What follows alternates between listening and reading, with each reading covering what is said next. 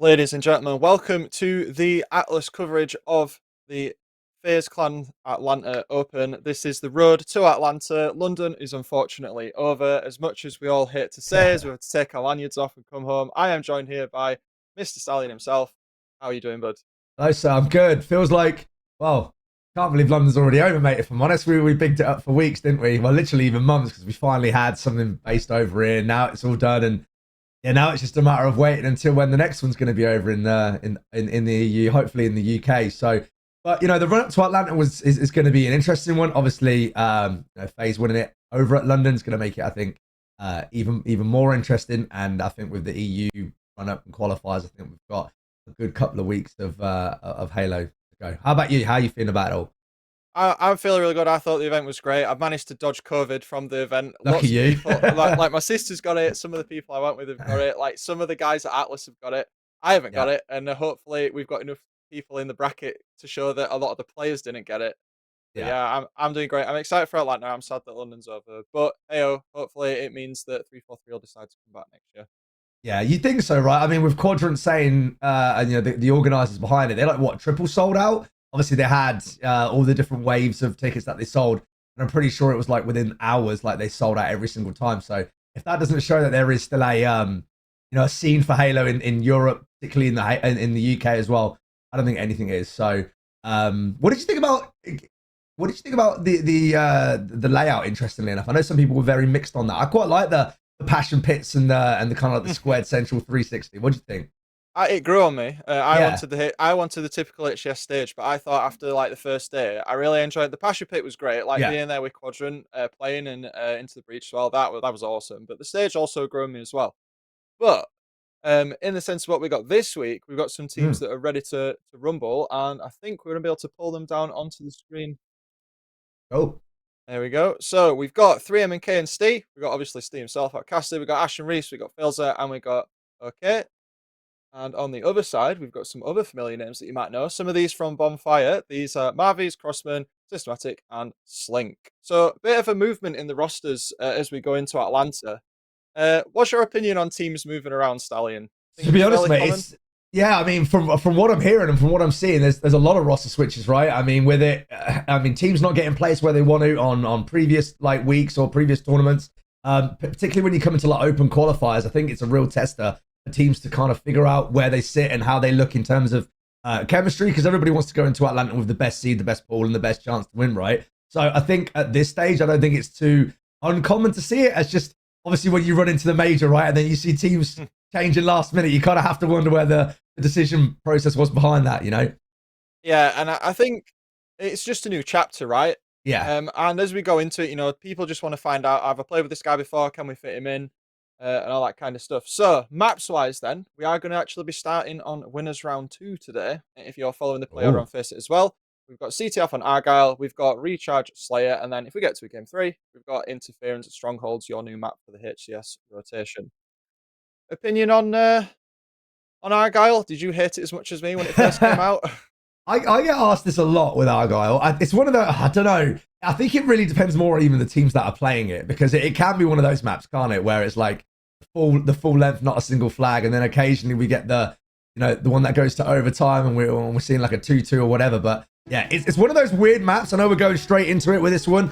Capture the flag on Argyle. It's very much a Marmite. You either love it or you hate it. I feel like most people hate it. What about you, Dan? What's your thoughts on this one starting off? It's grown on me. I have an infamous relationship with this in season 2. It's stopping me getting Onyx like 15, 16 times. But now, I think with the changes with no shotgun, I think moving the flag post and that type of stuff, Yeah. I think this map's all right now. I think it plays better with the Bandit. I feel like the BR being so long range with its longer range scope, it just made it not fun. Like, you could just get wiped out from the other side of the map. Now, not so much.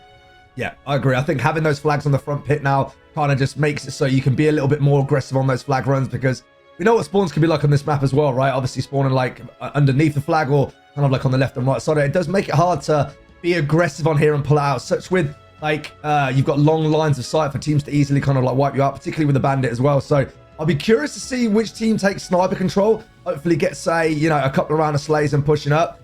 What do you think in terms of the two teams that we've got matched here on who's going to come out on top today?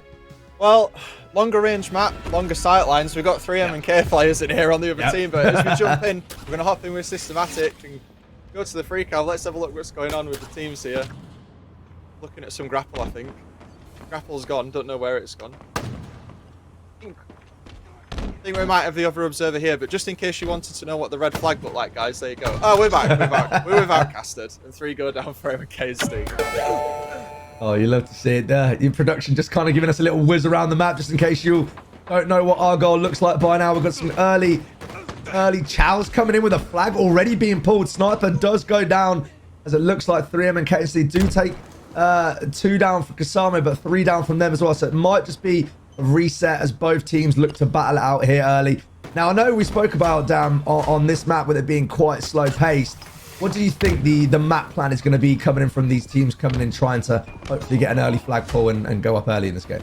I think if M&K can manage to get sniper control on that mid area, that vent area, with the speed that Keyboard can acquire targets with a sniper rifle, that's going to be a serious issue if they're dialed in with their shots. Contrastingly, if Kusamog can get in their faces, you know, Keyboard does kind of struggle at close range sometimes, so they're going to be trying to play that fast and furious style gameplay. We saw the red flag get pulled really early, maybe that's what they were going for.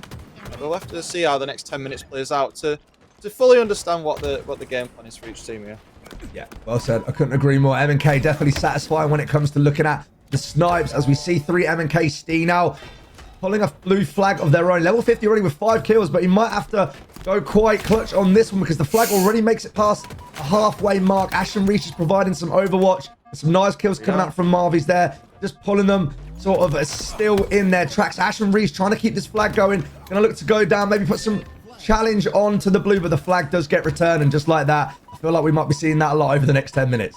Yeah, that fight with Ashen Reese there that kept him alive and got that kill, that was huge. That basically got them the return there, so big up to him there. He's kept the score at 0-0, and pressure is coming in from Kusamog. They are trying to fly at the base, so you see Marvies there just flying in past the old shotgun spawn as he's in E1, but seems like the game's slowed down a bit right now as he waits for his teammates to push up, and you can see that M&K are using the sniper rifle to sort of stop his push as he hides behind that pillar. Yeah, I think M&K kind of sniff him out. Marvies is taken down. You can see, okay, got a nade in his back base for a second, thinking that somebody might have snuck behind. So they're going to clear the players out, go for a bit of a reset, pick the sniper up. Going to look to try and hit that quick scope on Systematic. Nice takeout there. So that's already a lot of pressure now put into this kind of like flag pit area with the sniper down from our blue team here. So we're going to see Systematic look to make a push. He's getting shot in the back. Does have some team cover. Him and Crossman both trying to stay alive. Nades coming in now, and you're going to see 3 M&K Stee, you know, picking up some nice kills, getting the sniper back, and going for the flag return. Yeah, that remote det really screwed them over. I was quite surprised there that Outcaster didn't go forward to pick those stickies up. But, you know, props to Kusamo. Wow, goodbye visor. The props to Kusamo there, getting the remote det. And as this flag starts moving, we have got a lot of pressure coming into the Kusamo side, so we might actually see our first flag of the game get scored here if they can't get past this mid-hold that we were talking about earlier. And there we go, 1-0. Just like that, you blink and it's done. 3 M&K and Stee looking to get a flag down. Okay, already on 10 kills, by the way. We saw him get nice visor snap a second ago. And another one! What on earth? Put that in a Halo montage. That was disgraceful. Now just going to keep an eye out for spawners, calling it out for his team. Knows there are players probably spawning back flag because he can't see them down on Sniper Pit. Another flag being pulled out now. Systematic in a position where he's going to have to hold it for his team until his team arrive. Some of these snipes coming in nice and early down. You love to see it. Oh no. 3 down again. This is the hold we were talking about. You know, they had the snipers mid, and you've got to break that. You can't let a Keyboard team have both sniper rifles on the mid platforms like that. That is guaranteed loss. And as we go back into the closer range duels, Fails there, they're winning against, I think it was Marvies, just before we switched cam there. And the game's going to slow down again. So we're seeing this very much sort of both teams kind of figuring out what's happening, filling out the scenario before they push in. Very typical in Argyle. You can easily overcommit and get yourself into a situation a little like that where you think you're in the lead and then the team respawns back base and you get pushed from top engine. So both teams just trying to fight out at the moment. Neither one really getting too much of an advantage, just keep trading out. Yeah, I think with Argyle, it's one of those maps because of such long lines of sight and because of just the way it's just laid out. One set of slays is just never enough, right? All it takes is that one player to get a nice flank route behind you and they don't get spotted out. And the next thing you know, the flag stops in his tracks as we watch OK here with the QT just playing his life, running around on like top mid. Let's see the flag get pulled, so gonna push back now. Playing his life really well. So 12 kills already, putting some crossfire down. And it looks like the flag is gonna make a stop there with the QT being used. And I think that's one of the small kind of like pulls that we see used on this map a lot, and one that I think we've seen, especially during HCS London, was yeah, some crazy outplays with the QT, right? I think it's a fantastic addition to this map. I felt personally that camo on this map was quite toxic. Goodbye, okay, getting shot by Crossman in the face. They're 4 down for MKSD. Let's see what they do. We've got snipers coming up. Slink himself trying to get it, but nope. Ashen Reese straight on him. Knows what he's up to. Takes him out straight away. And again, we're back to this neutral state. I was thinking we were going to get a pull from the blue team there, but not quite. I'm holding the bottom mid. Damn. Getting taken out on that platform. Don't forget, a full team shot on that, you are dead. And the trades keep coming in. But yeah, I think the camo that we had before, not the best addition to the map. I felt like it promoted what I would probably refer to as degenerate gameplay, just walking across the map with the flag. I think the QT is way more interesting from a player and viewer standpoint, to be honest. Yeah, there's nothing more satisfying than watching somebody make a play, then make a snipe, and then QT and then back smack someone or something like that, right? The 200 IQ plays as we watch another flag now being pulled. Kasama, they just can't seem to get it out of this front flag area, as we are going to see another... Oh, are we going to see another return? Actually, the flag is moving. Excuse me, I thought it had been returned. And now Crossman does manage to get it underneath his base. So this could be 1-1, getting ready to tie us up. Crossman just seeing there's any pressure coming in. A few of his teammates do fall. He's getting Crossman now, unfortunately, not able to get the cap. And the other flag now, Dam's coming out. Ashen Reese coming in with the huge... Trades his life for it, but pulls up the flag, stops him from scoring. Delays it a little bit. Blue team are sort of getting the hands on that flag, so we might see a return coming in, but a lot of cross-map pressure coming in. You can see Marvy's hanging at the front there, trying to stop that, and the flag gets scored. It's 1-1. Love to see it. I think, you know, going back to when we spoke about how just open Argyle is, even when you get into that flag pit, right, you do see some tragic attempts, kind of like last-minute stops and stuff. And on this map particularly, you can get shot from so many different angles, as we see our blue team now putting some pressure on, and probably using that advantage of what they just had from their last flag cap. But they do know a player is pushed out behind them. Outcasted with a nice slay. And that's going to allow him to put some pressure on the flag running out. As we might see it hold steady in its tracks. Outcasted. Ashen Reese holding it down. As this one's about to reset and snipers are about to come back up. Yeah, I like this play here from Kusamo. They're trying to sort of get around the back of 3M and KNC, but they're not having it. You know, snipers coming up again. They know what they need to control in order to win. And even though we did see a flag pull, the teams are very aware when the game state's even, right? They know that they have to make sure they trade out. They're playing in a way that they're not just going to die and then leave something. We've seen a few cross-map snipes, but I think both teams are playing pretty well in terms of holding their own here. Oh my god, goodbye. Backflip for him there. Bit of gymnastics going on. But yeah, I think the game's going to slow down a bit now. Both teams have felt it out a bit. You see red team trying to push into the base, but not quite getting it. Yeah, okay, Lethal with his sniper. We've seen him take off a couple of visors there. If he took that one, that would have been naughty, but it looks like he's going to have to back up now. Team, unfortunately, slaying under the respawn pressure of Kusamo. They're going to take mid-map control now. And I think OK is aware there is a player on him. He's going to go for these. Not scared to push and take a challenge with his sniper. You've got to respect the confidence. As Ashen Reese trying to get Crossman out of his base. And the red team now will probably look to recoup, make a push. And OK maybe looking to follow form and get some more of these cross-map snipes. This is a bad scenario to be in. If you get team wiped and you spawn up in the back of your base, you know, the usual strategy is to try to get the enemy team spawn on their back, and they go up the lift and you can get sniped. Oh no, he gets away. Or they spawn on the elbow.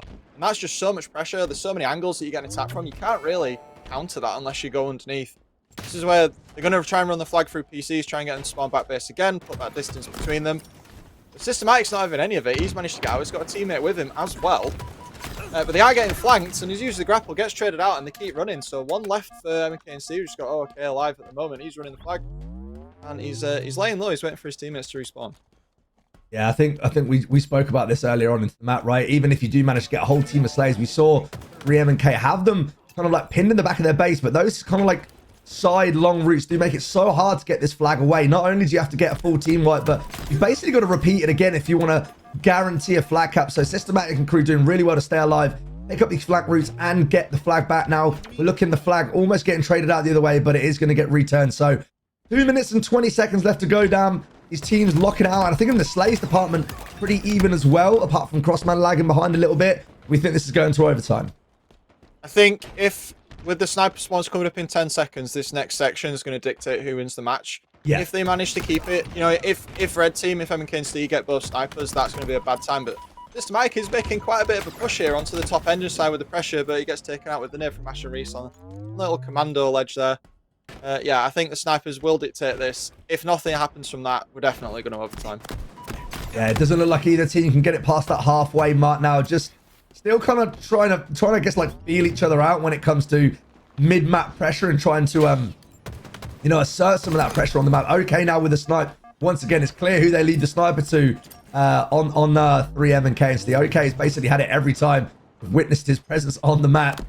Blue team now, no, Outcast is below. A good upper support there coming in from Failure. So now we see 3M and KNST being able to make a push at level 50 going down. Good cover fire and a great double kill. And now 3M and K are going to look to make some pressure happen here.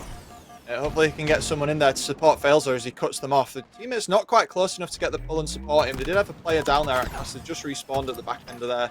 And he's doing a good job to live up here. He's trying to get it, but wow, does get a trade. That was really well played.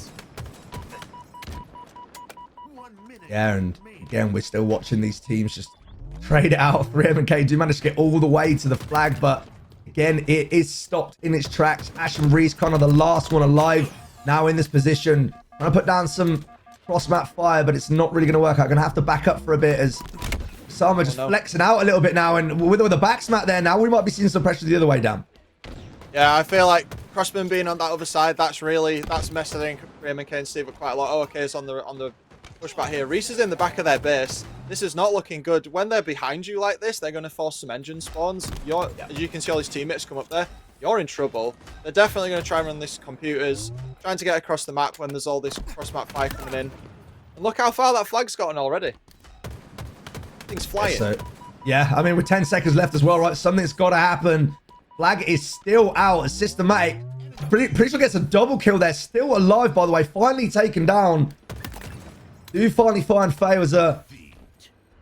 And just like that, we spoke about it, how dynamic this map is. I mean, we saw 3M and KNST, right? They must have pulled like 4 flags and they end up losing in the last 10 seconds 2-1. Just goes to show how dynamic our goal can be. Yeah, if I had a penny for every time I lost a CTF game in the last 5 seconds, dude, I would be so rich. Like, it's so demoralizing when you're on the team where that happens. But let's have a look at the stats here. We're talking about sniping. The Slayers across the board, pretty even. Assists across the MNKSD team, higher in general. But ultimately, Samo coming through with their last cap at the end. And again, damage, it's fairly even across the board, right?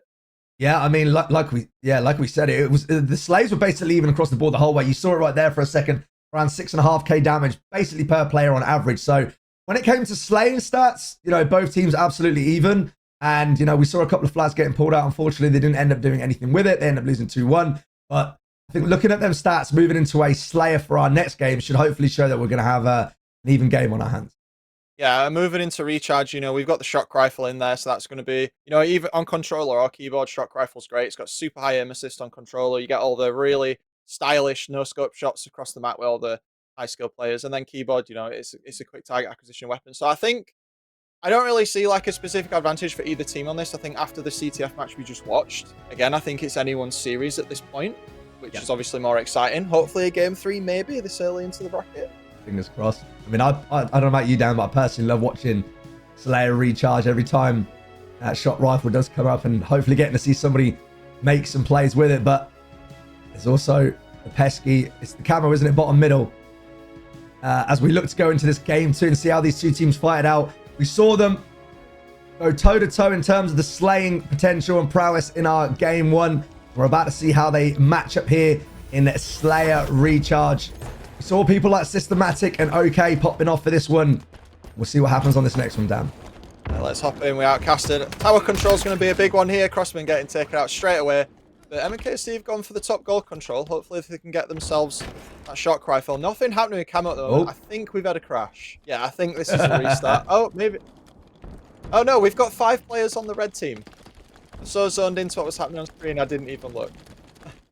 We've had a defector, unfortunately. Change allegiance. Yeah, they have just decided that, you know what, the Slayers are too close in game 1 that, we're not even going to let this one happen now. But as we get ready for our team just to kind of rematch their positions, we were speaking about the shot rifle for a second. Let's talk about camo as well, Dan, right? That kind of utility that you can use to maybe break those setups, particularly when it comes to like top gold or like that top A position, right? How important camo is going to be in this next game?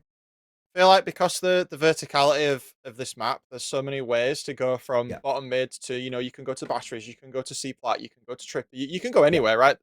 And camo gives you. We saw a lot of it in the FaZe Clan Optic King of the Hill game at the end of London, especially, yeah. where Frosty was just being a complete pain in the ass with it. Camo can easily win you the game, and especially in Slayer on this map. Objective, yes, but especially in Slayer. So controlling that camo, that's going to be the win condition.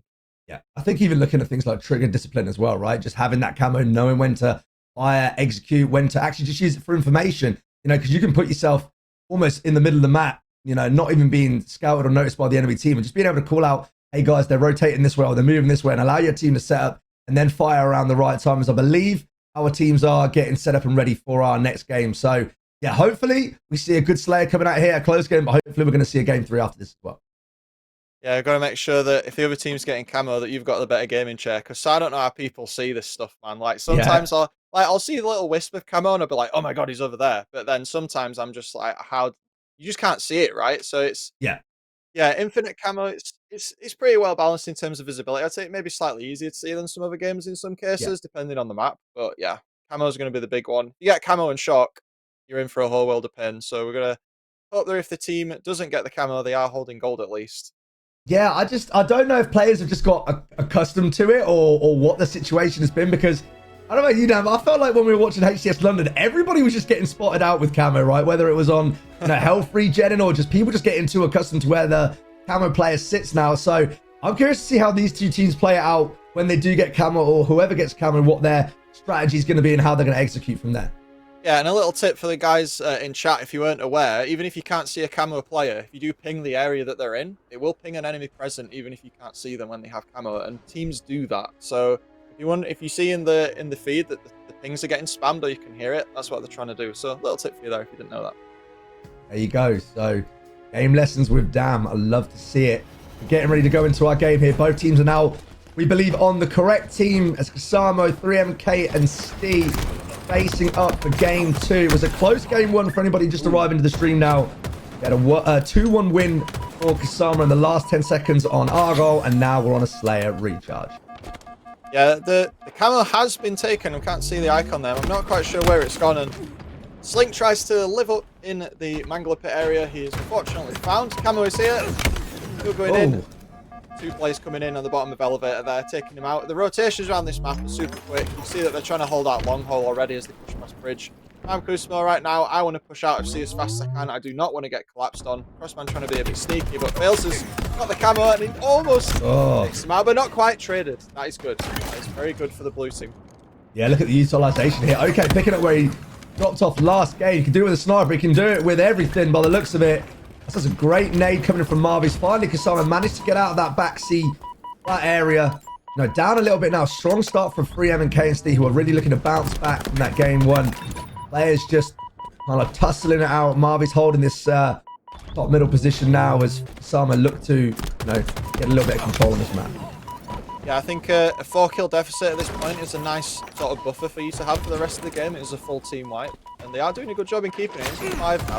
Trying to play his life here around the silo, playing ring around the roads, but doesn't quite get it. Crossman also helps out, takes out Bastard out to make that a 1-for-1. And they're going to probably respawn at the other side of the map. So you see that blue team are gathering sort of in that sort of attic area and splitting into C. This is not a good position for Ashen Reese. He is very much stuck in there and gets taken out. Goodbye. Do you know what I love seeing, Dan? Something that doesn't get spoken about a lot. Just, like the 180 spins from the mouse and keyboard players that you can instantly tell when someone is on MNK. That's why I like watching players like Wooten, right? And how fast they can snap onto other people. Maybe not as strong in regards to the tracking as what controller players are, but just the snaps and utility availability coming in from the MNK players is great. As we watch Systematic pop that camo into his body, is going to get traded out, unfortunately. Missed the first melee, so camo is now gone, and we're seeing this 4 to 5 kill lead remaining on the board. Nice trade coming in from there, but 3M and KNST just keeping that 5 kill lead at the moment. Yeah, we're not seeing the lead change here. They're doing a good job trading, keeping pressure on. You can see the whole of Kusmo in the attic there. Okay, potentially trying to get some damage in as Ashen Reese tries to move off so he can live up. Travis is on his own though.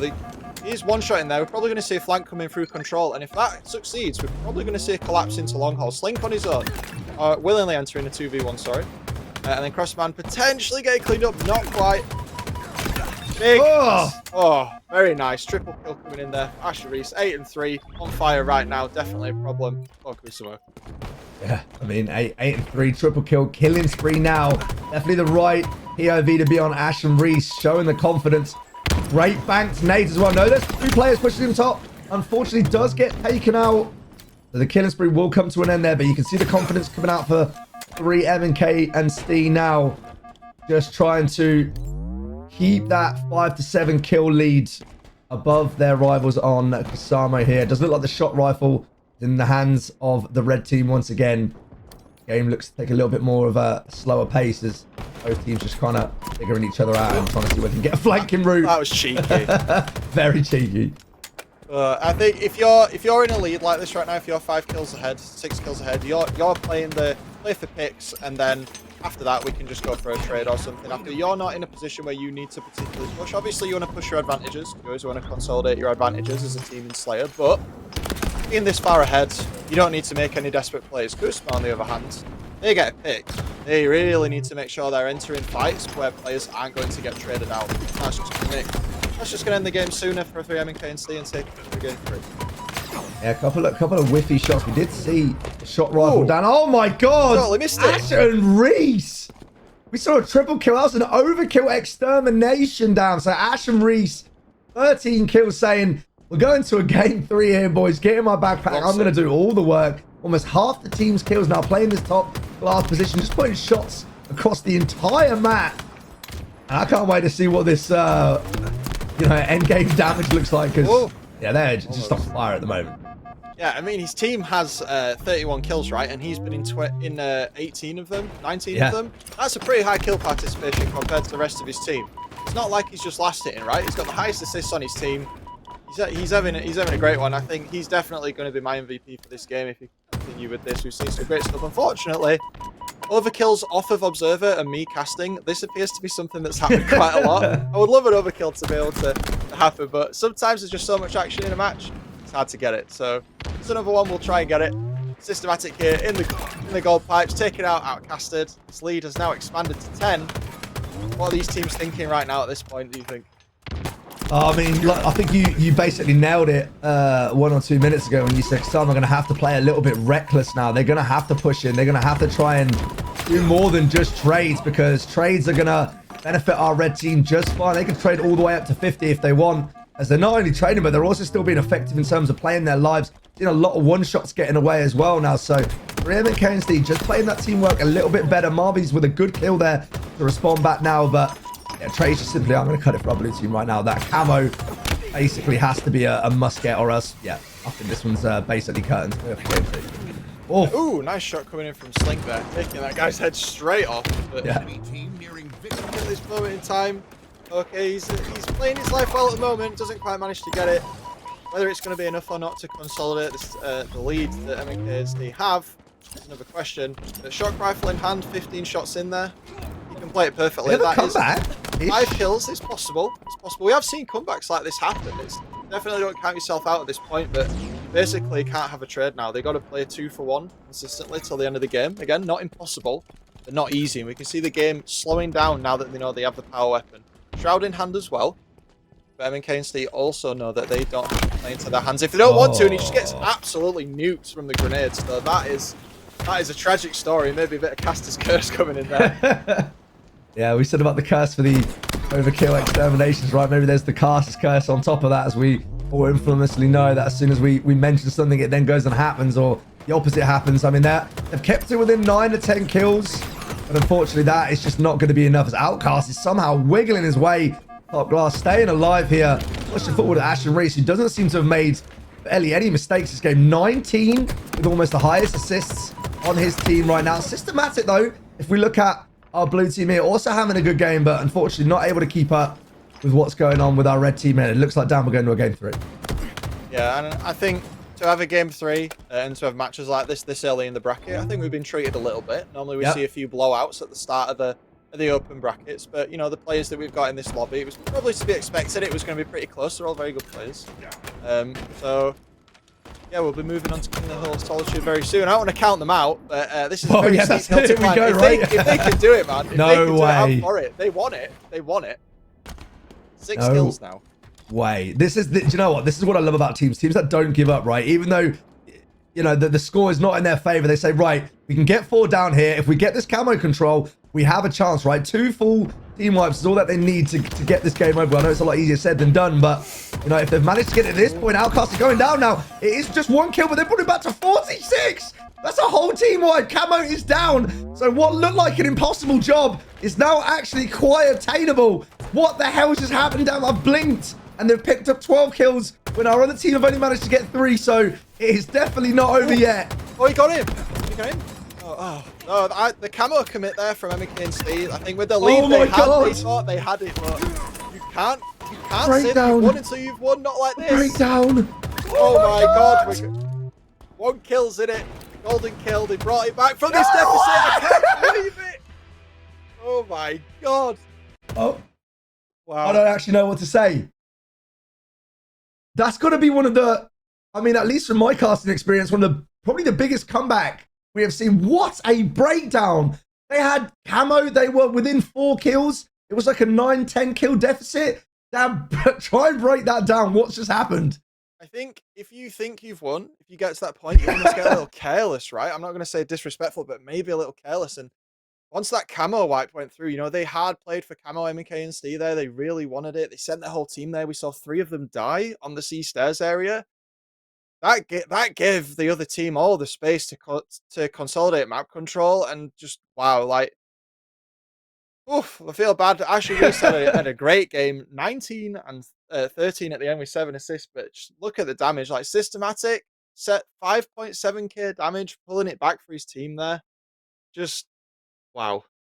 You know when we spoke about caster curse? Yeah. I've been known over the years to have caster curse, and you told me that you've got caster curse, right? Damn, so maybe me and you might be the ultimate caster curse combo, because not only did we miss, I believe, an overkill and almost 2 overkills that game, we just witnessed something that we said was going to be basically impossible to happen. You know, we saw this game 1 coming in from Argyle, which ended up being, what, a 2-1 win for Kasama in the last minute. And speaking of last minute, this is that team that just doesn't go down until it's over, right? As we just witnessed a 50-49 meltdown for our red team. Yeah, the players from Kusa were keeping themselves in the game for the whole time. They weren't the first flag cap on Argyle, and even though, that was disgusting. I'm going to do that again. Even with the sniper gameplay from Frame and KNC, like, they did, this was a close series. It was won by, you know, millimeters of difference. It's not like MK&C got absolutely hammered.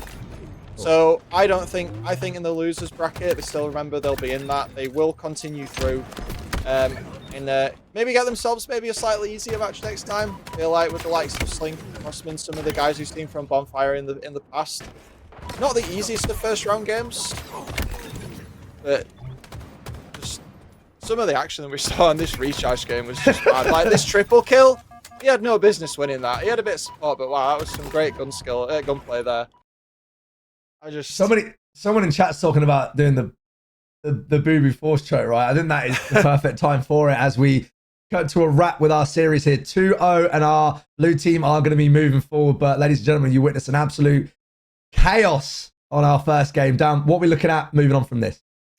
Well, we'll be going into winners round 3, I believe. So we'll be having a bit of Strongholds Live Fire, a bit of Solitude, maybe some Streets. I think going into this, if you're the blue team here, you're riding on a high. Like, you've just won a Slayer game, you should not have won. I think their journey into the next part of the bracket is going to be good.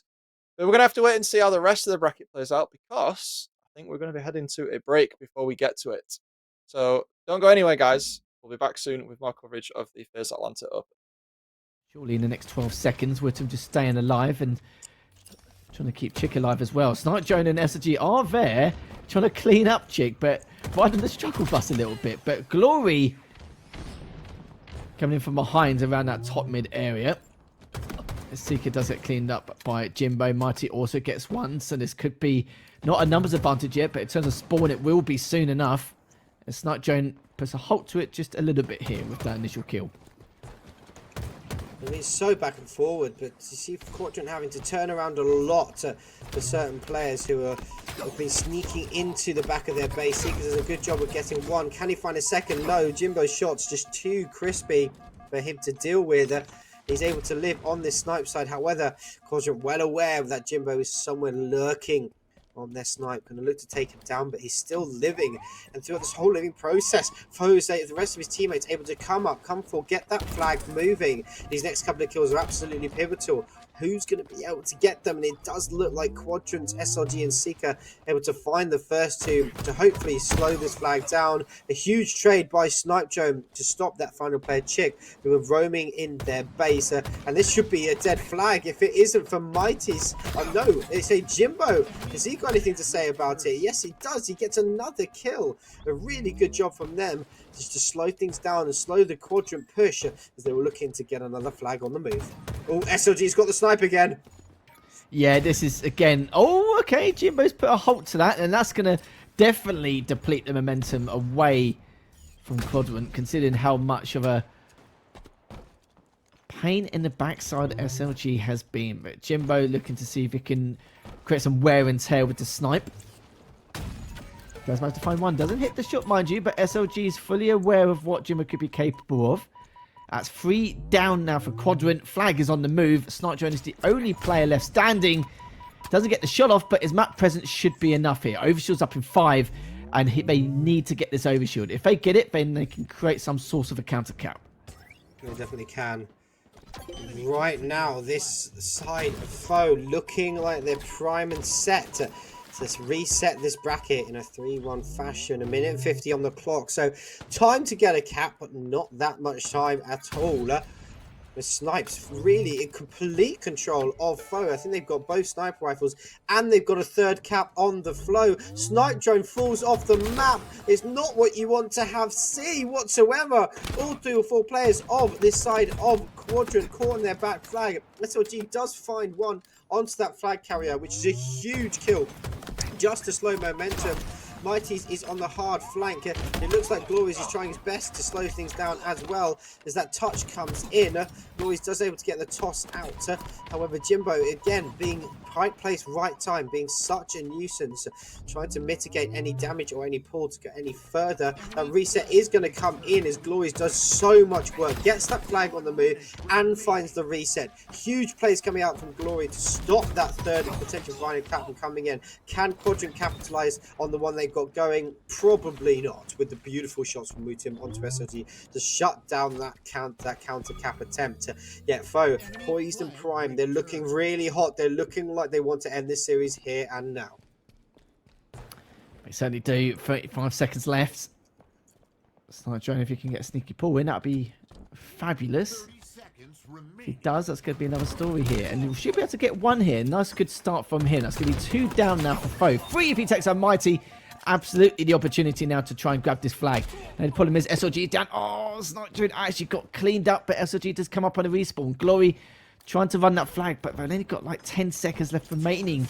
His Chick has already taken down Seeker, and it looks like with SLG being cleaned up, that could be it. They're all just trying to stay alive along that flag, but Glory had nowhere else to go. He's stuck in a rock and a hard place, and it seems like this could be it. As we're just waiting to see exactly what's going to happen with this next flag. And SLG looking to try and rotate around it. All trying to just at least return it one way or another. That's going to be GG. That's going to be foe taking it 2-1. Taking it 3-1 in the series. Bracket and we reset. are going to get a bracket reset. Today we spoke to some of EU Halo's finest players, casters and coaches to test their knowledge on some historical EU Halo team logos. Make sure to like, subscribe and comment your score. Let's get into it. Alright, we're going to start off, actually, I hope you know this one, but we're going to start off with this one. What's that one? Of course it's Epsilon. Epsilon record breakers. Epsilon. Oh, okay, nice point on the board. Epsilon. Oh, good start, nice. I'm not gonna lie, I'm getting some airline vibes from that. I have no idea. It's a pass. Okay, well, I'll give you a hint. We'll give hints for each one if you don't know them, yeah. and you get half a point. Give me a Alright, hint. it was a Halo 5 roster. Epsilon. Yes, oh, we got it. Alright, that's half a point already. Catching Glory up already, maybe, potentially. Infused. That one. Last team infused. Come on, next. Oh, shit. Next. Okay. Everyone knows that one. All I'm thinking about is Dr. Disrespect. It does kind of look. Yeah, now that I look at it, like it's making me rethink the whole logo. Logo number 3. Envy. Vibe. Vibe. Vibe. That's vibe. That was his vibe. Vibe, Yeah, that was like his thing for like many years. Oh yeah, Ninja was on Vibe as well. Halo 4 Land, Ninja Hybrid, Septic, See, I've heard Xyrus. all these names where I'm so bad. Supremacy? Nah. Clue. All right, it was a Halo 5 French team. Starts with a P. They played 2016 kind of Pro League. Pulse? Oh my God, people have struggled on that one. Oh my, this could be the run, guys. World record run. Oh, I did commentate them in the Pro Oh League. no, Pulse. Uh, Pulse Esports. coach, commentator. I think yeah. It's A triple threat. It's cheating, really, isn't it? Pulse. It's Okay, fair. that's actually, I've never heard of that. Yeah, that's right. It's the obvious one. It's Market. Marcus. What's that? Just kidding, it's Mocket. Please get one wrong, please. I might have to Google search a different one. Like. Oh, thank God. We might have a point on the board. How's that looking? What do you reckon? Please tell me it's Market Esports. It is Market Esports. A point on the board. Power. Power Gaming. Power Gaming. All right, yeah. He played for Power. It's cheating, guys. Okay. Is that an Xbox logo? Well. Oh, shit. Power. Yes, Power. Okay, nice. Half a point on the board. Red Ring of Death, bro. Fuck. Halo 3 EU Powerhouse roster. They're Baxter. Power. It is Power. Oh, He's got yes, it. That's bro. half a point. Oh, this could be a bit more difficult, this This one. is very difficult. I don't know that one. Jesus. No, I have no idea. You're forgetting I commentated Pro League. X-Men. All right, it's kind of Halo 5 Pro League Season 1. One of the players in the roster, actually 2 of the players, Jimbo and Snipe Drone. It's really bad because I'm in charge for you, Pro League. God. To be fair, they're not a very storied team if you think about it. The team name is also the name of a famous movie franchise that involves a few superheroes. Avengers. No, it is. DC. Universe. You know, you're going to hate yourself. It was X-Men. Oh. You know, there is an X on it, you know, this. Yeah. Oh, X-Men. It's alright. The X gave it away. How's it looking? I definitely know the logo. Oh, I know this one as well. I can't think for the life of me. No. No, I Right. don't. I'm struggling here. No, we get a bit. See, we got a nice varying difficulty. Yeah, it's through the eras. Alright, Like, this- yeah, I actually don't know that one. Who's that? Shall I tell you the roster? Oh, High Society. Yeah. High Society, yeah. It's a terrible no. logo for High Society, isn't it? No, I thought you said this was easy. What's the clue, bro? What's the clue? Alright, the clue is, if you look at the logo, that's an L and that's a C. So it's 2 words, one starts with L, one starts with C. 2 words. Oh, London Conspiracy. Yeah, so that's half a point on the board. We'll take that. Again, forget I commentated these teams. Yeah. That's London Conspiracy. Yeah. I Right. need to get some history lessons. No, it's bro. okay. This is Fuck's the history lesson. This is the whole purpose of the content. All right, last one. This could be a bit difficult judging on some of the other ones. I like the logo, to be honest. It's a lion. Oh, it is. Oh, It yes. is a lion, and I'm hoping that is something to do with the name. LLL. London Lions. Yes, that's it. Oh, that's big. Good job, good job. That might. I don't know if that's the top one. That's got to be up there. See, that's one of my all-time favourite teams. Good old Infernos, Shinato, Lowland Lions. Yeah, it's the Goat Org, the Dutch goes. It's got a few good Dutch players. You know, Z-Mite, he's not bad, is he? He's alright. They're not Lowland around Lions. teams. Oh, he got Lowland Lions. Yeah, straight in there. Halo 3. It was Lowland Lions. Lowland Lions. The Dutch goats. Oh, I feel like I can tell you knew that one. Well, No, not bad. I knew that one. To be fair, actually, Yeah. that's disappointing. Hey, you did alright. To be fair. All right, they're called Lowland Lions. They were like an EU powerhouse roster. You know, had a few Dutch players. It's okay. Look, you did good. I mean, I got 1.5. Yeah, I no, got 1.5. look, That's not too bad, is it? well, I think there could be some players who might get none. So at least you got a few. Yeah. And I think To be fair, if you don't get Market, that's bad, bro. yeah, Mocket. You know, they've been around. Like I said, like, Because they were in Infinite for a bit as well, weren't Yes. they? Like, so that's the right. only reason I know. Because So- I remember I got bulldozed in my first ever tournament by Stu. Oh yeah. Okay, and here are our final scores. In first place, we have Wonderboy with 9.5 points. In second place, we have Sims with 7.8. In joint third and fourth place is Baxter and Gas, both with 5.5 points. And unfortunately, in last place, it is going to be Glory with 1.5 points. Hope you guys enjoyed the video. Thank you all for watching. Don't forget to drop a like and subscribe if you haven't already. We've got lots more content on the way, and we'll see you all again next time. The translocator as well, which that can be a very impactful utility. Welcome back, ladies and gents. We are here with the coverage of the Atlanta Open. It's hosted by FaZe Clan, and we've had a breather, right, guys? We've had a breather. Hicks is here now. And just after that last series, like, my God, how are we feeling, guys? We were talking a lot about it in the downtime. I mean, it's just nuts. I think watching that from being, from not casting, from being the backseat, I was still screaming in the chat.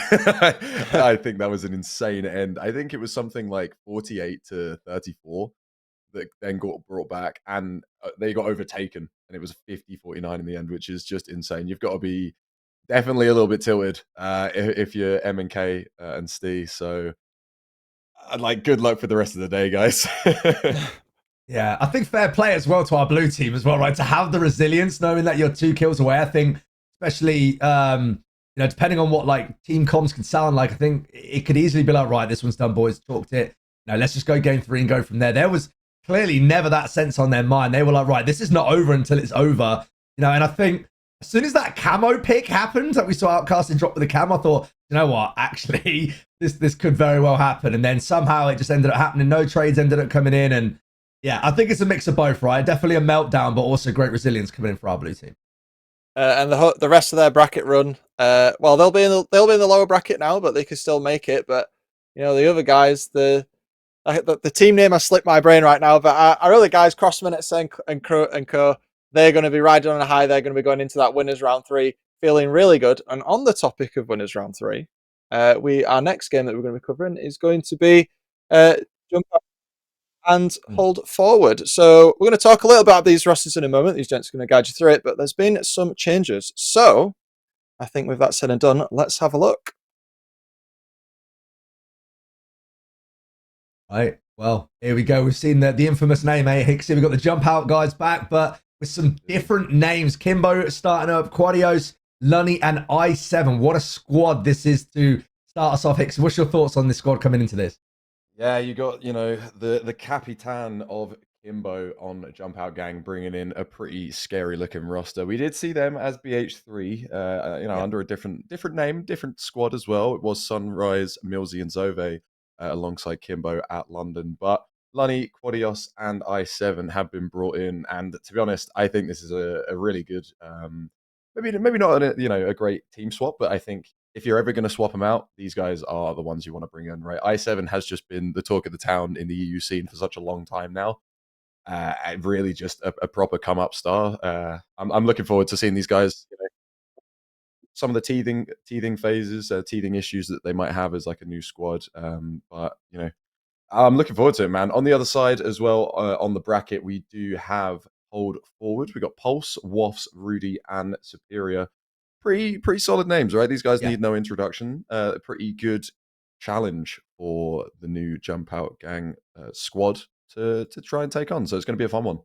Yeah, curious to see what team chemistry is going to look like in Jump Out's new roster. But I think it's easy to say when you see 4 superstars coming together, or say 3 superstars and 1 really strong rookie, right? That we've seen a new face coming in to see how they're all going to blend together. But how can they work together as a team? So we're going to find out very shortly what this Jump Out chemistry is going to be looking like. Let's talk about our other team as well, Hold Forward, right? Like you said, some good names in there. They're going to give Jump Out a good test in terms of what the competition is going to be looking at. Do you think this could go to a game 3? Ooh, I think maybe if we were talking about this Jump Out Gang squad in a few weeks, months, whatever, maybe I would say probably a 2-0. But I think now that they're pretty fresh, right? This is the first time we're seeing them playing. So I think we could see a map 3. I think this could be a pretty solid series, right? It's going to be fun to see how these guys try and figure each other out, because I guess something no one really talks about when you've got a new roster is the other team also has no idea how they're going to play. How the other team is going to play, right? You got a new Jump Out Gang. They're trying to understand how they all fit in as, like a 4-man, but also so a Hold Forward. They're trying to figure out, what's their strat? How are they going to play? Are they going to try and play around I7 because he seems a little bit more aggressive? He's going for slays. He's trying to make plays. Or are you going to have, supporting plays? You're going to have a little bit of bait and switch. You're going to have someone take the fight early, and then I7's going to jump in and then just pick up some multi-kills. So I think, it's always neglected, I guess, thinking about how the other team are going to try and pick apart this puzzle of this new roster. But yeah, man, I'm just looking forward to seeing the maps. I really do want to see where these guys are going to be starting off their battles. So I think we do have maps just coming up in a minute for you guys. There we go. So we've got Live Fire Strongholds as our first throwdown for this new Jump Out Gang squad. Solitude Slayer coming up next. And like we both have predicted, we're hoping for that Streets of Ball to come up. How are you feeling about this this map setup, mate? Good. I like me some Live Fire Strongholds. I love the kind of momentum-based game, right? It's never, well, we just saw it in the last series, Hixie. It's never over till it's over, right? And we know with Strongholds, it is definitely never over until it's over. So, you know, 2 brand new teams of 4, lots of roster switches coming into our next run up to Atlanta. So teams just trying to get that team chemistry going in, maybe, you know, doing some reviewing from London or their run-ups to London saying, okay, this is where I think we did right, or this is where we need more strength. So now we're going to find out how these 2 teams come up against each other. And I think obviously that Solitude Slayer as well is going to be an indicator to see how these 2 teams kind of like bash heads in a, you know, Slayer-based game mode. How about yourself? What do you think about the layout? Yeah, I think Live Fire Strongholds is a very solid start. It's, you know, as everything, right, you need to play as a team. But I think Live Fire Strongholds is a very, very team-oriented map and mode, I think. Live Fire has been in since the beginning, so everyone knows spawns. So it's very difficult to break a spawn trap and a setup. So these Jump Out Gang guys are really going to have clear comms. They're going to, you know, they're really going to need to make sure that they've gotten their practice in, they put in the reps in early before coming into this, because it will be, you know, like I said, very difficult to break setups. On the flip side of it, I think having that little air of like the unknown on this roster could also help them coming into this map. I think Solitude Slayer, moving on to map 2 as well. I'm always a big fan of Solitude. I do think Solitude Slayer to me is like such a staple of recent Halo. Yeah. You know, being Plaza, I loved it. Plaza, Strongholds, and Slayer I thought was amazing. I'm just a big fanboy. So seeing it come back now, it's just, to me, it's like a staple of the new age Halo. But getting ahead of myself, Strongholds Live Fire is where we find ourselves going into this Thunderdome very soon. Will be this new Jump Out Gang squad versus Hold Forward. We're going to be loading in very, very soon, and I cannot wait to get the first cast off for the day for me. I know it's your second, so I'm expecting you to carry me here, bro. But this is going to be great. This is the first week of the Open for Atlanta. Moving in for EU, we're jumping into this game on board with Superior. Yeah, and I mean, it's great as well, right? We haven't had to have any time between London and here. We're just going straight into the action 1 week after the other. So no breaks for these teams. Roster switches everywhere. Hold Forward, literally playing off their name right now. 4W key right through center of the map as I7 is going to look to get some sniper control on this nest area, just trying to play his life. And I think you're absolutely right. If this series is going to be anything what we went off our last one, Ixie, it's going to be an absolute banger. We did just see a slight glitch up there in production, but I think we are back now and the games are running smooth as usual. And yeah, I mean, coming into this and just how manic it's been with the last couple of weeks for these teams, do you think a lot of them are going to mind not having any time off between them, or do you think they're just raring to go now for Atlanta? I think the EU guys, they're going to have some definite, you know, a chip on their shoulder, should we say, right? These guys, unfortunately, didn't do too well at London. Well, I know Jump Out Gang is a different squad now, but the BH3 squad that was Jump Out Gang previously, at least Kimbo is at least still here. Unfortunately, they didn't make it through pools. They did just struggle. Same with Interpools, but it wasn't an incredible event for EU, aside from Quadrant picking up that 6th seed. So I feel like everyone is here to definitely prove themselves and make sure that they can at least get their travel costs for Atlanta covered, because that's going to be huge. It's going to be real good LAN experience for any team. So I think these guys are coming out swinging. And speaking of swinging, I7 just gives him a nice beat down with the butt of his gun, and that's a 3 dead for Hold Forward, as the points are going in favor of Jump Out Gang. Did see maybe a triple cap initially for Hold Forward, but it didn't last too long. Only 12 points managed to be picked up from those boys as they play around on this dummy side, trying to just get a little bit more map control. It looks like Jump Out Gang have started a little bit slower, yes, but they have definitely picked up the control now. They're holding on to the zones as C is just getting converted. Oscar's coming out there, unfortunately, but A is getting flipped over. So good map rotations as well for the boys as Kimbo goes down.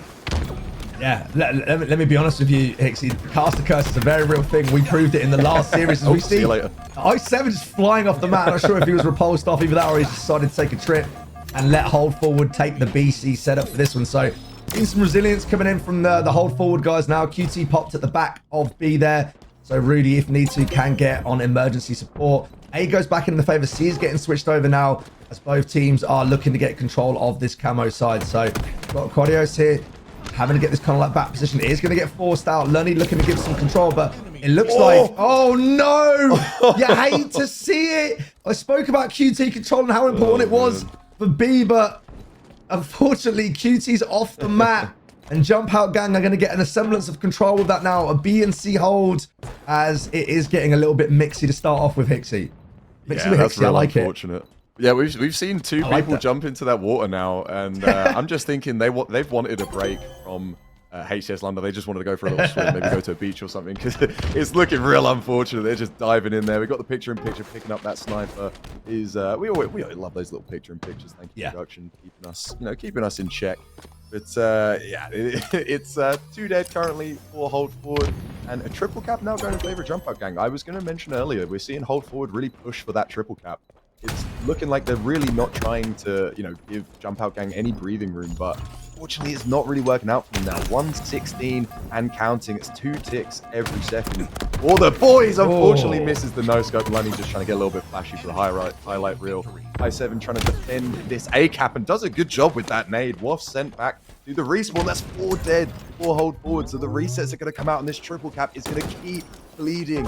Hold forward are just struggling to get even to 25 points, 154 and counting, and they're just not able to get anywhere. Yeah, this Jump Out Gang really showing their early resemblance of control, putting a stranglehold on the stronghold as we finally see hold forward getting a little bit of resemblance of control. Nice double kill coming in from Waff there. C looks like it's going to be switching hands, but like we just said, look at A already going back, and they're going to have to try and get some of this B control, particularly with the 2 down for a short amount of time, as it looks like it's finally going to get switched over. But Jump Out Gang doing a great job of keeping that constant pressure on. Even if they're getting 2 or 3 down, you can see players consistently in this area now. QT does switch hands, and it does look like there's going to be a bit of control, but even after all that, it's still 2 points in the favor of Jump Out, with finally a bit of control coming in now for hold forward, but even that's going to get traded out. Okay, that was a little close. Going for a swim. What's going on? We've had a sub jump in for Jump Out Gang. It seems. Oh yeah. Unfortunately, we're going to have to end that there. 163 to 31. We'll find out what we're going to be doing with the scores as soon as we know. We'll let you guys know.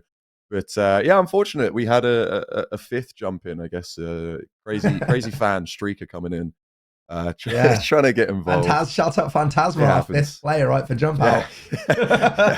It happens. Apologies, guys, but we will get this reset for you as soon as we find out what's going on. We'll let you know. But I guess I don't know. This gives us a little bit more time to talk about what we've seen. Right, we can digest it a little bit. We can talk about how I wanted to kind of bring up hold forward. I mentioned it earlier. Hold forward were really just trying to put the pressure on. They just were constantly going for triple caps. They were never really trying to give Jump Out Gang any breathing room, but it wasn't working at all. Jump Out Gang just were seeing it, and they were just raising them 50. Yeah, it's one of those things, right? Every time they got 2 or even 3 down, you think, oh, finally, this is it, right? We can get our B and C hold, or our A and B hold, whatever. Somebody from Jump Out Gang was always playing their life really, really well and able to hold the position. As I believe we just got restarting comms coming in, guys. So I believe we're going to be getting into our we're getting a full reset on for our next game. So it looks like we're going to be going over again. We'll break that down in just a second. But like you were just saying, was a bit of a stranglehold coming in from our team here. So I'm very curious to see if they're going to be able to do it again. Hixie, do we think it's going to be business as usual for the Jump Out boys?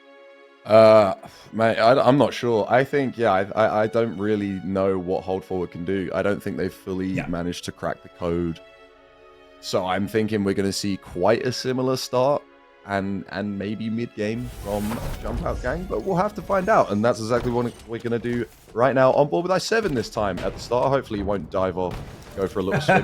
He's had his fill. He's gone for the repulsor and the sniper. He's staying away from the water, completely uncontested as well. Where are the whole forward boys? They're all just sat at the back, looking like they were mounting a little bit of a push, having a little team huddle, and it's looking like it's working.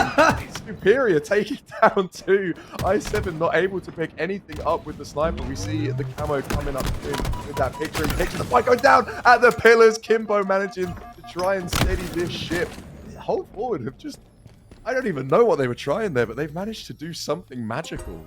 Is that just some kind of like crazy opening strat? Let's just send 4 players back tower, and the moment they step on C, we just beat them with overwhelming force. And it's weirdly kind of worked out. They did have the 2 hold, but now You know, B looks like it's going to be trading over, but C is just kind of held as is. So a bit of an A and C hold here as we've got I7 with a camo and sniper. So, I mean, if you're on a hold forward now, you've got to be trying to sniff this out, right? Where's that sniper gone? Where's this camo player at, as I believe the camo is finally gone?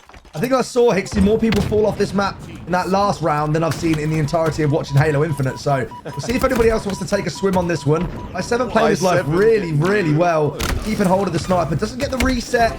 And it looks like it's going to be hold forward, getting a little bit of control. Yeah, I7 got very close. He was dancing with the devil there by the water. Does unfortunately go down. So that was 3 momentarily dead for Jump Out Gang. And the points totaling up for hold forward. So definitely, you know, a better start from them. They're getting more points than they had last game for sure.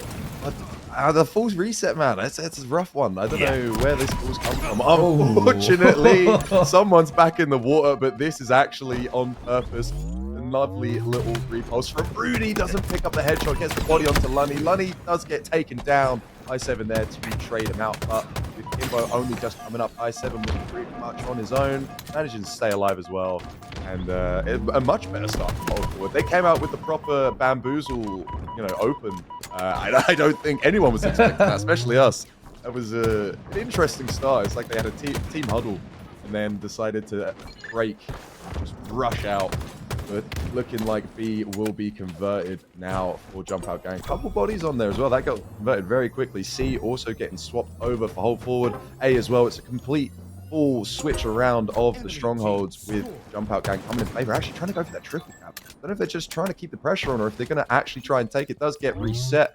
So we're going to have a little bit of a slowdown now with Ice. Slide trying to take nice out. shot. There's a lovely perfect onto Pulse as well. Trying to battle for this sniper, but B is getting taken. And just going to have to be diverted. Woffs gets actioned, I guess, by that Spikes player. Finally, I7 goes down. Yeah, a lot of trades, a lot of like kind of like mixiness going on here, as we do still see some semblance of control for hold forward. I think it's, you know, testimony to them to how much it can be just different if you do the exact same map with the same teams on a reset. They're playing like a complete different team to what they were just 5 minutes ago on our previous game. So now both teams just again trying to battle it out for this B position. Lunny somehow staying alive there under all the fire that he was receiving from Pulse. And hold forward, just trying to hold this position of where they're at right now. And you can see I7 and Luddy just decide, you know what, scrap B for a second. We're going to rotate on A. Maybe try and get this A and C hold. Nice nades coming in as well. Player on sandbags also dead. So I7 playing with some really good intensity right now. You've got the hold forward guys trying to move around back C. And this is going to leave back B open for I7 and Crew to come in. This is exactly what they'll play for. Yeah, I7 just really putting in the work right now. 7 and 5. Got Quadios as well, 8 and 5. The two boys trying to lead the charge, really just make a name for themselves on this Jump Out Gang team already.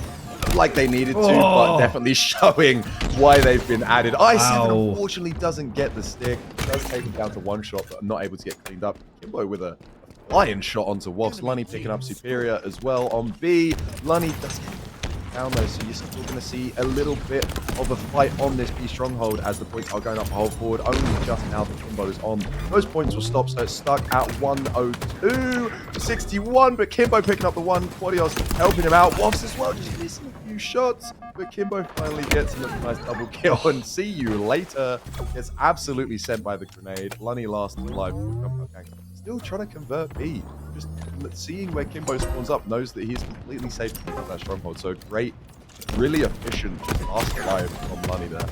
Yeah, I mean, we're looking at almost a 5-minute game here, Ixie, and both teams haven't really been able to assemble us any control for a long period of time. Hold forward, definitely showing they can hang with this Jump Out Gang, you know, unlike what we saw in our game one. And I think we talk about sort of like team mentality, and your Jump Out Gang, and you were coming in off that hot start just to get told you're going to have a full reset. It's going to be one of those things that you have to brush off really quickly, because hold forward are going to look to try and make them pay. Jump Out playing their lives well, now holding down this A and B setup.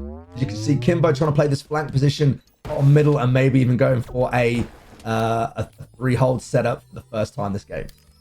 Yeah, Jump Out trying to pick up that triple cap, trying to get the same effect they had at the, in that first start, I guess, when we unfortunately had to reset. And I love the G-Slides, man. It looks so nice, so clean, so effortless, until I try and do it and realize how difficult it really is. 2 dead for hold forward now, as they're just pushing into A. A got converted, but looking like they're trying to take it back. Probably going to see some C spawns.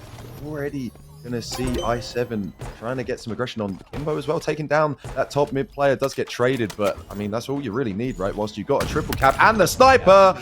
See you later. Nice little body shot onto Pulse. Nice, Superior trying to get a little sneaky down these. But even this Oss as well, just get bodied. Gonna get the re-aggress from Quadios. How is he still alive? He gets the double. You should not let that happen if you hold forward. That's a massive blunder. And yes, does get converted, but my God, Quadios was one shot and he took down 2 players. And then Lunny able to pick up the pieces with that sniper and still just try and keep the pressure on. Hold forward, they've got to kind of plug some of those gaps that they're showing there. He's just spotted out, gets bodied as well. Some great shots. Unfortunately, Lunny just hitting a few bodies, isn't able, excuse me, to turn around and try and get some damage onto that player that trades him out. Not maybe even just a beat down might have done something, but whilst you can't really complain whilst you got a triple cap for so long. They're getting the same success that they had in that first start.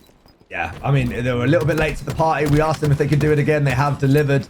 As Jump Out Gang now really putting down the pressure on hold forward. Finally, they do stop the bleeding a little bit.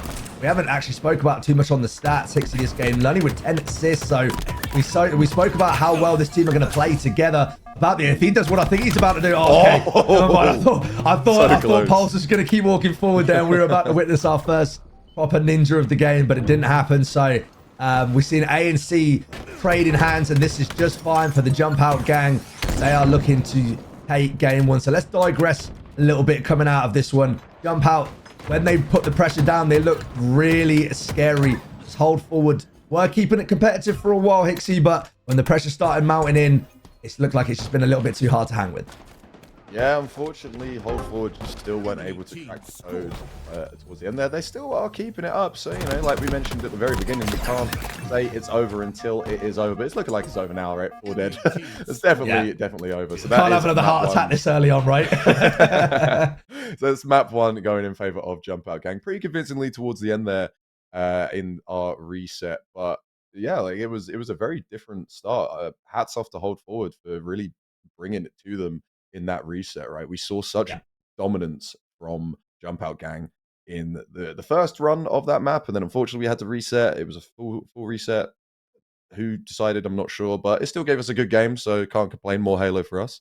Yep. And hold forward having a very unorthodox start, but it really just helped them, right? It was such a weird way to start that game, but it actually really set them off on a good foot. And look at the stats now. We got Quadios 16 and 12, pretty solid. Nice. Like you mentioned, Lunny with 10 assists as well, just putting in that extra work, but also going positive just in the KD. So a pretty solid performance from Lunny. Damage coming out for everyone as well. Only Waff's able to grace that 4K for the boys on hold forward. But we're hoping going into this Slayer on Solitude, hold forward can pull it back and maybe try and crack the code a little bit more. It looked like they did manage to kind of figure them out just a tad, right? The Enigma code was broken, but only just a little bit. And maybe it was a little bit too early, and then that gave Jump Out Gang time to kind of switch up their approach. So moving into this Solitude, who are you kind of wanting to watch?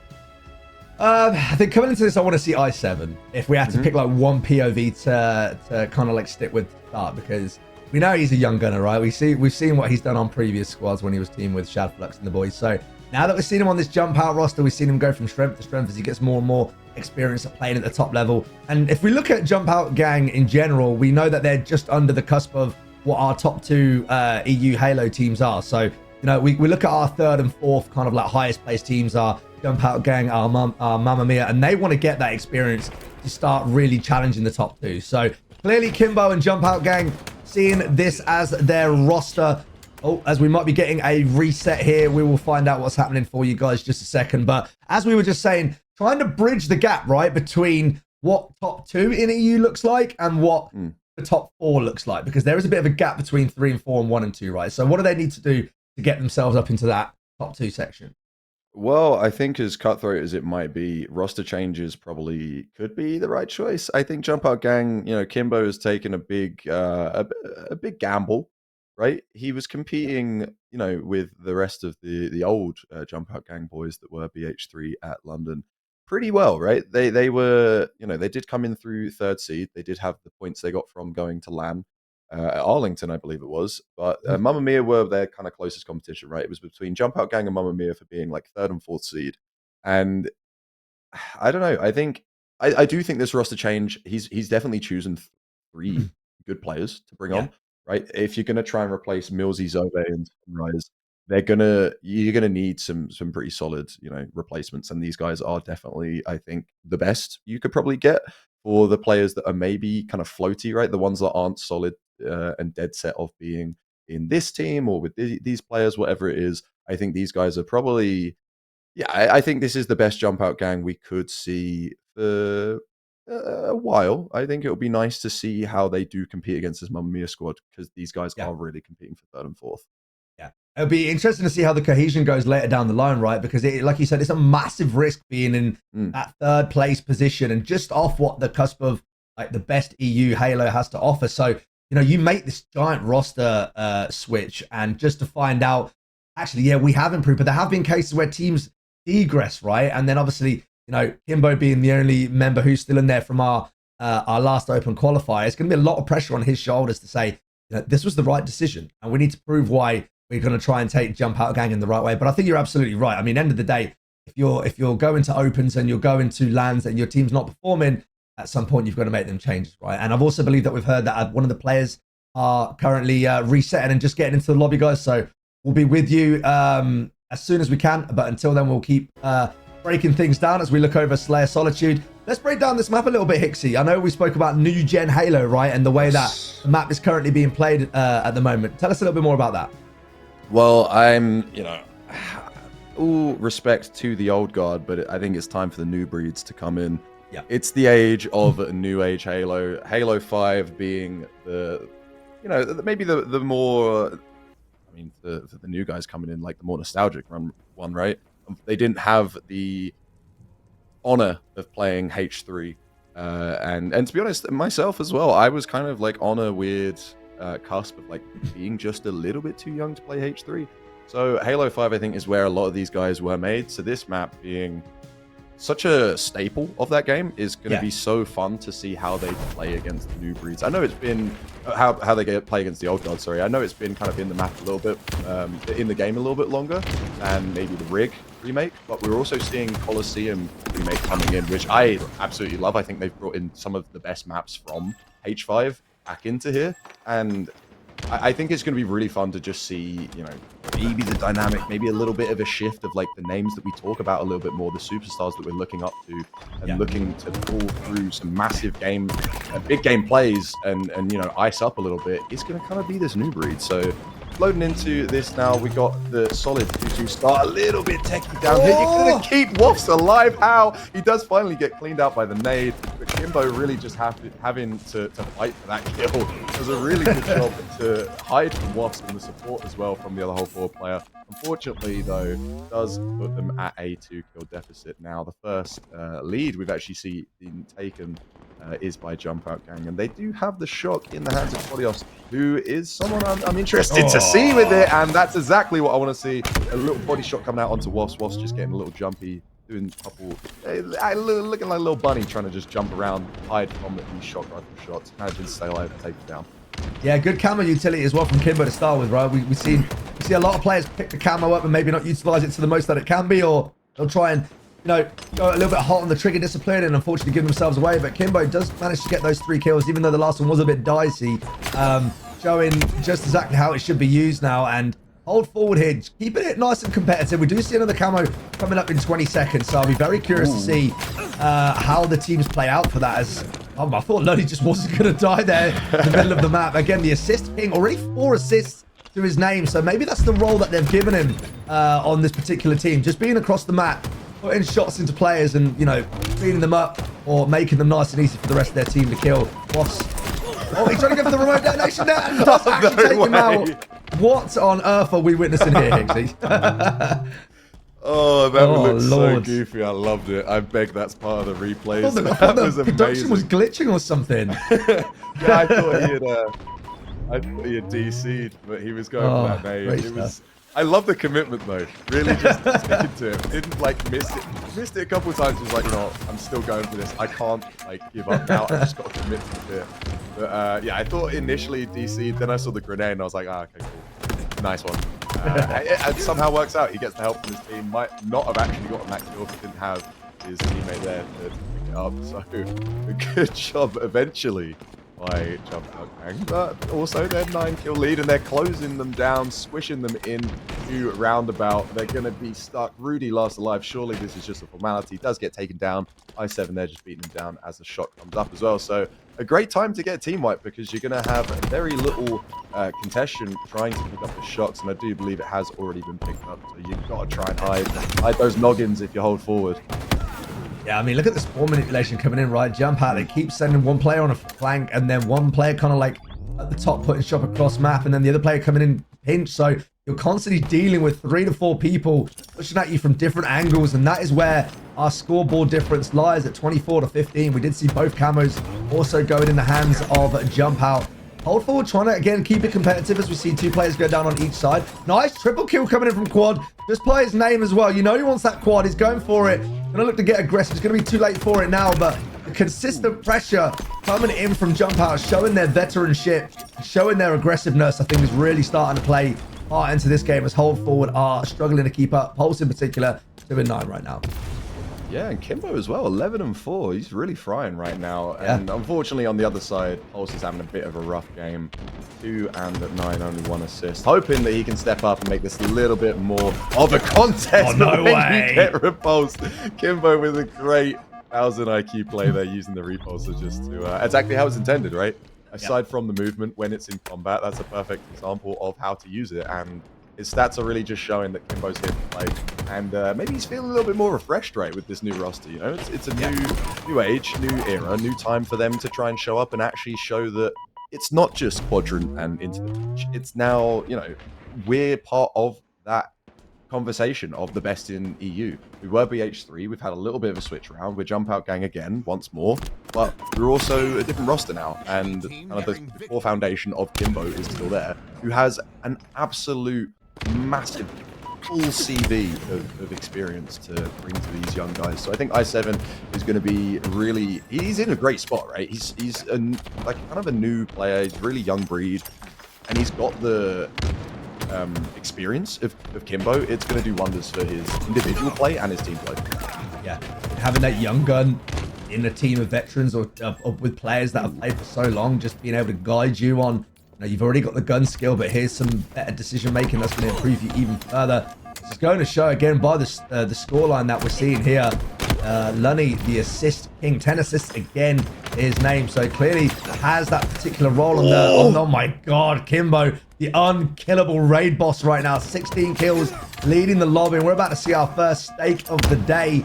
Well, I say that, I probably cursed it now. Hold Forward will probably make it so that doesn't happen. But, you know, there's a real difference in caliber now. And from what we thought might have been a bit closer in the Slays, Jump Out really coming out here and taking the game to them. The last camo is coming up. Doesn't look like it won't be needed as Jump Out Gang looking solid, Hixie, with this new roster. Yeah, do you go for the trade just to get the easy... Oh, I was going to say the easy draw, but you could have then just completely voided the stake. Unfortunately, no stake for Jump Out Gang, but I'm pretty sure this is still a pretty solid win. They're pretty happy about a pretty comfortable 2-0. 10 assists on Lunny again, putting in the dirty work. A nice little bit of CS surfing as well at the very end. But yeah, these guys absolutely frying. 50-31. That's going to be GG's for this series. Jump Out Gang with a solid 2-0. I mean, that's exactly what I wanted to see from this roster. I want to see Jump Out Gang looking pretty solid. And if this is them going through like teething phases, because I mean, they didn't make any like wrong calls. There weren't any pushes that they tried to coordinate the way maybe someone went a little bit early. It looked pretty cohesive. So, you know, these guys, I'm excited to see as we move further closer to Atlanta, excuse me. I'm looking forward to seeing how these guys will go. We've got the stats up for you guys now. 16 and 7 on Kimbo, exactly what you want in a Slayer. And as well, 10 assists on Talani, like I mentioned previously. Another thing you exactly want on a Slayer. 2 players gracing 4K damage. Love to see it. And yeah, unfortunately, Hold Forward weren't able to crack the code this time. Yeah, I mean, Jump Out doing Jump Out things, really showing that they are still the unit to be reckoned with, and maybe even more now. We'll be very curious to see how this is going to be going against some of our maybe higher seeded teams, to see how they did. I think they've they've pushed away any early, I guess, negative nerves on what this roster switch might look like. Hixie, I think I think you're absolutely right in what you said, just how cohesive they were fighting and pushing together. You could see it just by how their pinches were designed, and Lunny clearly being that overseer player. As we go through some of these replays now, the only time where we really saw any ascendance of control coming in from hold forward was the start of that replay, right? But then once Jump Out Gang got warmed up and they got started, they got that 2-point cap, turned it to a 3-point cap. The bleeding began and it never stopped. They carried that through to game 2, and we saw some real shines of light from this new Jump Out Gang team moving forward. Yeah, for sure. I think it's exactly the statement you want to make if you're Jump Out Gang with this new roster, right? Kimbo could not be happier with how these guys have performed in this first series. The first time we see them on, stream as this new roster, and they put up a pretty solid performance. So any question one could have about this roster, pretty much answered already against a very solid squad, right? Hold forward aren't pushovers, and they got put away. So, it's you got to be pretty happy if you Jump Out Gang. But we will be going to a short break for you guys as we jump between series. We just try and match up who we got next. But yeah, go grab yourself a drink, and we'll be back very shortly for you guys. Don't go anywhere. With the repulsor, you get the immediate punch, and then you slam them into a wall. Try and do the same thing here, and they're gonna have the follow-up from a teammate. And it is just a death grip of Drunken Record onto the squad. The shock rifle finds purchase as Jean is able to get a double kill from distance and then add to the killing spree, make it a triple. They want one extra. It's Foe that's able to read that kind of play. Oh, what a snipe. That's a double kill by the side of Kimbo. They're going to get another one. Trip kill. Looking for the overkill. They're presented at least the option. It won't count as... Have active camo coming up here online here soon. That's going to be a nade that's just dropped there. They just watched and waited. Millsy did not expect the... Power weapon within the snipe. Watch the repulse coming behind him. Great turn by Ninja, but can only get a trade. Another great body shot. Another body shot following out. A great read coming out from Desire with that repulse, able to time it perfectly. They know want to be pulling flags as quickly as they have been. Maybe catch a couple of them down, and you can start piecing together. That is a huge shot from Mighty's, as it was a line them up quickly and take them down. And Mighty's just showing off, turns around 180 on Snipe Drone, says, you're going to get a quadrant, I'm going to take you out. A little bit of a slower pace, but now that they're up against quadrant, they know they need to up that pace. And look at that snap right of the hair from Glory as he continues his run all the way back from the winner's final. We see it again. What a kill. The killing spree out with this sniper, and Glory goes back to work. You see a little bit of a nice shot, first of all, and a little bit of hope for this Cat Smile roster. Sticker getting a lovely little no-scope to finish off that double kill. Unfortunately, it doesn't look like in order to get the double kill with that shock rifle, and then you follow it up, you stay focused and get that third kill. That's how you use your equipment to your advantage. Now double kill again, Zove able to take out Septic and Flux back to back. I mean, if Cynical can pull up on their kills, which it seems like they're managing to keep up roughly with this Hubbard's side, you do see Valerie's, 5-5, and Ranakin as well going in a triple kill. You know how dangerous he is with this weapon. Certainly is. Glory never has a day off, and it looks like he's going to continue trending. Knows someone's there, manages to find him. Lovely stuff here. Glory takes him down, going to try and get away, and if he survives with this snipe, this will be absolutely huge and able to get B. That's going to be another question here, but does eventually lose that snipe. 2 down currently for Quadrant. Jumbo's also down on Foe, but Mighty does get cleaned up there. Nicely done. Gets taken from behind, but the beat doesn't get it perfect, but SLG takes down Chick, and a nice little double there. 3 down for Foe, and this is going to be a perfect time for them to get B back. Was hoping to reset C, but they won't be able to get there in time. The entire team, 3 members going around dummies, 1 going around back C to underpasses. All on his Larry here, Harpers. We're going to see what Chick's going to do. Chick able to get a little quick peek shot onto SOG to force that waste of ammo, but him being so isolated has forced him to go down. Unfortunately, on the flip side of things, his 2 teammates, Wuta and Mighty, is able to win the battle on A, but all the Quadrant are going to do is rotate. fight kind of truly benefiting Quadrant at that stage. Some beautiful shots from Mighties to take down SLG and keep control of this map here. Plasma Pistol coming to work once again. Glory doing some crazy business. A beautiful strafe out of him to stay alive away from Wootum. Gets a second onto Jibbo as well. And he so freely roams around this map, doing so much damage over and over again. Does eventually get taken out, but it wasn't for, apart from trying, to say the least. This contention will come in. You've got to think that Mighty's going to fall here. He does. The contention, though, still staying strong as Wootum somehow sneakily caps that BOA. 2 down again for Foe there. Respawn cycles a little bit skew with at the moment, but looking to try and recover. All 3 members going from dummies to C. At least establish some kind of control. Good stuff there from Jimbo, just to give himself a little bit of leeway and hold on to C control, but Snartron eventually takes him down. 3 dead for Quadrant. SLG just trying for dear life to stay alive. Almost takes down Wootum, but Wootum stands his ground, or holds his ground rather. Camo is up.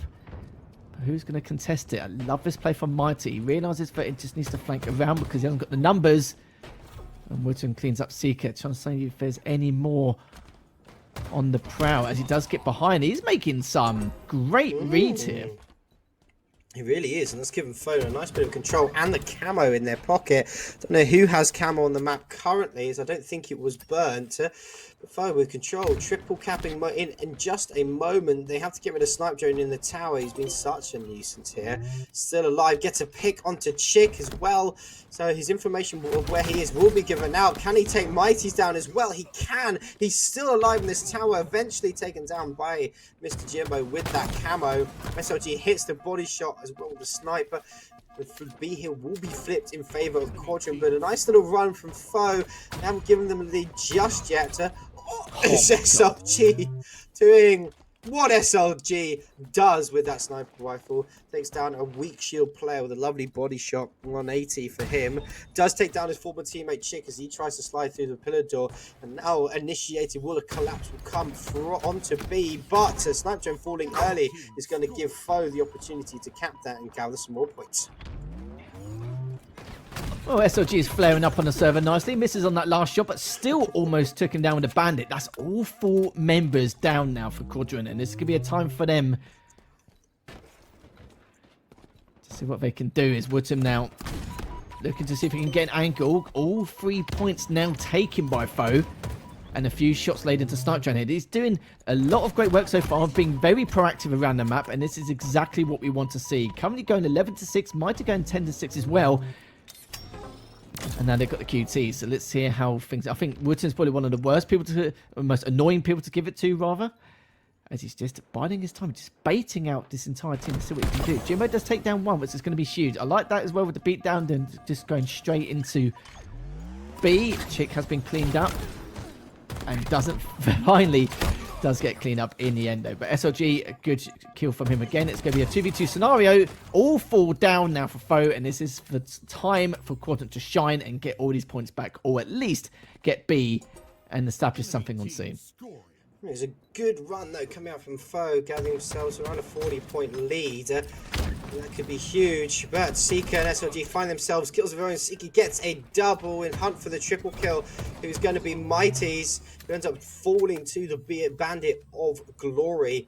You'll know where the spawners are coming as that A push starts to come in, but SLG lingering with that camo, waiting for his teammate to Glorious to come in. No reset onto A. It does eventually come in courtesy of a teammate, but this triple cap is now very dangerous as these points start to surmount very quickly here. SLG still has a bit of camo left, being a complete nuisance. As Foe know they have to shut him down, but still kills ticking up in favor for SLG. Chick will fall as well as they try to take down C, and throughout the whole time we're talking, this Quadrant side have taken the lead and have maintained this triple cap. This is the most dangerous Quadrant we're looking at. Certainly is. They've got all 3 points still so far. The point count is just tallying up as things go. Seeker with the double just going to make matters worse. And 1 member's on the open side. They're trying to just stop the bleeding and get A, but Seeker's just been a tough nut to crack here.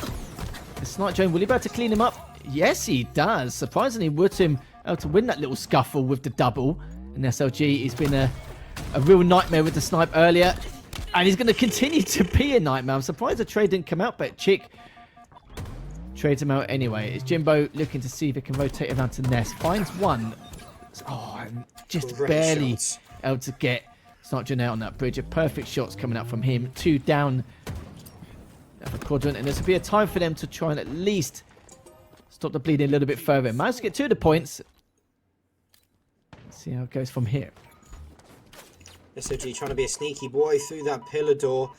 He spots that nice and early. Glory does trade one out, but with his teammates falling around him, he eventually goes down. So it's Foe's turn to see if they can put a triple cap on the board. We see Mighty's flying forward. Spawners will come out a little bit awkwardly, but SLG living there on scoreboard has forced Mighty to overextend slightly.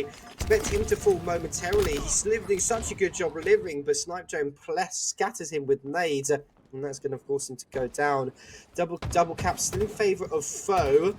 Slightly inching their way towards equalising the scoreline. But with that rotation that came in from Quadrant, it's landed them a nice little camo. You see how much work SLG has done with it previously. Just hovering on the edge of this A. Great shots from Chick. Great support work coming out from Mighty's in the shot. It's going to shut this camo down. They're able to flip A for C. And now they kind of have the ideal 2-cap setup holding this A and B side. A great shot though again from Mighty's. He seems to be catching the back of Quadrant so often. Seems to be the running trend at the moment for Mighty. And we are back, and little bit of a lower energy, I'd say, round 3, but still, we were sat watching alongside you guys in the chat, and yeah. So, how are you guys feeling after that series, Hixie? I mean, you say lower energy, you can't really compete with how that first series we had on stream ended. Yeah, I'm feeling pretty good. Right? We were talking about how that Jump Out Gang squad was looking during the stream and then also after in that break. And I'm looking forward to just following them again, which we will be doing. We're following Jump Out Gang into their next match up against the Militia. Yeah, I'm just looking forward to just seeing these guys kind of build. Yeah, we're going to see some more of that story unfold. Stallion, do you want to add something? No, I think it was just business as usual, really. Just kind of like seeing what they were able to do with this new roster. I think they put any claims to bed straight away from the first game, and looking forward to this next one versus the Militia. Yeah, and as we head into this winners' quarters, you know, the stakes are getting slightly higher. We are quite early in the run-up to Atlanta, but still, you know, all the points to play for. We didn't mention at the start of the stream that if you guys in the chat weren't aware, there has been a severe point game, so points are all to play for. But we are going to jump to the rosters, and Hicks is going to take us through it. Thank you very much, mate. This is going to be an interesting one, actually. We were talking about this because if you see on the Militia, your eyes do not deceive you. You've got Millsy and Zove, the former Jump Out Gang squad minus Sunrise, of course. Ninja and Desire as well with these guys. So, you know, whether there is or not, I'm going to say there is a bit of bad blood, right? We want to see, these guys absolutely take this to a game 3 for sure. That is the Militia on your screen. Moving on to Jump Out Gang, we do have, of course, the team that you just saw: Lunny, Quadios, Kimbo, and I7, trying to really show like the people, this is the squad for Jump Out Gang now, right? If they can take down Zove and Millsy, they're going to crush them. Moving on to the maps, we have Recharge, King of the Hill, Street Slayer, and Forbidden CTF. I'm hoping we go to that map 3 because this would be a lovely little matchup, right? The former versus the new breed for Jump Out. But we're going to be quickly into this series because I believe they're starting like now, I think. Yeah. So that's what you love to see, right? Get right into it. Jump Out versus the Militia. Then we're going right into our game 1 here, guys. Recharge, King of the Hill, as we have begun. So yeah, it's gonna be an interesting one. I think obviously with Jump Out and the Militia, we've got 2 previous members here of Jump Out Gang versus, you know, Kimbo and the new crew. So I think it's going to be a very much a high intensity battle of one team trying to prove why they made the right roster change and the other team trying to prove why stopping those players would not have been a good idea. So now we're going to see a real test. Jump Out Gang to see how they do here. And about you, Hixie, but I'm excited for this one. Yeah, for sure. We mentioned last series that, you know, Hold Fire, I believe it was, they weren't a team that could be put down easily, right? They were a solid team. Yeah. This is literally two of the previous players on Jump Out, so another test for Jump Out Gang to try and silence any potential critics of this roster swap. And I'm interested, right? I wouldn't say I'm necessarily a critic, but I'm definitely wanting to see this pay off for them. It is a big change, and it's not going so well right now. 3 dead, I7 last alive for Jump Out Gang. We do have the names the wrong way around. So red team are Jump Out. Apologies for that. We'll get that changed quickly for you guys. But focusing on the gameplay, we're seeing, I almost said Jump Out Gang, it's the Militia, picking up some hill time currently on this first hill with the, I like the hill changes actually. Can we talk about that? I like the changes of the hills for this map. I don't like it being the first one. It's nice that it's not just an absolute no pile and everything. The camo's already there, so like, yeah, it breaks up the attention, right? You've got the hill and camo so close to one another, but far enough away that you would need to draw your attention elsewhere. Yeah, I think that's absolutely right. You've got to do prioritization, right? What do we go for first? Do we allow the team to get the camo? Do we push for the early aggression for it and try and put some extra pressure on the hill a little bit later on, as our camo is now 5 seconds away? Teams trading effectively. It looks like here our blue team of the Militia, again, we're going to get the name swapped around as soon as we can for you, are looking to take the first hill. Unfortunately, weren't able to clean it up, so Jump Out Gang now getting inside of the hill and looking to contest this all the way to the end. It looks like Ninja is going to be able to play aggressive in this top position. Does try to trade it out, does get taken out now, and Lunny, it looks like it's going to be so close going all the way, but our team in blue are going to take it snatched out from the very last second. Like you just said, Hicks, you're right. Talk about chaos to start off the game. Yeah, that's insane. We have the name switched around for you guys as well, so it is Militia in blue. They take that first hill. They were so close in taking it so early on, and I was so worried. I thought Jump Out Gang were going to be able to just snatch it up right from under their feet, but they managed to secure it, and they got a 4 dead, so they're already almost halfway on this second hill, which is a really difficult hill to try and hold and also take. It's such a painful hill just down in that little tunnel. I hate it so much when I play it. I hate watching it because it's so scrappy, but these guys really just need to get a solid hold. But some great early work from the Militia. They got that 4 dead right off of that first hill. But seeing Jump Out Gang hold this round pretty well. You got Quadios, such a pain in their backsides, literally just coming from behind them. In long haul doesn't get the help, but unfortunately isn't able to stay alive. Zove finally gets taken down by Lunny, but a great job from Zove trying to just, keep this alive a little bit and keep the pressure on. Jump Out Gang have not left this hill, and Lunny's still taking them down. That's Millsy down, and a lovely little shock rifle as a gift. Surely he doesn't get Ninja. Ninja goes down as well. Desire, surely you can't peek ahead and get absolutely ripped. Can't be part of this highlight reel, but it looks like he's going to take the fight. Get bodied, and the trade comes out. So Lunny doing incredible work and making it so easy for Jump Out Gang to secure that second hill and bring it back to a level game.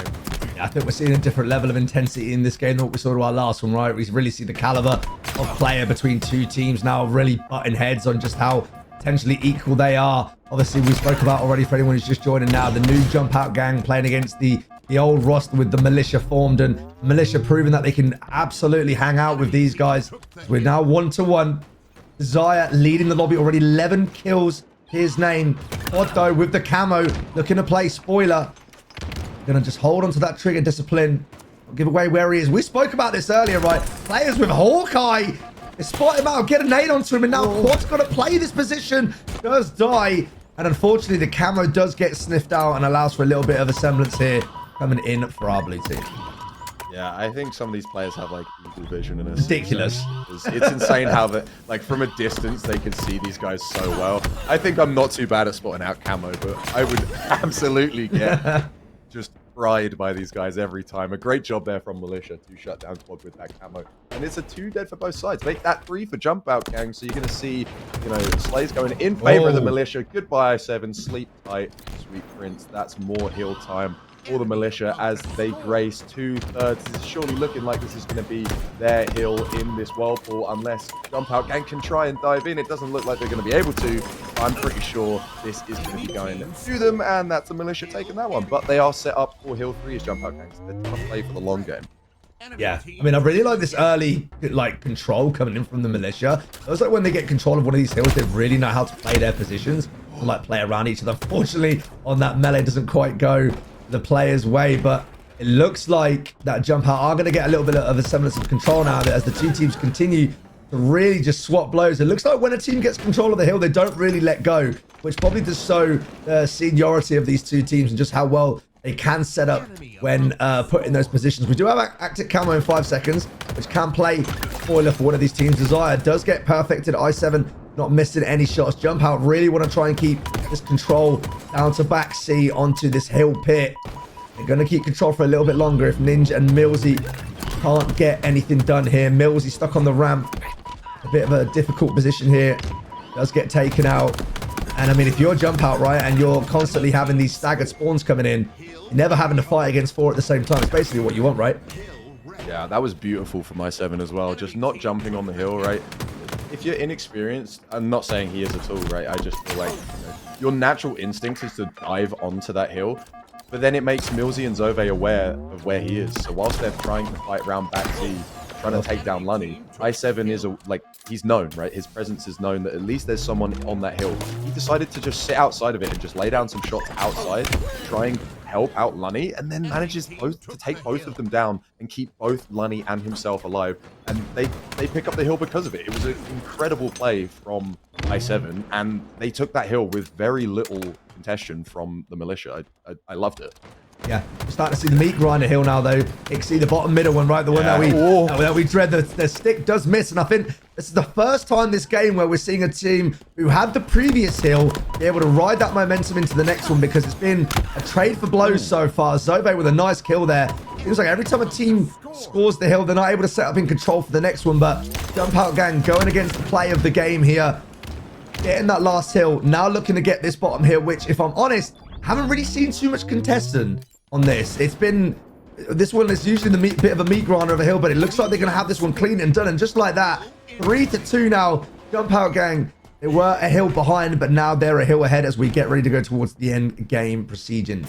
It's, yeah, getting crazy. I think that's definitely one of the first times we've seen this map get so dominant. You know, Jump Out Gang did a really good job to secure that tunnel hill, a second one, but, you know, it's kind of been back and forth on the hills. Like you said, that's the first time a team has broken kind of that trend of, like, we'll take one, then you take one, right? Jump Out Gang picking up 2 back-to-back, trying to fight as well on this new cycle of hills. The one that they did actually drop, though, so, you know, Militia maybe could bring this to a 3-3, but it was incredibly close. The Militia getting away with that first hill by the skin of their teeth. It was so close, and when you're i7 hitting shots like that, you got to be a little bit nervous if you're the Militia. They're on the hill right now, our Jump Out Gang as well, just trying to make up the ground that the Militia managed to grab. And Whirlpool aggression coming through from Ninja. Zove trying to wrap around through pipes, does get taken down by Lunny. The Ninja and Desire just trying to get some fights down this mid-bridge. Millsy as well, last player known, so all of them should be called out and they're going to get kicked off very soon. Millsy in such an awkward corner, not really able to help out too much, especially when you're known and not looking the right way. i7 with a very nice kill to just open up that area and try and get some map control towards this hill, because they're going to need to pass one down a little bit, because I feel like the Militia, you can never really count them out, especially when they're diving on hills. Kimbo with that call, though, from i7, definitely aware and able to get the better of that player. Yeah, it looks like Jump Out want to get this done in 6. They don't want to leave it to the very end. I mean, Militia got some other things on their mind, though. Are getting into the hill now, so it looks like we're going down right to the wire. This hill number 6 here, looking at some of the stats as well. Kimbo on 20, showing his slaying prowess, but that is matched by Desire on the other side. So both teams, I'd say aside Ninja, but it does have a good amount of assists here, both showing their slaying capabilities and that they are basically toe-to-toe with one another. And we are watching the Militia here getting a little bit more control. That's 2 down for Jump Out. And it looks like, Ixie, we are going to the final hill. Would we want to see anything else coming into this game? Not at all. It's a winner-takes-all hill for this first map. And you've got Zove and Millsy putting up pretty solid performances against their former teammate in Kimbo. Unfortunately, Ninja having a bit of a slower one. He does have 12 assists, though, and, you know, those 9 kills could be impact kills.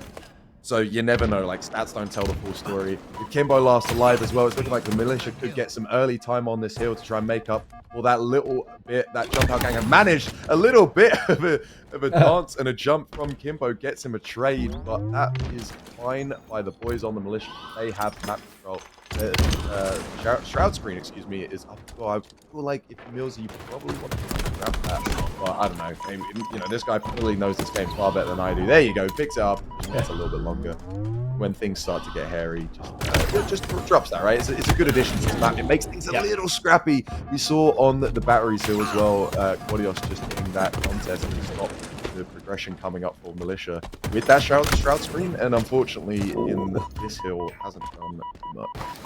We spoke about Ninja not having a bit of a quick start, but he's getting some really crucial kills towards the end here. I believe that's 2 now to relieve the pressure out of this hill. We spoke about the smoke screen and stuff, but in such a narrow hill, nades are so prominent, but it looks like Militia looking to clean it out. Jump Out Gang do manage to get themselves in here and assemble some control. They don't want to let it go just yet.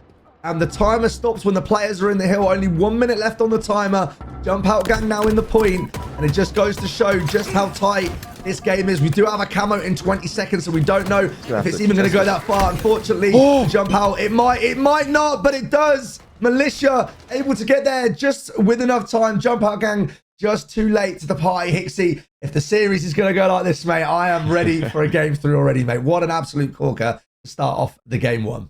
Yeah, there was some really, really close hills there, especially that last one as well. Yeah. Unfortunately, just having to jump out of the hill was that jump. What happens if they all die there as well, right? What happens like... Yeah. Oh. Yeah, it was rough. I think as well, Jump Out Gang had such a ballsy play of it was all or nothing, right? Pushing that final hill. It worked out for them. They had 2 or 3 of their players rushing in, but if it didn't work, like that was a quick end to that hill, right? That was all or nothing. Look at the stats as well. 7.5k damage on Zove. Absolute animal. I7 just a little bit behind with 7k, but yeah, like so pretty solid, you know, damage across the board for everyone there. Nothing really outliers. Maybe Ninja just dropping a little bit, but like you said, he did kind of pick it up towards that end game. And it could have been Ninja that, you know, his impact kills maybe towards the end that actually secured them that final hill and map 1. So, you know, stats don't tell the full story.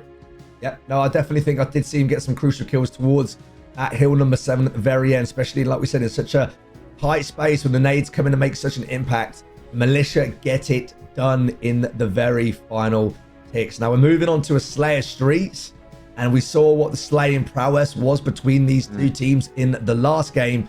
You know, Zove just stepping up a little bit extra than everyone else, 7.5k damage dealt. So we're going to be keeping an eye out on Zove to see if he can perform like that again, as the Militia are going to look to get this done in 2 and put a bit of a statement down that we're going to watch Jump Out Gang really see what their resilience is about in this one. Ixie, what do we think? We're going to a game 3? I mean, I'd love to see a game 3. I think it's definitely favoring Jump Out Gang if they can keep Ninja suppressed as they did in the last game in terms of, you know, slays to deaths. He did start to pick up, so hopefully he can continue that and maybe they can get the 2-0, but I would love to see a game 3, but with I7 hitting shots like that, you know, it's pretty rough at start. But, you know, it's only 2-2 and it is still literally the first 30 seconds. Lead goes in favor of Jump Out Gang with that one from Kimbo. And you know, it's gonna be a hard one for sure for these guys. But I think, I'd love to see a game 3. So you know, if Militia can kind of just drop this one, that'll be great. We saw Kimbo take in the camo. Zaya finds himself in a bit of a weird space between a few players. Does get a trade out now. I love when they hang from the ceiling like that. I don't know, it just looks great. It's just like, I'm just hanging out, don't worry about me. Zove trying to play his life, does make good use of the repulsor. Kimbo stuck in red, getting some help from his team as well now. Ninja coming in for cleanup, so that's the kind of teamwork that we want to be seeing coming out from the Militia. Again, staying alive, using great use of the utility around the map. Zove already with 3 assists to his name, just playing pick off across the map. Him and Millsy kind of teaming up, moving over to Cafe side, sees the players spawning outside of PD now. And yeah, Militia pulling away a little bit, 4 kills already. Yeah, it was such an elegant use of that repulse as well. Zove, hats off to you, my friend. That was beautiful. I'm a big fan of that play. And it kept you alive, you're right? You're still 2, 3, and with a big fat O in that death column. It's always helpful when you're playing a Slayer and you're never dying. It's helpful if you die anyway. Oh, I thought that was good. That was a stick. I thought that was going to land. That would have been absolute highlight reel. Zove is still in this same life, has not died, looking like probably will go down as the aggression comes through, but Lunny gets taken down. Zove eventually gets dropped, but not going out without a fight, just being such a pain to kill. And Lunny gets taken down with him. That's huge.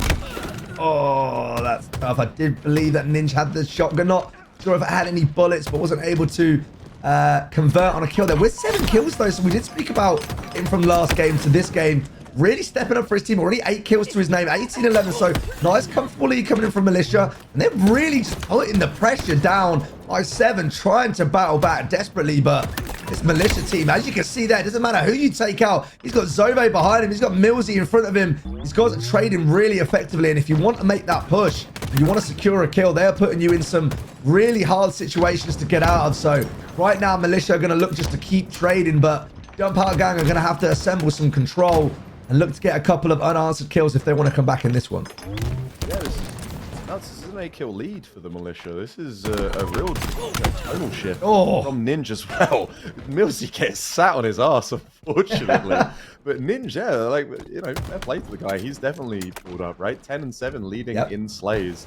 Not just on his team, but in the lobby. First to grace 10 kills. And, you know, there's a 4-kill difference between the next highest slays on a player. So Ninja definitely stepping up. Kills are closing in though. Jump Out Gang managed to move that 8-kill deficit down to only 1 and make that tie. So a huge job from Jump Out Gang to come back. Ninja was last alive. Millsy now just spawning on him as Desire also does the same. So all of the Militia down along this arcade east, sorry, the far side, excuse me, and they're going to get squashed almost definitely. They do get a traitor tied up, but Quadios gets taken down. I believe that, sorry, it was Desire taken down by Lunny, excuse me. Millsy getting the trade as well. So it's 24 to 25 for this camo, and the shotgun could be huge. He's only 1 shot. He's just a boy. Oh, but he gets the kill. That's insane. My God, i7 just absolutely showing why he is picked up for this Jump Out Gang squad. Absolute animal. There's a reason why we've been talking about this guy. Yeah, I mean, 12 kills, right? Nothing else needs to be said. Don't talk about him. He's just going to do it in the game and prove it to you, as we just saw a momentary 3 down from the Militia. Jump Out Gang now, they were what, like 6 to 8 kills behind? Now 7 kills ahead. So, it does get back to that. So unfortunate for i7, but Jump Out is showing that they are and they can be a momentum-based team, that if they do start getting some aggression and they do get a 4 down, they can assemble control, and they do know how to play without just trading all the time. So really good kind of mid-game surge coming in from Jump Out. Militia definitely keeping it competitive, but like you said, with i7 and Kimbo really stepping up in the slaying departments now. You know, 7 assists coming in from Quadios as well, which is great. Seeing a 4-kill lead coming out from Jump Out Gang. And I'm the same as you, Hixie. I'm just begging for a game 3 at this point, because I want to see how these two fare it up in the final one, as the trades just keep going up on this on this street side. And Millsy over here fighting for his life. Millsy really just trying to keep the pieces together. A 5-kill lead now, a massive tonal shift for Jump Out Gang. They've managed to, oh, hello, eat that nade. That's a lovely little breakfast for you there, mate. Unfortunate for that player there, but yeah, that's a 5-kill lead now. Favorite Jump Out Gang. It was looking like it was pretty lights out from the Militia. It was pretty dominant. It was like 20 to 11, I think, at one point. But now it's flipping, and towards this late game, the closer you get to 40 kills and then the 50, it's going to be even harder to try and flip the script a little bit. Yes, it's only a 3-kill deficit, but seeing it slow down already. It's getting super slow as this camo's coming up. Gonna see Quadios just sat in the tram on his own, and he's finally gonna peek. He's gonna reveal himself to Zove. Zove's still picking up some insane cross-map shots as the speed just increases a little bit. Kimbo not able to get away with that camo. Gets taken down. Good night with the perfect. Zove trying to use those spikes to his advantage as well, trying to get the help, and it's an explosion of aggression from the Militia. They're pushing into Tram. i7 surely going to be taken down here. The movement is insane, but he finally gets taken down, and it's another lead switch, 41 to 39, and an incredible explosion from the Militia coming out there from seemingly nothing.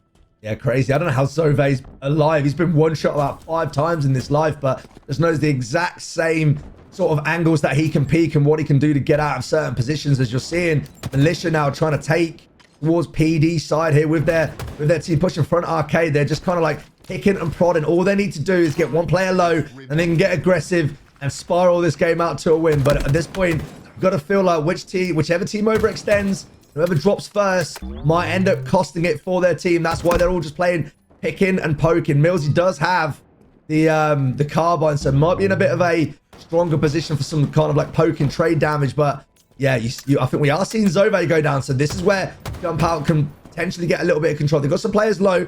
They can't get aggressive yet, but one kill game right now. Ixie, this one's going to the wire. Camo in 25. Yeah, it slowed down again. Jump Out Gang managed to bring it back. The lead got absolutely squished back down to a 1 kill just under Lunny. The timing, Desire gets taken down, but he doesn't know about the player behind him. He misses. He misses the back smack, and Lunny picks up the double. That's absolute heartbreak for the Militia. Zove last alive. The kill's tied up as well. Quadios though potentially caught with his pants down. Doesn't get picked off. That's going to be so rough if you're Zove. You have to back down. You can't take that. Eventually, he gets it. Go on to I7. Gets the consolation prize and the camo. It actually worked out in favor for him, but my god, that was unfortunate, missing that last shot onto Quadios. He must have been absolute. One more body would have done it. Oh, no! He doesn't get the kill. Zove only just getting the trade, just about, and it's so close. Only 2 kills for the boys of Jump Out Gang. They have a 2-kill lead, and they only need 3 more to take it. They have the shotgun. This is so heads up from Quadios and Kimbo. Quadios takes the aggression. He gets the call, and then Kimbo would just rush in and take him down with that Bulldog. It's slowed down to a stop. No one is moving. No one's leaving that tram at all. You have Kimbo on this raining, just trying to get some shots and fireworks going off. Quadios really just getting lit up, and you see Desire and Millsy. You have to back down if you're Kimbo. There's only one more headshot that can take you down. You have to let your shields come up, and that's exactly what he does. Come up there. Oh my god, Marco, this could be nuts. This could be nuts. He could get one. Millsy gets taken. Desire gets taken down. Millsy as well. Zove gets dropped, and that's surely got to be it. 49 to 46. All you need is one more if you're Jump Out Gang, and they're stuck in this tram. This is going to be a collapse. This is a final stand. Millsy gets a kill onto Lunny, so it's still a little bit dangerous if you're Kimbo. Oh no! The backsmack, but he gets the kill, and that is the 50 that he needed. That got incredibly hairy. If that backsmack comes through, that could have actually been a massive shift. That could potentially have been the swap, and that could have been the 2-0, but we're going to that map 3. Hicks, you got so hyped. I think you were like eating that microphone, right? We came back to cameras. And I couldn't even see Hicks. All I could see was his mic like right here. So that's how you know that you've got some invested casters in it, right? Jump Out though, really showing some resilience there, Hicks. If we break down that game a little bit, let's have a look at some stats first. Like Kimbo, 18 kills. Determined not to go down to some old teammates there. Ninja really doing the work, bringing it back with 15, but it was just not enough. Quadios with 11 assists as well coming in there. And then we're looking at some of the damage there. I7 may not have the most kills, but man, was he dealing damage across the map.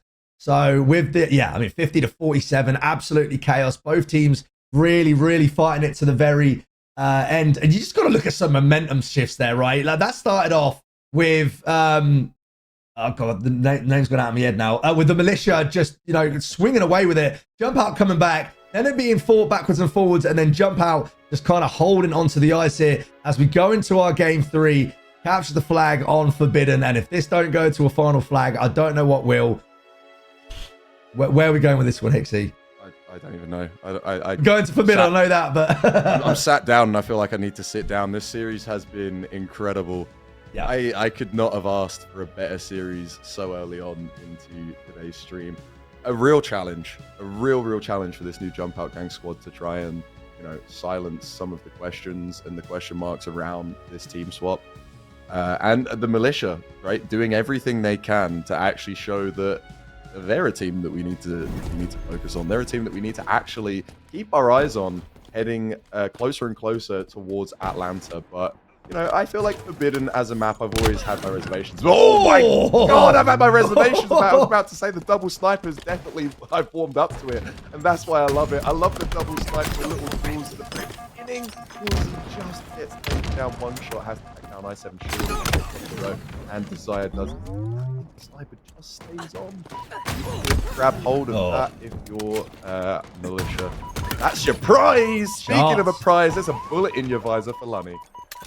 This team's not wasting any time, right? Straight into it. People getting sniped in the first 2 seconds of the map. You love to see it as Jump Out Gang now just coming off spawn. Going to make their game plan as they try to push out a little bit.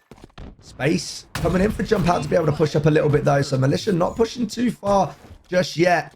Maybe I7 trying to pick up stranded players who are going to make a top mid push and then allow them to make a counter push. And it's kind of working out until Kimbo gets his visor ripped off. Doesn't hit the second. Zove knows he needs to back down now. Has been playing really consistently this particular series. Tries to give it the quick scope. Can't hit it. We'll hit that one. Lunny gone now. And both these teams just taking absolute swings at each other. And I know you said a minute ago, Hixie, about the Militia being considered as one of the top teams now. The conversation coming into whoever 3rd, 4th, and 5th is for EU, do you think that could be looking a little bit different after this series? I think I'd love to see it look a little bit different. You know, the more competition, the better. And I think the Militia definitely could be up in that. Definitely, I think definitely top 6. I think these guys, you know, they stick together. They could be a pretty solid squad and a force to be reckoned with. Ninja unfortunately gets taken down. Desire last alive for the Militia. But Millsy just coming up back of the spawn. The flag is going to get pulled. And Quadios there just to get the damage and try and keep them away. But yeah, I think this Militia squad could be, you know, in the question, right? We could be saying their name a lot more after this series. I hope they stick together, showing a really good fight and resilience here, holding off the flag. I believe we do see Overshield being taken by Lunny now, holding his position, but as I do say that, oh my god, the flag does get stopped, Lunny. Oh my god, it gets traded out as well. Surely this is going to be a cap, and it is. So Jump Out do get their first flag cap of the game. I thought when that Overshield got traded out, it might have been Dunzo, but they had the numbers coming in. I7 now 8 kills already, building off of that momentum on the flag cap. Going to look to create some space for his team. Enemy sniper is coming up in 15 as well, so maybe look to get control of this sniper pit. Knows exactly how the plays are coming in. Zove coming off spawn, trying to go towards sniper, but I7 already sniffs it out. And now that is going to be some pressure coming in through the Militia with their snipe going over to the other hands. And, well, yeah, if you're the Militia at this point, I think you're going to have to take a flank route and try and play from the front because this just, yeah, they're getting pinned in right now. Yeah, and Kimbo managing to get away with that flag is almost definitely going to be a second cap to Jump Out Gang. So, you know, definitely trying to shut down this Militia squad in this map 3. The flag just thrown there, but you can see 3 of the Militia diving onto it, trying to get the return. A lovely last little bullet in the magazine coming out from Desire to take Quadios one shot, and the return comes in, so a huge goal line starts. Wow. And the boys Desire hitting body shots. Unfortunately, isn't able to hit any heads. That would have been insane. They could have got such a solid counter cap, but they're still running it. It's still being run, but I7 and Kimbo not being able to get taken down by the sniper of Desire, able to try and argue back. They're potentially going to get the pull, and I7 with a huge run. Probably got a G-slide out there because this man has just made so much distance. He's got the help, but both of them get taken down. Kimbo and I7 dropping to Millsy and Ninja, and a great return. Probably a cap coming out for the Militia if they can just secure this round the back. They've taken it the long way just to make sure they're going to get it. Quadios has that overshot. Wow. So they get the flag, and a great defense at Jump Out Gang base, and then their own from Militia. That's crazy. We almost saw like counter caps coming in from both teams. Militia do end up holding the ice now and bringing it to 1-1, which is only fitting in after the series that we have been watching. And the intensity coming out from these teams right now, there is no, hey, you know, let's you know, we've got 1 or 2 down. Let's sit back and try and hold this position. It's just both teams full sending it. And this is the Halo that we wanted to watch from these two teams, right? Trying to battle out, not only just show that they are the dominant team, but they also don't back down from the other competition, as we do see. I believe that was Lunny going potentially flying off the map right there. Militia now, after coming off that flag cap, going to hold this top mid control and look to scale it into something further. Zove playing this left position, and Millsy maybe now going for a flag pull. This series has been back. There's just been like back and forth both of these squads, and Quadios getting the extra kill as well. That's great to stop that aggression coming out from Militia. I thought they were going to try and get a cap, and they were going to try that ride that momentum, excuse me, from the closing down the goal line stand, and then also picking up their own cap. Unfortunately, though, Jump Out Gang were just better in that and managed to stop it. So it's kind of back now to level playing field with the overshield being 30 seconds away. That could be the key of getting one of these teams a second flag. But yeah, this has just been like, what more could you want from this series, right? We've had some incredible clips. We've had some great, close, real, just absolute nail biters for the ends. We've had moments of that, you know, that last cap where it's like they should have, Jump Out Gang were, we were expecting them to get it, and then suddenly the Militia come out of nowhere, not only get the return, but also get the counter cap. Like, it's been such a solid series filled with so much, many close encounters. Kimbo picking up that overshield as well. Like, I don't know. You're gonna have to do a lot right now if you're the Militia to picking up this next flag.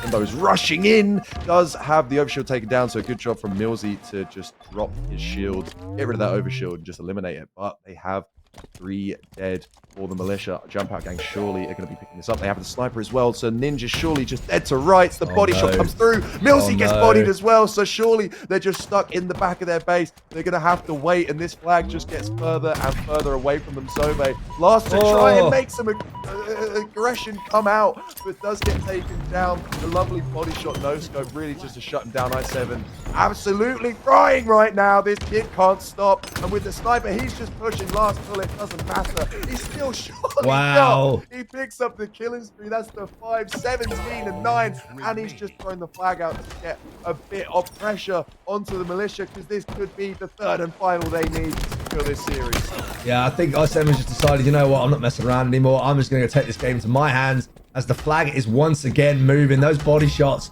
absolute dagger into the Militia heart. They've given it some fight. They've given it some real effort throughout this whole series.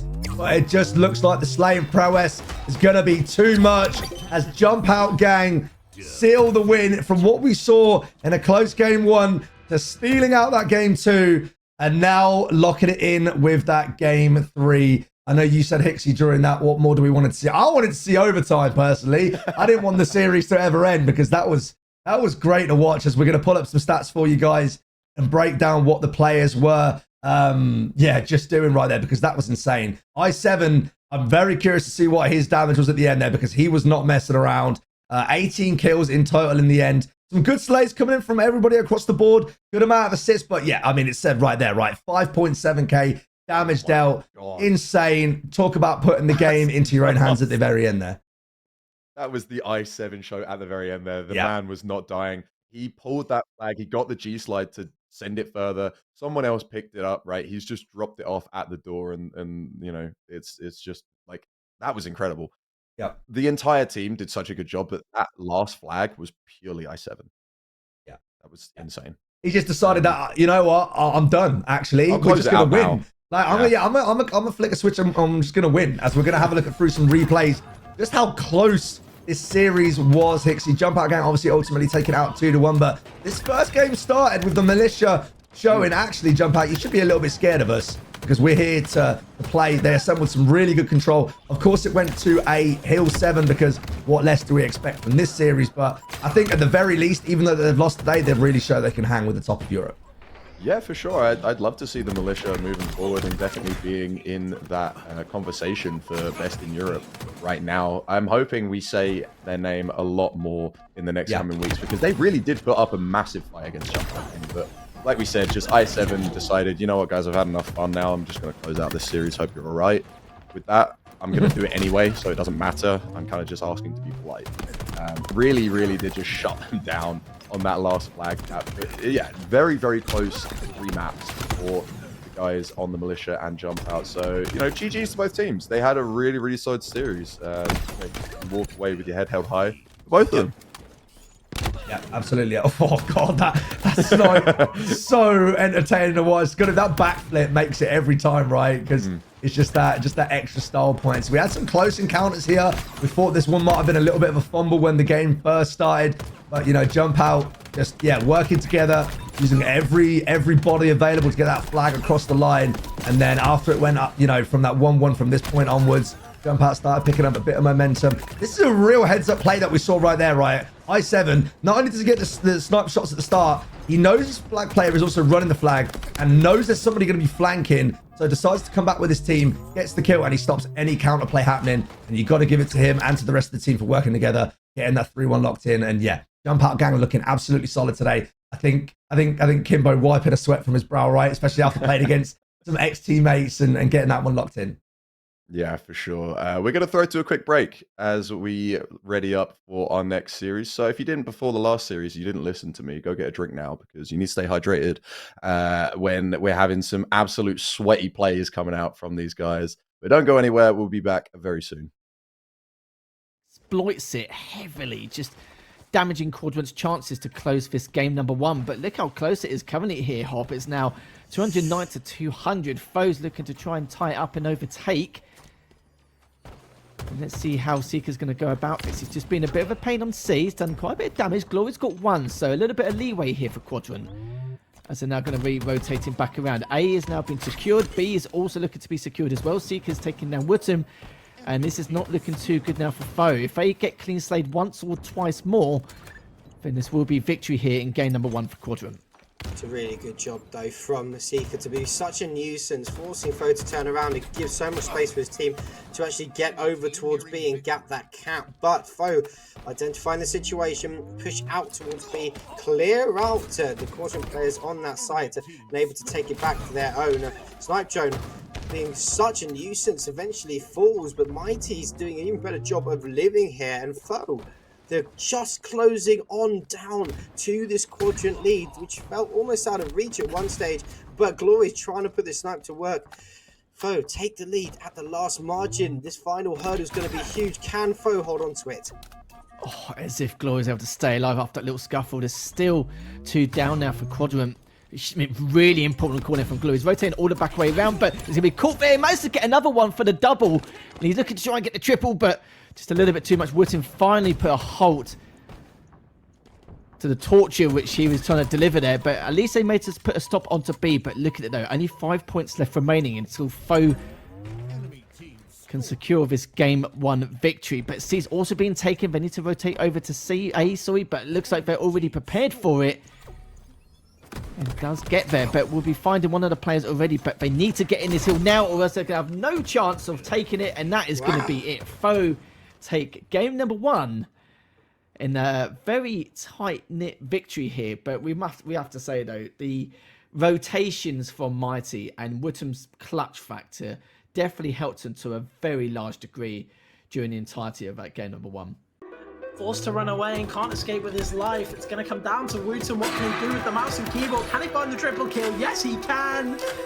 Really good stuff. Can he find the over? He gets it onto Glory. GG's. Try and stay alive with the snipe if he can. Has got an angle. Lovely shot coming out onto Chick. And all 3 members on that back right-hand side. Managed to get 1. Makes it a double. Could be another overkill here. If he manages to get it, makes it a triple. Teams with Chick for long enough to know how and when he normally goes for these power weapons, but does clean him up. Beautiful shot coming up from him as he could come forward. Trying to get that top mid control, and SLG just absolutely flooring people with this snipe. And he's looking for a little bit more. What a pixel peak there.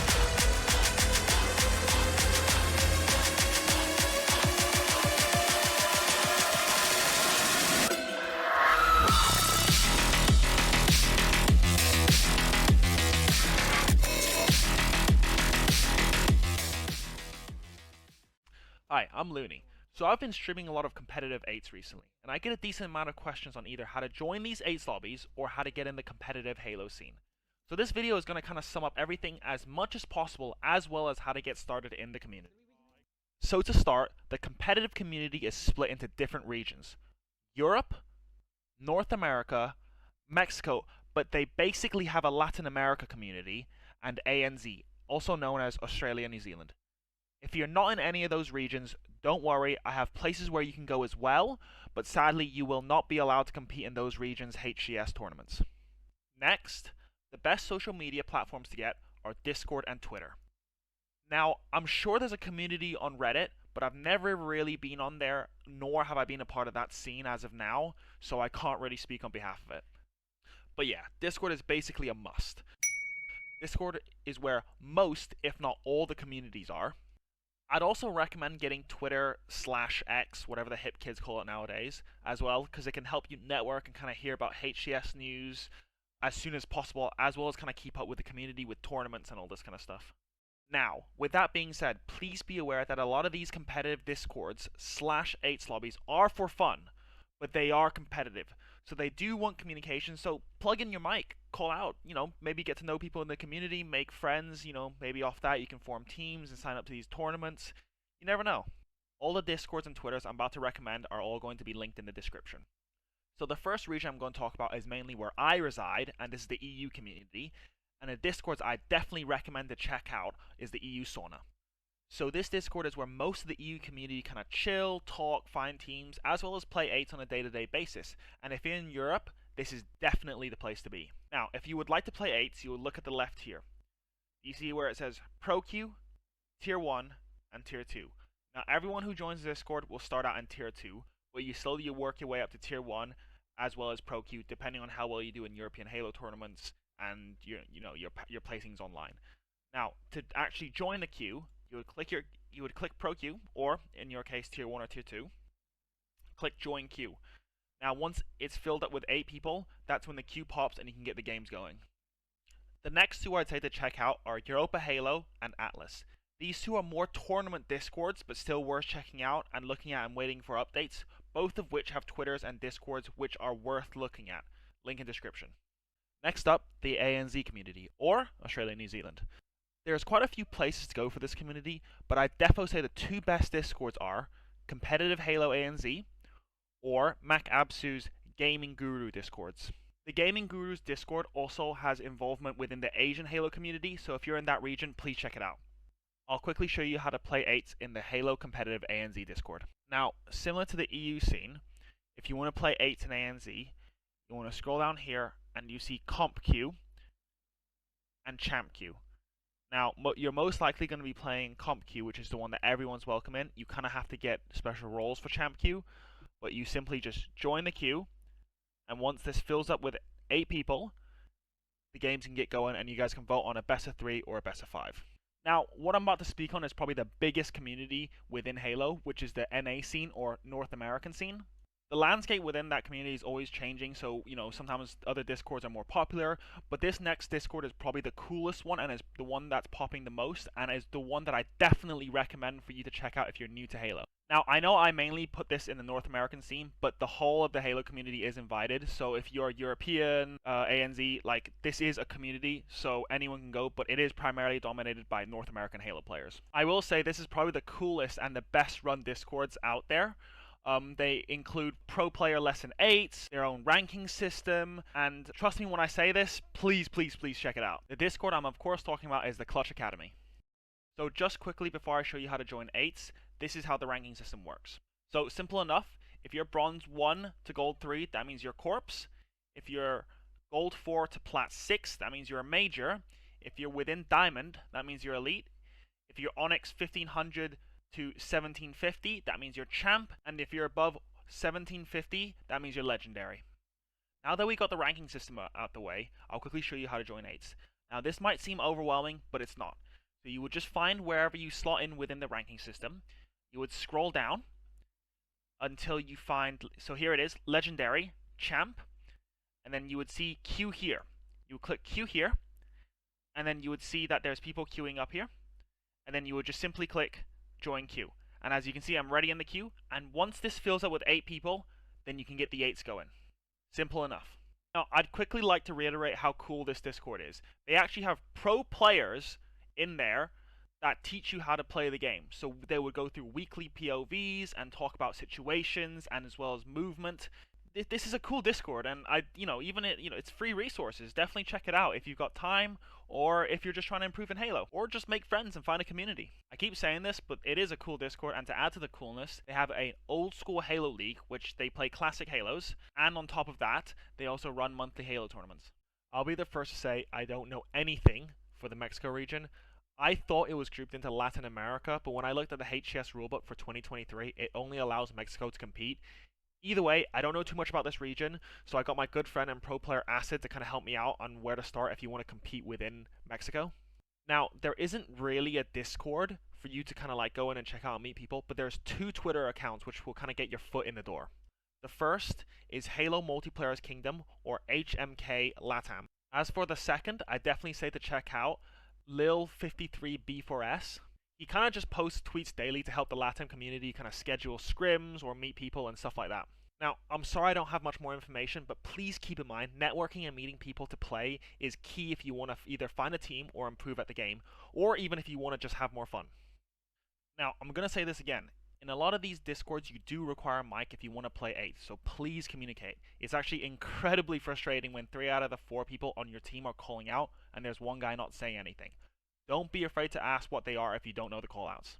Secondly, please remember, there are also nice people, but there are also dickheads. Don't take anything that these people say to heart. If they are being mean to you, just move on and ignore it. I think that's everything.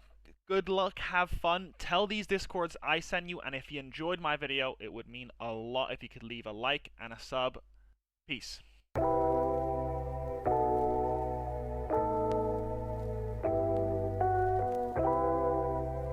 If any team says, oh, they were cold at the start of the grand finals, that's their issue at the end of the day. But the only difference is that they may not have been playing in a tournament environment at the time, but they should at least be prepared. But it's one of those things. It was just one game. We'll see if Foe can continue on this trend with the victory here. As now, Foe looking to be pretty damn good in this series, early doors, and already Chick gets 1. Snipedream has taken on Woodham in the end, and now 2 down now for Foe, with Jimbo just coming up on a respawn. And Jimbo going 3-1. He seems to always have a really good start on Recharge. He does, and this start from Foe, absolutely huge. Maintaining that momentum they gathered in that first game victory. Can they keep it on going forward here? Left a very long Slayer game ahead. Psycho Wasika with some great shots and great movement in order for them to get that kill, get that trade off. 4-6, only 2 kill lead very early on here. Mighties has found himself the shot, so he's the player to watch. Can he find any of the heads of Quadrum? And Quadrum have identified where he is, so Mighties wisely backs down, but cannot escape the bandit of Seeker, who hunts him cautiously through that tower Persia. There's 3 players of Quadrant stuck towards the C and tower side. Seeker trying to push in, and he's being so hot in this start here on 3-2, matching the start that Jimbo has made that 4-2 with some beautiful shots as Quadrant take themselves into a lead. Yeah, small lead, but a lead in itself. Great nades coming up. All 3 members are going to be there, but he gets taken down. There's so much damage. Someone needs to get in there, just collapse onto them. That's going to be 1 down. Seeker managed to find 1 in the end, but a double came out. My goodness, that could have been so much worse. That 1 nade, it must have done at least 150, 200 damage. Mental. Depending on how much shield was broken. And Mighty's now just having to back away. Gets a few shots onto A. Also gets the information required. But 3 down now for Quadrant. And it looks like Mighty's has the camo. So this is a great way for Foe to increase their lead. It does. It's very back and forth here. 1 kill lead separates these 2 teams. Mighty's trying to check to see if he can spot that shot, because that's what he wants to get his hands on, but it's not up yet. Waiting for that to respawn as he rotates into bottom A with his teammates. SLG made light work off with that team shot. The reach out comes through as he's able to help Chick get that assist. And right now, Foe are finding plenty of holes, just find themselves 2 kills, but on the other end of the field, I believe it was Snipedream and Seeker and worked their own. Hello and welcome back to the EU Open week 1 for Atlanta. I'm here with Vanadam. He's back from that first series. How you doing, mate? All right. I keep finding every time I come back on a different part of the screen now. I feel like the brackets we've had so far, like the players that we've had on stream so far have been really good. I mean, the upcoming game that we've got, we've been talking about that, and I'm sure we'll get into it in just a moment. But so far, even though we had the first round bye, I think today's been pretty good. I think it's been interesting. A lot of teams have shuffled. Yeah, for sure. Yeah, we've got a good series lined up for you guys as well. We've got Into the Breach versus Bontem. We got the boys on ITB on stream for the first time under their new org, finally kicked up. Unfortunately, weren't able to show up, represent too much at the major, were dropped, I think, 0-3 in pool play. But it's always good to have them on stream here. they'll need no introduction. Of course, it's the Into the Breach roster, as we know and love. We do have Bonten as well, which we were talking about just, in that break. We've got the boys of two of the guys actually from Mamma Mia, which were kind of 3rd and 4th seed competing alongside Jump Out Gang. So this is going to be a pretty solid series. Yeah, we've definitely got some sort of household top team names. I think we're going to bring them up now. So, as we were saying, Into the Breach, these guys need no introduction. We got Jimbo, we got Mighty, we got Wooten, we got Chick. Looking at the stats there, like they're dropping the KDs like in range of 1.1 to 1.2. It's good considering the competition that they've got. I'm not sure the duration of the stats for that, but you know the average damage as well. Heading out, Wooten at the top. M&K represent. Let's go. Highest average damage, my boy. Obviously a bit biased there. And then I think if we've got the other team, we'll double check where these stats have ran through from actually. It'd be interesting to know if it's just for today or if it's from previous. But then we got Bonten, we got Sunrise, we got Bastos, got Moz, and we got Shad. So I think these stats are from a few opens. So obviously it depends the teams that you go against with the seeding and stuff. But like a 1.24, 1.25 KD, nothing to just kind of cast aside there. And the average damage of that team, that is high. Yeah, that's absolutely nuts for that average damage. Slayer is going to be a scary one against these guys, but if there's anyone that could definitely give them a pretty rough game, it's going to be Into the Breach, right? This is going to be an uphill battle for Bonten for sure. Looking at the stats as well from London for the guys on Into the Breach, the only player to have a 1 plus KD was Wooten. So back in the keyboard and mouse a little bit more. There, just to give you guys a little bit more because there's not many of you. There's not many keyboard and mouse players right now in terms of kind of the higher level. So Wooten definitely trying to represent for you guys there. We will have the maps coming up very shortly for you guys as well. But yeah, like I said, it's going to be an uphill battle for Bonten for sure. But we're going to see if they're going to be able to take a couple maps off of. Well, if they take a couple, they'll win it. Off of Into the Breach. We're going to Live Fire Oddball to start this out. I love Aquarius, so I'm very happy we're going there to the Slayer. And why does Interference have to be map 3? Please, Bonten and Into the Breach, can we make it a map 3? I love this map. Just put us there. I want to see it. I mean, as strong as the Into the Breach boys are, there's no disagreement in the ability of that team. They have lost maps to teams in qualifiers and opens. Let's not forget, before London, they did drop a few games, not many. Very few, but they did drop some. And some of the players that we can see in this match, I believe, correct me if I'm wrong, were on the teams that took maps off them. I'll have to double check that, but I think some of the players we have in here have beaten them. So I want to see Interference. I think it is annoying that it keeps being the map 3, but because it only has one game mode, it kind of either relegates itself to map 1 and map 2, whereas like Aquarius can be like CTF and all that sort of stuff. But I think if the boys show, I think Into the Breach aren't going to walk over them, but stats wise, you putting yourself, this is a difficult match for them. And where we are, whoever wins this will go against whoever wins the other side of the bracket, which I believe at the moment is Quadrant and Jump Out Gang. So, yeah, it's going to be, you got a bit of a runner ahead of yourself at the moment. But for now, we're going to chill on Live Fire. It's going to be Oddball, Sniper on the screen. Hopefully some nice shots get hit during this match. I'm fired up. Yeah, for sure. If Bonten can manage to silence Into the Breach, it will, like you said, be a very tall task to take down the next boss, of this open, and EU, to be honest, which will be either Jump Out Gang or Quadrant. Definitely both teams being in that top 3 conversation, Quadrant more so, but Jump Out Gang being, if not top 3, a top 4 team. So Bonten really having to show up time and time again if they're going to take down Into the Breach. That's only step 1, right? That's boss phase 1.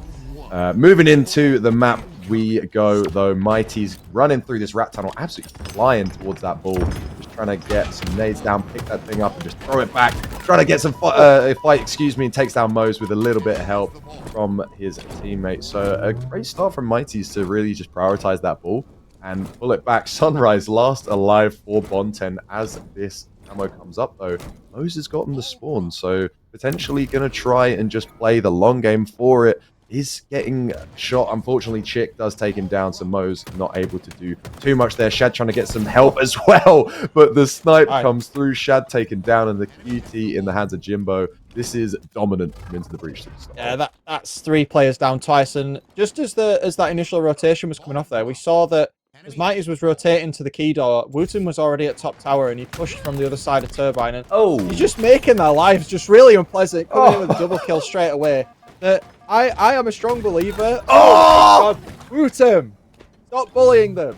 The thing with keyboard right now is that if you have the sniper, it's like an old school noob combo, right? Like the sniper body shot is so easy to hit on keyboard. Like you can abuse that so hard, and at the moment, he really is just making a bit of a mess out there on the side of Turbine. But really strong start from Into the Breach. If you're Bonten right now, getting remote deaded, getting no scoped off the top of Turbine, you need to slow this down quickly, or it's going to run away with itself. Yeah, Into the Breach definitely getting carried away with this momentum that they have. Some lovely... This is just like the skill that these guys have, right? The remote detonation, like you said, the unorthodox, old school noob combo. I just love that comparison as well. Like, it is so true. If you can... Pro combo. yeah, exactly. If you've got the skill, it is the new noob combo, right?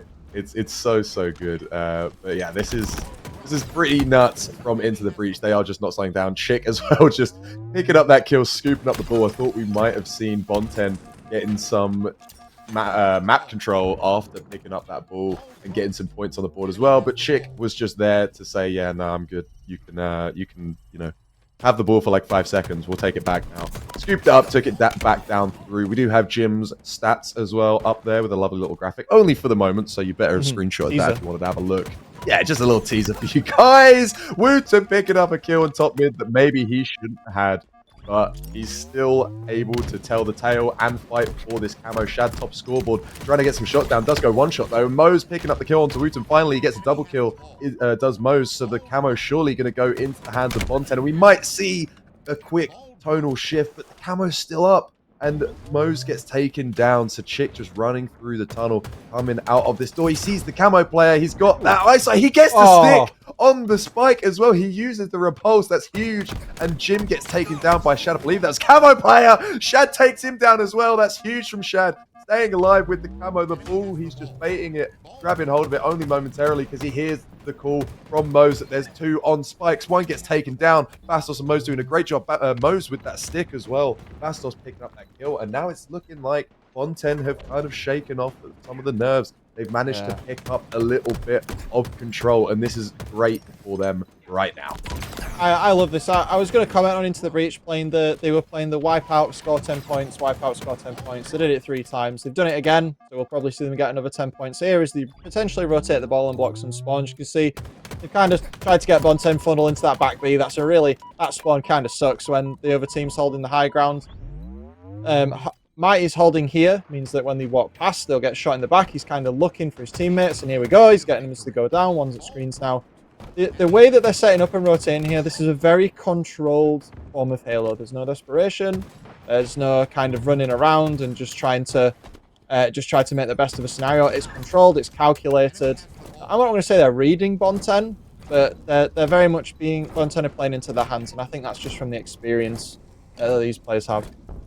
Yeah, I think Into the Breach are just squishing them into the only option being playing into their hands. They're just doing such a great job at shutting down any aggression. Unfortunately for Shad and Mose, Chick absolutely ruins their fun before they can even get started. Really just doing a great job defending Mighties with the ball. And, 80 to 24, this is just absolute dominance. But unfortunately, I wasn't really expecting much different. A lovely perfect coming out from Chick finally does get taken down. Sunrise trying to get, maybe a little bit of a loop played down, but Mighties hears the slide, but isn't able to take the fight. Unfortunately, it gets a little awkward trying to clamber up. Isn't able to shoot, gets taken down finally, but Jim there to clean him up as the camera comes up. And yeah, this is a dominant start for sure from Into the Breach, and maybe I was expecting it to go a little bit less one-sided, but it's early, right? Bonten still have time to swap this round around, as well as the game and the series, so there's still time.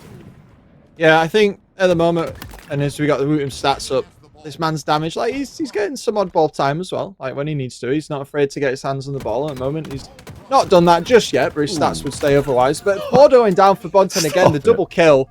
Just, boys, like, you got to give him a chance. But it is only round 1. We got a minute left. I think with that wipe, they're spawning up Batmud right now. I think that's probably round 1 in the bag. If I'm Bonten right now, like the start of the round really dictated the pace. You know, they had all the toys. We saw a lot of camo. We saw a lot of sniper with Wootem. It's 14 and 8 right now. You can't let that happen. And that is easier said than done, for sure. But it's the control on the map. So let's see how Bonten respond to this. How are they going to flip the strategy to prevent these toys getting into the hands of these Into the Breach players? As Wootem does try to get this flank onto B. I like this rotation, getting the QT. We spoke about that already today with how strong it is. And let's see if this second round goes any differently. Yeah, if you're Bonten, you're going to try and do your best to shut down Wootem because he's just absolutely frying. He's such a massive damage dealer. 15 and 8 this kid is on right now, and his mouse and keyboard, we're just seeing it in full effect. Nice use of the QT to just get away from what was inevitably going to be a beatdown. He does manage to come back, almost gets a bit hairy. I thought he was going to fall off the map there, but he just keeps teleporting about. He's probably going to do it one more time. Does get taken down before he can. So that's Sunrise picking him off. Finally just getting rid of that little ratty play from Wootem, just being such a little nuisance, like a little bug, or like a mosquito that you just can't really get rid of. Finally get swatted. But, you know, only to some success. The ball still only, I was going to say not picked up, but only just getting picked up by Bonten. Finally taking a lead in this round as we're in round 2. And, you know, you've really got to try and hold on to this ball. I'm hoping that they can get a lot of points in this one hold now, right? Jimbo just trying to play a bit ratty. He does get taken down, but he does take someone down with him. So that's a huge play from Jim. Mighty's as well take down Shad. He had the help there from the other player if he does somehow get traded out. But I'm hoping that Bonten can hold on to this this ball, keep this hold, and if they really need to, play it and then be able to pick it back up. Because if they're not able to, you know, really amount something right now, I feel like this could be lights out. Yeah, I think with the players going down on Breach, you see there's 2 down right now versus the one with Mose who's just respawned.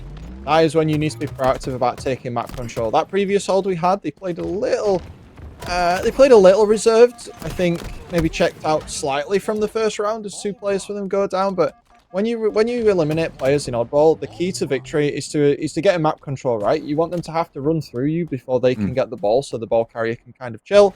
Or he can be on like a power position like tower or window or something like that, and you can just cause a bit of hassle for the enemy team. That was a really good example, like just delaying them.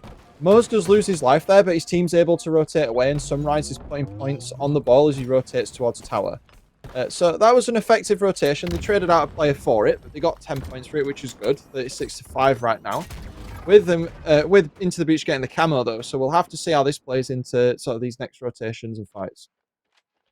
Yeah, for sure. We need to see something from Bonten to try and shut down this Into the Breach aggression, this hype around this squad. I mean, these guys have it for a reason, for sure, but Bonten, they're just struggling. They're really, really struggling, especially with this camo on Chick. He's just getting so much info. He's calling out every single one of these players. He can see that's 3 of them known, and there's 1 behind that wasn't accounted for, does get taken down. That's 2 dead for Into the Breach. I don't know what else they can really do here. I don't think he saw Sunrise there. He looked, but he didn't react to it. When he stood on top turbine there, I thought, Chick, you're going to die, bro. What are you doing? And he got took out. So dropping that camo there with a bit of the time left. Maybe there's a bit of space here for Bonten. 2 down for each teams right now. This round's a little closer than the previous one. Yeah, for sure. It's definitely closer. But, you know, never really count out Into the Breach in these kinds of series because they can just have such a tonal flip. Wootem still putting up some pretty solid numbers. The highest kills in the lobby. He's fragging out right now, but I think he has slowed down a little bit, or at least his kills haven't been so impactful as they were in that first round. Points still going in favor of Into the Breach right now, but with QT coming up, you're going to see Mighty's try and fight for it. Good night, Mose. My God, there was no chance for him at all. They're now Into the Breach got a pretty solid setup. That was an interesting QT there, but you know, you might as well, right? If you know you're going down, just use it for the novelty. Portaling on top of his own portal, trying to create another dimension or something to get away from a scenario that was surely death. But unfortunately, no, he ends up in the drink from the grenade, so there we go. At the moment, it's chaos right now. Both teams trying to figure out exactly what's happening. Jimbo now with the snipe. I think it's the first time we've seen him with it this game. Bastos goes down. 4 down for Bonten right now. Not good. Let's see how Into the Breach fan out and get control. You see Jimbo here waiting for the spawners to come in. Sunrise gives him a little jump though, manages to get past, so he's got to drop back. See the rest of the team coming in as they push B. I think we're going to see a split push come through here, and with Jimbo taking this damage right now and going down, that gives a lot of space for Bonten to try and do something. But Bastos did get rotated into, and they played the ball. So good play from Into the Breach, kind of slowing the game down. 3 players down for Bonten. Maybe they'll go and pick up the ball if they have time. It looks like Shad is getting bullied into bottom tower. That was a huge trade from Wootum as well, down spikes. Right, it stops Bonten from just being able to pick up the ball.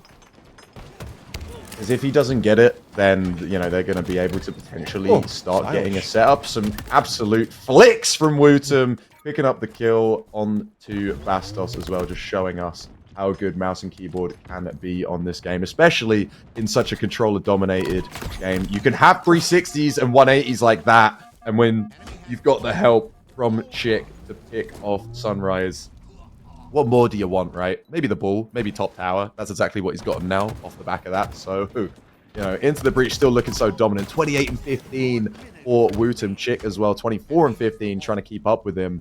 Jim and Mighties as well, putting up some pretty solid numbers in just all round. Like this entire squad round the board. A nice little whoopsie daisy from Wootum. Doesn't get the back smack, does not land, but eventually picks up that kill. Finally gets taken down, but yeah, and I don't really know. This is kind of a bit of a meat grinder for Bonten. They're trying to do, you know, they're doing a good job to try and kind of keep up, but I just feel like every time they get a break, it's just instantly shut down. It feels like there's 6 players on Into the Breach. Yeah, it's the Wootum show. That's what it is. You know, this guy is 30 and 16 with 12 assists. Like the amount of kills his team has, he's participated in 43 of them. He is being a big pain in the ass right now. And one of the things I kind of just realized is that I don't know why we don't see Wootum as much with the QT with his split gate background, right? Like, you would have thought he'd be super good at the high IQ players with the QT. But it looks like coming over to Halo hasn't really made any difference. And the sensitivity he plays at, well, you've seen the way that he spins around and just deals with fights. Like, it's just so much control to say that he aims so quickly. And it was a very convincing victory from the Into the Breach boys there. You know, the start of that second round was, I won't say rocky, but the red team definitely, the other team tried to at least do something, but that first round was very dominant, with Wootum just flat out bullying them at the start of it. Yeah, that was really Wootum show in terms of slays, right, for that first round. And kind of towards the in the mid game of that second round, it was pretty aggressive. So Bonten are going to have to really try and pull something through on this Slayer, right, to try and shut down Wootum. Chick as well with some great numbers in terms of the Slays column, so got to try and shut those 2 guys down. But Jim and Mighties as well pulling out some pretty good numbers, like across the board, the entire team doing everything they kind of needed to, right? No one, maybe aside from Wootum, really showing up some massive, like insane numbers. Everyone kind of just consistent with one another. I would have loved to have seen the damage there, but unfortunately we didn't get the scoreboard. Apologies to you guys for that. But I imagine Wootum's damage was insanely high, right? It was far higher than pretty much everyone else in the lobby. So that's, you know, that's an assumption we can make pretty confidently. Yeah, and I think as we go into this Slayer Aquarius, we're going to see again some very fast gameplay. This map is super small, super tight, loads of ways to go around. We've got the OS on screen now. We got the Heatwave in bottom mid. We're going to hop in with Mighties or Liam to see what he's doing. I like the curb slide going for OS. He's there way before them, but he gets absolutely nuked because they kind of anticipated it. So OS still on the ground.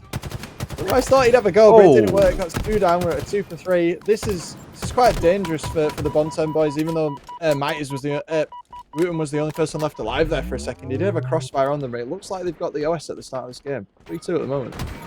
Yeah, dangerous for Bonten for sure, but I mean, they come out not only with the overshield, but with the Slays in the lead as well. A 2-kill lead. Nice job from Wootum to pick up that kill. 3 and 1 as well. All kills for Into the Breach currently in that man's hands, but all go down. So a really good job from Bonten to take not only the overshield, but also the early game Slays. I like the setup as well from Into the Breach. They had Mighties absolutely flying for it, because if he can pick it up and you know, get there well before the whole of Bonten can actually realize what's just happened. That's huge. But then he's also got the help from Jim to play, you know, a little bit slower. Unfortunately, he does get absolutely blitzed that we did see. You had Jimbo, who was the closer player, and then you have Wooten with the BR playing the long range, just getting some shots down. It was a really good setup from Into the Breach, but unfortunately Bonten come out on top. And they're still keeping this Slay lead, but with the Heat Wave in the hands of Mighties, using that thrust to perfection to stay alive. Unfortunately, gets taken down there. Bastos with a nice double kill, and you see his stats on the bottom there. You're still going to see the lead going in favor of Bonten now. A nice little lead for the boys. At 7 kills now they have over Into the Breach, and if they can keep this up and they could just snowball, we could see a map 3. Yeah, I think this is a good start from the Bonten guys. You need that confidence going in. You need to be able to say, okay, first map's behind us. Let's go to the next one. Let's try and get to map 3. The 6-kill lead that they have right now, this is good. Aquarius very much a map of momentum. As he says, as 2 players go down and Overshield comes up, you have to be alive for the Overshield. You have to control it. The mosh pit's all there. All 3 of them in the bottom. Chicken the respawn screen though, and pretty sure Bonten are going to start spawning at the other side of the map. So Jimbo win is 1v1 is really good. The Overshield is elsewhere. But I think we're going to see the game slow down a little if Bonten can say anything about it, because they don't want to be fighting that OS. Yeah, Bonten are definitely going to have to run away from this OS on Wooten. Of course, the last player, if you're Bonten, that you want to have the Overshield in a Slayer, this kid tries. And having extra health just makes it even harder to kill him. Finally does get taken down by Bastos, but a lovely trade out from Jim to make Wooten's life not go in vain. And picking up a lovely perfect as well. Jim just doing all the support work, right, from behind, just helping out everyone, getting the damage down, finishing up kills, trading players out. And he gets a Heat Wave for his hard work. Sure, gonna put this to work, trying to fight Sunrise. Gets a lovely nade off the back of that extra Heat Wave damage that he put onto Sunrise. So a huge job from Jim. He's really just doing everything, exactly what you said there, Adam. 4 dead for Bonten. This is now a lead switch, 24-22. Unfortunately for Bonten, that Overshield on Wooten and the support play from Jim was just too much, and they've managed to bring this back. Only a 1-kill lead now for them though, and Jim is incredibly low, but he does have the help from Chick up on that window. Wooten gets dropped, it's all tied up now. Potentially Chick gets taken down, does manage to get away, but Shad you can see in top mid, and then you've got Mose and Sunrise trying to rush in. Mose takes down Jim, and Sunrise there still just back at the base, able to pick up the pieces if need be, but Wooten last alive for Into the Breach. No pieces need to be picked up. That was perfect from Bonten. Yeah, the exchange that we had because of that Overshield, the whole scenario that's made us get to where we are now. Into the Breach did get the lead back, but we suddenly flipped back around again. Bonten holding their own. You know, they're not going quietly into the night, guys. Like you're gonna have to run through us if you want to go against Quadrant or Jump Out Gang in that next match. And as this other Overshield comes up and Sunrise is ready to pick it up, I think we've got a little bit of a momentum shift here back into what's going on. So these util spawns that we can see that are coming up in the base, they're all pushing across, but with Sunrise coming in this way and missing the plasma pistol shots, I think we're in here for potentially another team wipe if we get in. He's got space. Where's his team? Can he get in? So many nades flying in right now. That's all you can hear. The regens have come in and he goes for the chow, but no one's there. No one's there to help him. Yeah, maybe a little bit of a hero play, but unfortunately not able to pick up that kill on Wooten. Like you said, he gets cleaned up. So, you know, not major, still a little bit of maybe an aggressive play that wasn't necessary, but damage control was done by Shad. Chick is now taking a fight, trying to use the plasma pistol, doesn't get it off, and also the plasma nade, excuse me, does not land. So 38-30, this is getting a little bit out of hand for Into the Breach. Mo's doing a great job to stay alive. That's insane movement for Mo's to stick up there. That was a really, really good job. Jim as well, just trying to chase that down, but gets shut down by Shad, has to back off. Wooten on the other side of the map as well, just trying to keep the aggression up, trying to keep him spongy and weak. Gets taken down by Bastos though. Gets a little bit too lost in the source and gets taken down. Mighties as well, and surely this is not going well for Into the Breach. They're just getting a little bit too aggressive. They're trying to take fights when maybe they shouldn't. Mighties gets caught with his pants down and no one there to trade him out. Chick and Wooten as well spotted in this generator. They know the last two are Jim and Mighties in this base. Mighties gets traded out. Jim eventually gets taken down by Shad with that heat wave. That heat wave could be integral to this map going towards Bonten. If he can pick up this kill, come on, Bastos. Wooten takes him down though. So it's still a question of if they can bring it back. Never count Into the Breach out, especially when Mighties is picking up kills like that. And this Overshield is set up for Jim to take it. But he's got Shad and Bastos behind him, so this could be a little bit more aggressive. Mighty's going to have to try and do some crazy stuff to stay alive. The unfortunate spawn for him. Sunrise spawns up in the perfect spot to trade him out. And you've got Wooten now just trying to get some fireworks off onto that overshield. But Moze absolutely just threads the needle, sneaks through all of those nades, takes no damage and picks up that overshield. This could be the beginning of the end for Bonten. For Into the Breach, excuse me. This isn't the end, by the way. If anyone was here for the first series that we saw this morning, 42-48, doesn't matter, you can still lose the game. 42-49 though, coming in. I really feel like the thruster players that we've seen this match have really put Bonten in the position they're in. Let's not forget, Aquarius used to have 2 thrusters on it, and there's a reason they changed it to 1. It's because the thruster is super powerful, right? It's a free get out of jail free. It's a get out of jail free card. But it's also a I win button if you're fighting someone. So we saw a lot of gameplay there from the thruster. I think it was Moze. Like, he was living up. He was using it in gunfights and getting like 2-for-1s and stuff like that. I really think that gave them the edge. I think controlling the thruster and the overshield really gave them the edge. So let's have a look at the kills and the damage here then. Yeah, for sure. We actually have stats for this game. Apologies for the last one, but we've got them up for here. And Shad with the 16 and 9, 4,000 damage on Chick as well as Bastos on the other side of the server. So some pretty good numbers coming out from from pretty much everyone, right? It's pretty consistent across the board. No one really having too much of a rough game there. We're going straight into this map 3. I'm so happy we're here. We get to see an interference. Thank you. I appreciate Into the Breach and Bonten for listening to me. That's exactly what you did. This definitely wasn't, this was planned. This was completely orchestrated. Everything's actually scripted. So I'm glad we're here. We've seen a lot of teams on this map use the tower, just like in Halo 5, to take control. Like, you can see over to B if you jump over, if you're at the right angle. It allows to give you access to the heat wave to see, and it allows you to look down on the BR yard as well. So I think holding tower here is going to be sort of the win condition for the teams. We'll see how they do it. Remember, no sniper rifle, I believe, on this game mode configuration. So, sorry, Wooten, no sniper time for you. But plenty of sight lines and an overshield and a shotgun if you fancy that as well as a nice load of skill jumps that we can use. So let's hop in. Let's see what's going on as Jimbo is the first blood of the game. It's not the rig if there's no sniper. What are they doing? I didn't realize actually there wasn't a sniper on this map set, or this variation, I guess, for the competitive side. So I'm a little bit upset, I'll be honest. And no railgun remake as well. There's not a single railgun. I love that gun. I thought that was great. So if you can bring it back, that would be lovely. And James in the chat just really being a bit of a Scrooge, saying that the pros don't like this remake. I mean, come on, James. Why you gotta be so mean? It's probably because it's grey, right? Yeah, the grey scale, the grey wash on everything is unfortunate. Kind of what Plaza was green, the rig was like orange. That was like it was nice. It had color, it had vibrant. It identified it. But the only thing that can be identified right now is Bonten with the trip cap.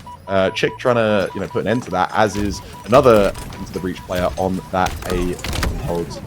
So Chick doesn't get it though. And that gets reset, so that's only A that gets converted or Into the Breach. The Bonten really coming out swinging, 27 and counting to nothing for Into the Breach. They are completely empty-handed at the moment, aside from a couple slays. But again, they're getting outslayed. Jim, unfortunately, gets caught on the wraparound. The defense comes out for C. A double defense from Shad. He keeps it alive. That is big indeed. A huge job. And they're still totaling points. Not a single point has gone in favor of Into the Breach. Yeah, I'm gonna coin my usual catchphrase for Strongholds here. Clock only goes up, not down. So there's plenty of time for Into the Breach to come back in, and it's very much a game of momentum right now. They're trying to get a hold on something, but Bonten are doing a really good job of stopping them. All 4 members of Into the Breach go down again. Maybe we'll see a triple cap. We got an overshield grab. Where are they spreading out? It looks like they kind of want to spawn bunker. Maybe those grenades were a little early, so maybe it was to get them to spawn carbine instead. Either way, plenty of control. 70 points on the board. Overshield in hand. This is a very convincing showing from Bonten. Yeah, for sure. And 3 dead again for Into the Breach. Bonten just bullying them. You had Moze and Bastos just both there to make sure Chick goes down. And another triple cap. This is absolutely insane. Gets taken down. Wooten as well in T2. This is just non-stop lights out from Bonten. Jimbo, where's your head at? He gets absolutely washed. B still has not been switched, and C, finally B gets reset, and C has been rotated. A and C trying to just be taken over by Into the Breach. It looks like they're going to get it, and the first few points for them are going to total up. But my God, this has been dominant from Bonten so far. Yeah, the snowball potential on this map is kind of similar to Livefire, if not more so, where if you can get a hold and you can just constantly spawn rotate, a lot of the spawn locations on this map are not ideal locations. They're easily able to be collapsed on. Nose gets the butt of a rifle to his face, but unfortunately Jimbo doesn't get 2 kills. The way this map goes, it can go back and forth pretty heavily. You tend not to see like the struggle of the rotation. It tends to be more like, okay, we're in charge now. And you can see that Bonten are trying to reverse this triple cap, but they just can't because they've played for the Slayers, they've got the rotations in, and now they're moving around as the death squad. He says as 3 of them die. So Wooten's last one alive. Got his eyes on Mose here to try and stop something, but he is getting cross-map, and I think we're going to see a momentum shift once again back to Bonten. Let's see how Into the Breach deal with it. Where are they going to go? Looks like they're using Bunker right now. Yeah, a nice little ratty angle from Sunrise as well in the little jump up. Also getting shots onto Jim. That's a perfect, unfortunately for Jimbo. A double kill coming out for Sunrise, and the momentum stays in their favor. They do lose C, but the overshield, was picked up by Shad momentarily. I think it's still up. That has been pinged. It's still where it spawned. So it hasn't gone down, but I'm not sure if Into the Breach are aware of that. I'm not sure if they know it didn't fall off. Obviously, Bonten are aware. They saw it, and Shad had the call. A huge killing spree from Sunrise using that thruster, like you mentioned. A double kill for Sunrise, and that's 3 dead for Into the Breach. Again, Wooten falls off as well. Oh no, Chick is last up. He just respawned. That's so unfortunate for Wooten. F's in the chat, unfortunately. Sunrise on a tear. 13 and 5. Make that 14. I can't count. I was going to say 16. He gets to 15. He can't stop. 3 dead again for Into the Breach. Finally, Wooten takes him down. But oh my lord, the triple cap has just been bleeding them. 179 to 59. And C is getting a little bit of congestion, but Jimbo able to get the beatdown. That's a huge save. But Mighty's last alive. He's surely going to get taken down here, and does. Mo's there to take him down, but C is going to get flipped. So that A really doesn't mean much, and the points are still in favor of Bonten. This could be a 200 flip before they even hit 100 for Into the Breach. This is absolute insanity for Bonten. Yeah, the snowball is rolling, and Sunrise this game, 15-7. All the thruster gameplay that we saw from him to win those duels. I mean, that's content if you ever wanted it. That's some replay reel right there. Like, the thruster is such an outplay card, and it's so flashy as well. Like, I guess it's not the Halo 5 thruster, but at the same time, like, you can really get the drop on people there, even though it shows you when someone has a thruster, because it has, like, blue lines behind them as they're moving. Sometimes it's just not enough. And I really feel like the momentum he got from that has really, you know, cemented this lead that Bonten have. So, big shout out to him for this game. I think he's the MVP with just how much just of annoyance he's been.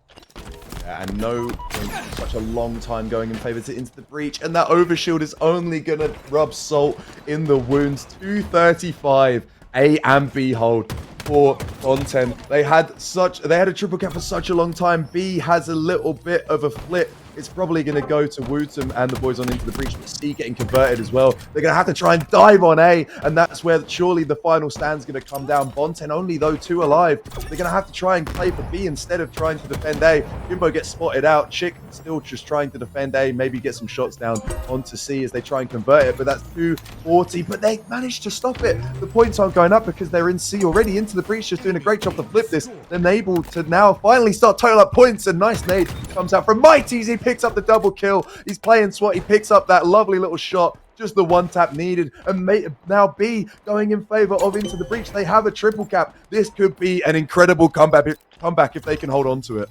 The momentum shift is in. We were talking about it earlier. Once you get that space and you get that control. Mighty's goes in, use the thruster again, but Shad cleans him up. But Jimbo's here too, ready to get it. They've took B, but it doesn't matter. You only need 2 strongholds to score. 3 go down for Bonten.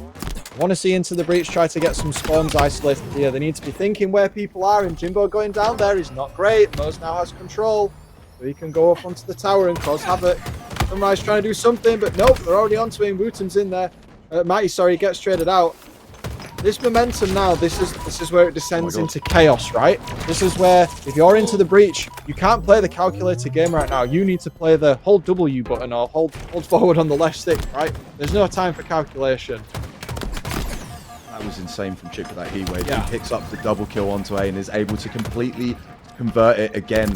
Straight away, as soon as Bonten pick it up, he's just right there to swap it over. Only 10 points needed for Bonten, but it seems like that the 10 hardest to pick up. Woos picks up Mose, and he gets the overshield as well. A beatdown, a good job from that Bonten player to just get a lot of damage. Bastos just trying to shut down the overshield, and he's done exactly that. It's already out, but the damage is being done, and the gap is being closed. 150 to 240. This could continue to snowball. Only 90 points now between them. They've brought this back. Only 60 points they had. That could have been a huge kill. Wootum last alive though. They're going for That's A big. and B simultaneously. This surely has to be it. Even though Wootum gets that kill as last alive, that is huge indeed. But the double cap goes over. So surely now they're going to have to dive into the breach. They're going to have to flood. no. They're going to have to put all their chips onto Black and surely try and get onto A, but it's not enough. And they get taken down. It's a 2-1 to Bonten in the series.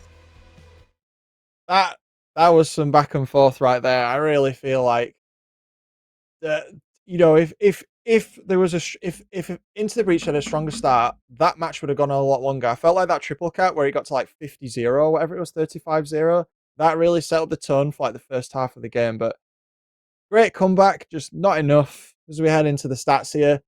Sunrise 19 and 10, Shad with the 11 assists. I mean, even on the side of Into the Breach, Hicks, you know, 17 and 15 from Wootum, damage 5.5k, highest damage in the game. But what we expect nothing less from the keyboard man himself. But yeah, just strong, just very good showing in that game.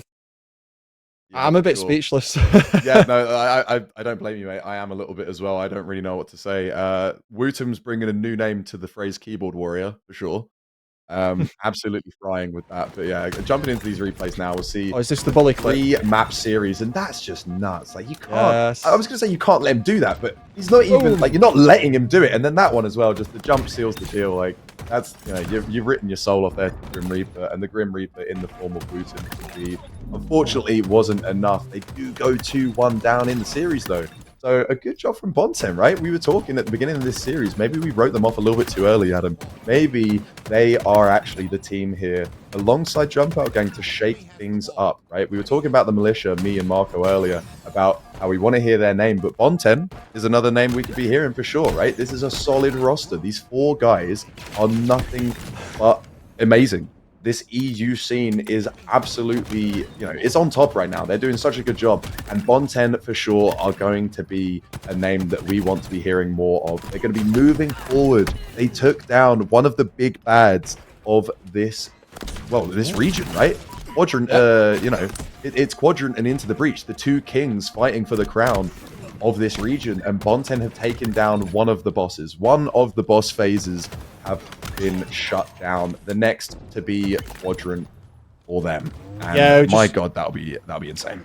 Yeah, looking at the bracket, Quadrant did beat Jump Out Gang 2-0. That means that Into the Breach will be dropping to the lower bracket to fight against Jump Out Gang. Bear in mind that the players on Jump Out Gang have changed, so it's not the Jump Out Gang as you know from before, apart from Kimbo still being there. So, we'll not sure which match we'll be covering next. Probably the Quadrant one. We'll have to confirm that with Prod. But the players on Jump Out Gang have changed. We go through the last of this, what seems to be the Sunrise highlight reel. I love this type of stuff. Like the thruster players like that. Yeah. Like it reminds me of the Halo 5 days where you could just juke people. I just love that kind of stuff. And again, like we said, it was a really great game from him. A lot of the cleanup, being in the right place at the right time. So we put a clip on him getting taken out. But yeah. Great series, down to lower bracket for the Into the Breach boys, but definitely not over. They've got everything to play for. Potentially get themselves against Quad. But yeah, only a best of 3 there. But the next series, I believe, best of 5. Yeah, if we're going to be following that Quadrant match, it will be a best of 5. But we'll find that out very soon for you guys. We're going to throw to a quick break, So, feel free to just try and relax and chill from that last series because that was insane. I'm definitely going to have to maybe take a quick walk around the house just to try and chill out a little bit because that was nuts. But we'll be back very shortly for you guys. Don't go anywhere. Kills, tying up the game at 17 kills per side. The shock is up, so I don't know who has grabbed that. I believe it's a member of the Quadrant team, but that will be a real pivotal point. Can they find any openings? Can they find any gaps? Because right now, Foe seems to have Quadrant Red so well. They seem to be able to shimmy their way around the map and give themselves so much space. I'm surprised it's the lead hasn't increased by so much, because Mighty did so much damage with that camo. Didn't see as many collapses as we would like, but again, got the info. Everyone around top control and around long. One's actually pushing. That's Seeker sneaking around into top gold there, and does manage to get away with it. Takes down Wutum. And Jimbo also taking down SLG. We'll stick with Jimbo's perspective just for a little bit to see exactly what Mischief is up to. Going to go through long, but decides to stay completely clear, as I don't blame him. Took a huge amount of damage there. Trade comes up to him, Glory and Chick. Snipe Drone and Jimbo also trade each other out, and Mighty finishes off Seeker. So this is good for Foe now. 4-kill lead, and they have to shock, and now we just need to decide how about see what their next motive's going to be. Crazy how back and forth this is right now, but Foe definitely proving the point of why they deserve to be here. They've led for the majority of this game, and are continuing to do so. That 1-kill lead has gone to 3, but those 3 kills can be huge in the grand scheme of this game. Wutum looking to work a little bit more magic. 5, 6, and 9 start, so not too bad from him whatsoever. He's going to get caught out here in Whirlpool, maybe being a little bit overzealous and left Jimbo hang out to dry. 3 go down on the side of Foe, with Mighty's left caught in battery. Somehow gets away with the kill onto Snipe Drone and bait out Glory so hard. Glory's chasing that kill there has led to his teammates being put at deficit and enabling Foe to keep that 1-kill lead. Yeah, Glory's been known for doing that. Sometimes he can get a little bit over-aggressive or overzealous. It's in his nature, really, because he likes to try and create some surprise attacks. But I think at that range, at that distance, in that position, definitely uncalled for. But it's all right. We will have these moments, so to speak, so it's fine.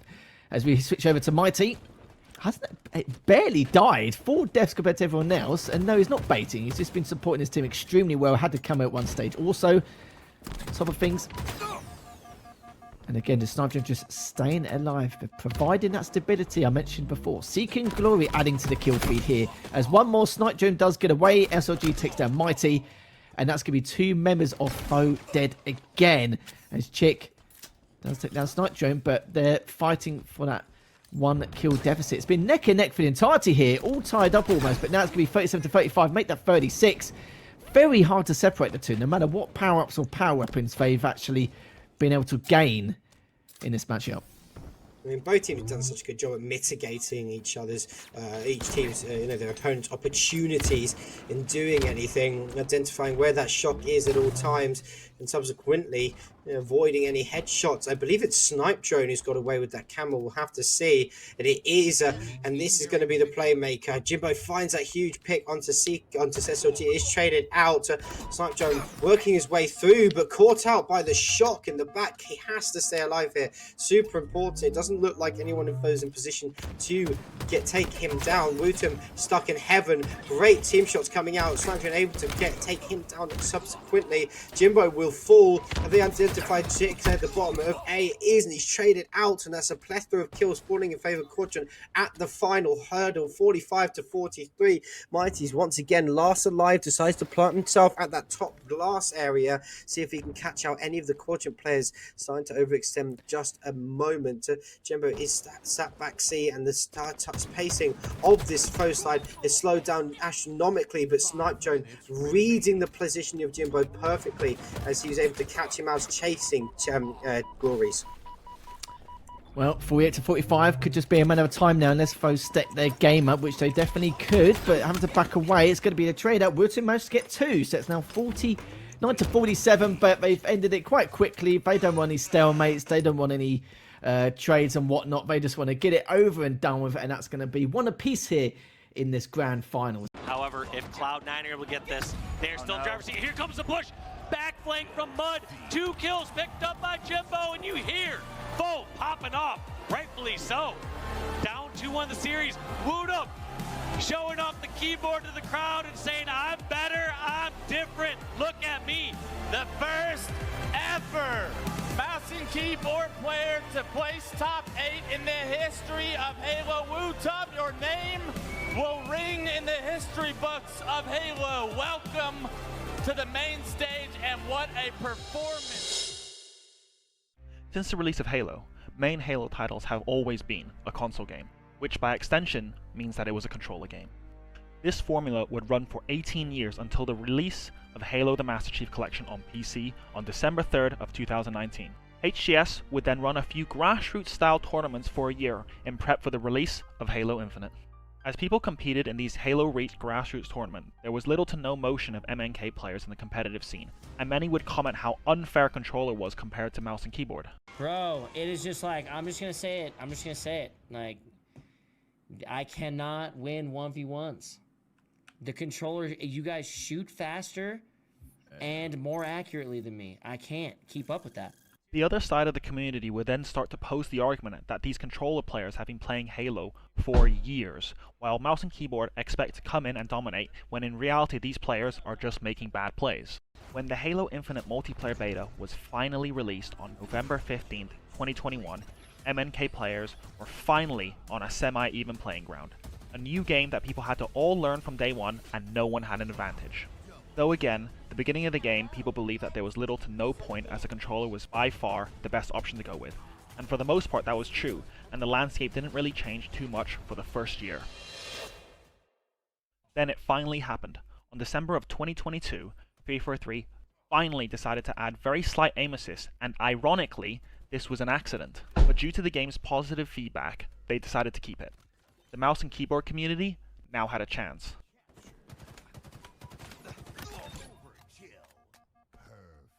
Sadly, people automatically assumed there wasn't any point on competing on MNK, as controller was just too powerful.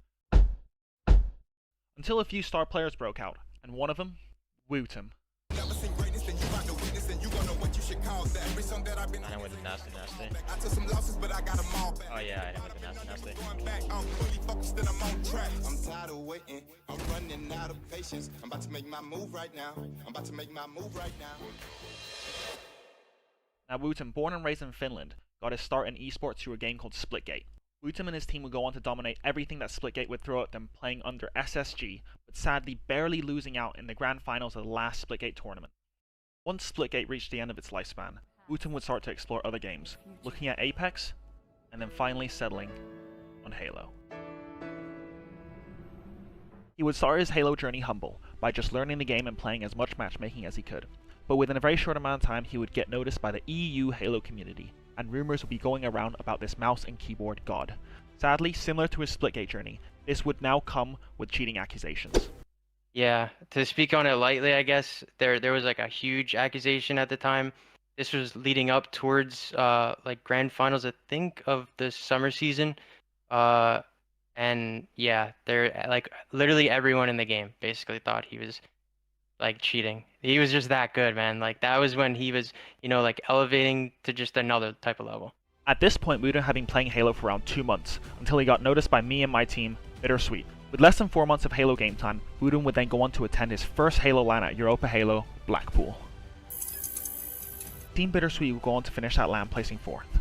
This builds Wootum's stock, as he would have a fantastic event, all of which he was playing mouse and keyboard on Xboxes, which I'm pretty sure everyone is aware is not the best in itself. After Blackpool, Halo Pro Legend would go on to join the SSG Halo team in North America, which would lead to a few team shuffles within the top 2 teams in Europe. Wootum at this point will be given the opportunity to prove himself at the peak of EU Halo, as he would join Team Foe, alongside incredible talent like Chick, Mighties, and Jimbo.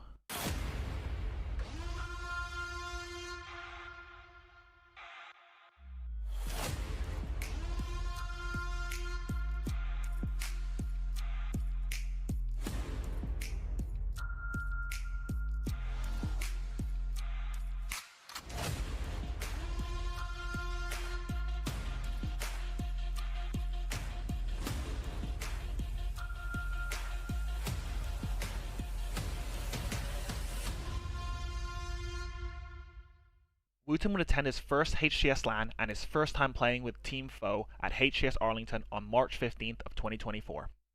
Of course, people had high expectations for Wooten at this event, as it was going to be the first EU MNK player on main. Oh, we're here. Welcome back to the coverage of the European Open in the run-up to Atlanta. We are here with our winners final. Quite a surprising last series that we had there, Into the Breach. Unfortunately losing in the best of 3 to Bonten. They are now in the lower bracket, but we're going to be jumping straight in with our next match, which is Quadrant versus Bonten for the winners final. I think we have rosters / maps, but I am joined here by Stallion. How you doing, buddy? Hello, mate. Good. I was watching the last game from the sidelines. Couldn't believe it, really. I mean, I know we were speaking about Interference being quite a momentum-heavy map, and yeah, Bonten definitely took that momentum and ran with it, right? 2-1, a score that a lot of people probably wouldn't have expected. So we're going to be breaking down all the maps and game modes in a minute. I believe we've also got our first best of 5 with this one, so I'm sure Bonten coming into this feeling really hot, feeling really good at their chances after that last one. What do we think, Dan? Do we think Quadrant are just a different beast at the moment, or do we think this could go the wire as well? I mean, Quadrant had a pretty good. London for all the European teams were out a bit earlier than they wanted, but Quadrant did have some standout moments. They were putting, they were duking it against some of the American teams. So I think coming into the Open, Quadrant are definitely.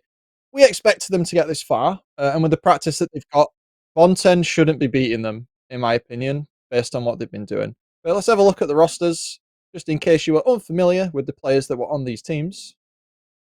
Obviously, with Quadrant, we've got SLG, we've got Snipedrone, we've got Seeker, and we've got Glory. Stats at the bottom of the screen there. Quite high KDs over the Opens, as well as the high average damage. These teams, remember with the KDs, if you're watching, these teams play more games against more opponents than the teams who don't do as well. So their KDs will be slightly lower, but a 1.31 from Snipedrone, to say they get this far, that's mad. I mean, 1.31, I think is just generally insane, right? And considering the caliber of talent they were playing against during London was insane. I mean, it was a heartbreak Quadrant for that home crowd. The way that they went out, but they, honestly, Dan, they took every team to the wire, showing that they are up there with the very best. So I'm curious to see how Quadrant are going to be looking today. Obviously, same line at SLG, Snipedrone, Seeker, Glory, really just coming together quite strongly. I did see some other stuff yesterday that they dropped 4 maps to Proton, so I'll be curious to see how that one is. Coming into this, and then obviously we just saw Bonten as well, all the stats down, but also holding all above a 1 KD each, all good with average accuracy as well. So I think in terms of the Slayers, I think this one's going to be a really good one. Yeah, and the Proton gaming matches you're talking about there, so across the pond, the LVT guys and Halo Forge Hub, I think, I'm going to get corrected on that. They did a tournament, but matches that we've got today, the maps that we've got, it is a best of 5, but on the screen we've got CTF Aquarius, Slayer Solitude, and Recharge Oddball, which are all correct. But we also have 2 other maps. We've got King of the Hill Livefire, and then your Game 5 Slayer is on Streets if we go the distance. Ooh. But yeah, yesterday when Quadrant played in that tournament, they actually had Legend come back. So he subbed in. So they played with Legend. That's not a move. He's not coming back. But in that community tournament, Legend did play with Quadrant for a little bit. It was quite fun to watch because the other team had one of the other teams has Renegade and some other people on it. But that's not where we're at today. Today we're in this final. So CTF Aquarius, Fast and Furious, Stallion, what we're thinking? Love it, mate. It's got to be my favorite game mode and map in the game, if we're not including the Pit, Imperium, whatever you want to call it these days, right? The old school. So Aquarius, two teams to absolutely square it up. Nowhere to really hide on this map. It's all about just that momentum of control. How many flags can you get back to back, and who's going to take control? So I think, like we said at the start of this, that we expect Quadrant to come out here absolutely swinging. But hey, never say never, right? Bonten just pulling an upset in the last one, 2-1. Let's see if they can pull anything from Quadrant early on. Yeah, we've seen Into the Breach and Quadrant. We've seen them lose maps. We've seen them lose series in Opens. And while it's not common, it is possible. And the players that Bonten have, they are good players. And as we saw against Into the Breach, if you underestimate them, they are going to take a map and they are going to spawn rotate you in bunker for 5 minutes. So you've got to be careful with it. And I think we'll definitely see a lot of locking out in Aquarius. It's the typical spawn them fridge, run it util, spawn them util, run it fridge, or just obliterate them and run it mid, right? Yeah. But yeah, we're going to see a lot of the momentum. If a team falters, we'll see those decisive flag runs happening. But I think we're in for a bit of a brawl, to be honest. Yeah, I hope so. I hope we go to the very final flag, as we've been seeing on some of our previous series today. I think we're just waiting for the game to start up, guys. So we'll be with you as soon as we can. Obviously, two two teams about to battle out here. First, like we said, first best of 5 today as well. So we're going to be going more than potentially just 3 maps if and when it comes to that. And like I said, coming out of London, you know, Quadrant got to be really proud of themselves how they performed. I know they were desperately trying to get into that top 4. Obviously, SSG were doing heartbreak heaven that weekend, right? There was it dual reverse sweep against Sentinels, then against Quadrant as well. So to be part of that is kind of like, especially when you're there hosting it as well, must have been a real heartbreak. But I think to take the positives out of that, like we said before, being able to be up there and showcase that, hey, we are here to hang with the best of the best. Just curious to see how they then take that now coming up towards Atlanta and how they, you know, run up towards the next HCSO. Yeah, and the passion from the fans is definitely on a high. Like if you were there with the SSG, with the series that was on that Saturday evening, where you know there was Cam from Quadrant with the water bottle like banging it on the floor, and everyone was there like like singing, and then everyone was. There was a part where Eco was like 0 and 8, and everyone was like heckling him while he was trying to play. Like it was a great atmosphere, and I hope that really shows the EU players, like not just Quad, but Into the Breach as well, that there's a strong EU following behind them. And in the run up to Atlanta, you know, this is the time. You know, we didn't win the Quadrant, didn't win the one they hosted. It's fine. Just go to the one that FaZe hosted and just win that. Yeah, absolutely. I think Quadrant have got a lot to show, a lot to prove, and if London is an indicator of anything, they are definitely not done yet. Ladies and gentlemen, welcome in. We've got Capture the Flag on Aquarius. One team coming in riding high off momentum, the other coming in riding high off their own London major. So we are going to see Cap Flag on Aquarius. 2 teams absolutely ready to brawl it out. I'm looking forward to this one, Dam. And yeah, I think that overshield control is going to be really important early on. Seeing how the teams can wrap them early slays in and look to try and get 3 or 4 down. Get those flag pulls coming in quick. But I mean, the 2 aggressive teams like this, Aquarius is perfect, right? Yeah, this is going to be great. And I feel like the chat are going to be feeling the same way as us. You know, if you are in the chat, let us know who you spotting here. Is it Bonten? Is it Quadrant? Were you there in the pits in London shouting for these boys? Or are you with the Bonten guys and you want to cause an upset? But the remote deck comes in from Seeker straight away. And Glory's got the overshield. So I think we're going to see a bit of damage coming in as 3 players go down for Bonten. So let's see how they take map control and how this scenario plays out. You love to see it, right? Remote deck right off the bat. Boys, not taking any time to waste. Using that extra shield from the overshield now. We're watching Glory just hammer this map. Hammer this flag across the map. That is going to be a very fast first card. Gets a good call up there from his teammate as well. Notice how well he plays, just letting go of the flag, not just blind running it if he needs to. And that is a very fast flag cap. 42 seconds, I believe.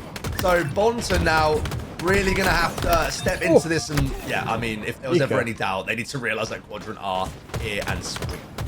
Yeah, the rotation there from Glory with the overshield to climb up Shroom stairs and then block that util spawn so they can run the flag that way. That's some textbook stuff right there. That was literally, we are going to kill you, we are going to block your spawn and run the flag the other way. Like, we were literally just talking about it. Very well played from them. Very textbook. And it gives them the 1-up lead. Oh, T-Rex arms. Oh, no. You hate to see it. The Slay department early on looking pretty even, but of course, Quadrant coming in early and getting that flag cap. Now looking just to maintain a little bit of control. Going to wait for Snipe Drone to come back up before they look to even push out their own bases. Some good semblance of control here from Bonten. Nice top mid holding position there from Bastos. Unfortunately, does lose 2 teammates, so that might put a bit of a stop to the flag. But the flag is actually going to get thrown out, but don't believe they're going to have any reinforcement there to do anything with it. Bastos just holding this top middle position, being a real nuisance to Quadrant, trying to get out. We've got overshield coming up in 5 seconds. The pop-out camera is always great. You get to see and witness exactly how it's going to break down there. As we've got Seeker, hops it into his chest.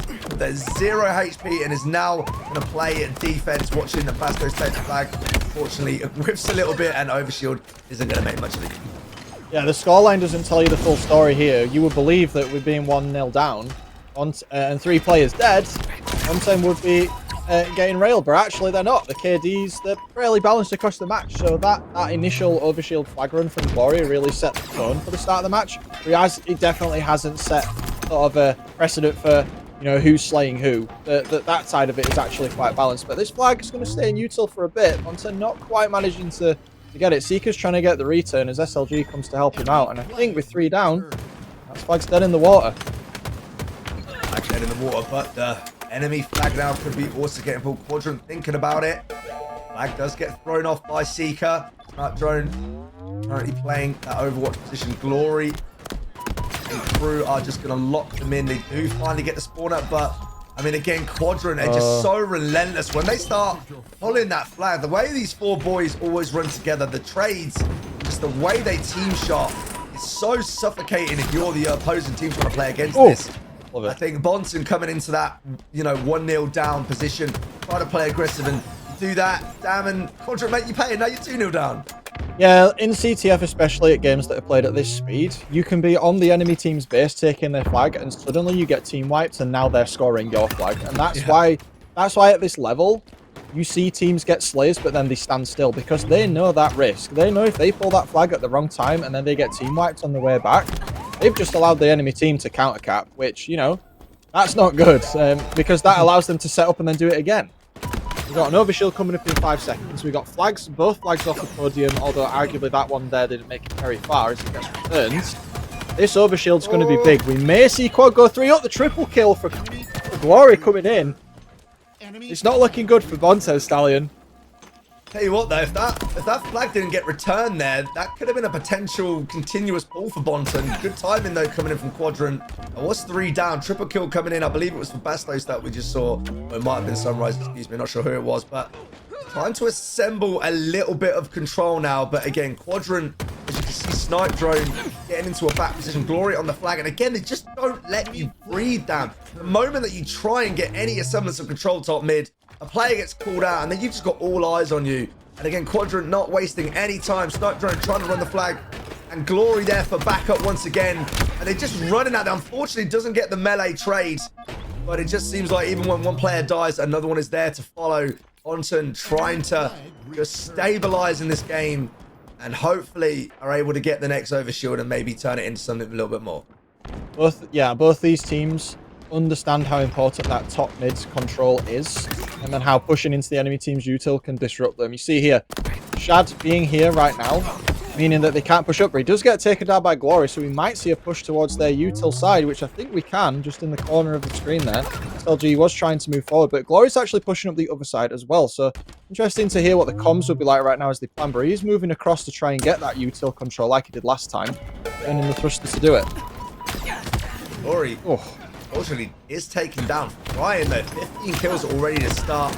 Already had the call out from his teammate that he was clear to pull the flag. Unfortunately, didn't see the player back flag, though, who ends up being a bit of a noose, taking him out. Now, Sunrise and Crew finally going to be able to step out of their base for a little bit. Overshield in 10 seconds. So, you've got to think at this point, as and when... Oh, I was about to say when they've dealt with SLG. How on earth did he stay alive? That looked insane. It's like something out of the Matrix.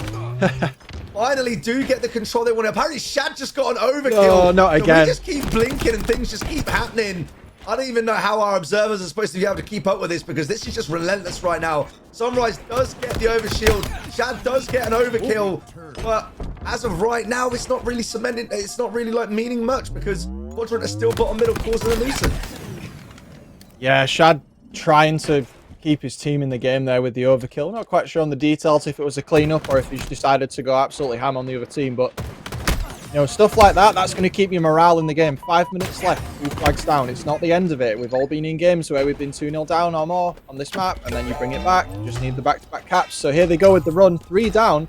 This is looking quite good if they can block the spawns, but it looks like Snipe Drone's in the base trying to stop it, so they're going to have to be careful with this one. Throws his flag over to his teammate. There's going to be a very pivotal fight right here. They are trying to run with it. That's really cheeky.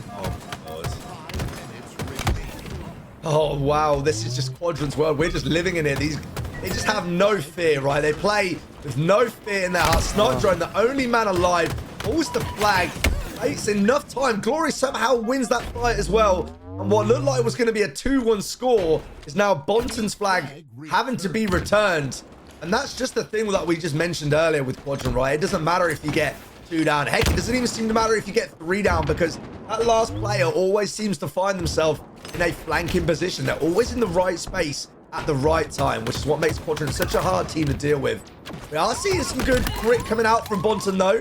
Nice double kill coming in from Mose. Flag does get pulled. And this time, who's going to be the person in the way this time, Dan? Surely this is going to be a 2-1 now. Yeah, I love the efficiency there. Knowing he could run it mid because 3 players for Quadrant had gone down, understanding that his team had the cover and the overshield was coming up. Very efficient play from Bonten. They really need to make sure they get this in to stay in the game, as well as with the overshield, which Glory has just popped, which is very bad news if your name is Moz, because now you're in the respawn screen. But we do see the flag get scored, so I would say in the short term, in the long term, that was worth it. But now they have to deal with Glory with the overshield. Oh, he did have the overshield again, and the momentum that generates. You're bang on. I think capturing a flag in this particular map is not... Oh, nice shots there. It's not enough. It's all about how you deal with the repercussions that come with it, because, you know, Bonten easily could have cut that flag, and a flag could have gone the other way if they were slayed too much, but they do well to be resilient. Fighting out from the back of their base. You can see SLG right in the mix. It does get a double kill as well. And here's where the pressure now might be coming in, as Bonten 3 down. And Moz with instructions, I'm sure, from his team say, look, just stay alive, play your life, try and put shots on where you can. That flag is moving. And when you've got shots coming in like this from Snipe Drone, it's no wonder he's got a 1.34 KDA, because the guy's just not missing.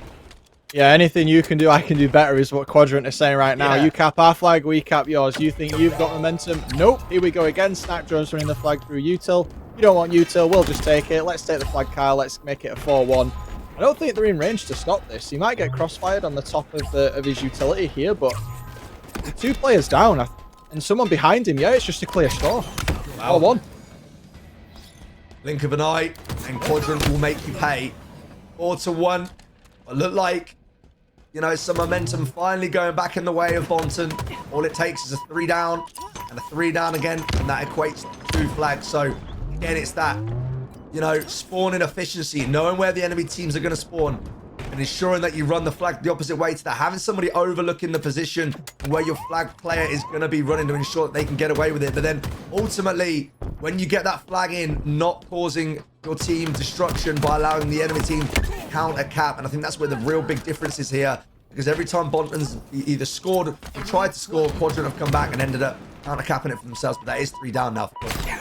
Yeah, and looking at the kill difference here, there's a deficit of around, calculated slightly earlier, around 16, 17 or so. You can correct me on that in the chat if I'm wrong now, but just the deficit of that many kills, look how much difference it makes with the flag score and the efficiency there. And Mo's trying to pull the flag with OS, but he gets absolutely obliterated as he flies through the air from the team shot. And at the moment, this is desperation time now. If you want this, like 3 flags in 1 minute 30, like you got to be fast.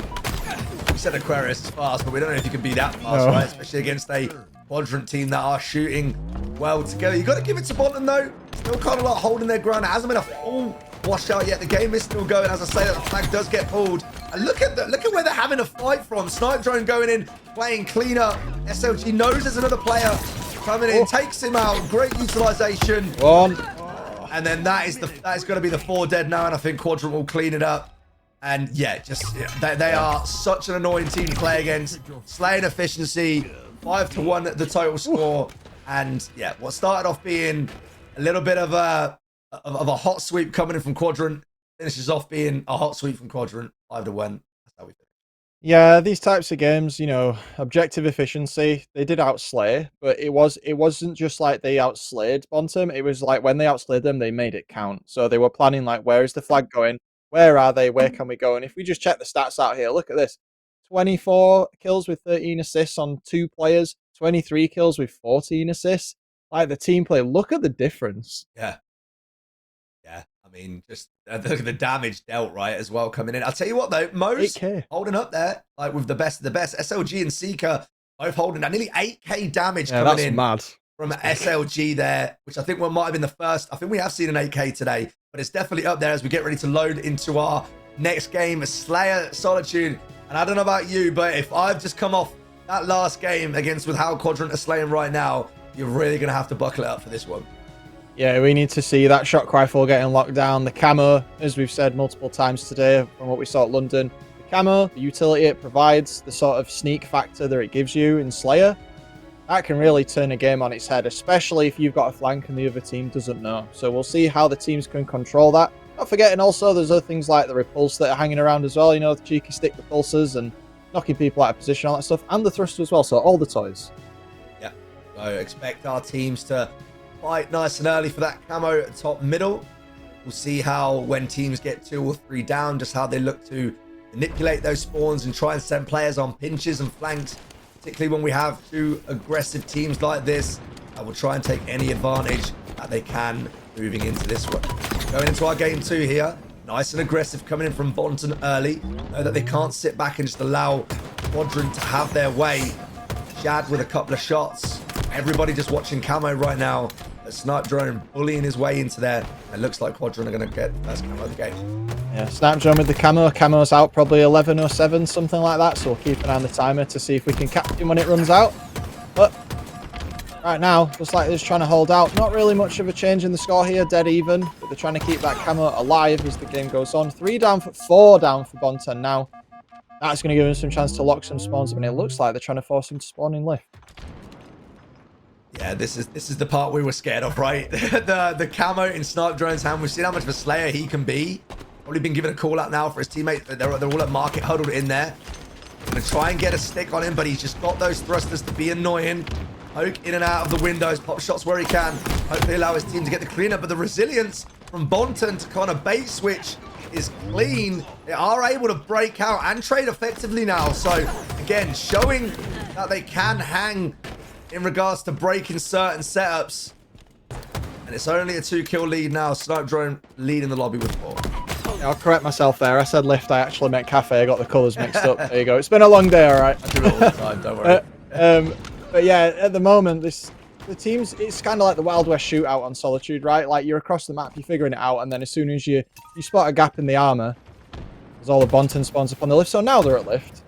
That's where you get the collapse. So 5-kill deficit on this map. Again, Slayer, not the end of the world. But if you're stuck in there, that sucks. Like, Quadrant are going to keep you in there. If you're going to make a push, go push together. Bastos finds out the hard way that you can't do that. Camo's coming up. Quadrant have all the map control. And after this, they're probably going to rotate them to get them to spawn in Yard or something as well. Bastos spawned in Tramp, actually, right now. So map control very much over to Quadrant. Bonton need to slow the game right down, regroup, and try and get something done before this gets out of hand. One of those things. How do you slow a game down against a team that just won't stop pushing at you, though? It's a double-edged sword. As there are some good trades coming out. 2 down for each team. As they're playing it mixy. This camo. Snipe Drone with another nice kill there. Seeker and SLG working together to get that camo. I'm sure Bonton will realise that that is no longer now in play. Shot rifle coming up in 20. And if we see Quadrant get this, then I think Bonton are going to be in a little bit of trouble. Still stuck in this area. Oh, he can't lose those! It's traded, though. And I think Glory and Sunrise now going to battle it out for that shot rifle. They're also trading, so shot rifle still to be determined where that's going down. Yeah, SLG losing that there. That's definitely... It's not stopped the lead that they have, but for sure. The player that he was against, I didn't quite see the name, but the player that SLG had to fight with the camo there. Ooh, goodbye. That was a good trade from them. Ooh. So Shad with the snipe now. Hopefully he can do some damage. You know, we've got a 10-kill deficit. We've got 8 minutes left and 24 deaths to sort of consolidate that. But now as we need to start thinking, okay, boys, what's the game plan? Because at the moment, the current one, it ain't working. Yeah, Shad's skimming some hairs, unfortunately. Able to connect with the shot rifle. They need him to step up and make some plays here. And we are still seeing trade outs across the map, but Quadrant going to take that all day with another new camo coming up. Again, gets a nice shot, but it does not convert to anything. Now with camo over 15 seconds. Again, when I mentioned this pinch position, look at where Snipe Drone is. SLG and Glory. And during that whole process, you've got Seeker sniping you in the back. You're just getting locked in, and they just play that pinch so well. So Bonton now, once again, fighting out of their base. Need to get a grip on this map. SLG's just popped the camo, and it's getting dicey. The control from Quadrant we've seen this game in manipulating the spawns of Bonton are really what are setting them apart here. They got the initial pick, and they're just deciding, okay, let's spawn them blue. Okay, let's spawn them lift. And you can see systematically from that point, yes, some of the Quadrant players are going down, but they're trading like 2 for 1 or more. Look at this kill deficit now. 19 kills. It was 10 kills earlier. Just the gameplay and the efficiency from Quadrant on Solitude this match has been very, very... It's just been great. It's been great to watch. They've just been super efficient. They just want to move on to game 3. Yeah, could be seeing our first stake of the day. We did almost have one earlier, but it didn't work out. I think with the caster curse that we've had today, now that we've said that, and apparently me and Dam have double caster curse, so we may very well not see a stake in this particular match. A Shad ending for his life. So C2, but then there again, there's that cross shot, right? Even Quadrant players are killing Quadrant players now, because why not, right? We may as well trade out each other just to have a little bit of fun, as the whole team working really well together. Bonton again trying to fight their way out, but this one's looking inevitable, moving on to that game 3. Yeah, we've seen some great comebacks today, but I think a comeback of 13. Surely not, damn. Oh, surely. No. 15, like, it's an uphill battle. Never count a team out, but statistically speaking, we're probably not gonna see another comeback like that today. And as we said, the efficiency from Quadrant in controlling spawns and ensuring that they've got flanks and all that type of stuff, they've played Solitude really well. And I think maybe that partly is the fact that they had a lot of Slayer games in London where it didn't go their way, so maybe they've had a look at that. And also maybe partly because, you know, you get to play against the American professional teams as well, so they're a little more experienced in that regard. But yeah, 110 doing great, but unfortunately Quadrant, best team wins, right, for this match. Just on a different level right now. Only 1 kill to go, and there it is. So Quadrant once again showing domination in regards to slaying a prowess. 50-33 in the end. We didn't get our state dinner that we wanted down, but we certainly saw a massacre happening in that game. Quadrant go 2-0 up. Yeah, I think moving into this game 3 now, you've seen, if you're on Bonton, you've seen the power of Quadrant and what they've got. You're moving into what will be, if I consult my list, a oddball on recharge. But if we look at the stats, 16-8, 13-7. Unfortunately for Bonton on the receiving end, that means their KD's not so strong right now, but that's just how it goes sometimes, right? And I think if we looked at the damage, we'll probably see that the damage itself wasn't that bad. Like, look at some of the players on Bonton were exceeding the damage of those on Quadrant, but it ain't the damage, it's where you put it and when. Yeah, I think we've basically covered it so many times during the series, just how well they position themselves in the map. When you look at Quadrant's POV and you just look at where players are, there is nowhere where you can be without being shot across the map. They are lining themselves up so that there is always a crossfire available. And if there's going to be a trade out, it will be most likely in their favor, which makes them such a hard team to beat. And why they gave some of the best teams in NA even a run for their money over at London. So going into this game 3, what do Bonton have to do to get some sort of a semblance of control? Make sure you got the camo, because they got it every time. I don't think we saw Bonton get 1 camo that game. Correct me if I'm wrong. I don't think we did. But also, you've got to find a way to stop Quadrant from finding a gap in your formation and pushing through. We saw Glory do it numerous times on Aquarius. They've got to find a way to counter the way that Quadrant are moving, and that may be by taking unconventional holds in this map. You know, a lot of time we talk about gold and we talk about Hydro that's on screen now. But you know, if you're trying to cause an upset, if you're being read like a book, maybe you have to break the rules and go off meta a little. Who knows? But your back's against the wall at this point. Yeah, I think off meta play is what's going to have to be right. You can't just simply try and set up against a team that's this aggressive and this effective. And you can't just let them have their way with camo, that's for sure, because we saw it in the last game. We saw how effective they can be with it. And Oddball, one of those game modes where if you get caught in the chokehold and you're just not able to break setups, it is infuriating trying to consistently bash your head off a wall trying to get through it. So you're very curious to see what Quadrant setup looks like, and more importantly, what Bonton can do if they manage to get a 2 or 3 down, get the oddball, and hopefully look to set up, and yeah, just to see how well they'll be able to hold against Quadrant. Yeah, I think as we wait for the players to load in here, we just had 1 or 2 issues. All these questions are going to be things that Bonton are going to be thinking about. And if you're on the side of Quadrant, you're also thinking about how you can keep that lead that you've got, right? So they're going to be talking about, okay, guys, we know we've been able to power through. Let's kind of double down on that and the way that we're playing. So we might see Glory just kind of flying at them and stuff like that. But it's Oddball's a really long game, right? There's plenty of time for things to go right, to go wrong. Sometimes a competitive oddball game can last more than 20 minutes. That's a long time to focus. Here we go. Speaking of game 3, then Quadrant, Bonton. It is the oddball. Chaos commencing. SLG like a rabid dog. Bottom middle just hunting. No fear from the Chow. Does get taken out.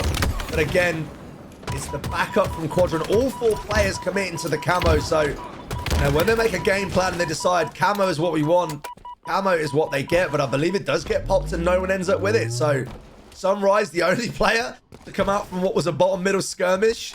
And I think all 8 players are now deciding, oh yeah, wait, actually there's an oddball in this game.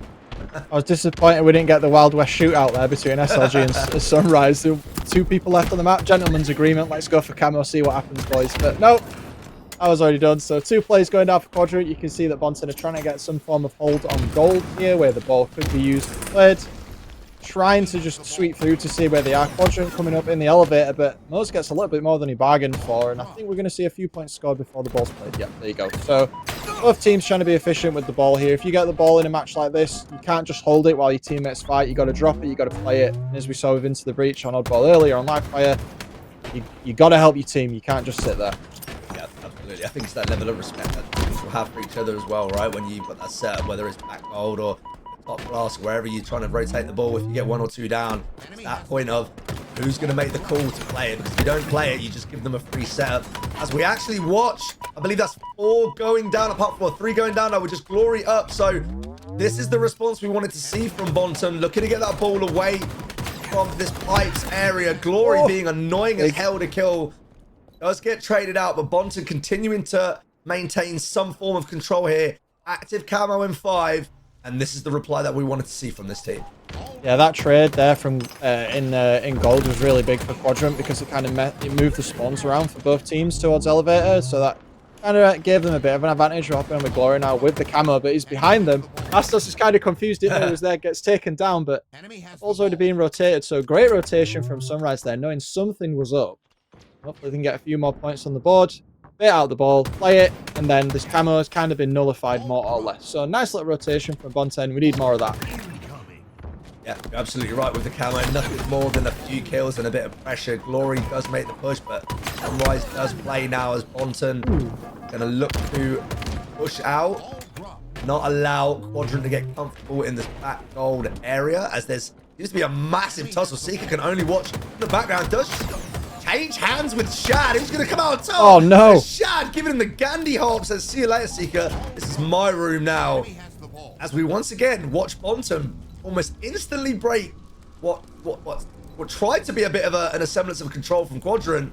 And we're already over the 50-point mark. I'm glad that I'm casting a match where someone else used the term Gandhi hop, because I said it in a cast the other week and everyone looked at me weird. Oh, like, you gotta know the Gandhi hop. It's classic. It's OG. This is all like strong side in Gandhi hop, and this is the OG Halo stuff. You gotta know this. But 3 going down for Bonten right now. Glory, unfortunately, getting picked out as he thought he was safe to go up to top gold. And Bastos now running around. So Quadrant going to have a nice hold on the top gold area of the map. Bastos trying to fight with Seeker, doesn't quite get it, but he's one shot, so there's an opening. Let's see how they capitalise on it.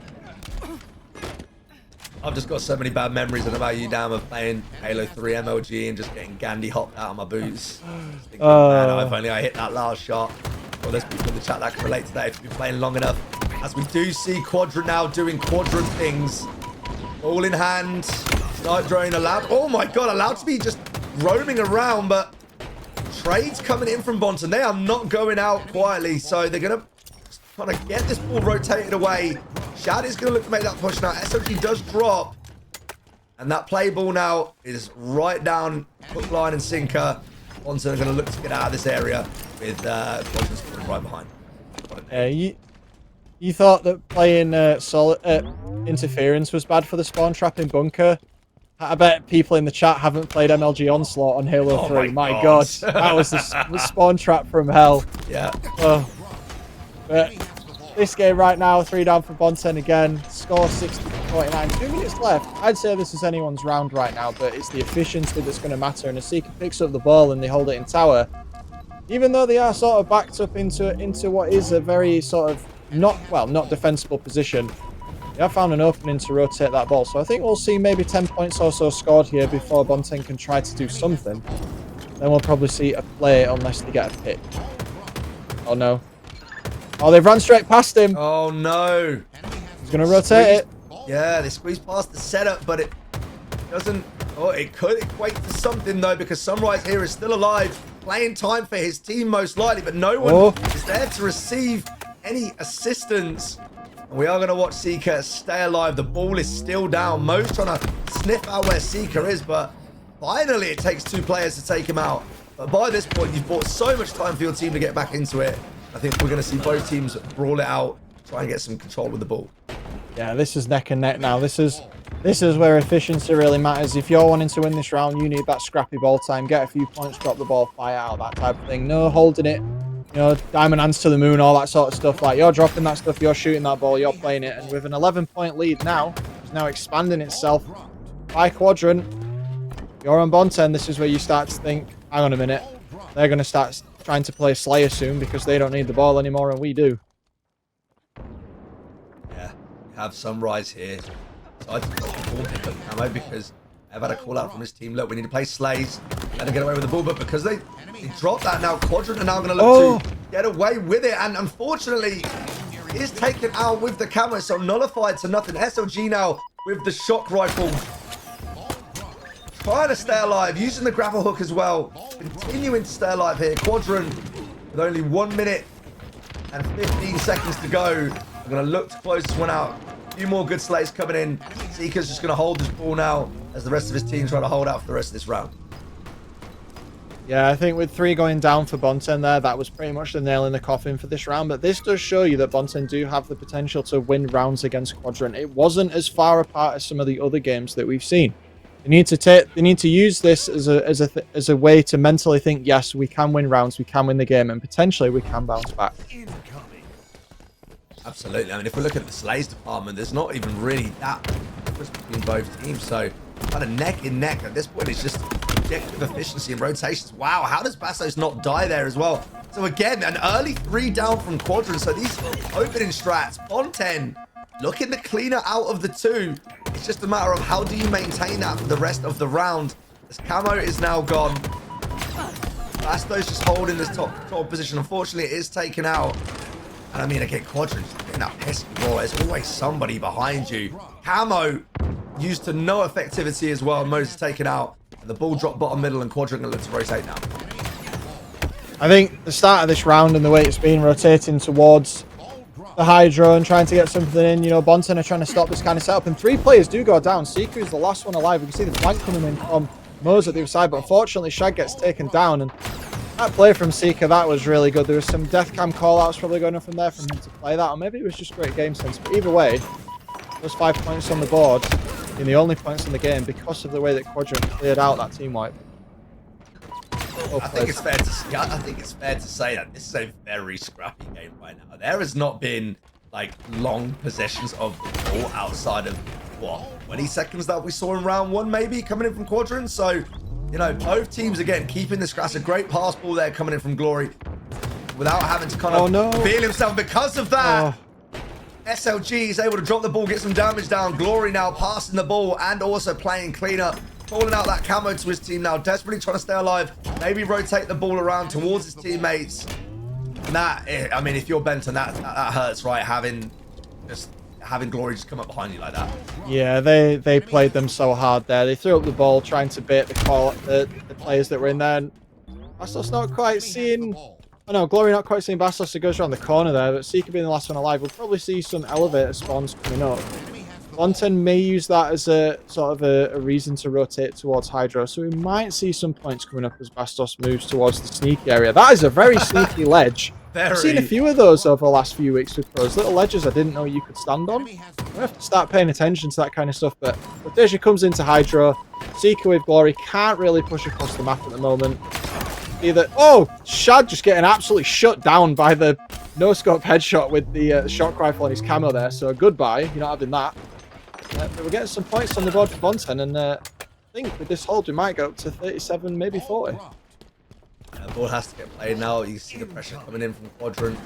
You know it's time to get out of here, especially with Seeker. With this shot rifle looking to get aggressive. And I'm the same as you. I do love them little like ledge jump spots, right? It reminds me of like the old days. Playing a little bit of Forge, trying to figure out new spots and new hidey holes. So great to see even in like the 3rd season now, or the 3rd kind of like competitive season of HCS, that people are still figuring out new stuff, which is awesome to watch. As we see Quadrant trying to assemble some control here. Seeker playing Overwatch in this area is going to get put down with a lot of pressure as all of his teammates are dead. They're desperately trying to keep hold of this shock rifle. Nice shot and turn on the Mose. Again, just backing him into the corner. Knows he's got a lot of pressure coming.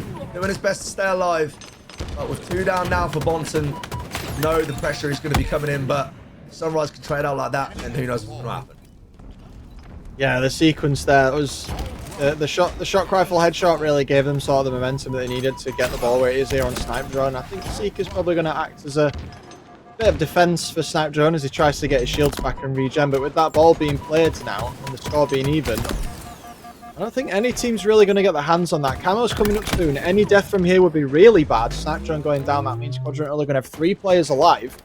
One's probably going to come in back Hydro. They're locked out. I think we can see, is that Shad getting the camo down? No, it's Mose getting the camo at the bottom left. So Camo's got 30 seconds. Split spawn for Quadrant.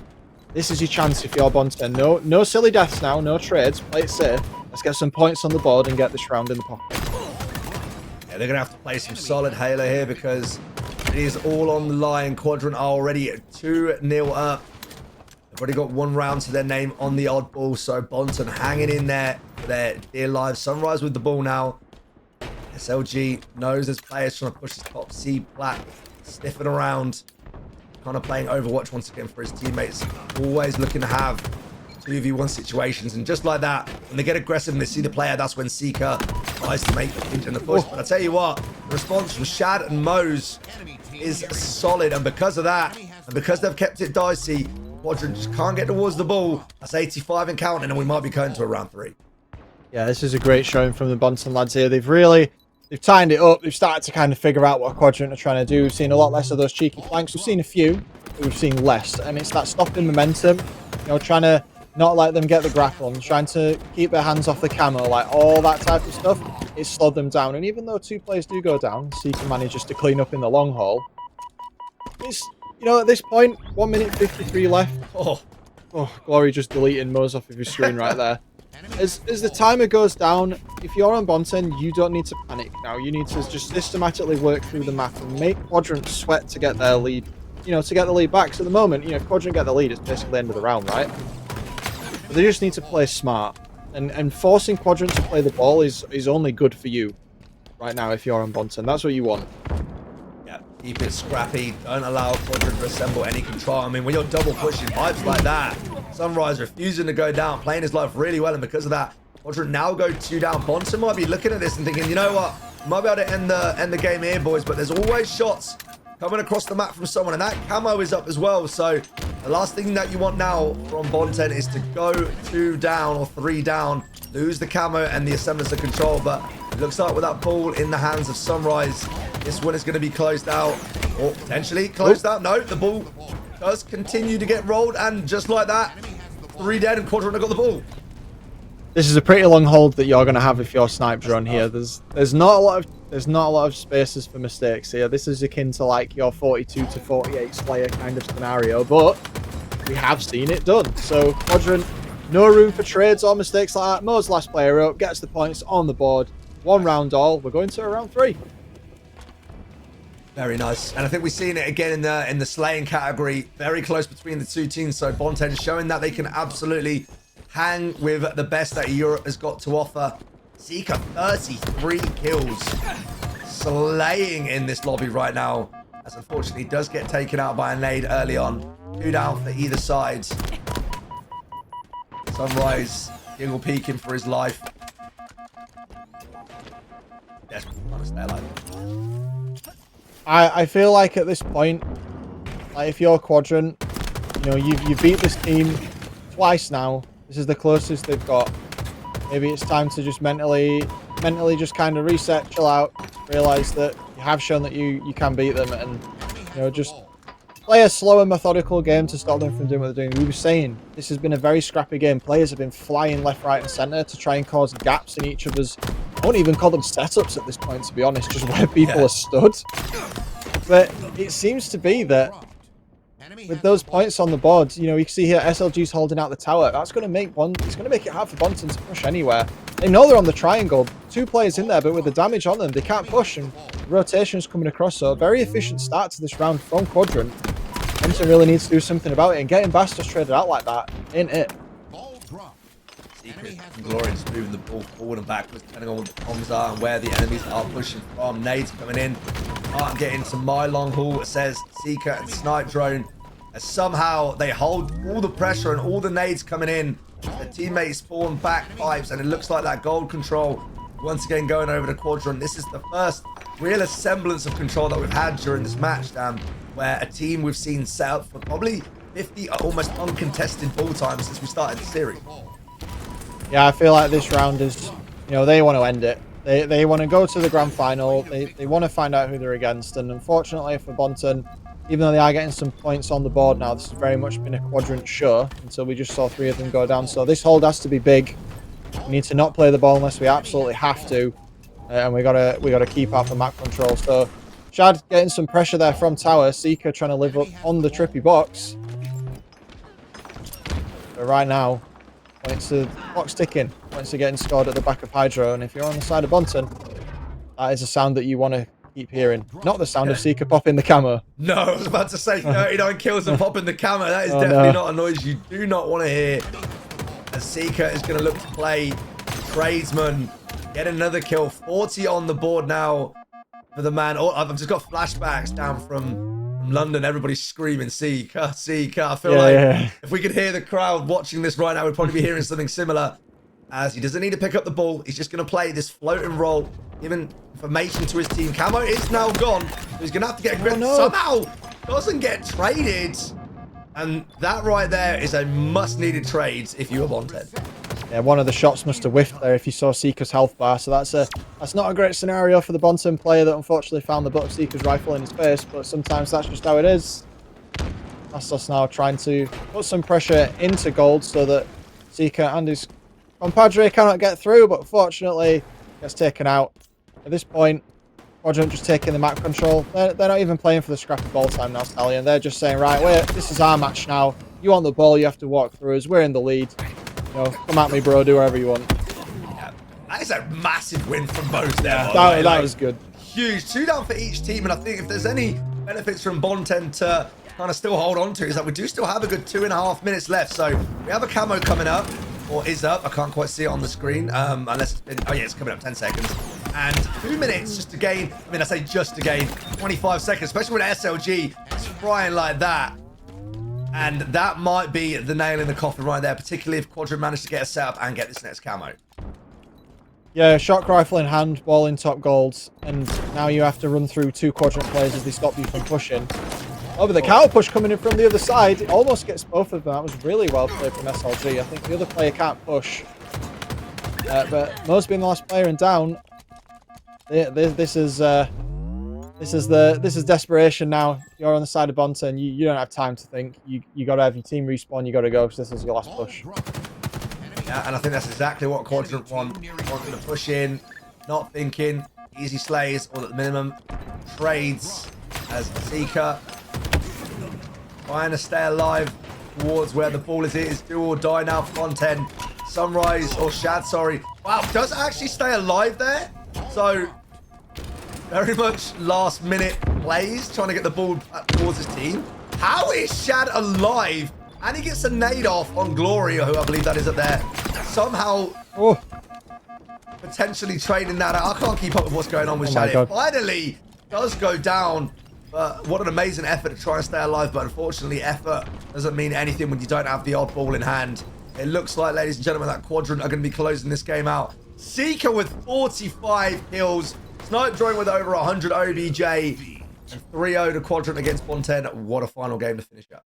Fantastic showing from Quadrant. You know, that the Bonten guys taking the round was a big statement. But unfortunately, Quadrant, just as a team, they're just not quite there to be able to beat them. So Quadrant do advance to the grand final. After that showing that we had with the, was it 42 kills that you said? I think we'll get that on screen for you guys right now. But wow. 45 kills, KDA of 24.3. This man was on a tear. Wow, that is a scoreline. Seeker's out here playing ranked. I mean, lucky that he just came into a game like that. And I mean, look at the damage dealt. If that doesn't tell you how long that game went on for, nothing will. Seeker almost 12,000 damage dealt. And look at across the board. You know, aside Sunrise, who might have been having a little bit of an off game, the Bonten boys not too far behind, particularly a great game there from Shad. who had 12.2 and actually led the lobby in damage dealt. But unfortunately, objective efficiency ends up cleaning it up for Quadrant, and 3-0 was our final score. It really does show you how important the location of damage is rather than the number of damage, because on that scoreboard we could see the damage delta between the teams wasn't as big as you thought it would be based on the way the game went. Yeah. So you can do all the damage you want, but if you ain't eliminating enemy players and you ain't stopping pushes, then what's the point of the damage? So great showing from Quadrant. The Aquarius match was very dominant. I think that finished 4-1, was it? Oh no, it was 5-1. They actually closed it out with 30 seconds left, didn't they? And we saw some great plays from both teams, but especially Quadrant. Glory with the overshield and the thruster, just being a menace and getting all those flag pulls for his team. He was very instrumental in the win for that first game. Even though we did get a nice triple kill on the screen there from Bonten. Yeah, showing some good signs of life from Bonten, but again, when you're playing against the aggression, and on a map like this where you cannot hide from the aggression coming in from a team like Quadrant, it make you pay 2-1. Bonten did start to bring it back a little bit, but then we saw 2 very fast back-to-back flags going in for Quadrant, and they never looked back. And then, of course, we went onto this map too. When they start strangleholding you into them spawns, we saw it happen at back left, right? And then when they get all the camos, like we said, I don't think Quadrant got a single one of those camos. Quadrant do make you pay. Slaying efficiency definitely rolling out well on this one. Yeah, the Solitude match was a bit of a showcase in like I said, it was maybe they had a bit of a sore spot after all the Slayers that kind of happened at London, and they've just kind of gone and done a bit of homework and thought, right, we're against some teams that are, they're amateur teams. They're good teams, but then, it's not. I was going to say Complexity then. Whoops, that's a sore spot. It's not FaZe Clan. Oh, my bad. Too soon. It's not. It's not FaZe Clan. It's not Optic Gaming. It's fellow high-ranking European teams, and unfortunately, Quadrant just had more experience in that regard. So, yeah, look at that cheeky ledge from Moz. I love that. I think Renegade did the inside of Needles at London. I didn't even know you could stand there. Yeah, Renegade, like I said, even in our third competitor, still figuring things out, which makes it always great to watch. I love watching those kind of, shot rifle snipes, players going kind of like flipping backwards as SOG was just cleaning up, double kills, killing sprees. And even though this game was really close, particularly within the first 2 rounds, that third one was hot. Quadrant just looking too good, cleaning up, and I think just continuing to run off that momentum that they got from London. Yeah, I think for a team that we know is up there, Quadrant, they did have a little bit of a run there, so that'll be the end of that. And I'm trying to find out what the bottom bracket is. I'm thinking that Into the Breach have probably played through theirs at this point, but I'm actually struggling to find it. Oh no, the losers bracket hasn't actually gone that far yet. The previous match is ongoing, so we'll definitely have the coverage of that as we come back. I think for me today, I'll be hopping out, and we have some other casters coming in. I'm not quite sure. Are you staying around, Stallion, or are you leaving? I think I'll be hopping out as well. Yeah, we've got the showcase and stuff later tonight, so I'll be moving down there. But it's been a great day of Halo. It's been a pleasure to cast alongside you, Dan and Hixie as well. And thanks to everybody at home watching. We hope you've been enjoying it so far. Yeah. Don't go anywhere, guys. We'll have more coverage for you coming soon with a switchover of the casters. But thanks for watching, and we'll see you in 10. See you later. And let me tell you, he did not disappoint. Get him, brother! Get him! Let him know! Let him fucking know! When's the last time you seen someone like this playing Halo? Huh? Woodham has done it again. The most slays for his team. Double positive just about once again. He got 7 assists as well. Unbelievable. Woodham, the rookie, is going to ice up twice in Game 5 in the lower bracket to extend foes' lives as history is made. Once again, mouse and keyboard supremacy as Woodham and Foe move on. What? Woodham and this Foe lineup would go on to do well, making it the first time 3 out of the 4 players would go on to break into the top 6 for this game, and securing themselves pools for the next event. So, what's next for Woodham? I think he has nothing but a bright career ahead of him, in the sense that he's still young, being the age of 17, and has only about 6 months of competitive Halo game time. Imagine him in 1 year. He would have quite literally doubled his game time in this esport. So, what does this mean for mouse and keyboard players then? One of our good buddies from Splitgate, he's trying to compete as well, like on MNK. When he gets the time, I think he's going to be going to the Atlanta major. So you might even see him there competing. But I think as a whole, though, I think Woodham, like, setting this bar for mouse and key players, even being like just such low hours, I think he has like what 1,300 hours, and he's just already starting to dominate the scene. I think it'll definitely inspire people. I believe the domino effect has started too, in which Wootton will and has inspired a new community of players to step up and compete at the highest level of Halo, and it's only a matter of time until we see a top Halo team with either half or more than half using mouse and keyboard. So what do you think? Does this finally put the mouse and keyboard debate to rest within Halo? Are we finally on even playing fields now, or does one side still have an advantage? Let me know in the comments and I'll be sure to respond. Hey guys, Looney here. I hope you enjoyed that video, and it would absolutely mean the world to me if you could leave a like and a sub. And yeah, I'll see you guys next time.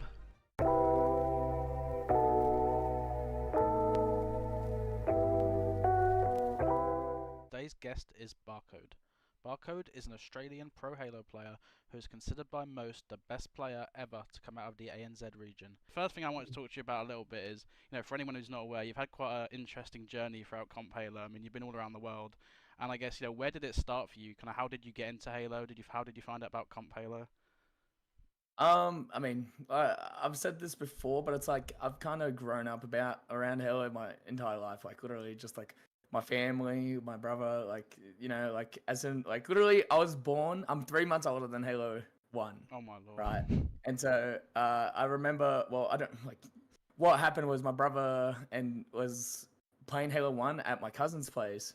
On the original Xbox, and then he ended up begging like my dad to get one, and so literally as a kid, like literally since as a child, I've been like, been around the game, been around the whole franchise. So, there's that, and then obviously playing it a lot, like it kind of become like somewhat naturally good. You'd hope over time as you're growing up. I mean, you'd hope, right?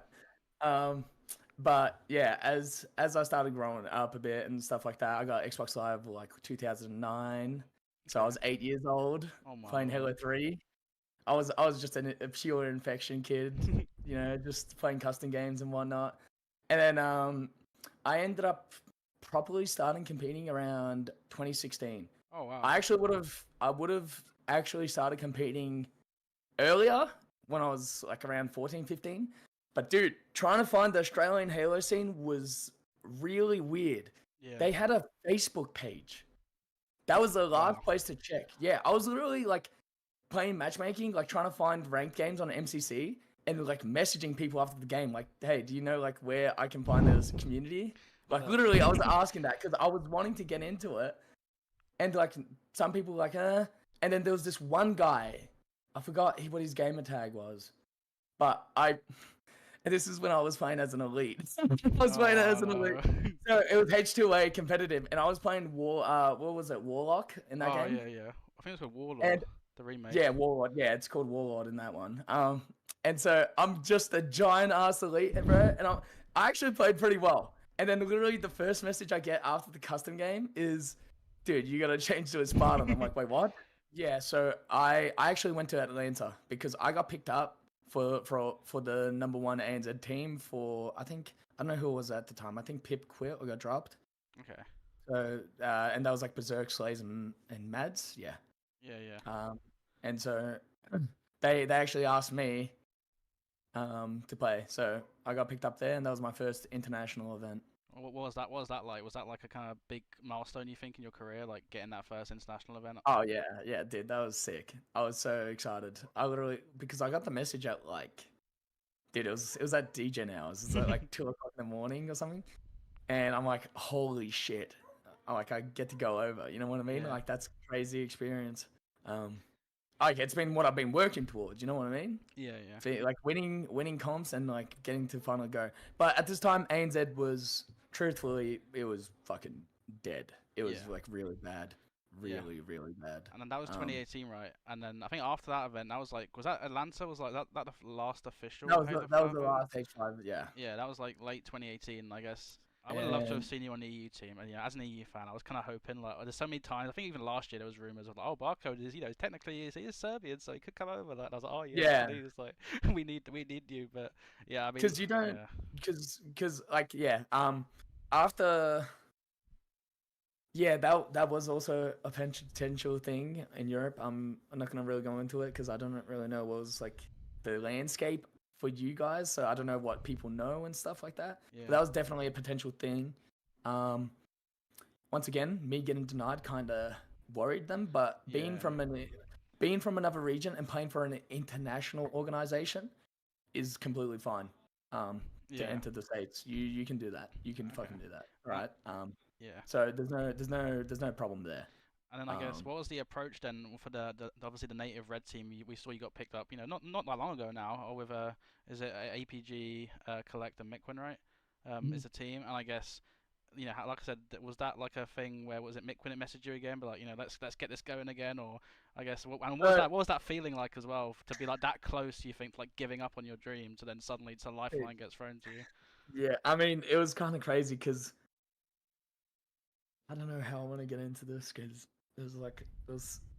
so APG was streaming. Okay. He was doing his press conference. Oh things. Yeah. He was talking about it, and shit went down in that very stream.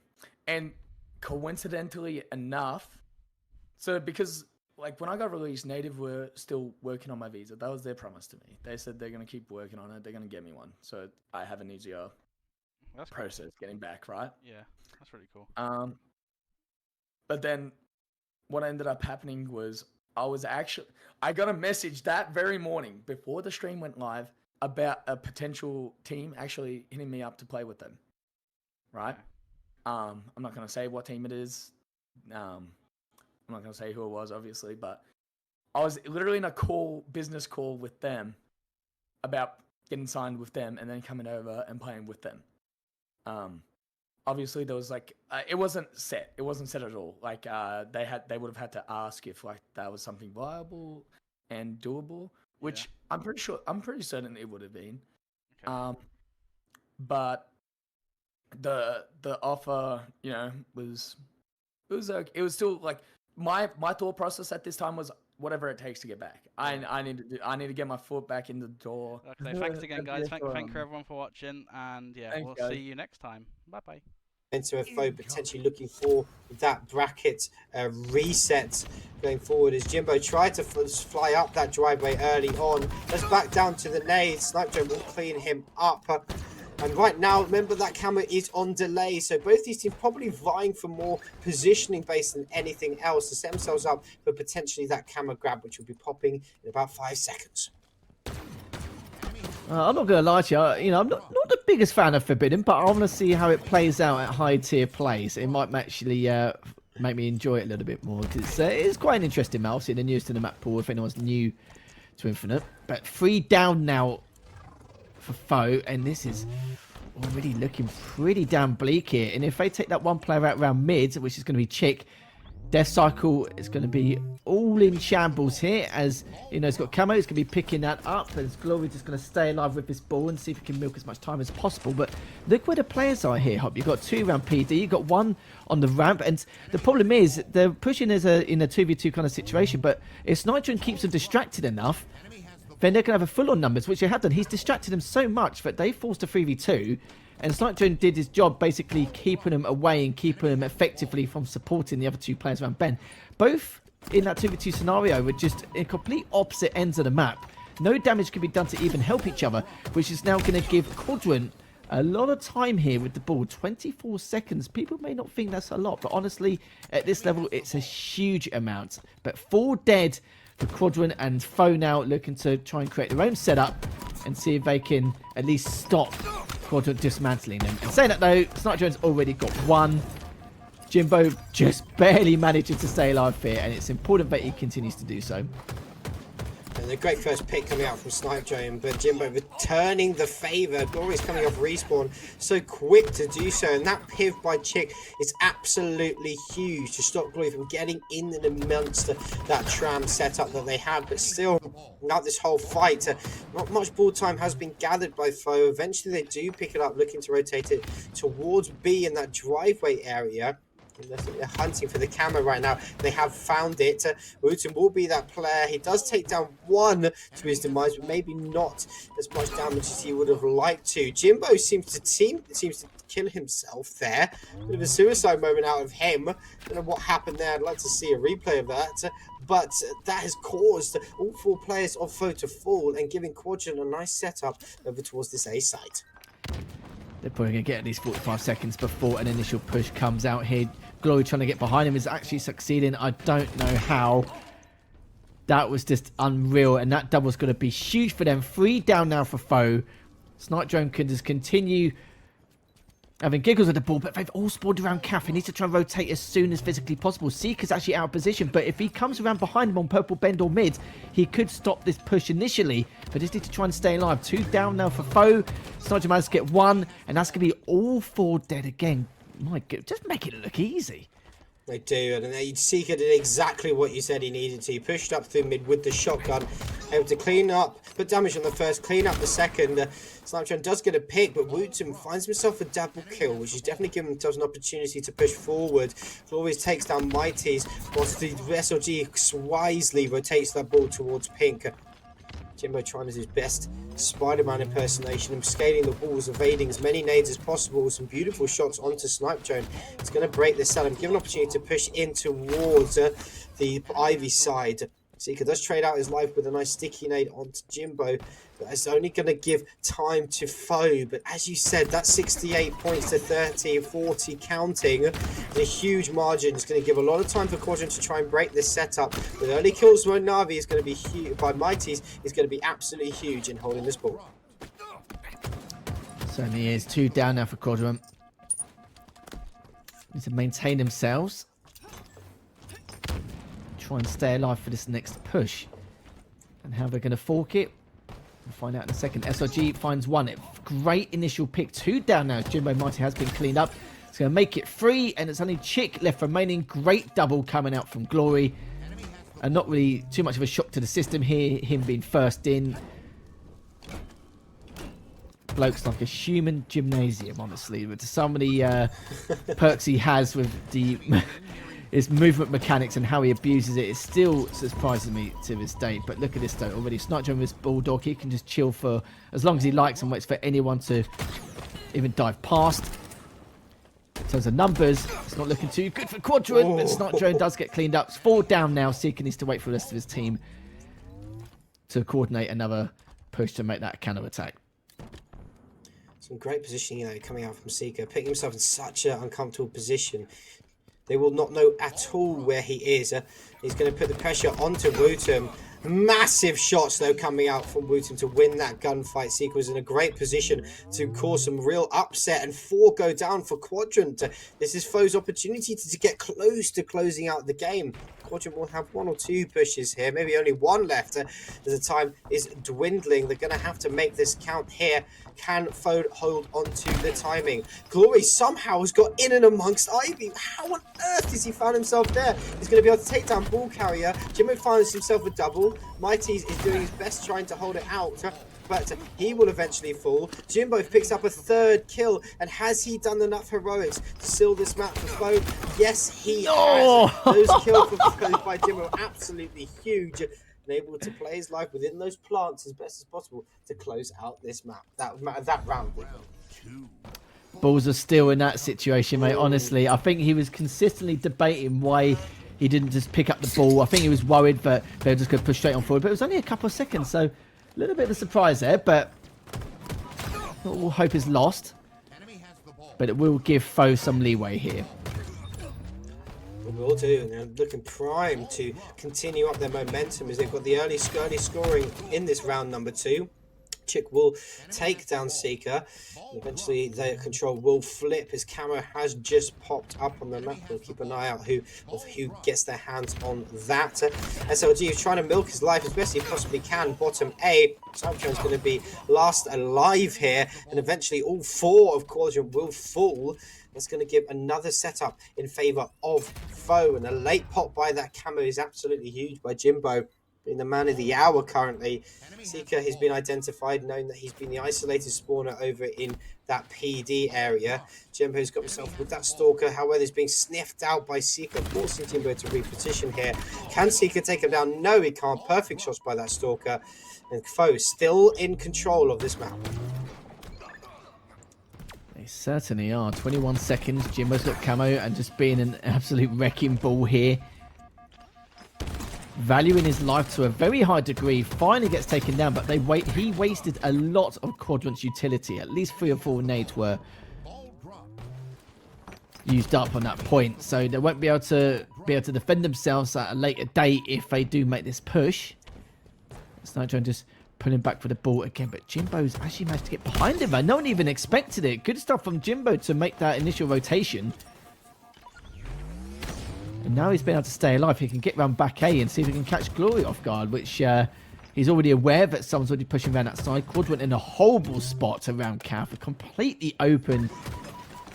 And you can see already, Wilton managed to get one. SLG does take him down, but gets traded instantly by Chick, and Snipe Drone finally attacks down Jimbo. But Glory is the only person left standing. Chick's going to pick up that ball and just try and attempt to increase this lead. 28 now to 12 in favour of Foe.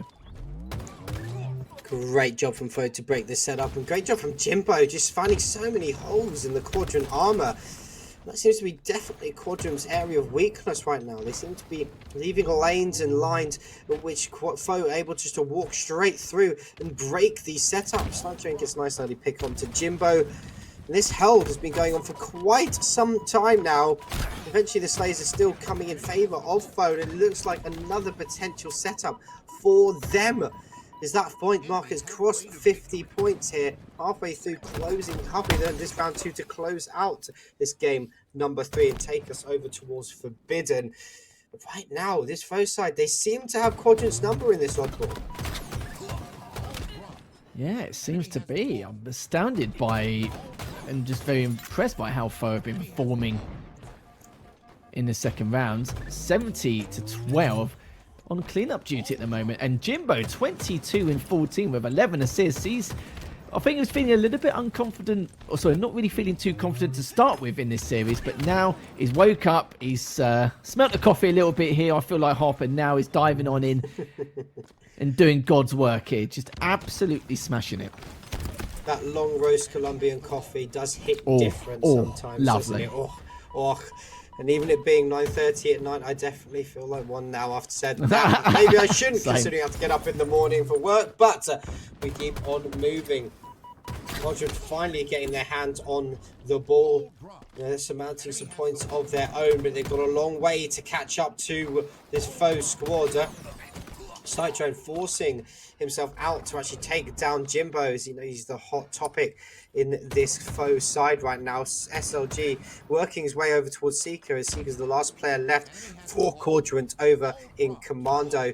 Seeker able to take down the first ball carrier, however Chick able to stick him with a beautiful spike nade straight to the head, sending him to a bit of a cheeky unicorn. Quadrant now, they have to work forward, they have to work fast, and they have to work pretty perfectly if they want to be able to take this game back towards Foe. With shots like that from Chick and players, kills coming out from Mighties, it's seeming less and less likely as the time ticks on. They've built so much momentum and like a high amount of morale in this second round. I think winning that first round or clutching it in that way just boosted their synergy tenfold. You know, when after a period of time you give him a bit too much respect and you give him too many kills and too much slaying power and you give him too much confidence, that's just going to boost their teamwork overall, and you can just see they're oozing of confidence overall, and that's one of the worst things you could do at this stage. With Woodham now managed to get the double at the end, and that's going to be a 2-0 for the likes of Foe. Ladies and gentlemen, welcome. My name is Captain James Force. I am here with the awesome Tudor, and this is the UHL Spring Series 2023. So the oddball is in their vicinity. They're pushing up over the C stairs. Oh, they're stacked up. Double kill. Now gets away with life. He actually gets the stick.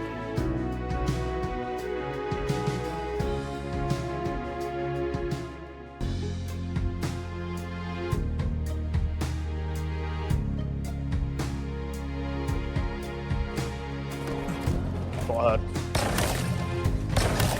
Enemy has the ball. Ball dropped. M41 Saber. Inbound.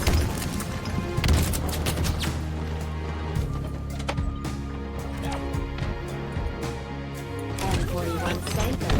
Available.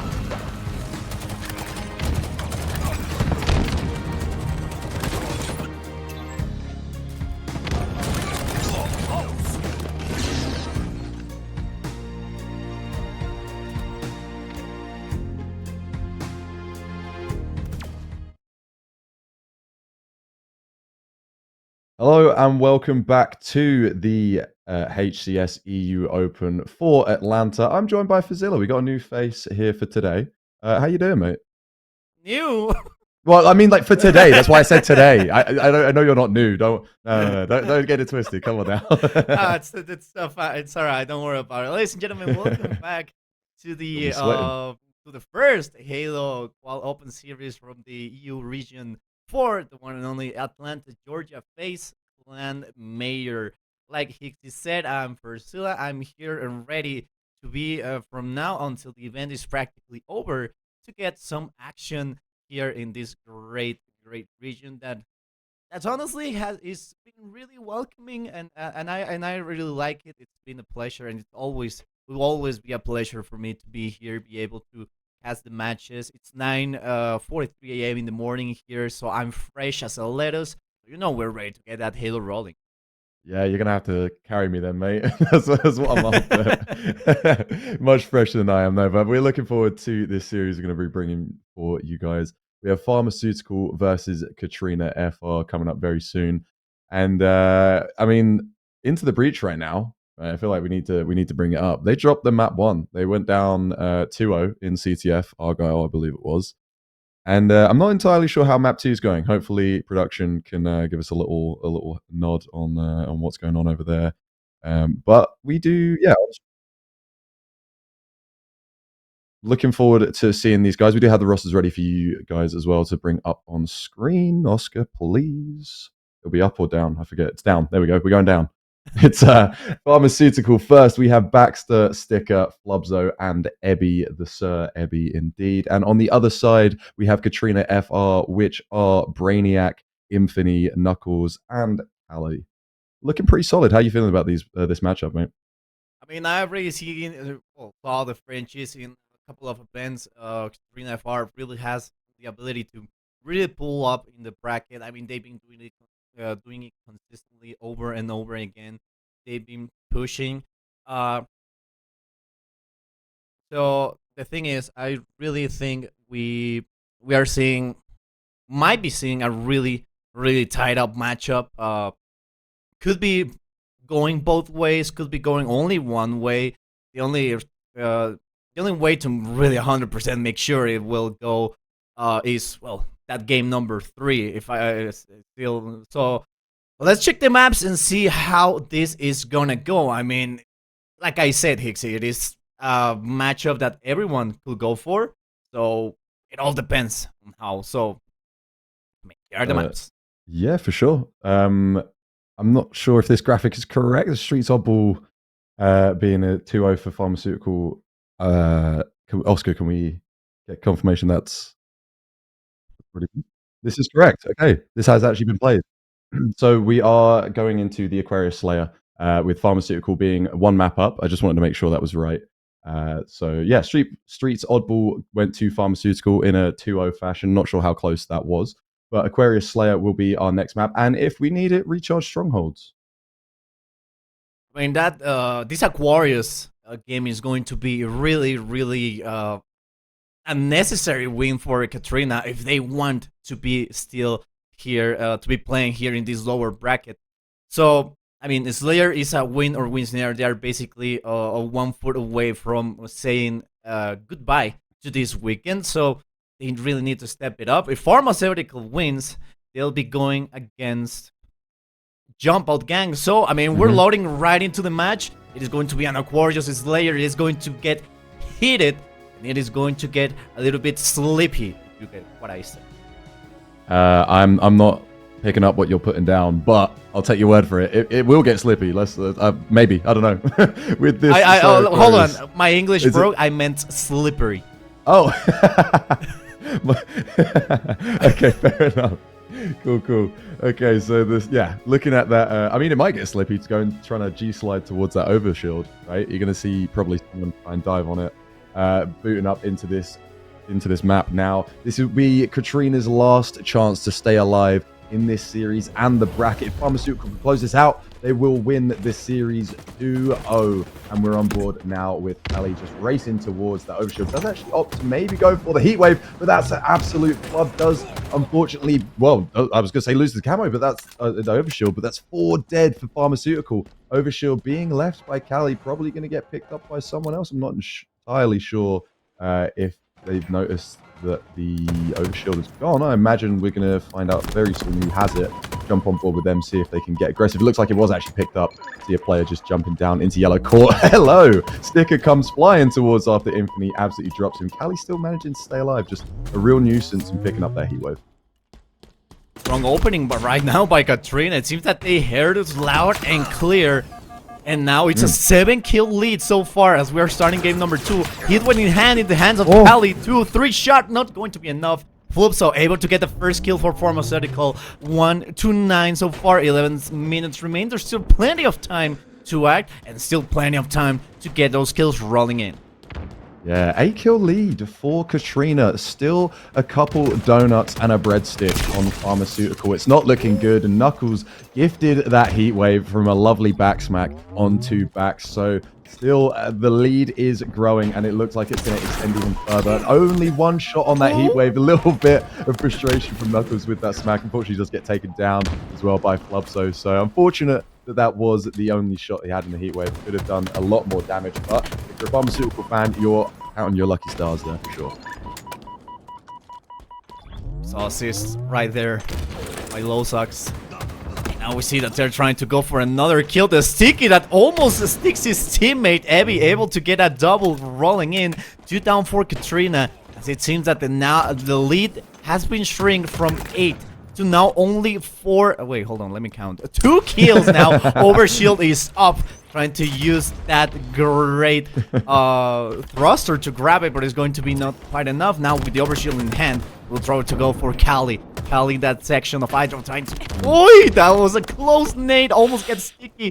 The overshield is going to get taken down. Now it's turned into a 3v1, able to get the trade going. That's what they need. They need to keep trades rolling if they don't want to lose the lead. Yet another one, and it's only now 2 down for Katrina and a 1-kill lead for the French. Yeah, that gap has definitely been closed down. Baxter, unfortunately, with that overshield, not able to really do much with it. Had to try and run into the utility and just got absolutely fed into by lead. Just completely ripped the overshield. So a pretty good job from Katrina to really shut that one down, right? They still have a lead, albeit only 1 kill, looking like they could go either way right now. Good job from Pharmaceutical to bring it back, but Katrina still trying to hold on to it. Infinity, 11-6, absolute animal right now, playing so aggressive, reaping the rewards for it, right? Gets that 1 kill, Baxter gets traded out by Knuckles. Baxter gets the kill onto Knuckles, excuse me. Finally gets traded out by Infinity and Flubso to pick up that trade as well. So it's still only 1 kill difference between the 2 teams. Brainiac as well, trying to just get aggressive, but gets caught, unfortunately, by Ebby across the map. Sticker and Flubso on that P2 side, excuse me, I don't know my callouts. And we're just seeing the lead now diminish for Katrina. It is all tied up as we hit, well, the halfway point for both teams, and Katrina the first to grace beyond that. Oh, Kala gets taken down, still able to get the trade. It's only a 2-kill lead for Katrina right now. Make it 3 as Brainiac with the with that gun that I forgot its name right about now and I was about to say. Able to get the kill now. Now dropping down, Knuckles able to grab the overshield, and that's going to be not an overshield for Katrina as he gets taken down in the nick of time. Now Stika able to get some shots rolling, and it seems that Pharmaceutical is able to get the overshoot and now ties things up, turns around, gets a nice kill, and now Stika able to put Pharmaceutical 1-kill lead ahead of the Frenchies. The sticks are rolling out, the kill goes down. Now yet again, it's a really tight game. Katrina really is fighting with teeth, tooth, and claws. So they're not able to get taken out of the tournament, but Pharmaceutical is saying, no, Miss Yella, no, my dear, we are going to push into the bracket. Baxter taking every single fight. He's like a turret on a pivot. He's just swinging around. Hears the calls, takes everyone. He's had a little bit of a slow game, right? He's only 5 and 8, but he has got 5 assists. But my God, he was just fighting everyone. G-sliding to fight the Fridge player, gets an assist there. Somehow stays alive, he gets the stick. And I'm pretty sure he shot the grenade for an instant explosion. That was insane from Baxter. He still stays alive. 6, 7, and 8. So satisfying to see, and so satisfying to stay on his POV. This is incredible from Baxter, and he gets the assist again. The amount of damage this man's putting out finally gets taken down. Flubso there to trade him out. Use the thrust. Unfortunately, only gets the trade. Does miss that second shot, but my God, I mean, Pharmaceutical look like they're playing so well, but Katrina still keeping it so close. And with this heat wave, this could be another lead change. 2 kills up. Only 1 now as Kali takes down Ebby, but my God, this heatwave could be the game shifter, and we could be potentially seeing that game 3. But if anything Pharmaceutical have to say about it, they're going to try and close it out now with this 3-kill lead. Ebby with the BR and Bandit in hands. Heatwave was the name of the gun, I forgot. Great nade, that's 1. Could be 2 now. A little bit of dance, like I like to call it. Jarabe Tapatío, that's how we dance here in Mexico. The objective, well, not the objective quite.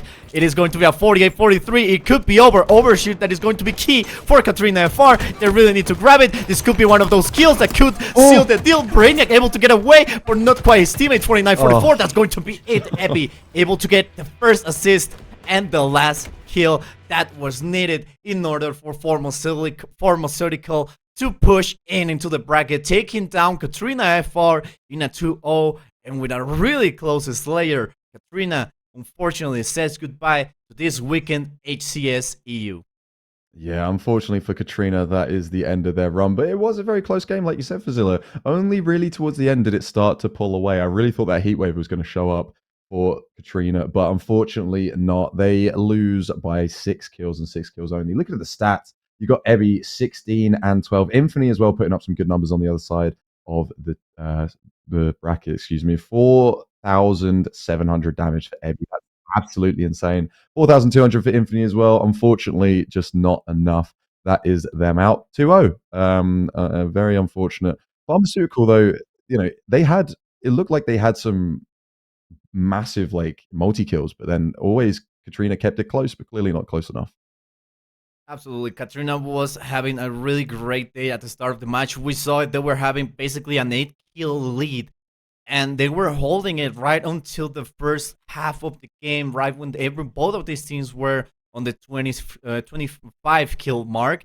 So that's where things got a little bit more complicated. That's where things were starting to go down in the wrong side for Katrina, as Pharmaceutical were basically just trying to find them alone or trying to pick 2 at the same time. It became a battle of wits and a battle of basically who has more, not only map knowledge, but also like spawn knowledge. And at the same time, well, we saw it with the Overshield. A lot of advantage has been with the Overshield, and allows you to tank a lot of damage and able to take not only 1, but maybe 2, if you're lucky, 3. So I mean, it was a really key moment for Katrina to be able to get a hold of those Overshields. And we saw basically one of those where it seemed that they were getting the control of it, but at the end, right as he was popping in it, unfortunately, well, he got taken down, and the Overshield went on to be passed to the Pharmaceutical team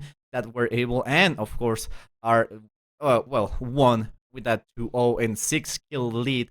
That was something that at the start of the match, Katrina had it at the start. So, and it's something that I really say a lot. Like, if you start really strong, really aggressive, even if you are on the deficit of games, eventually you and your team are going to start wearing down, and that's when you know you need to like slow it down a little bit, maybe knock down a little bit of revolutions on it, because at the end of the day, if you want to get that 50 result, you need to be sure to not only have your mental on point, but also be able to just focus on the objective ahead and be like, okay, we are like putting ourselves a little bit ahead, and we are starting to lose momentum because of it. Sometimes a great defense is a it's a great offense that could be utilized against the enemy team. So if you are able to not only play on the defensive, but at the same time aggressively, you'll be more able to walk away with victory. Yeah, for sure. And we're going to throw to just a quick break for you guys. We'll be back with the next series. Please don't go anywhere.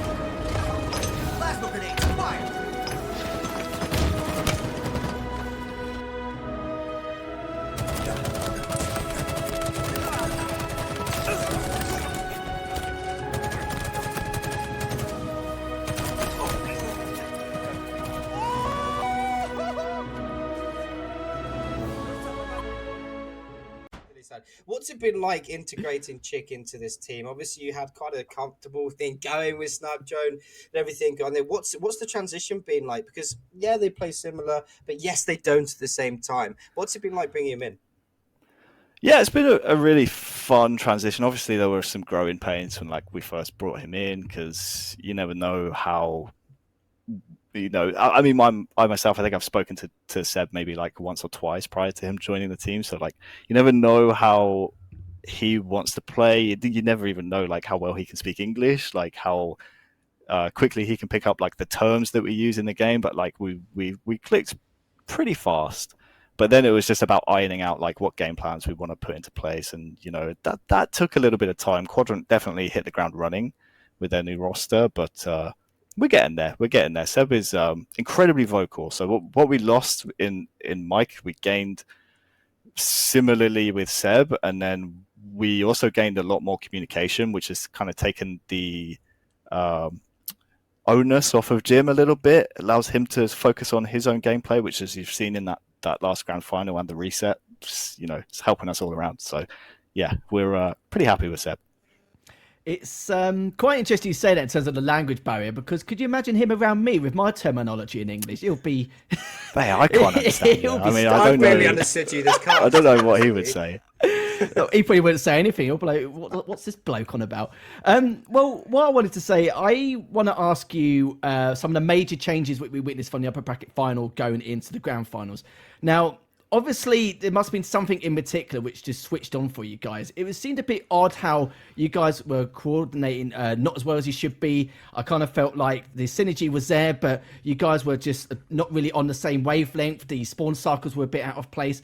What changed? What was the 2 or 3 biggest changes you noticed from the upper bracket final going to the grand final, making such a huge leap? Because we saw players like Jimbo going from average to slaying out of his skull. We saw Mighty making some godlike rotations, and of course Chick and Woodham just supporting really well. But is there maybe 2 or 3 big changes you witnessed which kind of solidified that grand final victory?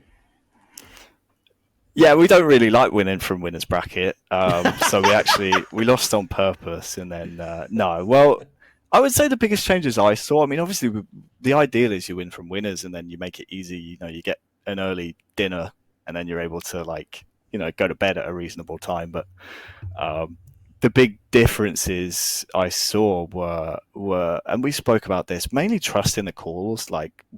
If everyone has an idea of how things are going to go, and they're all different ideas, then it's very difficult to assert your will on the map. The other thing we really worked on was staying alive. Quadrant are so aggressive, but the way they play is actually taking 1v1s. They back their individual skill, which is great when you take the 1v1s. But if you deny them those 1v1s and they're not able to trade, they are less effective. So we kind of spoke about that. Also, the game types in the winners finals were not great. We're going to be working on those for Arlington, but yeah, definitely suited us a little bit more in the grand finals. So got a little bit squeaky. We kind of let ourselves down, I think, on the recharge strongholds. We definitely have performed better than that on that game type in the past against them. But the Game 5 ice, you can't buy that, boys. You can't buy Game 5 ice. Another It's Game in the 5, vein. mate. You know me. No, choose your thoughts, because I find it very interesting, especially from your perspective, like being the coach of Foe, and just I love to see your insight, because you are their fifth player at the end of the day. You're the one who's like strutting your stuff, doing the research, the preparation, the timings, everything included. So, and you're going to be the person to really dig out these exploits and weaknesses. But Hop, if you've got another question to throw to I mean, at this moment in time, there's not too much. What's going through my mind is when's my McDonald's going to arrive? But I mean, at the end of the day, how you guys have proved yourselves as rightfully so that #1 seed in Europe, and there was obviously, I think, a lot of people kind of doubted, and not rightly so, but doubted your ability in dethroning Quadrant due to how dominant they've been for so long. But the question now is, going into Arlington, where do you see yourself guys placing? Where do you see you guys stacking up against the powerhouses which are over in NA? Yeah, it's a good question. It's definitely a good question. I said to the boys, last thing I said before I joined the Discord to then, come on the stream was, if we play, 5% as well as we did just then in Arlington, like, we'll place really, really well. The goal is to be challenging for grand finals by the end of the year. Where obviously the big money is, Halo World Championships. You want to be in with a shot of coming home with a ring. And if we're not aiming for that ultimately, then what's the point in doing this? But as a first event, as a team, it's probably unrealistic to expect that. I would say at least top 6 minimum. Some of the North American rosters right now seem a little bit susceptible, but the individual talent in North America and their quality of practice is just far superior to Europeans. So yeah, we're going to be aiming for top 6 minimum, and then hopefully we can allow our quality of practice and allow the reps against the North American teams that we get in the tournament in Arlington in pool play to carry us through the bracket play and maybe push top 4. We'll see. Is there a potential boot camp? Getting over we there, got invited. reps. We got invited to a boot camp. Sadly, because of the lack of organizations we're able to talk to at this moment in time, it's probably unlikely we're going to be able to boot camp before Arlington. I think, like Seeker said on Outcasted's podcast the other day, like it's nice to boot camp before every event if you can, but early on in the year, boot camps are less valuable than later on in the year, which is very, very true. Because if you are behind the game later on in the year, which is where the majority of the money is, that can be really detrimental to your long-term success and the amount of money you're bringing in for your own pockets as well as your potential orgs. So we'll be looking to boot camp maybe a little bit later on, maybe not before London, but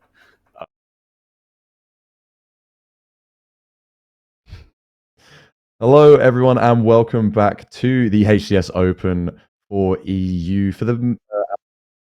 I'm here with Fazilla again. We're back for the Pharmaceutical versus Jump Out Gang series. And how are you feeling about this series, mate? How's it looking for the teams for you?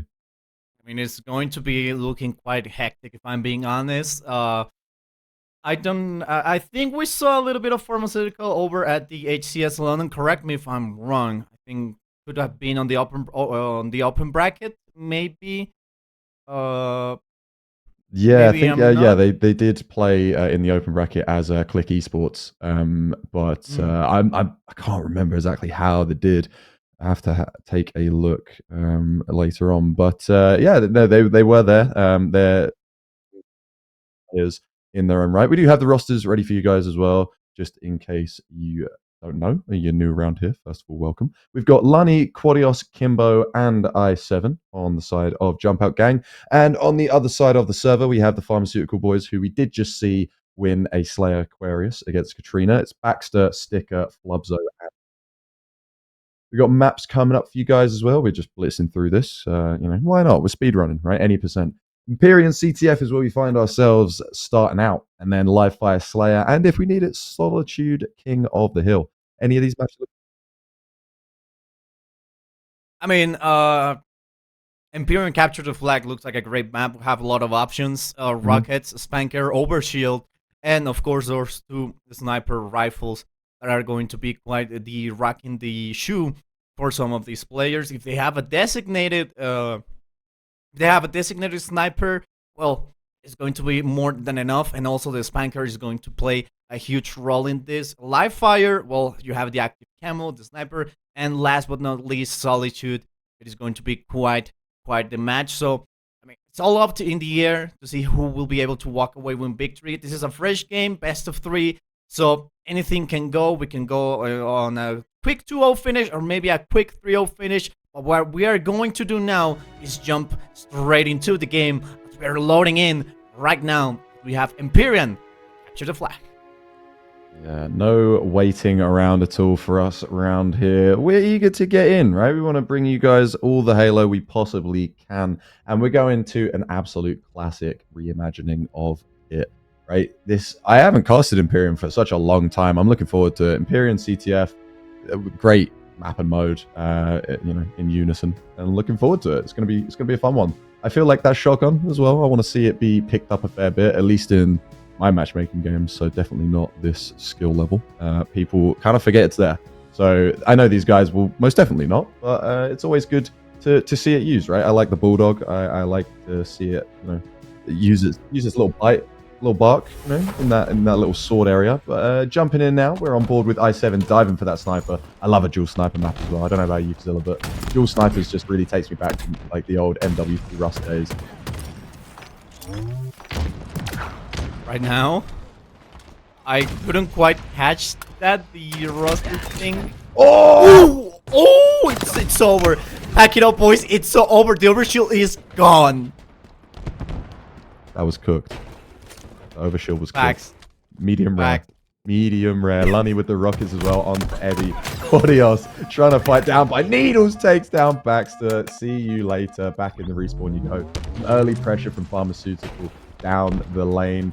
And oh my god, sorry, I can't come back to that overshield back smack.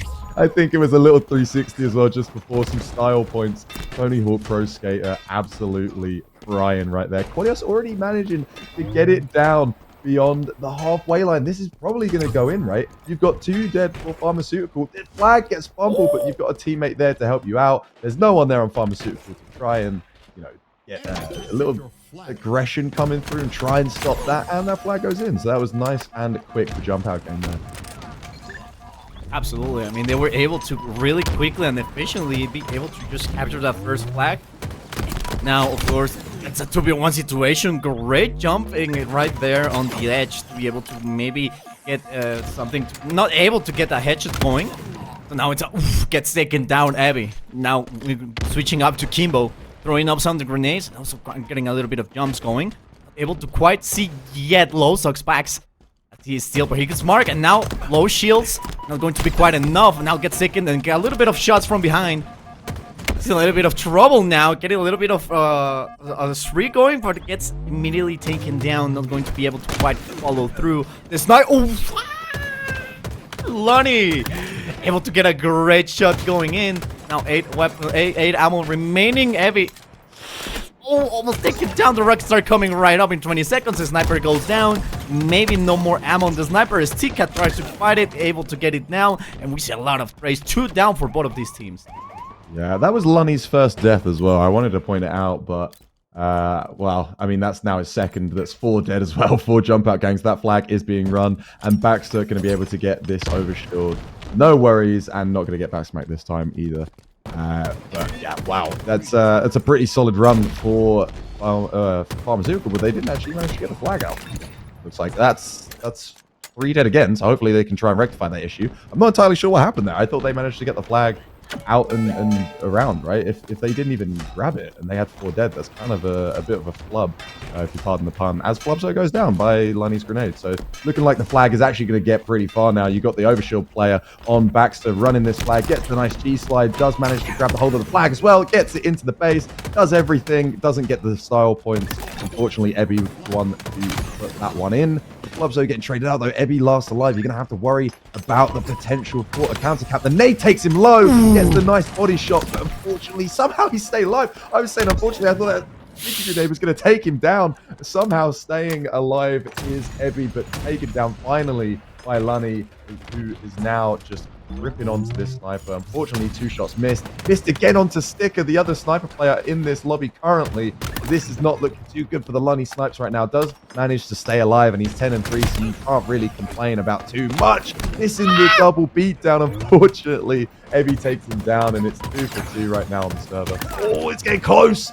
Flubzo takes Kim, and that is 3 dead for Jump Out Gang. You can see some aggression coming out from Pharmaceutical now on the map.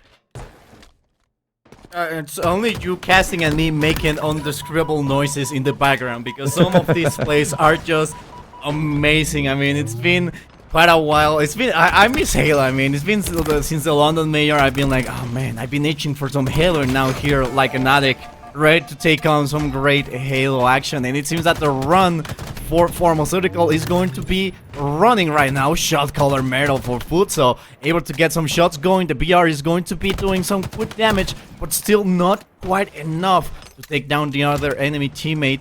Now we see here the camera objective, and that's going to be a flag for Pharmaceutical, as they have now 2-1 lead against a Jump Out Gang. The Rockets are coming right up. It seems that Jump Out Gang will be the owners of that Fury machine of explosion. Yeah, for sure. Overshield coming up as well. We got the picture-in-picture for those rockets over the little railing. You're going to see a lovely little Jump Out Gang player to sneak over and grab it. It feels like CCTV. I feel like I'm a security guard when I see those. But rockets have managed to land in the hands of Jump Out Gang. I believe they might be on the I-7. Yeah.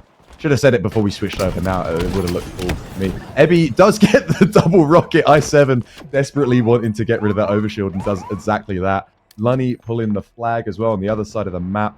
Completely locked in and gets one-tap Sticker with a lovely little shot there. And the cool, oh my god, the plasma pistol shot just curving around. Doesn't manage to land, but Kimbo still one shot, gets taken down by Sticker. And you're going to see some aggression now. I-7 last, well, it was last alive. Now Lunny and Claudios. Lunny just managing to get the kill. Flubzo now last alive. This has been completely flipped, and you've got Claudios just trying to sneak through. He does manage to stay alive, picking up the flag, and definitely going to be a thorn in the backside of Pharmaceutical, as he just wasn't able to get that final shot, was Flubzo. This could be the final play that Jump Out Gang is able to do against Pharmaceutical. 2 down, the snipers are coming right up. The flags are right around. The flag is right around the corner.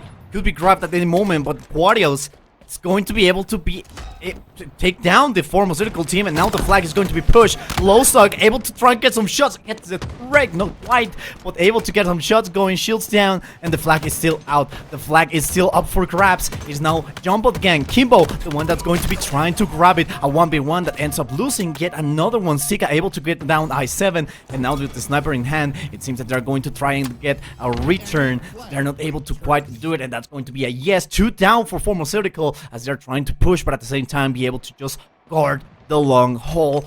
We know it is quite a dangerous place, not only to approach from, but to be able to get some stuff going. The nades are starting to fall down, and it seems that not only the long haul, but also the mid section where the rockets spawn is going to be our main points of contention, as the flag is starting to look a little bit under fire.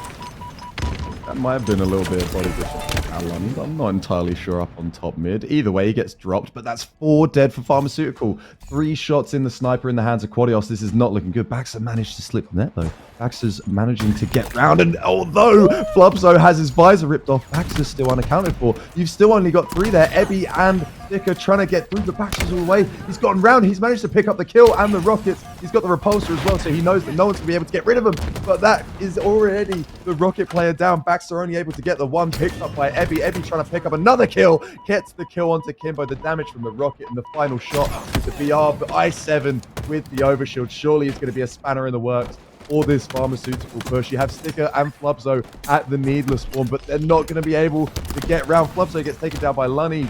Got weak by I-7. I-7 now just trying to hunt them down, trying to chase them. Kimbo and Lunny putting in the groundwork, though, managing to keep them alive. That's 2 dead for Pharmaceutical. Jump Out Gang with a full 4. They're going to put some pressure on if they can just get Ebby back in the respawn. They're going to try and push this last flag, this final flag they need to take the map. I-7 last alive, almost gets back smacked by Flub, so a nice little dance there from Flub, just not enough. I7 gets dropped, so we're actually going to see maybe a little bit of a tonal shift from Pharmaceutical. They're now going to have the aggression coming forward.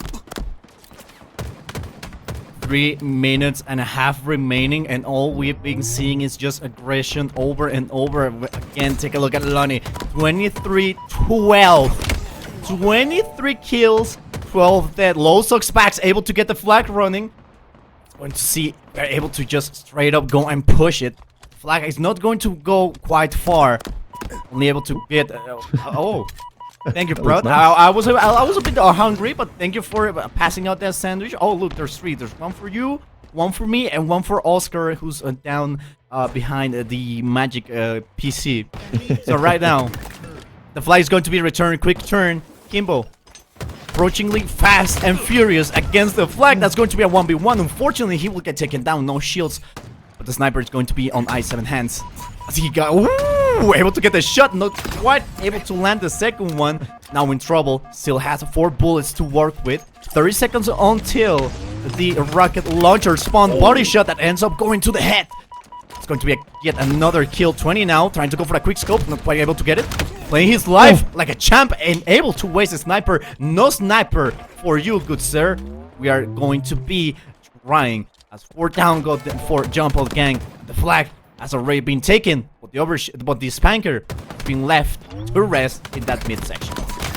Yeah, it's only just come up now, though, so you're going to see someone trying to grab it. It looks like Pharmaceutical get their hands on it entirely uncontested. And it seems like the focus is over at this overshield, and you've got Lunny able to pick it up as Sticker with the rocket. A huge wraparound from Sticker, able to pick up the overshield, but it doesn't even matter. The flag was capped completely under Jump Out Gang's nose. Pharmaceutical go 3-2 up on that map. They take the map and they take map 1 in this series. That was so sneaky. They just managed it. Oh my god.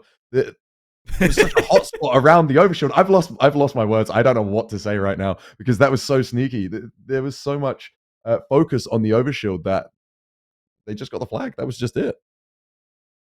Absolutely, it was a really quick play, really quick motion, and well, blink it and the flag get captured. We saw a little bit of objectives coming right up. We saw a little bit of absolutely everything that could have gone wrong went absolutely correctly good for both of these teams. And also the sandwich made me a little bit hungry, but I already had breakfast, so we all good. I don't know about you, Hixie, but you had lunch.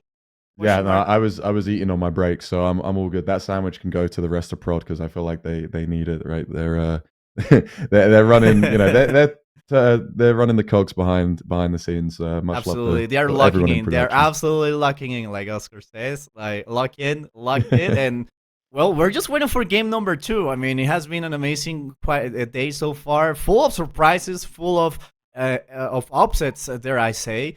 So, I mean, right after London, well, this is a great start for more EU Halo to be to take place. Rather, as we see everything that was a jump in level for all of these teams that were able not only to attend LAN, but also to be able to observe it, watch it, be there live, or maybe from their homes, like me, that I wake up at 3:30 a.m. every day just to see it. And one quick thing before we jump into the game, I forgot to claim my drops. Oh dear, from the major. That's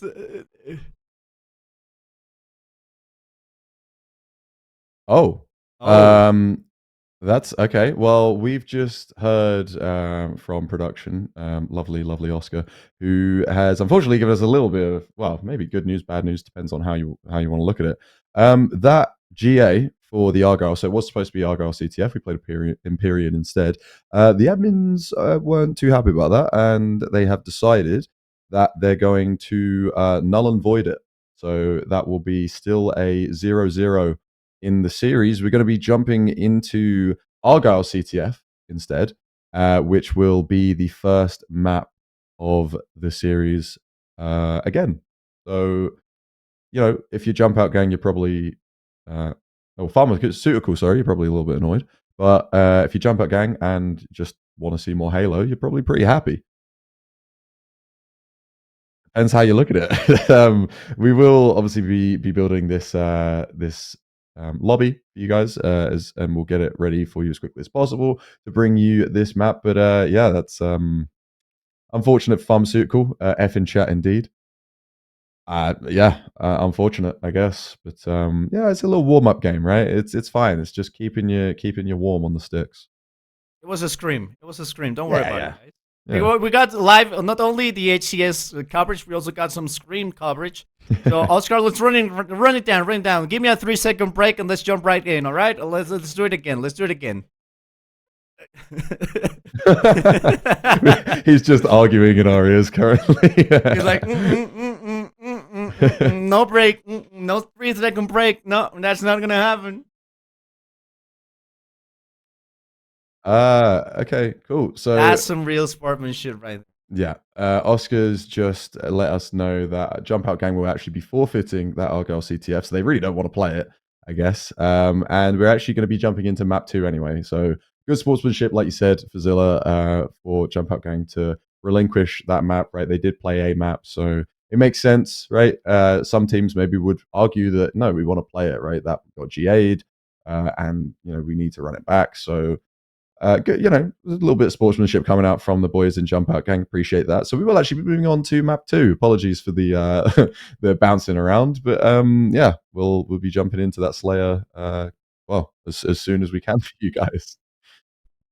Absolutely. I mean, it has been quite a hectic start of the match, but I have to commendate Jump Out Gang. They were told, well, both of these teams were told that they were going to be replaying the first game, but now, well, they decided that it was not quite the good thing to do, to replay it, so they accept that first result, and now we're heading to a game number 2. I want to give a huge round of applause for them, as that's some real sportsmanship right there. I mean, absolutely commendable, absolutely appreciated, and that's what we need over not only esports, but in everything. Sportsmanship, good vibes, and, well, good wishes to everyone at the end of the day. Yeah, really, really nice shine from the boys in Jump Out Gang. Just reminding us all why EU Halo is so good, right? It's so nice to just have, it's a community. Everyone's here to have fun and play some great Halo and have some great games. And Sticker, starting off pretty well, picking up a double kill and not traded out. The Sticker's just shooting demons, shooting ghosts, trying to pick up that triple kill. But a 2-kill lead, 1-kill lead, sorry, that was now made back into 1 as I keep talking and it keeps happening. And we're tied up. I'm just going to constantly talk about the scoreboard. Goodbye. See you later. Mind the gap by 7. There's a little bit of a drop there, buddy. We had the picture-in-picture for that camo. That does just get picked up and popped. That's not going to get fun. Kimbo, see you later. Sticker is in the server and unfortunately does get taken down there. But that was the Sticker show all day, baby.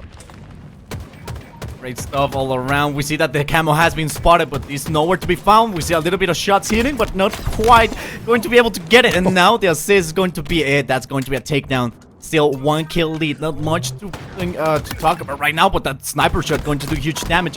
The active camo is going to start doing some damage, but at the same time, not Lonnie able to take that double, trying to find the triple, but surprise, surprise, no one is going to be there to make it 3 close to the scoreboard. And Brutes, that's going to be 1 shot color, and also the kill. It seemed that they were caught off guard. Double kill and killing spree for Lonnie, as he is still out for blood, out for absolutely being a relentless killing machine. Another one go down, as Lonnie is starting not only to run out of ammo, but now pick it up from these victims, but at the same time able to land every single shot. That's perfect, and almost 2 kills away from getting that killing frenzy.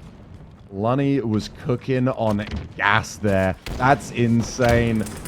Say what you want about your fossil fuels. This man is running on him and he's absolutely frying. Somehow, Pharmaceutical have kept this tied. 13-13 with Lonnie just becoming a demon. Finally, Jump Out. Well, I was going to say Jump Out, go and take the lead. Thanks, guys. Appreciate that. So you've got 2 dead for Jump Out Gang, but my God, Lonnie just sold his soul to the devil to become an absolute fragging demon. Insane. absolutely insane. Now getting taken down is Sticker, 2 dead for Pharmaceutical, and it's only 1 kill in it as this camera is going to come up. This could be a big shift. This could create a larger gap between these two teams because they're so close. A 3-kill lead now, the biggest we have seen so far. Sticker with that really satisfying 4-4 and 4 tries to make it a 5 in that kill column. Unfortunately, not able to, but this is pretty solid from both teams, I have to say. Really tied up game, 10 seconds until the sniper rifle comes up. Sticker gets taken down. That's a 2-kill for Jump Out Gang. We see a little bit of action. That could be ninja. It is a ninja. My first ninja commentator on stream. Let's go. Let me tap off real quick, chat. All right. Now we're switching up to I7. Starting to get some stuff done with those nades. Jumps a little bit. We're not quite able to get it. Sticker gets second down. I7 still waiting for the perfect opportunity, but that's a quick turnaround. Get some damage done. The S7 has been marked. It's just right over there, just resting, waiting for this next owner to grab it, and it's going to be Quadios, the one that will be able to grab it and start doing some absolute damage, either with the body or in a headshot. Now, I7 needs to take care. That's going to be a 2v1 and ends up losing. Sticker able to get away and walk away with a kill. Yeah, Sticker and Ebby doing some great teamwork there, managing to take down I7. Flopso as well, 10 and 5. Absolute animal. Lunny trying to compete with the 10 and, well, was 6, now is 7. This is so close. This is such a close game and so weak is Sticker. He gets taken down and is tied again, 28 and 28. These teams going back and forth. Kimbo with a huge kill to take the lead just by the 1. 3 for 8 as well for Baxter. He's having a rough start. 6 assists though. 6 assists is pretty solid, but I mean, it doesn't really matter that much. They're so close. They are so close.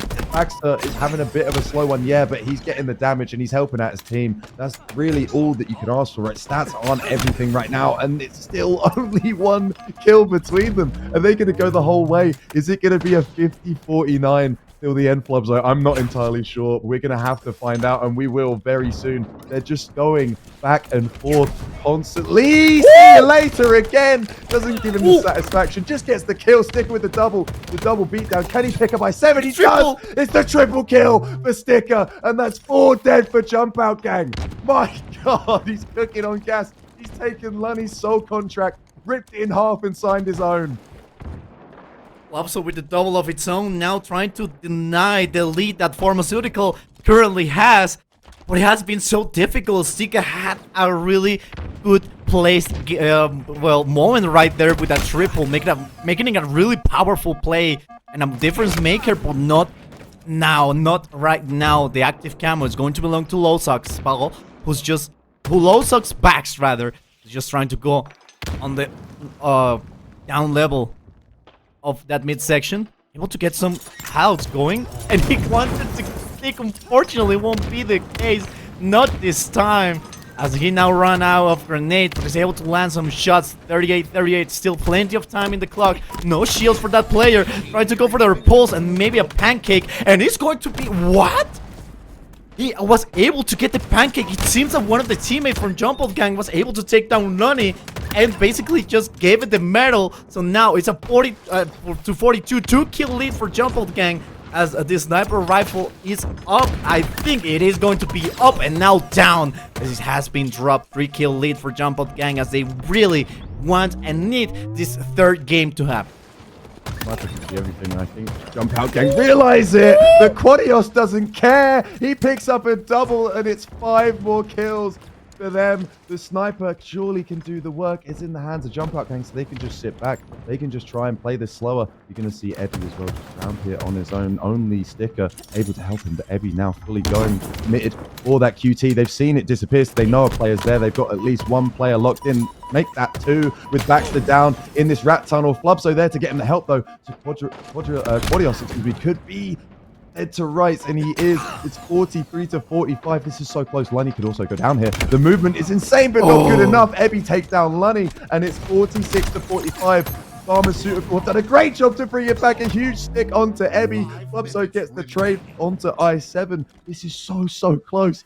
Zilla, I don't know if I can do this. I think I might pass out. This is insane. They've been so close. It's been such a tight game. 1 kill in it, more or less for the entire thing. And I don't even know if this sniper still has ammo. I'm not sure if... Oh, no, disconnect! Oh, we got a disconnect! Are you kidding me? 47, you have to be joking. Oh, God.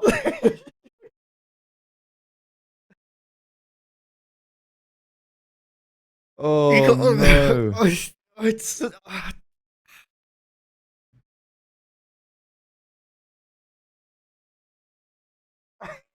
It's so over, dude. It's so over.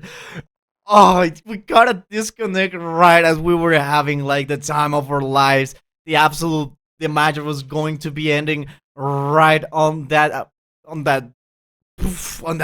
just exploding moment, and it went just like that. Oh, no. That's not good at all. Oh, dear. I'm not sure. Yeah, Wonderboy, I really don't know. It's full it's restart. So Let's go. Full restart it, right? It's the battle of endurance. Absolute battle of endurance. That's not confirmed, by the way. We are going to be having having some conversations. Production, absolutely. What I can imagine right now is anyone who's watched SpongeBob, so anyone that's just cool, is like when the little SpongeBob's in his brain, like all the filing cabinets are on fire, they're all running around crazy. I feel like that's production right now trying to figure out what the hell to do with with that map, because surely Jump Out can't concede, both maps, right? Because they played Empyrean, we would have had to redo it, but they did concede the map because they did lose on Empyrean. Surely they can't. This can't be It was so close. It was 1 kill, and it was literally, I think the biggest kill differential we saw that entire map was like 3, and it was 1 for the rest of it. It was so close the entire time, and to end on a 46-47 with a player drop out, that's got to do That's crazy. horrendous stuff to your mental. Absolutely. I mean, you're already absolutely just in the zone. You're already locked in. You're basically playing not only your last life on the lower bracket, but also your pass to the next round of the lower bracket. And I mean, look at as you want it, but both of these teams will, at the end of the day, lose it out for the result that could be go.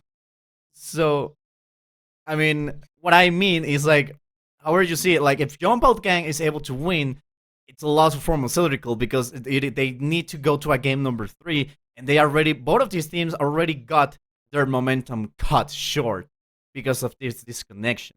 And the other thing is if Pharmaceutical is able to just win up, then, well, it's a pass for them, and Jump Out Gang gets taken down of the tournament. So it's a sticky situation. Absolutely. I mean, it's a 1 kill difference and 3 to 4 kills to absolutely win the whole Slayer. So I don't know, man. I don't think anyone knows. I don't know, man. I do not feel I don't feel good for production or the admins or even the players. Anyone involved in trying to make this decision, my hat is off to you. I can only apologize for the situation you guys are in. This is a rough one. We're not sure what's going to happen. Okay. So I believe Oscar will correct me if I'm wrong. It's going to be a 1 kill lead for Pharmaceutical as they were up 47-46. But they're starting with 1 kill, and Jump Out Gang are starting with 0. So they're keeping the lead they had of 1, and we're going to effectively a full restart. So that's what's happening. 49 kills for Pharmaceutical, 50 for Jump Out Gang. Take it. Pharmaceutical are 1 map up in the series, so Jump Out Gang will need to take this to stay alive, I guess. This is the lower bracket.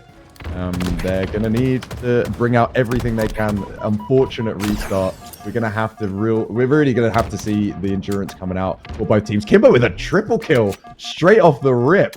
So that's pretty rough for Pharmaceutical, being so damn close. Well, sorry, not so. They were they were still really close. It was only 4 kills to win. They were 1 kill behind and make that the biggest lead that we've seen in this map now, only cut down to 2 kills. Jump Out Gang then getting completely reversed on and going 3 dead. So it's just back and forth. These teams, I7 with a nice kill onto Baxter. The sniper in the hands of that camo player for Sticker. He does get naded out though. So unfortunate for Sticker. So unfortunate. That could have been their way back into this 5 kill deficit becoming even smaller. But a great job from Jump Out to just flush him out. Absolutely. I mean, I'm still in awe of what just happened, and now Jump Out Gang is in 100% control. They're starting to gain up a lot of momentum, but it can change, it can switch, it can be completely transferred to Pharmaceutical in any given moment. We already saw this kind of lead happen, and we already saw how they're able to just overcome it. It's not news that they've been doing an amazing job, both of these teams. Now, it all depends on how they're able to adapt. As we're having a 4-kill lead now for Jump Out Gang. Make it 5. As Kimbo will take down Stika. And really put an eye of where's the sniper rifle. They're able to get the kill. The trade goes in. 1 down for both of these teams. For both of these teams, rather. As Kimbo trying to go around. Able to get a kill on Flipso. Able to get some damage on Stika. Maybe the kill. Not quite, but still. Quadios able to get the assist. And now, well, still a little bit separated. The difference is 6 kills. And, well, with the sniper in hands, 2 bullets, but not quite get taken down. And the advantage for Jump Out Gang just keeps growing. I agree fully with Harry. I think it should have been a 46 start. It could have been like Breakout in Halo 5. My god, that body shot was nuts. Unfortunately, he isn't able to pick it up. A nice little self-nade from Sticker, just trying to play on hard mode. Doesn't actually take any damage from it though, so it does get his shields back. But yeah, that would have been awesome, right? We could have seen Breakout in Halo Infinite. It would have been a 1 life round. Everyone just has 1 opportunity. The little picture-in-picture shows us that the camo was up, picked up by someone, probably Jump Out, considering their map position. And it was Quadios who picks up a kill on Flubso. That sticky grenade whistling past his ear, unfortunately does not stick. Pharmaceutical, Flubso feel bad. That one, Ebby gets taken down as well. Quadios just going through the motions. Almost takes down Baxter, does manage to get away, both of them though. That camo is still alive. Surely going to drop, and it does right there. That was perfect timing, actually. Pretty good. The Flubs are going to get picked off again, and this is a far different story to the one we just saw before the reset. 28-17 and 11 make that 12-kill lead for Jump Out Gang. This is unfortunate if you're Pharmaceutical. It was such a tight game the entire way through, and it's looking like the fatigue and the lactic acid setting in for Pharmaceutical as Quadios goes on a killing spree, finally taken down, but it's 10-5. Baxter trying to keep this game alive and flip the script, trying to bring this 12-kill deficit back. But it's such a long road, and when you're so close to that 40-kill mark, it's so difficult to bring it back. When you've got the sniper in hand, you're going to have to try and hit every shot you've got if you want to keep this game as close as it was before. 11-kill lead, Jump Out Gang. With 2 down. Oh, low sucks. Pax wanted to get that snipe going. Fortunately, it won't be the case. Only 3 bullets remain in that mag. So he really needs to hit those shots. Shrink it down to 10-kill lead.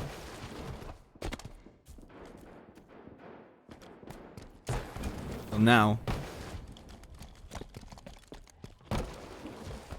we see the sliding. Sniper in hand, just waiting. Oh, not quite going to hit the headshot, but still able to do some great damage. Some shots going in. Going to get killed there. Now switching on to an 8-kill difference. Last shot on the sniper. Ooh, able to get the kill. Ooh, able to get the mill at the last moment. Great shot all around. Never see that offline on land. That was that was nuts. I don't know how he got that kill, but that's Ping doing its thing right there. 39-31. I think this is the closest we've seen it for a long time. Only an 8-kill lead for Jump Out Gang, but it's still a bigger lead than we had at that reset. I'm so sad for Pharmaceutical because they had it so close, and it's just being ripped out of their hands. A 10-kill deficit now. Sticker back in the respawn screen, and I mean, Lunny's not even, he's got 4 kills, but he doesn't even need to go high.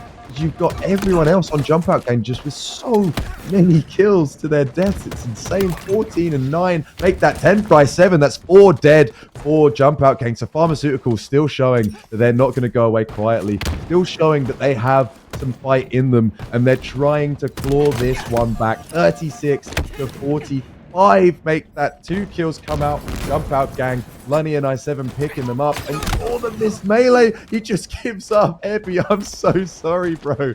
That's so unfortunate. I can see the frustration in that.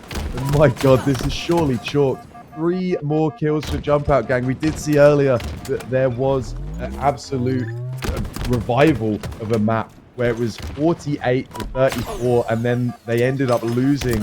It was like, I think it was like 50 to 49 in the end. Somehow brought it back to like a 16-kill deficit, but it looks like this one surely chalked. 2 more kills for Jump Out Gang, and that will be it. That's so unfortunate for Pharmaceutical. My God. We're able to just push it in ahead. I mean, it was a 50-38, I think, score at the end. So more than likely, we'll be jumping into a game number 3 to see how it will go. It is what I told you about it. It's a lose-lose scenario, but at the same time, now it's a win-win scenario for both of these teams. As they really need to get it done. They need to pack it up and get the kills, the capture, everything that has to be done on this third map in order to go and advance into the next round if they want to keep their heads afloat the water in this lower bracket. So difficult times, my friend, difficult times, and of course rough times to be a fan of both of these teams, as well they are just really 1 foot away from continuing or for ending out entirely of these weeks. Yeah, going into this third and final map, it will be the final throwdown for both of these teams in this series. Jump Out Gang or Pharmaceutical, whoever will come on top, it's definitely a hard-fought victory. Going into the fly-through now for our final map, King of the Hill on Solitude. And my God, this will be a slog. It's going to be difficult. They have played such a long series, right? It's only map 3, but we did have the potential of the reset for map 1. Jump Out Gang, you know, politely and sportsman, you know, showed a lot of sportsmanship, relinquishing that map, forfeiting it. Moving into map 2, we had the reset. It was so unfortunate for Pharmaceutical, only the 1 kill, but now we are into what will be the last map. Whoever takes this has most definitely deserved it, for sure. It is going to be quite the tied-up situation, as the hill really needs to belong to one of those teams. Ebby with the active camo and the shock rifle, trying to play a little bit of a game of hide and seek. At the same time, want to get the shot, able to get the shields down, able to get the kill, but not quite gets taken down. The active camo has been taken out of the equation. No longer will be working for both of these teams. But the shock rifle going to be arresting, or maybe has already respawned. No one seems to be close enough for them to grab it. Now Lonnie able to get quite the assist, but Quartios able to get a kill. 3 down, well, 2 down for Pharmaceutical. The hill right now, it's painting itself red. Sticker on a 5-1 with, well, AD right now. Make that 5-2. Apologies, fella. That's my bad. Flubzo on the donut, unfortunately, as well. But you see in, well, there you go. Kimbo just drops Flubzo, but Flubzo picks up the 1, so good job.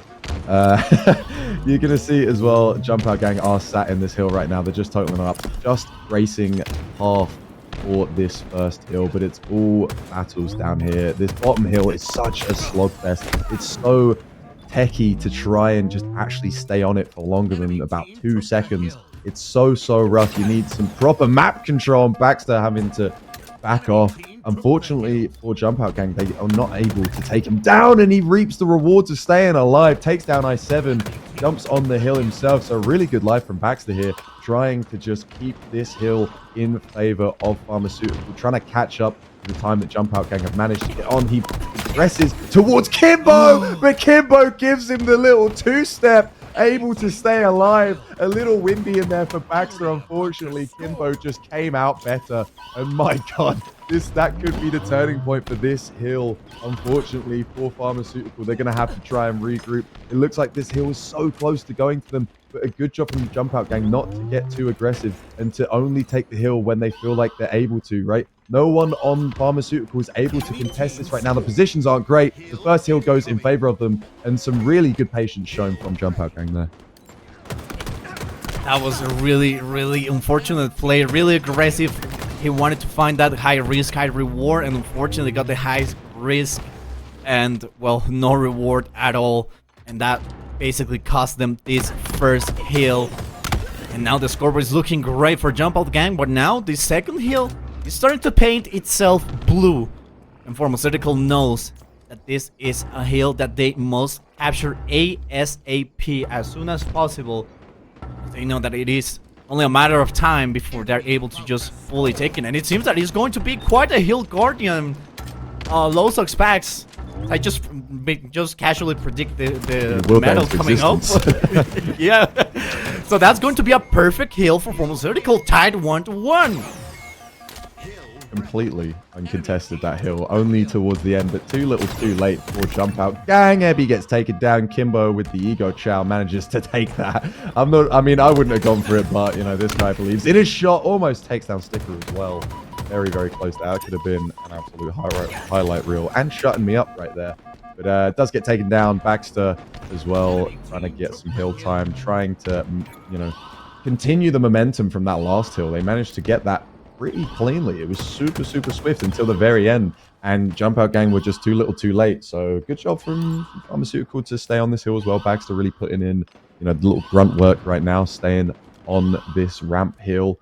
And again, it's just all the fights are going down elsewhere on the map. You see Lunny trying to run around towards Nest, but the player that's unaccounted for is Kimbo, the only two alive, trying to put some aggression down onto this hill, having to force Baxter off of it. He gets back on. He's hiding round by this commando, but he doesn't know the player round behind him. He does manage to stay alive somehow. Lunny surely to clean him up, and does. Nades as well, just to secure, to make sure in case Lunny wasn't able to hit his shots. And now the hill's being captured by Jump Out gang. So close for Pharmaceutical, but Cordios trying to just flush him out with Lunny, trying to wrap round and get the help. I7 holding down Nest. You've got the player up on the jump up, but not able to stay there for long. Flubso surely on his own. So Cordios knows he can take the fight, and Kimbo there to clean it up. So this is really strong from Jump Out gang. The nade from Ebby just trying to stick him down, but not a good enough job. Kimbo comes flying through the window, trying to take him down, and does exactly that. Ebby gets dropped, and you can jump back on the hill of your Cordios. He's back on the hill. Almost getting like one hill lead so far. And there's a little bit less, 1 second less of 3 minutes remain on this third game. Capture, of course, is going to end up on the side of Jump Out gang. Gonna repulse him away. Wanna melee it or deal with it right now. Kimbo still gets taken down by Ebby. See a little bit of nade action going down. Now the hill is going to belong to Pharmaceutical right now. 2 down for Jump Out gang. 2v3. Now both of them spawn. We see now the push for Pharmaceutical is on. They want to go and have a little bit of defense with his teammate and the hill. Shock Rifle is also coming right up. And so there's the active camo. 5 seconds until it shows up on the map. And whoever is able to grab it along with the Shock Rifle will be having a high advantage. High aggressive advantage, dare I say, against the other team. Shock Rifle is up. The only thing that needs to come up. Yeah, there we go. Their captive camo is up. So now the fight for the active camo begins. The hill is going to be painting itself blue. Seems that it will be Ebby, the one that will be going for the Shock Rifle. He just can't die. Ebby has been alive for so long. Oh, unfortunate there. He just goes to the camo and he flies a little bit too close to the sun and his wings are clipped. But my God, he stayed alive for such a long time there. I thought he was dead in yard, and then he used the thrust and it just offset the shot for the Jump Out gang play, excuse me, for such just enough to keep him alive. And then he just somehow stays alive in mid-bridge as well, and eventually does get taken down. But my God, what a life for him. But he doesn't want it. He just goes for the back smack. Unfortunately, he's only able to get the one. Baxter there. Well, it wasn't Baxter, excuse me. I think it was Ebby, it must have been then. I'm just a little bit blind. Nico Specsavers, apologies. But Pharmaceutical picking up that hill. We're all tied up. It's 2-2 on the final, well, not the final hill, the third hill for, well, potentially third hill for both teams, the fifth in the map. And this is all red at the moment. Jump Out Gang are sat on it, and Quadios just trying to run around the map, trying to find where these players could be spawning up. They know they're roughly going to be about yard. Ebby confirms that, jumping up to window. Baxter now wrapping round. This is going to be a fight in Cafe. Flubso there to get the help, so potentially going to get the trade, but doesn't need it. Flubso takes down Quadios. Lunny as well having to drop this. Surely the hill is going to be taken over, but Kimbo's still here on light rifle. Does get perfect in a nice 7. Now just trying to rack up the points, just trying to stay alive. He gets a huge he gets a huge G-slide to stay alive, take no damage, gets the kill as well onto Sticker. I7 with some insane movement, making sure that he doesn't take a single shot of damage and then gets the kill. This is insane. Jump Out Gang are going to take that fifth hill and make it a 3-2. Some incredible work from I7 to stay on that hill for such a long time. Last hill for Jump Out Gang that they need in order to proceed. Pharmaceutical still wanted to find it, and it's going to be quite a difficult hill. It is going to be wide open on that mid section, the bottom mid basically. So we see that they're starting to go in and starting to get taken down. That's 1 kill for both of these teams. Still, the hill is still painted red. Not going to switch any color time soon. It has switched to gray, but still not able to quite get it. Stika able to get some shots on Lunny. Flupso is able to get a kill. There are 20 seconds until the shock rifle comes up. The hill is starting to paint itself blue, and this is a must capture hill for Pharmaceutical as they go 2 down. And Jump Out Gang now is starting to look and go for the shock rifle. They know that they can give away some seconds of the hill in order to get the power items basically, so they can basically just take away and take over Pharmaceutical's position. They're going to just do that right in time as Ebby gets taken down. Kimbo 3 down, and Kimbo's the last man remaining standing, and it seems like he will get taken down by the grenade. Plasma goes off, but no man is going to be close to that radius. Shock rifle is up, and the kills are going down. For Pharmaceutical and for Jump Out Gang, so it's going to be fairly even, but this shock rifle could change things very quickly. Lunny gets taken down. Baxter with a huge no scope. Goodbye, Kimbo. That's a double kill for Baxter. He has been a little bit quiet this series, but my god, what a way to start showing up. I'm hoping this can be the snowball for Baxter. His stats aren't looking amazing, but stats on everything, and we've said all day. Baxter really putting in the grunt work, always just leading by example for these guys. Maybe not always in the slays, but he's definitely doing the work behind, you know, closed doors, right? He's like the production for this Pharmaceutical team. A huge double again for Baxter. This man's the double kill merchant today on Solitude. He's got I7 behind him. Potentially could pick up the kill. Hopefully he stays alive. Baxter's just absolutely frying. I want to stay on his POV for as long as we can. Finally get taken down. A player in light rifle. Sticker as well, taking down that Jump Out Gang player. I7 with Lunny managing to take them down as well. So that's 4 dead momentarily for Pharmaceutical, and the hill finally getting captured by Jump Out Gang. A little bit of progression for the Pharmaceutical boys, and now Jump Out are trying to match that and overtake them as the battle goes down in light rifle and on UPenn. Coming up by BR. He does manage to get some damage down. They're fully getting pinched here. Sticker, though, getting taken down, opens up the floodgates. They're able to hide round the corner. Jump Out Gang. Lunny gets another kill. Flubso takes Kimbo down, and Quadius there to just try and pick up the pieces as Lunny is just trying to lay down some more damage, but his last life. Quadius takes down Baxter on the hill. Surely then you just dip away. You've done your work. You've done your damage. You've got them off the hill just momentarily, and you're surely weak. You can't try and take the slides. Ebby surely going to get this kill. No way. Quadius is taken down. I7 with a huge cluster luck double kill. That's also going to be last alive as Ebby Baxter miles away. This hill potentially going to go in favor of Jump Out Gang. Baxter able to stay alive somehow on light rifle tunnel, so he could still be the thorn in their backside. Quadius takes him down. Sticker's there. They're going to have to try and dive on it. The Jump Out Gang take it. That's 4-3. That's game 2. And that is series going to Jump Out Gang. Such a long series finally concluded with Jump Out Gang coming on top.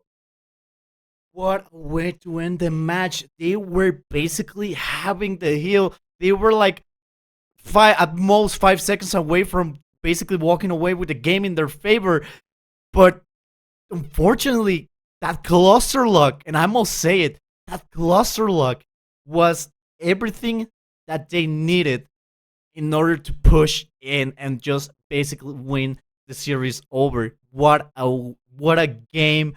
Absolutely amazing stuff from both of these teams. Pharmaceutical and Jump Out Gang, they all played amazingly. Congratulations to both of you. But it will be Jump Out Gang, the ones that are going to be progressing into the bracket.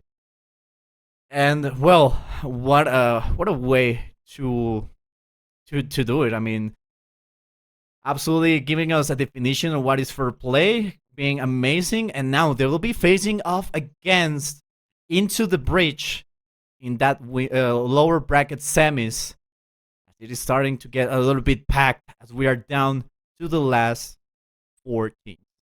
Yeah, for sure. And we've got the replays coming on screen for you guys now of this series. It feels like this Empyrean ETF was such a long time ago. We did have, unfortunately, a few little issues. We did have also that reset for map 2, an absolute heartbreak for both teams. But I mean, we had some incredible Halo this series as well. Cannot be denied at all. And yeah, like GG's to both teams. You know, it was a hard-fought slog. It was a long series, and they both really just showed up until the final buzzer. Unfortunately, for Pharmaceutical, what a nice snipe. For Pharmaceutical, they will be going home, and it will be Jump Out Gang taking on Into the Breach. And like you said, Fazilla, that cluster luck from i7 was really integral for them picking up that final hill. We saw quite a few mind the gaps as well. There was a 2, I think, or 3. We might see the other one in the replays here, but yeah, like a really hard fought victory. You know, definitely deserved by both teams, and Jump Out Gang just coming out on top in the end. So you know, Into the Breach have been knocked down today, right? They've had a bit of a rocky day. Fusion injury as well by Bonten. So yeah, there it is. There's the other one I was talking about. So yeah, Into the Breach. You know, they looking like maybe there's a few maybe chinks in the armor, a few gaps that could be exploited. So it will be interesting. It'll be interesting to get into the next series. But we do have a short little break coming up in a minute after these replays are over. Of an incredible series. It really was a fun one to watch, fun one to cast. Any closing statements from you, Fazilla? I mean, it was just an amazing match all around. Amazing series too, like I said. But at the end of the day, tied up those shots with the shock rifle, and that double was basically everything that was ever wanted for these guys. So I mean, they were able to get it, so we'll be jumping into a small break in order to get ourselves sorted. Maybe go get a little bit of soda, a little bit of munchies or something that you like to, you know, have on the side to dip in some whatever you need, salsa like here we do. So we'll be going into break, and we'll see you right in a moment. Organizational backing before then to accept all the invites we get to these boot camps, but yeah, hey, come right on, now Borgs, get signed this squad. Come on, we're going in raw, boys. We're going in raw. What more proof do you need? Like, they're just on the major qualifier and the other 2 tournaments before that. Like, come on, like, you know, it's taking the mickey a little bit. Sign them up already. I'm a little bit upset because I think we were supposed to be first seed today, and Face It and EE or whoever it was decided we'd be second seed. Not sure why that was, but well, Harold, it doesn't matter. Like I said, I'm just a caster here. I'm just don't drag shouting my mouth down the microphone. microphones. Yeah, it's all right. It's all right. We don't take it personally, you know. We don't take it personally. It's fine. Well, I suppose you are technically guaranteed number 1 seed anyway, but it's all good. But honestly, 100%. I'm extremely happy for you and the rest of the squads who now go into number 1 seed. And the only thing I want to ask is, like Jimbo's slaying potential from the upper bracket final to grand finals was just a monumental difference in comparison. All I want to ask is, what did he have before that grand final? Was it Weetabix, Frosties, Cocoa Pops, maybe dabbled in some special K? Beans on toast. Is Harry's special potion. I can't tell you that. That's why I'm the coach. Okay. Don't clip that and take it out of context. Stream. No, I think he promised himself a Pizza Hut. I believe I was watching his stream before I hopped on Discord, so I think he promised himself a Pizza Hut, but he said it depends how well I play. So obviously he was playing for his pizza today. So if he sorry, lost, you would have got a Tops pizza instead. Yeah, maybe it could have, like a pizza go-go or something. Sorry, I've got a special guest here, lads. Give me a second. Oh, go it's on. It's the faux mascot. It's the Oh boy. my He was screaming to come in this whole time, and throughout the whole grand finals actually. But I was locked in. I couldn't let him in. But here he is. He is. Oh, what a cutie! He's very happy we secured first seed. I can tell from his face he's extremely delighted. Yeah, he doesn't look too happy right now, does he? It's all right. Well, to be fair, what cats are happy? Let's put it that way. That's a good point. Anyways, Cats are better though. Harold, fantastic stuff. You're going as number 1 seed. Congratulations. I'm sure you guys are going to absolutely smash it in Arlington and do us proud. Make sure to get the best placement possible. If you don't get first, don't come back, but that's fine. We'll let you off if you get like a top 4 finish or something. Yeah, I hear that, lads. Good job today, both of you, and of course, obviously all the team putting the stream together. Appreciate you guys putting on for European Halo. And any orgs out there, bang my line, all right? hello@wonderboy.gg is the email. Please lock these boys down to contracts before we get poached again. It's going to happen again, probably. It's going to happen Yes, again. listen to young man. Listen Pick to them up the now. man. They're still available, and I don't know how many times we have to say it on Twitter and God knows what else, but please just pick them visit up, or at Wonderboy's least get in Twitter. calls. And if you're an org, check your LinkedIn, because I've been messaging your CEOs, your talent managers, everyone. I've been messaging them, and no one's replied. No, I'm just kidding. Oh, it's Wow. unbelievable. But we have to let you go, Harold. We need to close the show, but thank you Thank so you, much for Wonderboy. being here for the interview, and we'll catch you very soon, hopefully. Cheers, GGs. lads. See you next time. See how things are going to shape things up. We're going to start off from Glory's perspective, heading straight for that snipe. Let's see what mischief he's going to get up to with it. Yeah, and these snipers are so powerful on this map, so important to control. And both teams are able to have quite a quick opportunity to push their opponent's snipe, but neither of them really doing. Snipe Drone has been able to take down Mighties on the flip side. OS is going to be popping. A great shot, though, coming out from Jimbo to keep that OS still in play. And it looks like Glorious has been able to get his hands on it. However, Chick at the last second able to take him down. And it looks like that OS still is going to be lying on the ground unless Glorious was able to burn it. But I don't know whether he was able to do so. A bit of a stalemate here, but it's a bit like that Argyle was saying. They have to play for that mid control. As soon as they've grabbed that, they're going to be able to grab themselves opportunity to push forward. So that is going to be the fight right now. Jimbo caught out a little bit of no man's land. He will end up falling, but it looks like a rotation has been called to come back towards their flag as they're concerned about what Mighties and Wooten are doing.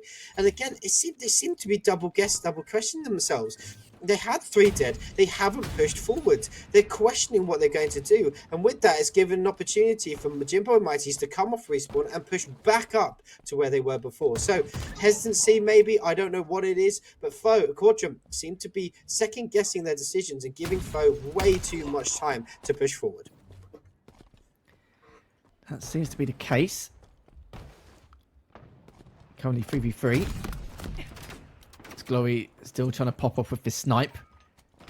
He hasn't been doing too bad. Had a little bit of a shaky start with that missed snipe jump and then getting sniped straight after was a little bit unfortunate, I think, so to speak. But looking to continue to try and stay alive with his snipe if he can. Has got an angle. Lovely shot coming out onto Chick. And all 3 members on that back right-hand side. Managed to get one. Makes it a double. Could be another overkill here if he manages to get it. Makes it a triple.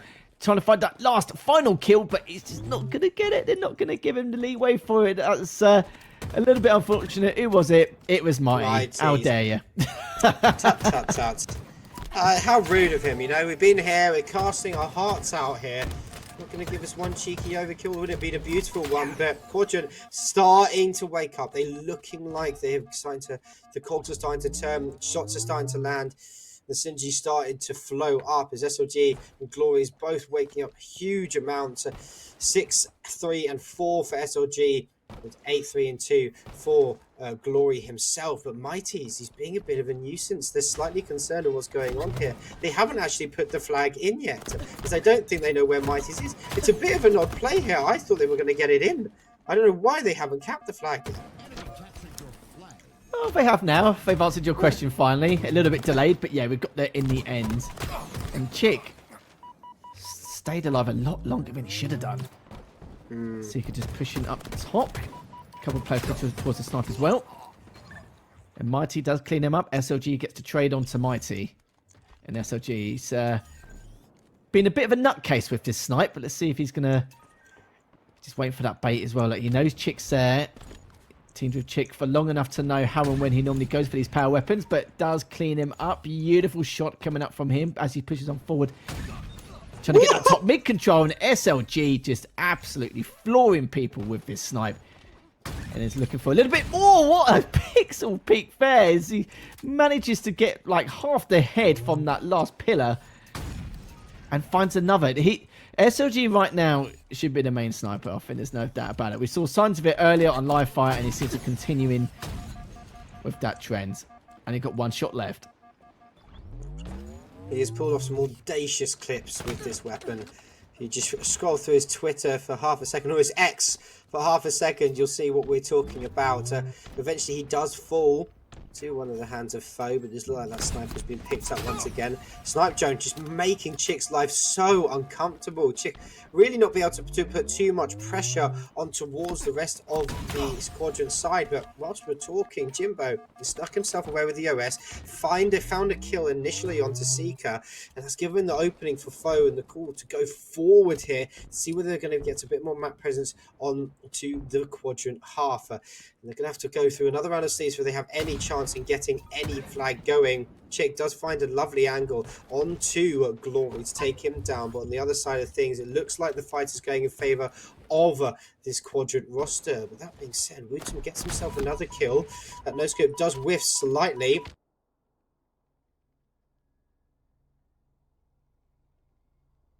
Mitigate.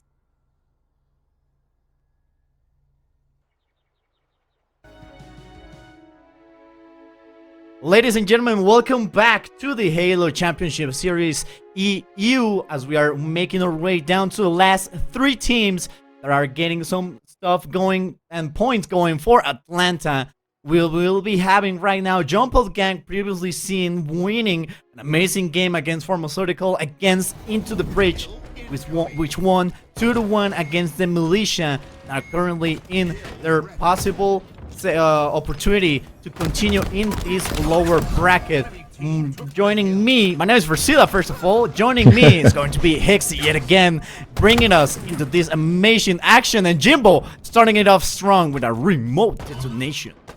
Yeah, Jim starting out strong indeed. 2 and 0 deaths right now. Camo coming up, trying to play for that. Jim just pulsing Lunny away. Stay away from me, sir. I don't want what you're selling. And yeah, they're seeing the overshield getting, the camo, excuse me, getting picked up. QT gets taken down. Jimbo doing a good job to drop I7.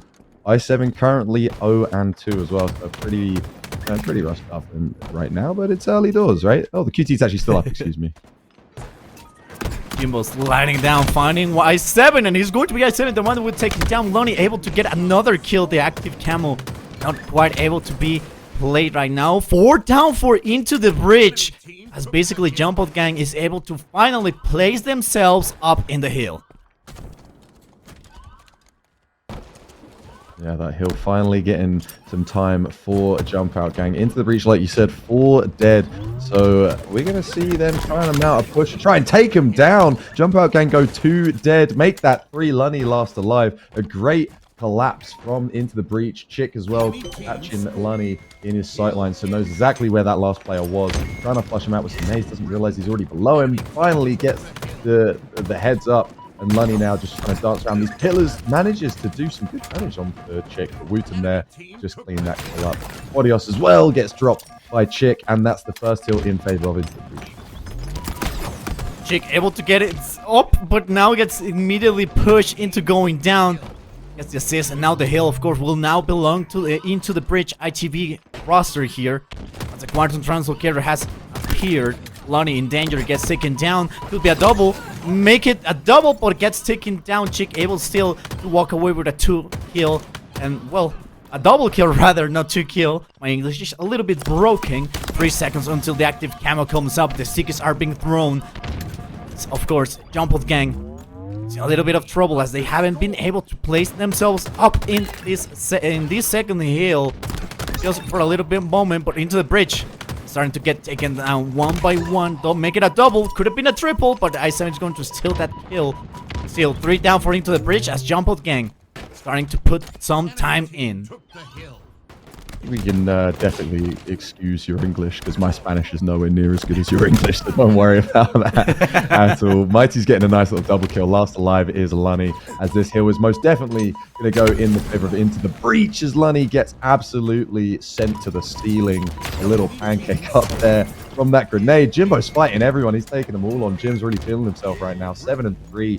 As is Mighty's, and Chip as well, super close. Wootum just on the assist grind, very unfamiliar for Wootum.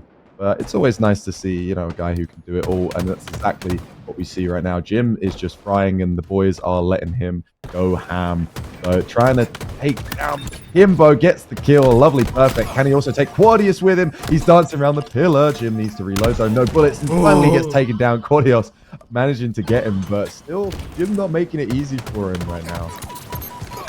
Oh, that's a stick! Oh, what a great move right there by Mighty, able to get the stick going. Now Wootum pushing forward on that pillar side.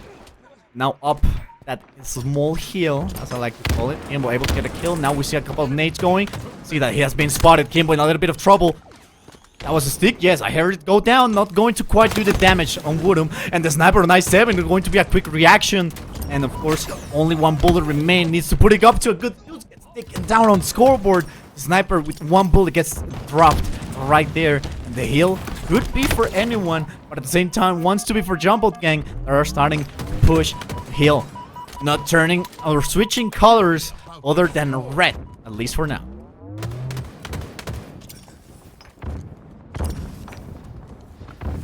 Close to picking up this third hill and having a perfect run. Lunny managing to take down Chick, but it did get a little dicey. Mighty's there to trade him out, and it's getting dicey again. The rat tunnel is so ratty. Mighty's getting a double kill, taking them down. 2 dead for Jump Out Gang, and surely this hill is going to go in favor Into the Breach. Mighty's with a huge double, but the nades from i7 are perfectly on the money. So far, they're able to get these 3 hills right on time. Active Camo is coming right up. 2 kills for Into the Breach as Jimbo is able to survive and walk away with victory, making him now a double. Active Camo is not going to be grabbed on his side. In fact, he's going to let his teammate grab it for him. We see that it could be Wootum, one that currently has it. And now they're starting. Yes. Oh, it is Mighty's, the one that currently has it. Sorry. As now, as we approach the possible last hill, Into the Breach wants to put the last nail in the coffin with a 4-0 capture on this King of the Hill game.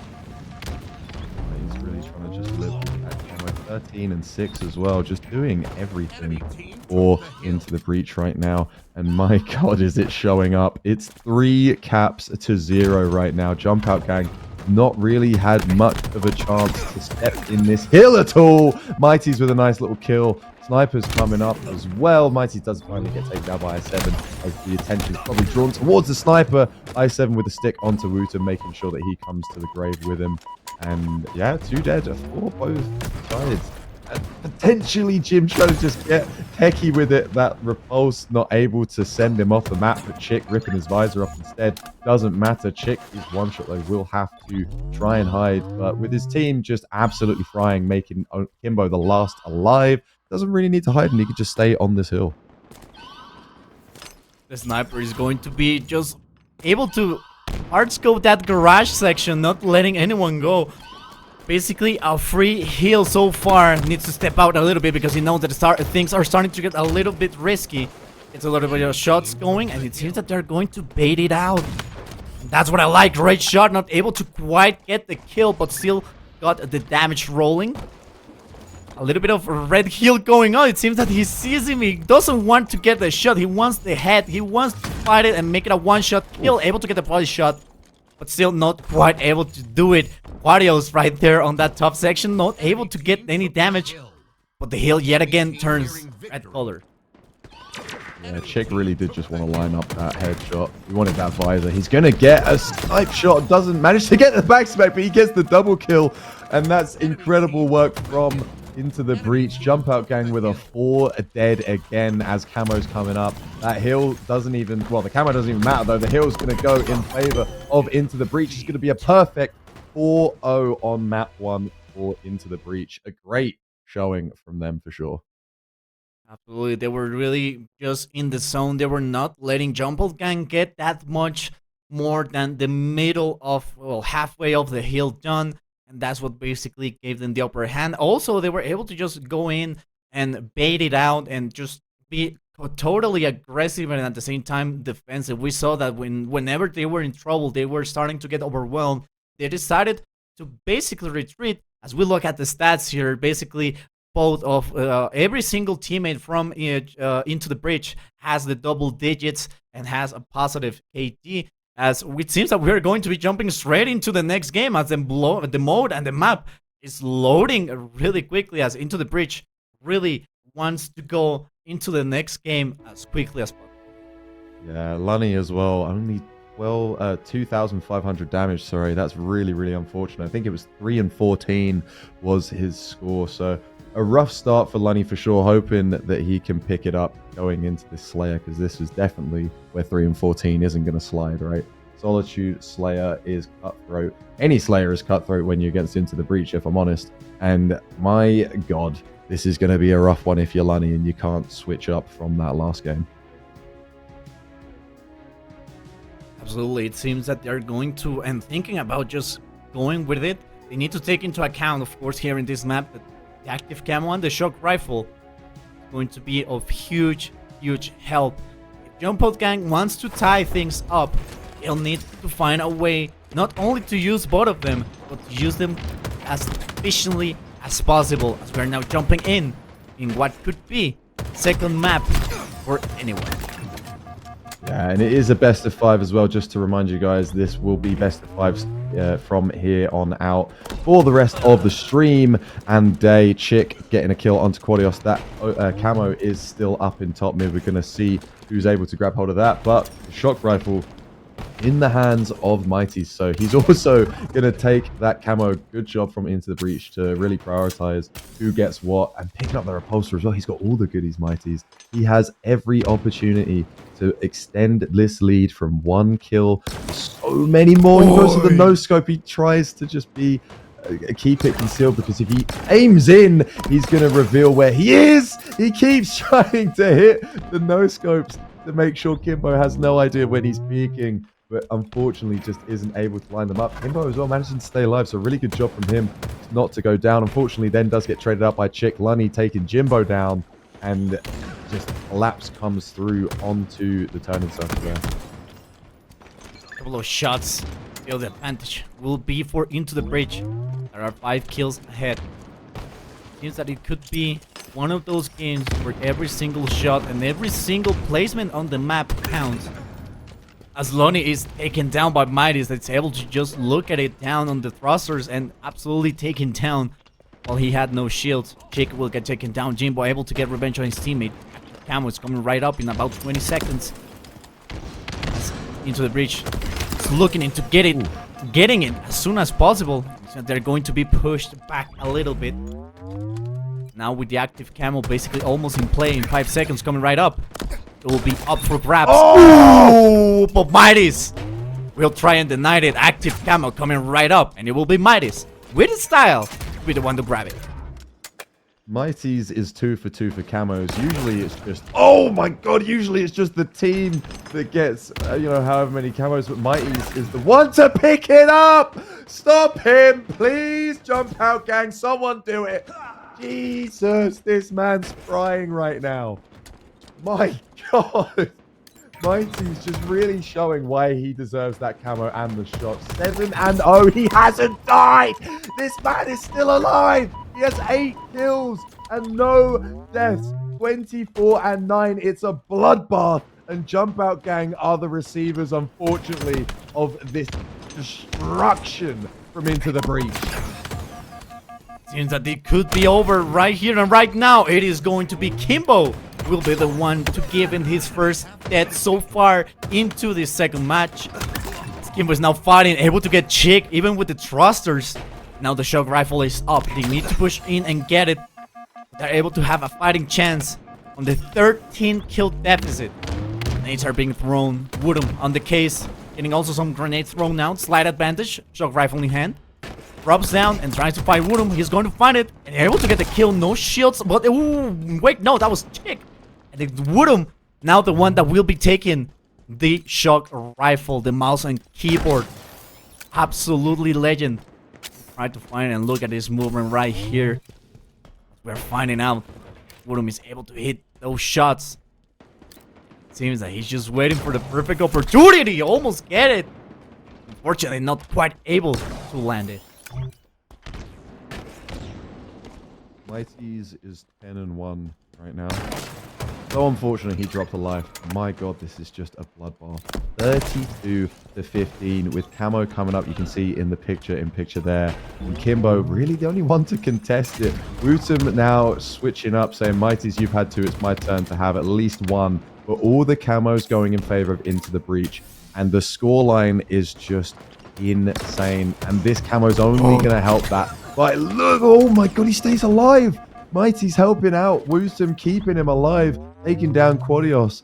Oh my god, that was a bit hairy for Woosum there. Mighty's with some angel wings on him for sure. Woosum surely not. Oh my god, he picks up the triple kill. He didn't need to dive on that, but he wanted it. He was hungry for it, and with such a lead, you can afford to just make a ballsy play like that. But my god, he gets the triple. He was not supposed to get that third kill. Jump Out Gang needed to shut him down, and they were just unfortunate in not being able to do that. Lonnie with some plasma nades being thrown. 23-39. It's now a 16 kill lead for Into the Breach. As we see them going in pairs, that's going to be a trade. 2 down for Into the Breach and for Jump Out Gang. Woodham giving pursuit against Kimbo. He was going to be able to get it. Now it's a 1v1, making a triple for i7 as he wants to fight more. He wants more blood. He wants more death against the Into the Breach squad, but it's not going to quite be enough. No shields. He needs to retreat. Jimbo has already saw him, and the nades are going to do its damage. Will get taken down. Able to take him down before he goes, but 3 down. Only 4 kills remains, and 20 seconds until the shock rifle comes up. This is potentially the end for Jump Out Gang on this map. If this shock rifle goes in the hands of Into the Breach, I'm not even sure if they'll need it. But if it does go into the hands of Into the Breach, this could be signed, sealed, and delivered. That's the camo, though. In the picture-in-picture, we can see that it gets picked up by the Into the Breach player. Probably Mighty's with his track record on this map. 1 more kill, and Jump Out Gang are 2 maps down. Surely this is just a formality. There is no way they bring it back. And Jimbo beats down i7 to make that 2 maps to none in the series. Only 1 more needed for Into the Breach to take this series and move on to the losers bracket final. I mean, it's been quite the aggressive gameplay from Into the Breach that we've been seeing, and they are just absolutely pushing and pushing and pushing. They're not letting anyone walk out alive. The first game basically told us about it. It was a 4-0 game on the King of the Hill, and now on this second one, that Into the Breach, well, 50-32 with an amazing performance from both of them, and especially well, the KD from Mighty's, as well, they were able to push in. And we are now jumping in what could be potentially our third and last map of this lower semis. We did have just a player leave the lobby thinking it was best of 3, so we're just going to get him back in. We're going to get him to jump back in. So for now, we're just going to have a little bit of time to stew over what we've seen. The dominance from Into the Breach, especially in that second map. The first one, was maybe a little bit closer, but yeah, they really took over on Solitude. It was lights out from the boys in red. And unfortunately, job isn't finished. It wasn't a best of 3, it's a best of 5. Into the Breach will have to secure 1 more map to head into the losers bracket final and face off against Bonten, who are the team that actually pushed Into the Breach down into this lower bracket. So it'll be interesting to see if Bonten are able to do it again, if Lightning can strike twice, or if Into the Breach can kind of rectify the issue that maybe we, get the result that we expected them to get all along, right? They really weren't supposed to drop to the lower bracket. maybe so soon, right? They're competing for #1 seed in EU right now against Quadrant, but they dropped. You know, it just happens. You have rough days, you have rough series, even maps. You know, it happens sometimes. But whoever takes the cake here in this series will be moving on to Bon10, and then whoever wins between those two will be meeting Quadrant in that final. So it's gonna be an interesting one for sure. It's definitely not easy street for any of these teams. Absolutely. I mean, it has been quite a long journey. It is, I think, 7 p.m., 6 p.m. where you live over at London. Yeah, about half six around here. Half six. There we go. So it's been quite a long day. They've been since like 12 p.m. local time. So some of these how can I say they've been dragging it for too much. I mean, it's what happens with these kind of tournaments. It's just all day. So it is basically difficult to just stay in the game, but they are on the comforts of their home. They have a big break like Quadrant right now, single on Grants, waiting for any of these two teams rather, to be able to push in and face them off in just a couple more hours, I'd say. So yeah, I mean, Into the Breach has been doing quite amazingly in this lower bracket. A couple of mishaps on the way here, as we saw, basically just 1-2 games, 2-1 game against the Militia. And, well, we saw it now getting lowered into the lower bracket here. So it all depends on how we're able to just push forward and see what these players are capable of doing. Currently, 2-0 lead for Into the Breach, as Jump Out Gang are waiting for teammate to rejoin, or maybe it was someone I missed. So just waiting a little bit. Yeah, we're just chilling, right? Use this time to go get a drink if you guys need. I've got my water next to me. I'm taking sips in between maps, in between series. You guys better stay hydrated. Make sure you're all fed up as well. If you're in EU or UK, it's kind of dinner time, so maybe you guys should keep the stream up on your phone or laptop or something. But go make yourself some dinner. And to even push that further, to get some water and get some food, we're gonna throw a quick break. We're not going to throw to a quick break. Oscar's literally just told me, literally, as soon as I said we're going to go to a break, he told me we're not going to. So we're not actually going to go to a break. I'm just trying to keep you guys on your toes. We're going actually straight into the next map. Completely bamboozle you. I'll never let you know my next move because I don't even know it. I'm just, I'm just a puppet. I mean, Oscar doesn't know it either. They never let Oscar know your next move. That's the thing. Oscar, all right, with some choice words and Oreos as well. All right, a couple of stuff I want to put out right here as we're watching this. Totally unrelated to Halo, I must say. But right now, it has been. I'm currently on my second monitor. I have the Xbox Showcase. And it seems that we'll be having the Metal Gear Solid remaster, I think, possibly. I can see that right now, but as we jump into the game, we'll talk about it later, because right now, it's a capture the flag, and one of the last chances that Jump Out Gang has in order to stay alive in this lower bracket. Yeah, and the overshield on Jimbo as he runs this flag straight into i7. Spawn not aware of it. i7 not able to get the back smack though, so he's going to have to try and back down from the fight. Gets reversed by Jim. Jim finally taken down though. That's incredibly unfortunate. And if you're peeping chat, Terry Tibbs, appreciate you being here. As always, great to see you, but also with some incredible news from the gospel. Don't forget to use your Prime subs, guys, right? We this is a passion project for EHL. We do have ads running, but Prime subs are always appreciated. So if you guys back and appreciate what we're doing here for the Halo EU scene, which we do love so much, we love to see it prosper, and it's in such a good spot now. It's amazing to see. We'll pump these out for you guys. Prime subs always appreciated. Speaking of what's appreciated as well, Gimbo picking up that flag, right? This is almost the entire way. It's going to go in. That flag gets popped in. You can see in the lovely picture-in-picture, it gets secured by Lunny. Finally, though, Lunny does get dropped as well. And you might see the counter cap potentially if the kills can come out for the boys and Into the Breach.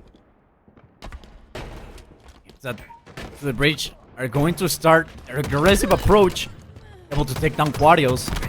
Not quite able to take down Lerny, but still able to pull the flag, and that's huge. So that gives a little bit of breathing room for his teammate, but the bomb, oh my god, that was not a grenade, that was a straight up bomb. Goes up in the feet of Kimbo, I think. And now Quadios. Ooh. Mighty's gets a little bit of damage done. Quadios gets taken down, and Mighty's is now turning back. He needs to make sure the spawns are moved, but not quite able to get it. The flag is still being run. And Jumped Gang. Oh, the flag's not being run. It's on halfway. Could be almost done. As Chick with the overshield might be able to capture it. And ladies and gentlemen, that's going to be a tight game, 1-1. Good job there from Into the Breach. And a good job from Quadios as well. Just trying to be such a thorn in the backside of Into the Breach, right? Was last alive for Jump Out Gang down in bottom mid. And such a good position to hold because Mighty's was running it directly towards him. Obviously unaware, doesn't have the view that we do. But Quadios then just able to try and just slowing down that flag run. And then it does finally get reset. Eventually, though, Into the Breach able to tie it up. With both flags out right now, we're going to see how this is going to unfold. With them both just sat next to each other in yellow court. This is going to be an absolute bloodbath. Quadios, no problem. Woodham able to take the kill. Chick with the flag. Jump Gun flag is still missing. They're just running it into the bridge. One down. They're trying to go in. Kimbo could be able to stop it or at least delay a little bit the capture, but that's not quite gonna happen. As Jimbo going to have the flag. 11-5 so far. It's going to make it 2-1 with only 3 captures remaining for Into the Bridge. That they really want to push forward to get this third one going, but 3 down will make it a little bit more difficult.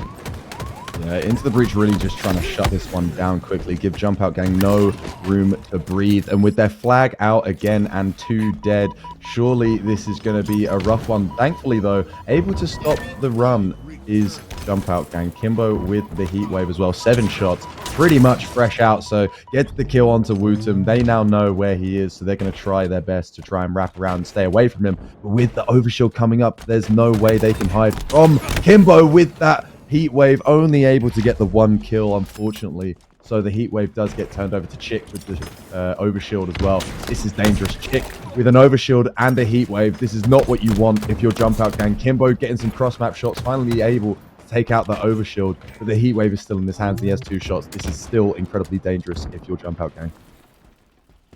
Heat wave in the hands of Chick, and this time I remembered the name of the gun. As it seems that he's starting to get a little bit more of fire that he could handle, but he's able to get the beat down on Lonnie. Not quite going to get it on Kimbo. No shields, but still. They're able to defend its space, but not quite enough. Make it a 1v1. As we see that Jimbo will get taken down by Quadios. 2 down for Jumbled Gang. Could be a 3. You see them spawn, and the bomb is going to go down. Woodham able to get it with the grenade. And the flag is still rolling. The flag is still going. And Into the Bridge is looking to cap that 3rd flag that they need. This could be, sir, it is going to be a 3-1-2 capture advantage for Into the Breach.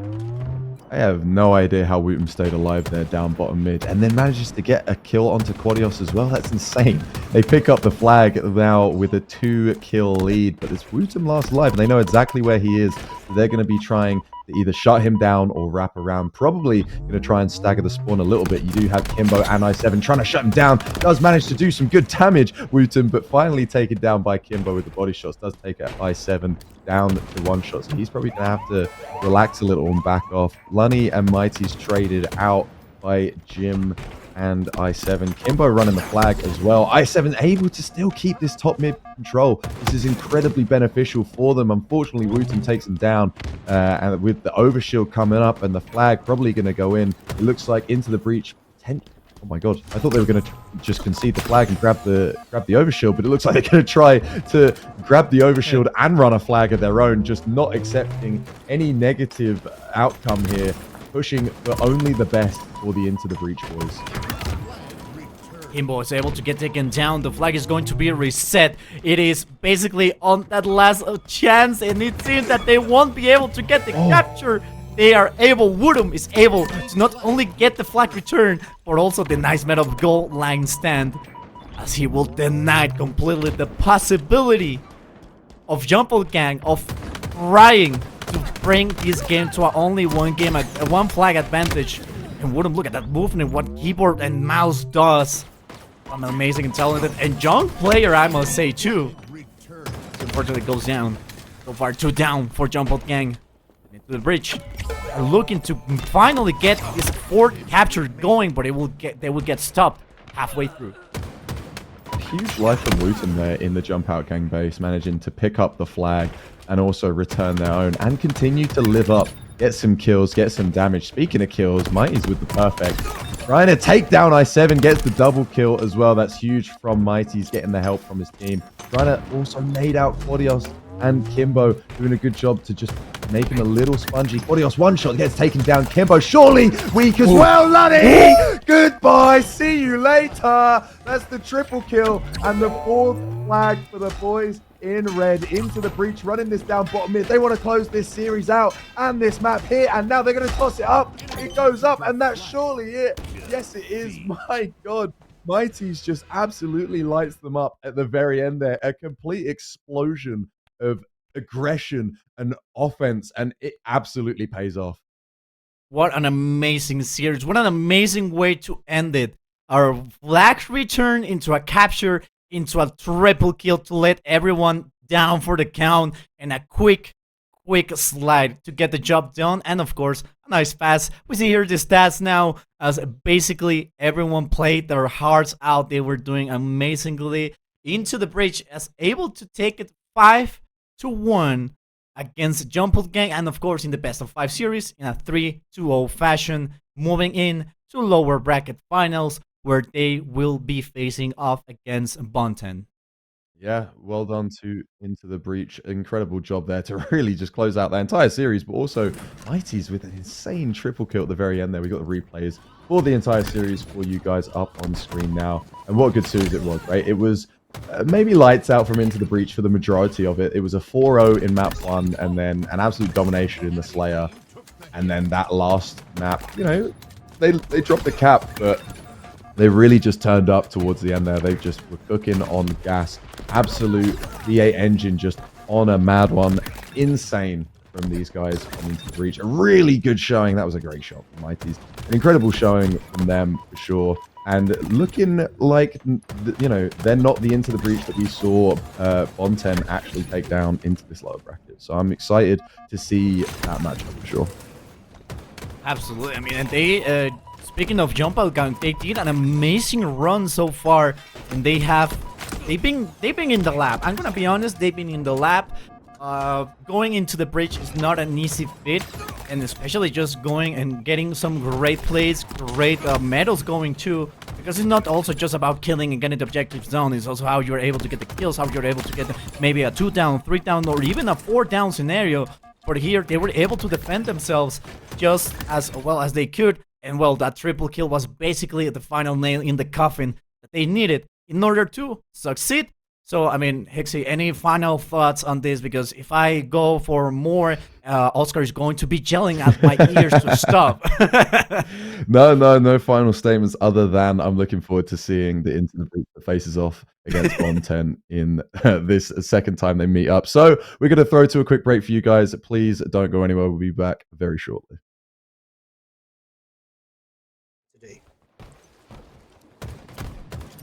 Yeah, trying to micromanage a lot of these situations, but eventually Chick does lose the snipe. Snipe Drone just doing a grand job staying alive. Glory's going to be pushing on up to support him, but it seems to be one that is getting a little bit curious on what's going on underneath to see if he's not been too unaware of the circumstances and making sure no one's trying to sneak by him and get behind him afterwards, because that would have been one of the last things he'd want to happen, considering he didn't check all areas. We'll be up soon. Let's find one player. CK, some great damage coming in from him in long range. Chick has to back away again. This has been a heart-fought battle. Only one flag has occurred so far, but we've still got another 6 minutes left remaining. As they're just trying to survive, or just try and get out of this hole they're in on the back of their flag. Wotum going to try and do a little bit more here. Will he find anyone? Yes, he does. And now it's going to be 3 dead, 4 dead if he has to get it. Sorry, 2 dead rather, and he's going to continue on his path. Great double kill coming out from Wotum Seeker and SOG still alive though with the flag being pulled. Yeah, Mutum is the only player here for Foe in Quadrant's base. He's doing such a good job at staying alive. Gets a beautiful double melee onto Glories. And he's looking like he wants to get hold of this Quadrant sniper rifle and see what work he can do with it. But whilst all Mutum's work is going on, it looks like his teammates are just falling down around them. And Mutum's still getting kills over towards that Quadrant snipe eventually. Two players push him and he does go down. But Wutum doing so much work yet for absolutely nothing. As Foe just couldn't break through the remaining players of Quadrant as they had set up that brick wall towards their snipe side. Two players for Foe go down to look for Quadrant to press forward. They know where Chick is. He falls as well. Wutum is last alive as I think Snipe Zone goes for a cheeky little dip there. Maybe not what he wanted to do, but great job for Muta to respond to the call. And again, keeping this snipe side control locked down. That flag is going to be a dead flag, so it's Foe's opportunity to push forward. Can they get anything going? Spawners will be identified, and a great shot coming out from Wutum. Hits the body as well, gets the double. The M&K flick shot is definitely proving dividends here. Can he keep it going? He gets a flag pull as well. Wutum doing it all right now. The slays, the living, the snipes, and the flag pull. Can he get this flag home? We'll have to see, but with the slays falling in favour of Foe, it looks like it's going to be tied 1-1. Seems to be the case. That crucial double from Wutum and then pulling the flag without too much trouble. Paid itself dividends here. Snipe Jones staying alive along his snipe. Overshield will be up surely in the next 12 seconds. Wutum just staying alive and trying to keep Chick alive as well. Snipe Jones and SG are there trying to clean up Chick, but riding the struggle bus a little bit. But Glory coming in from behind around that top mid area. Seeker does get cleaned up by Jimbo. Mighty also gets one, so this could be not a numbers advantage yet, but in terms of spawn, it will be soon enough. And Snipe Jones puts a halt to it just a little bit here with that initial kill. I mean, it's so back and forward, but you see Quadrant having to turn around a lot for certain players who have been sneaking into the back of their base. Seeker does a good job of getting one. Can he find a second? No, Jimbo's shot's just too crispy for him to deal with.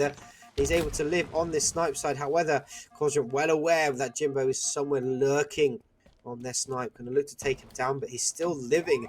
And throughout this whole living process, Foe's, the rest of his teammates able to come forward, get that flag moving. These next couple of kills are absolutely pivotal. Who's going to be able to get them? And it does look like Quadrant, SRG and Seeker able to find the first two to hopefully slow this flag down. A huge trade by Snipe Jones to stop that final player Chick, who were roaming in their base. And this should be a dead flag if it isn't for Mighty's. No, it's a Jimbo. Has he got anything to say about it? Yes, he does. He gets another kill. A really good job from them just to slow things down and slow the Quadrant push as they were looking to get another flag on the move. Oh, SLG's got the snipe again. Yeah, this is again. Oh, okay. Jimbo's put a halt to that, and that's going to definitely deplete the momentum away from Quadrant, considering how much of a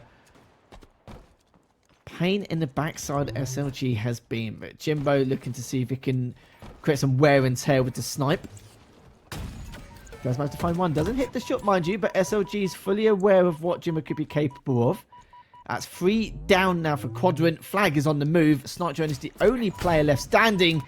Doesn't get the shot off, but his map presence should be enough here. Overshield's up in 5, and they need to get this overshield. If they get it, then they can create some source of a counter cap. They definitely can. Right now, this side of Foe looking like they're prime and set to let's reset this bracket in a 3-1 fashion. 1:50 on the clock, so time to get a cap, but not that much time at all. The Snipes really in complete control of Foe. I think they've got both sniper rifles and they've got a third cap on the flow. Snipe Drone falls off the map. It's not what you want to have see whatsoever. All 3 or 4 players of this side of Quadrant caught on their back flag. SLG does find one onto that flag carrier, which is a huge kill just to slow momentum. Mighties is on the hard flank. It looks like Glorious is trying his best to slow things down as well as that touch comes in. Glorious does able to get the toss out. However, Jimbo, again, being right place, right time, being such a nuisance, trying to mitigate any damage or any pull to get any further. That reset is going to come in as Glorious does so much work, gets that flag on the move and finds the reset. Huge plays coming out from Glory to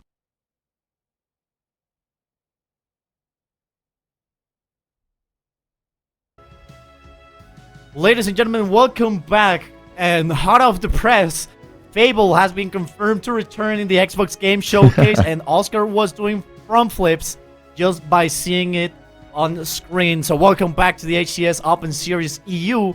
We're going to be having the lower bracket finals against Bonten and Into the Bridge. Game number 1 is going to be Interference on Stronghold. My name is Versilla, and joining me yet again is going to be my friend Hixie on the microphone. We'll be more than ready to jump in straight first match. Yeah, we are going to be seeing... The names are actually wrong. So Into the Breach is red team right now. Sunrise, Bastos, Shad, and Mose are the boys for Bonten. Well, yeah, there we go. We've had it thick. Thank you very much, production, for that. Just in case you don't remember, these guys haven't seen them for a little bit. They have been chilling, really. They've just been waiting, right? They actually pushed Into the Breach down into the lower bracket. A bit of a grudge match for Into the Breach to try and bring this back. Mose with a lovely little double kill. They're just lining up for him. Mighties and Wooten, eat your heart out. That overshield, though, still up if you can stay alive, Jim. But you can grab it for Sunrise, sneaks through, picks it up. A huge job for Sunrise there to sneak away with that and take down Jimbo as well. Great job from the boys on 10. But the Strongholds, hello. Forget it's not a Slayer, guys. It's 2 in favor of Into the Breach. Well, sorry, it was a triple cap for Into the Breach, and now it's 2 in favor of Bonten. Bastos able to get some damage done. Still, the hill is going to be for Bonten, who is placing themselves on the blue side. Mighties get taken down. Now they're placing themselves on C hill. Just waiting. Capture is going to be officially on. But Into the Breach, trying to get as many points as they can, as they have captured A and B, and they're going to start getting some points yet again.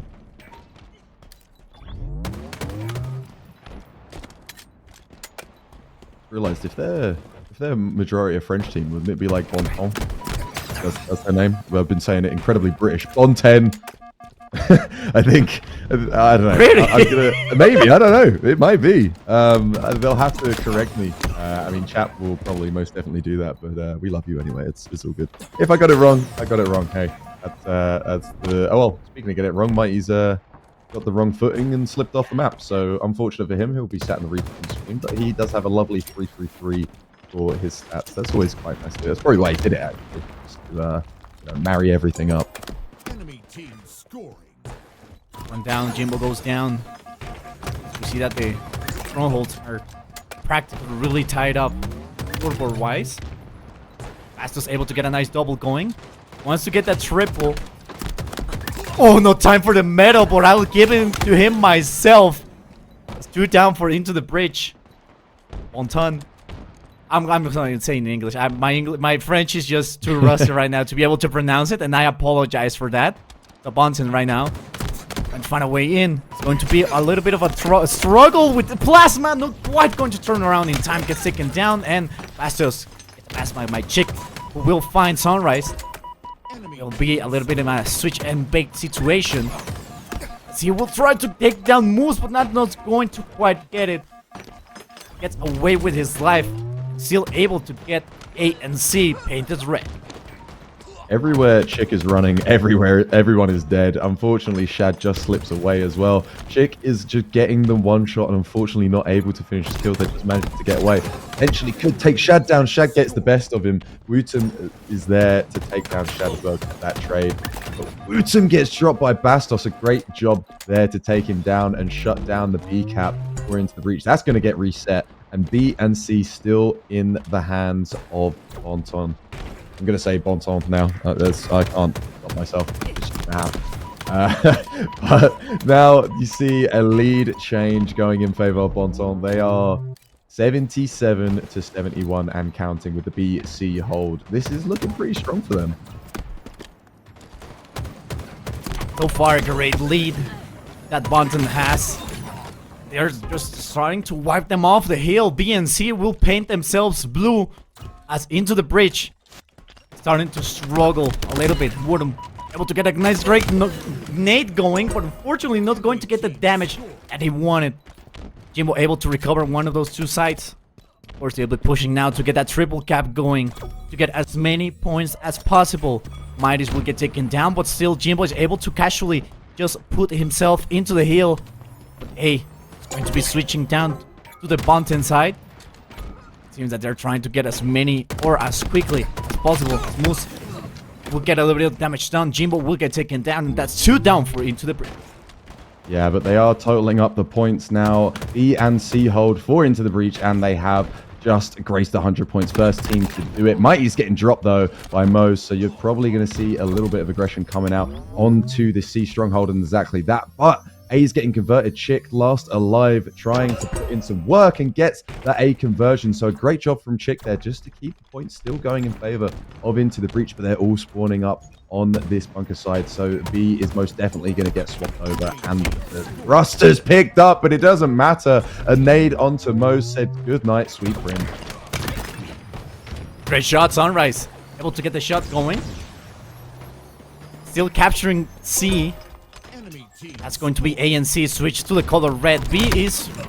Ooh, never mind. C could switch to blue at any given moment, but still the advantage is a slightly mere 20 points for Into the Breach, as Bunton is able to capture C and start scoring for themselves. Still not resetting B side.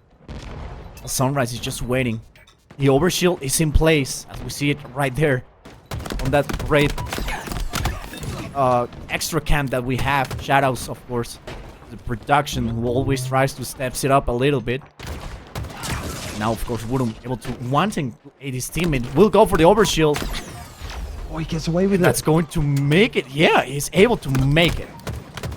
Huge play from Wooten there. Strong side in to stay, keep his head just out of the line of fire. Keep it as low as he possibly can. Picking up B as well for his troubles, and that's points totaling up for Into the Breach. A momentary lead for Bonton, but it's looking like Into the Breach are going to be able to bring this back. Only 4 points away now. Shad gets shut down. Wooten picking up that kill, and the shift has come in to play. 134 and counting to 129 in favor of Into the Breach. Wooten does unfortunately not check his corner. Sunrise there to remind him that you always need to be doing that. B and C now in the hands of Bonton, but 2 dead for both teams, so it looks like there's going to be no changeover in terms of kills right now. But you see that heat wave in the hands of Mighty's. A little bit whiffy in there, a little bit windy. Does miss a few shots, able to pick up that kill though. So he's still alive, but he's also last alive for Into the Breach. He's just going to have to try and live up once his team spawn. Ooh, that was a great move right there by Mighty's, utilizing the thruster, and the heat wave making a double. Gets unfortunately taken out and traded. Overshield coming right up in about 25 seconds. And Jimbo not able to get the kill. But still, now the advantage is going to be for Bunton, as they have claim B and a lot of 20 points of advantage, and now they're starting to claim A. Into the Breach now in trouble, getting the kills but not getting the capture that they need. And Sunrise and Mose are being absolute Grim Reapers for Into the Breach. 17 and 16 each kills each. Right now, able to get it with a nice nade. Mighty's with the overshield, and this could go for Into the Breach if he's able to utilize that overshield with great precision. B getting converted to the attentions around there. Mighty's almost gets taken down. Does manage to pick up that kill, but is one shot, jumps onto C and gets dropped straight away.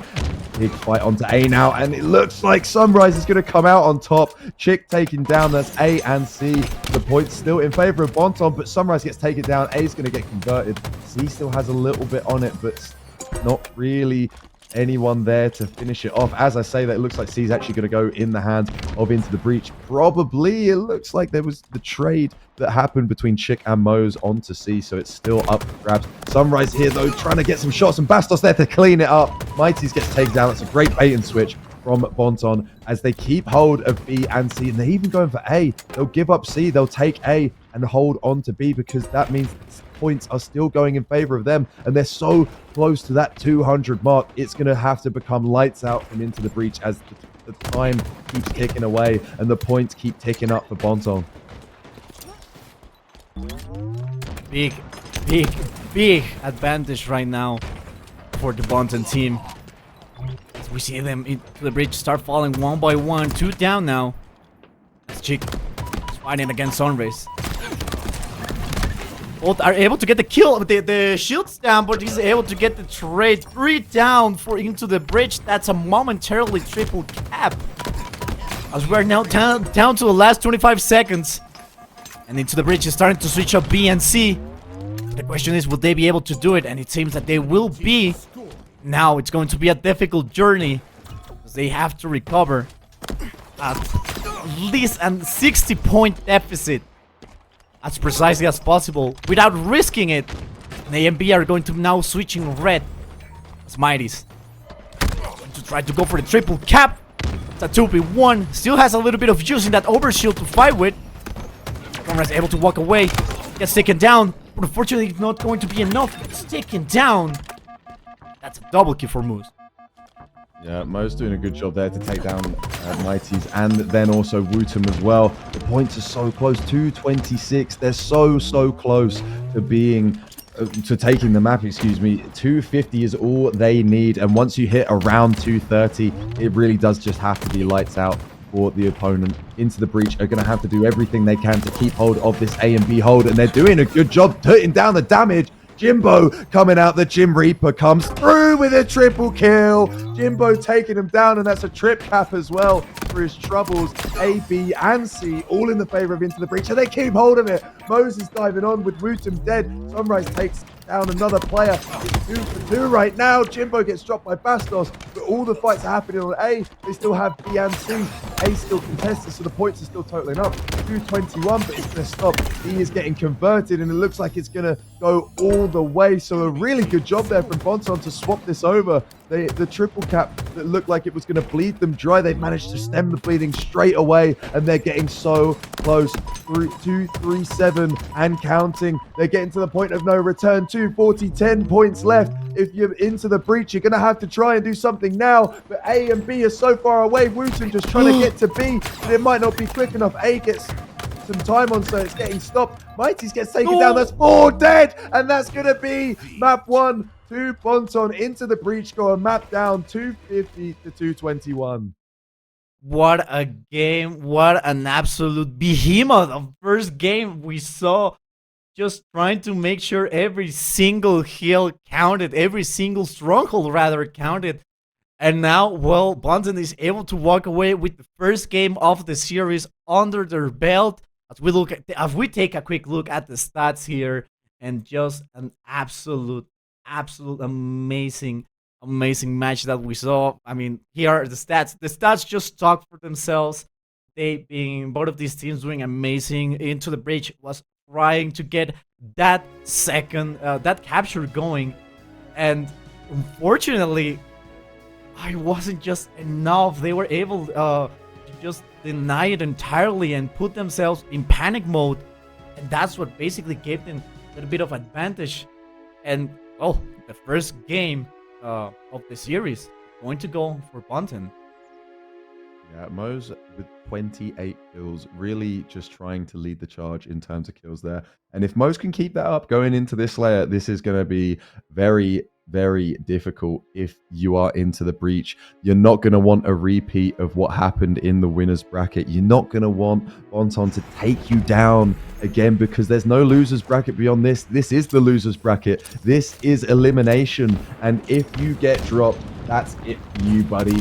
2-0 could be potentially here if the boys on Bonton can keep up the aggression leading into this live fire slayer. Sunrise so far with the sniper rifle is going to become such a nuisance with it. It's going to make it really difficult. With the active camo up and running, it's up for grabs. Then it will be Bonten, the one that will control not only the sniper rifle but also the active camo. That was a close shots. Don't really know if it hit the body. Definitely didn't hit the head. We now see that he's just trying to get as many shots as possible, but it's going to end up taken down. Mighty's now pushing forward with the sniper rifle. He still has a full clip for his disposal. He is going to use it now. Well, let's see what he. We now see that the pedestal of the active camo is empty. Yeah, that has been picked up by someone, as has the sniper by Mighties. Goes for the double, no scope! Mose has to reload, unfortunately, so Mighties gets the kill. 5 and 1 is Mighties, really leading the charge, keeping that difference.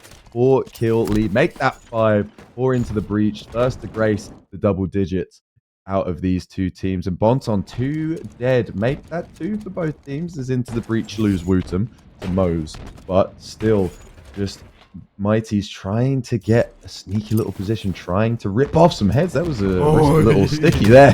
Could have been very unfortunate for Chick. Unfortunately, the sniper isn't hitting. Unfortunate for Mighty's for sure, because he's just not able to do anything. I need to stop saying unfortunate as well. And somehow, Bonton have brought this back.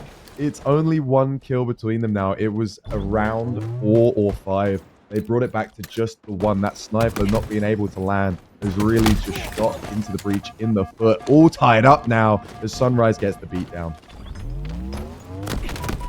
So far, in a tight game, only a small difference that Bonton has been able to just directly correct. Now it's only 2. Make it 1 now. Ray will come in motion. The active camo is coming right up. A couple of shots going to be taking place, and it seems that Chick will not be able to get it. It's going to be a trade with Woodham and Bastos. Now Jimbo is going to be trying to burn the active camo, and he is going to achieve it, denying the possibility of Bonton able to use it. But still, 15 seconds until the sniper rifle comes up into the bridge. Now on a 2-kill deficit against Bonton. Yeah, and a nice trade coming out there, but it's tied up. That's now the lead in favor of Into the Breach, and they get the sniper and the QT, because that was a 4 dead. Mighty's ripping the visor off and getting out with his life with that QT. He got what he wanted. He got away. Incredible shot there from him. Unfortunately, that Bonton player just had to sit and watch and wait to respawn. Mighty's absolutely frying right now. Potentially flushed out with the nades, but they don't reach far enough. Does only get half his shields back, and he's 1 shot now. He's not able to stay alive surely here, but he's got the help from Wootum. Wootum picking up a lovely kill. Does get traded out though by Mose. Somehow, Mighty's is still alive. He has the help. He gets the body, but gets traded out by Chick. A great job there from Into the Breach to keep him alive, and Mighty's getting that body shot off. Switching up entirely, of course. Now Into the Breach has the wide advantage. 6 kills so far.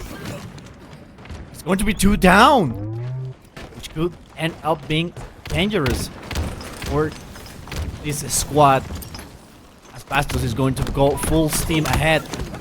2v1, really dangerous move, but still able to get a little bit of damage done. 3 down for Bonton.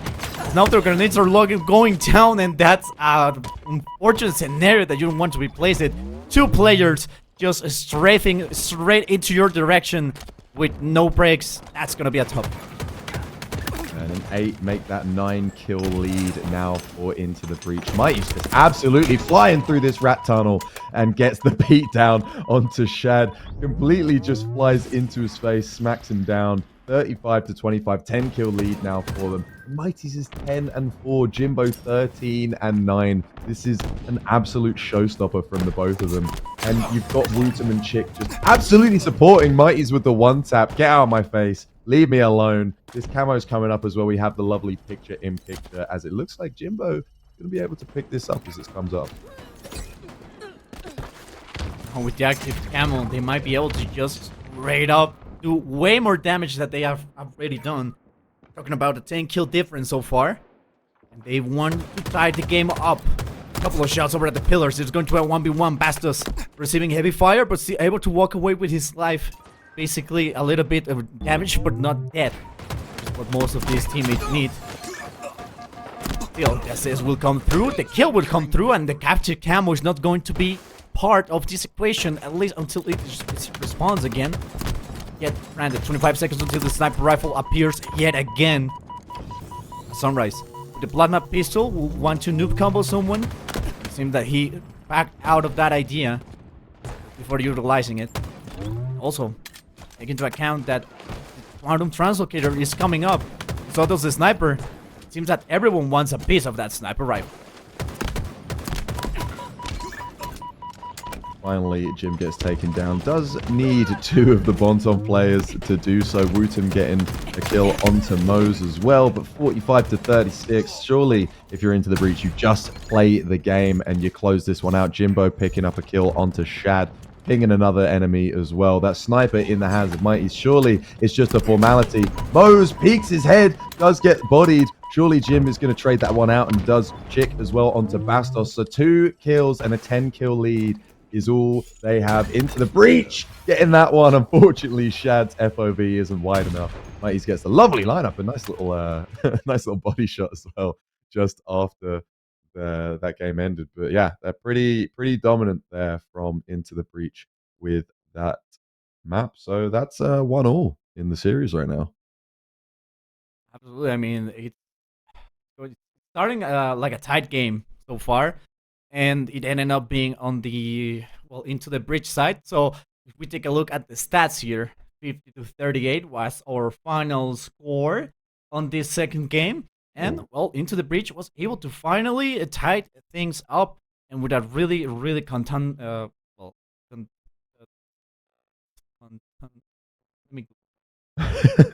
I would help. I'm not sure what you're after. But what I do overwhelming score of 12 kill lead. There you go. I was trying to say it literally in Spanish, but yeah, that's not how it works. So yeah, the correct word was overwhelming. So now we're going to be switching up to a King of the Hill over at Recharge. We are as ready as we can be to push in and see how this is going to be played. Yeah, for sure. And with batteries being the first hill, it's going to be interesting to see how these guys play. I love the change I was talking about earlier. I love the change to the hill rotation for King of the Hill on this map. And it looks like they're not team killing for no reason. This is going to be a restart. So apologies for that. We're going to be jumping in as soon as we can for you guys. But yeah, just happens sometimes. You know, we got to roll with the punches and we'll get in as soon as we can.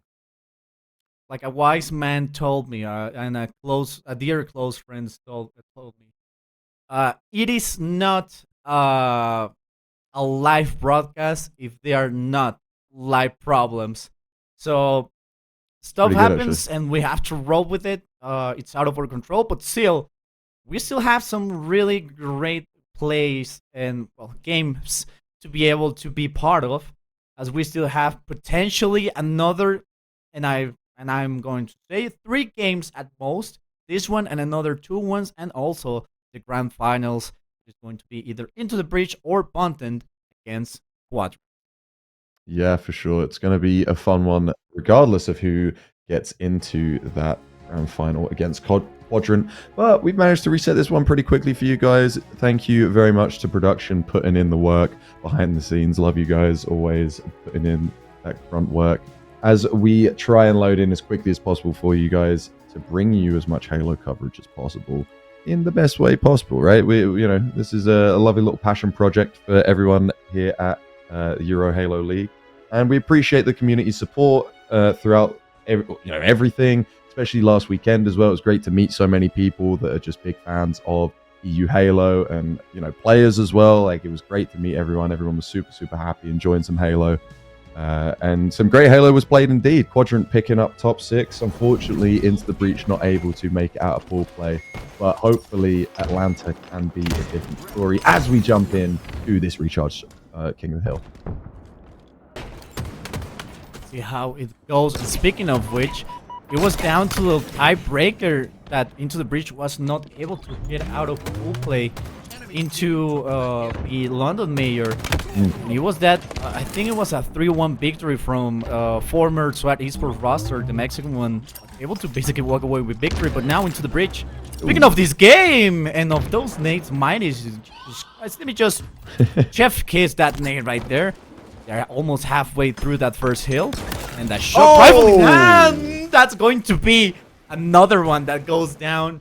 It seems that into the bridge now, I'm in business. Woo!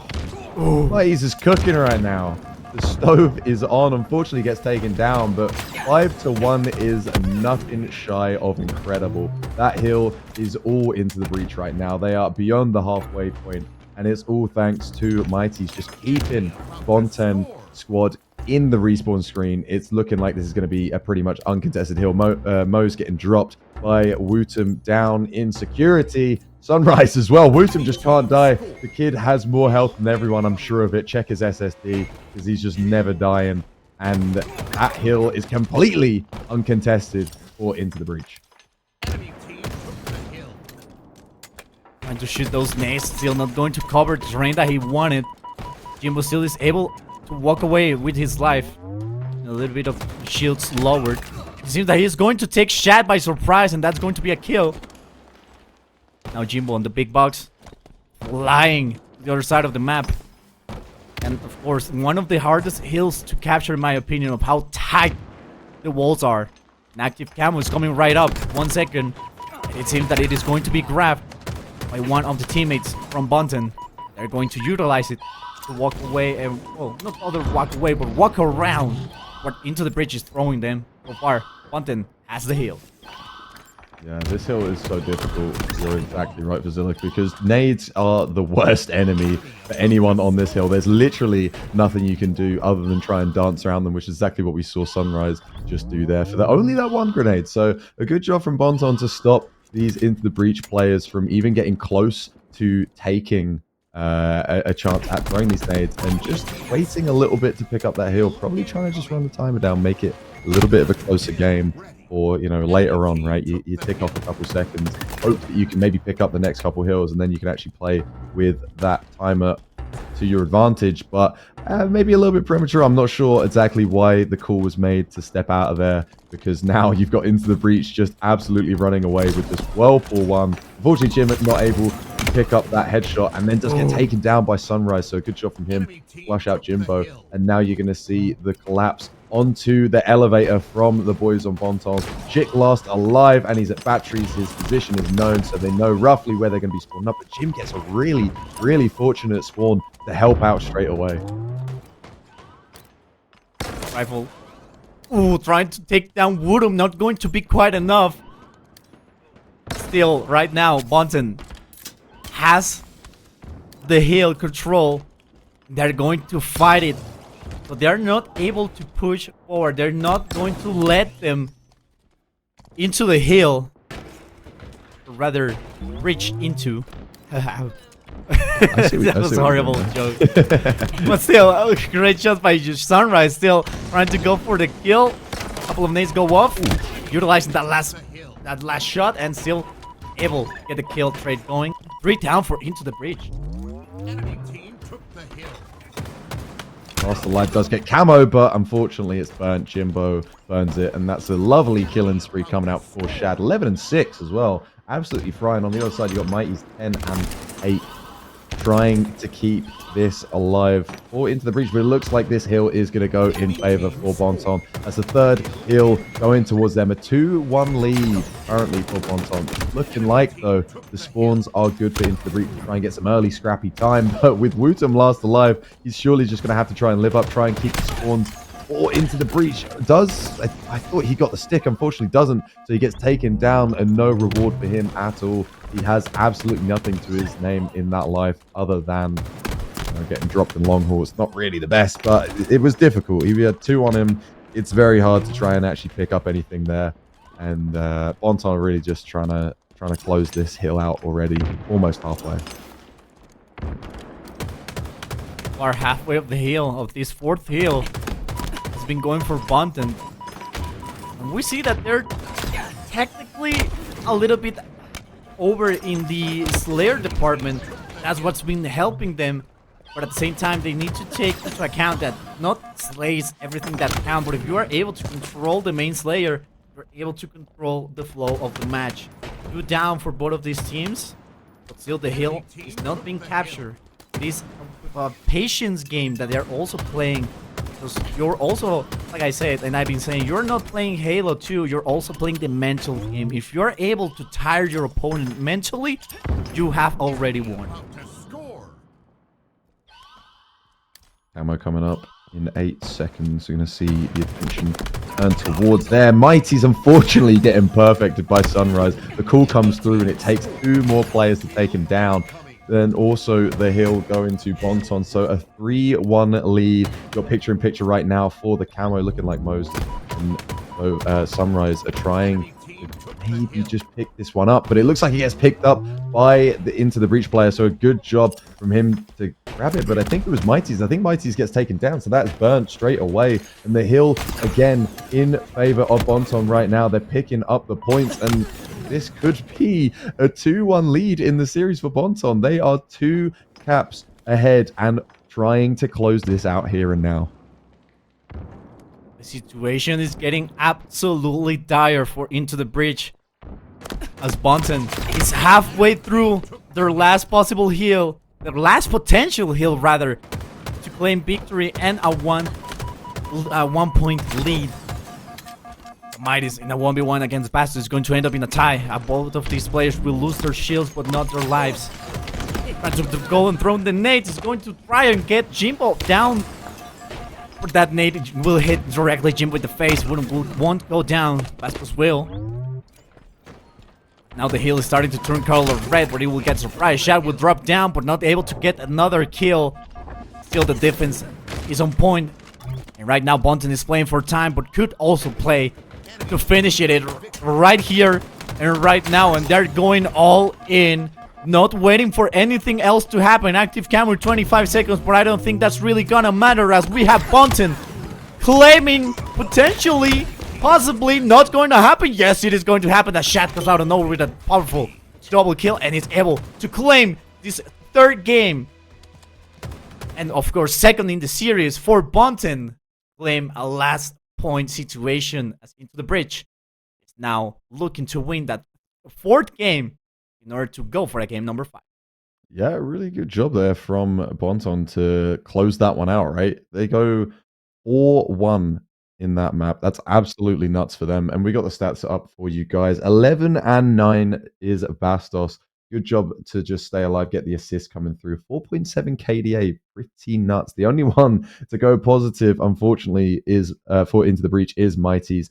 14-15 with 9 assists. Looking at the damage now, Mighty's as well, just really trying to lead the charge. You got Sunrise and Shad on the other side, just really pulling up with the damage. Moving straight through, right, with no rest at all for these guys. 3 caps to win. Forbidden CTF could be our final map. We could see Bonton move into the grand finals against Quadrant. They could take down Into the Breach twice today.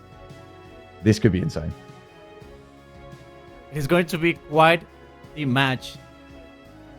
It all depends on how this capture the flag game goes. If they are able to just capitalize and go off and get this 3rd game, Into the Breach will end up in 3rd place. But it all depends on how it is going to go, as we have no clue what could happen. It ended in a 2-1 with the upside for both in the upper bracket. But as now, as we are looking at the lower bracket, Into the Breach could tie things up. Just absolutely change how we're going to have this Slayer game number 5. Chick getting melted right there. Snipes going off all across the map.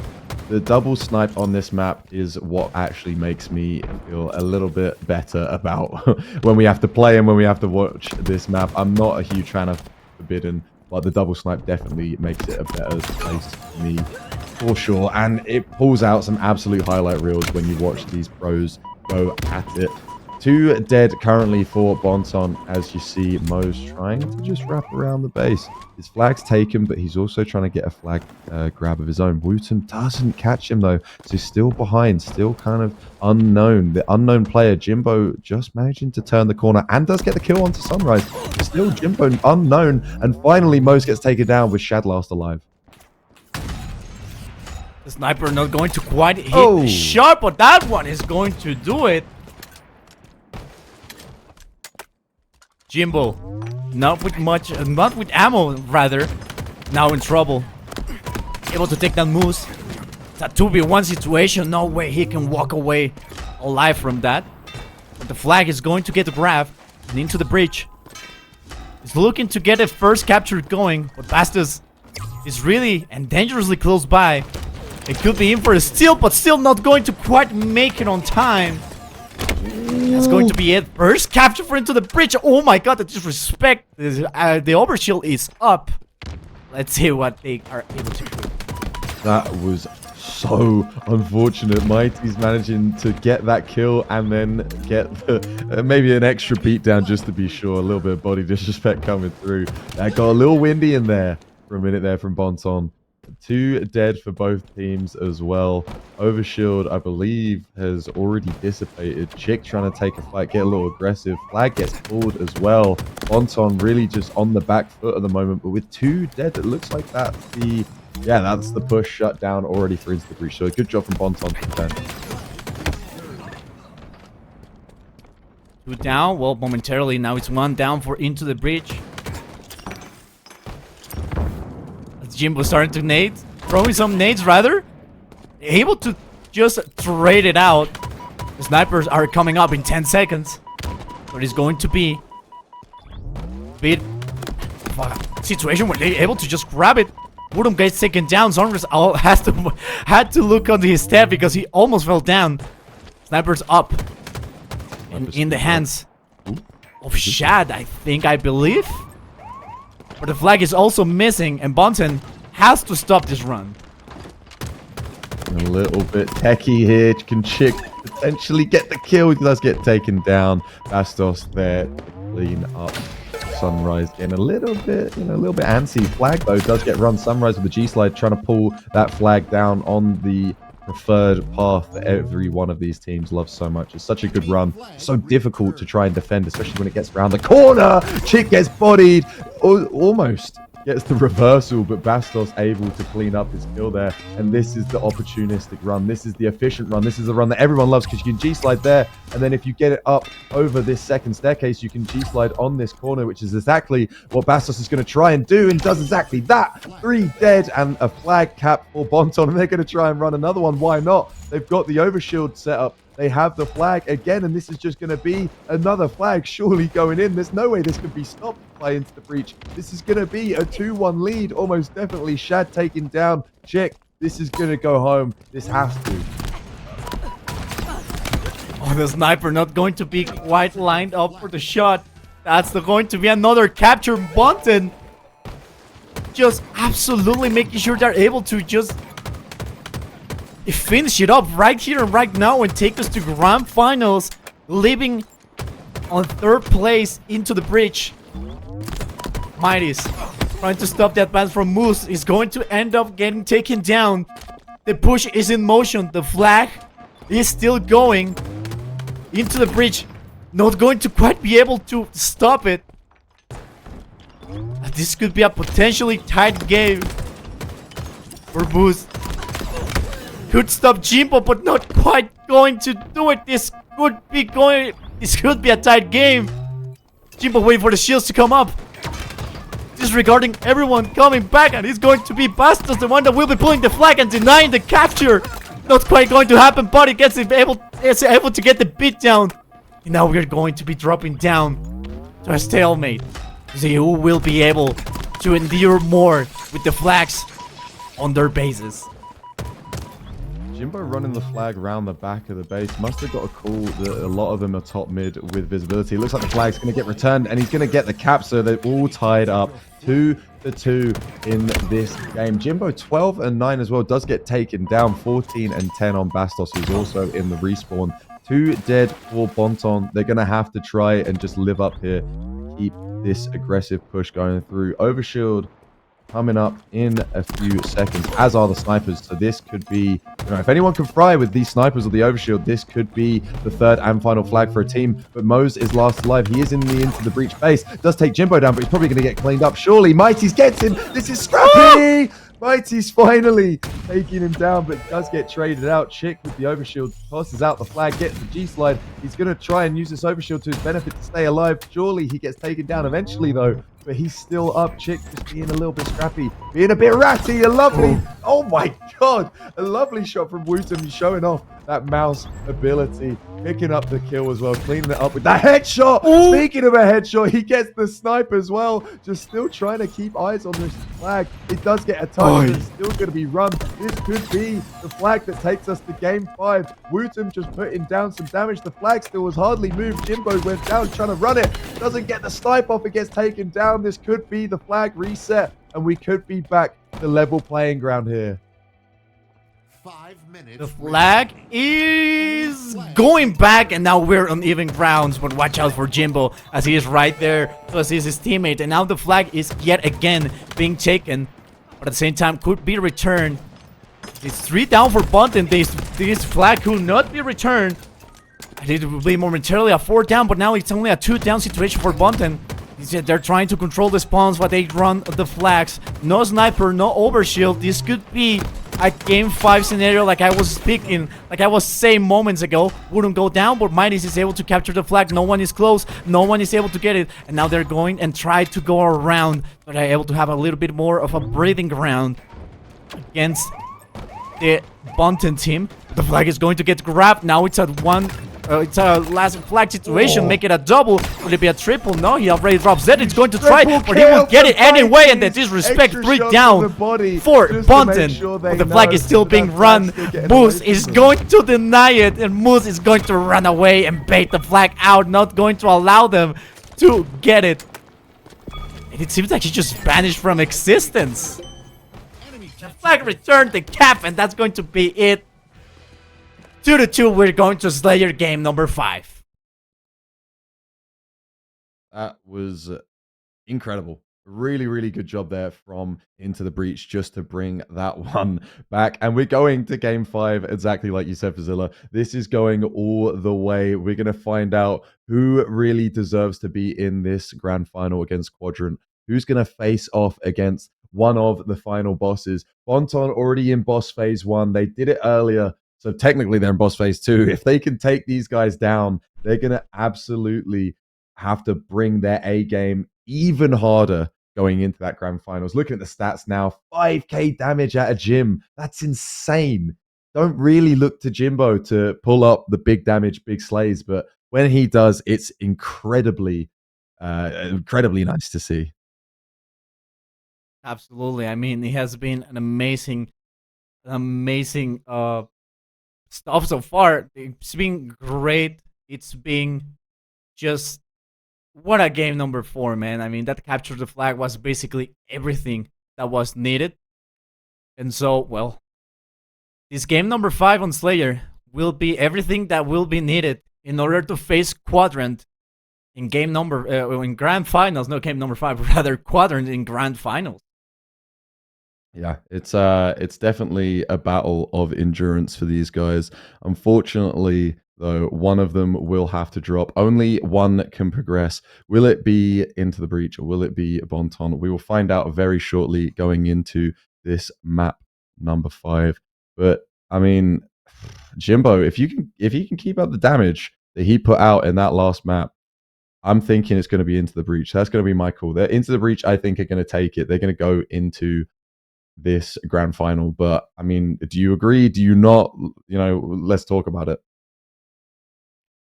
I don't know, man. I don't know. It's a difficult and tough situation to be put in. I mean, it's game number 5. Any team can go and pass over grand finals. But Slayer statistically went or Into the Breach. So we're talking about math. We are talking about, how it will go and stuff. this could mean that we are seeing Into the Bridge team going over at Grand Finals, but at the same time, Bonten can just take that opportunity away. So it's basically this last game is up for grabs. Yeah, for sure. And we're going to be loading in incredibly soon for you guys. That overshield is going to mean everything for these guys coming out so early on. Jimbo and the boys absolutely flying towards it. Jim with an incredible G-slide. He's going to be diving right on it. Picks it up. Not able to pop it, though. Does get taken down. That's still going to be on the floor. I think it did get picked up by Mighty's. Oh, no, Mo's grabbed it. Mighty's went down as well. It's still on the floor. Someone surely got to grab it. Sunrise just trying to secure the aggression to make sure that his teammates can come in later and just pick it up. But my God, what a start. 3-2 in favor of Bonten right now. Sunrise just waiting for a perfect opportunity to strike. We saw 2 kills going to fit in favor of Into the Bridge, and that's going to do... Ooh, what a great shot from the Plasma, and also getting shot with that... Well, not getting shot, but getting blown out into pieces with that nade. Making sure it gets a little bit more difficult. Check. On the lookout. Able to get some info, some intel going for his teammate, but Moose is going to take him down. Mighty's had it right by his side, gets taken down. And the Plasma is going to do it. Both teams, both players damage. Both taken down, but so far a small advantage for Into the Bridge. But as I say, and I keep saying, what a great nade, by the way, Shad. What a nice arm.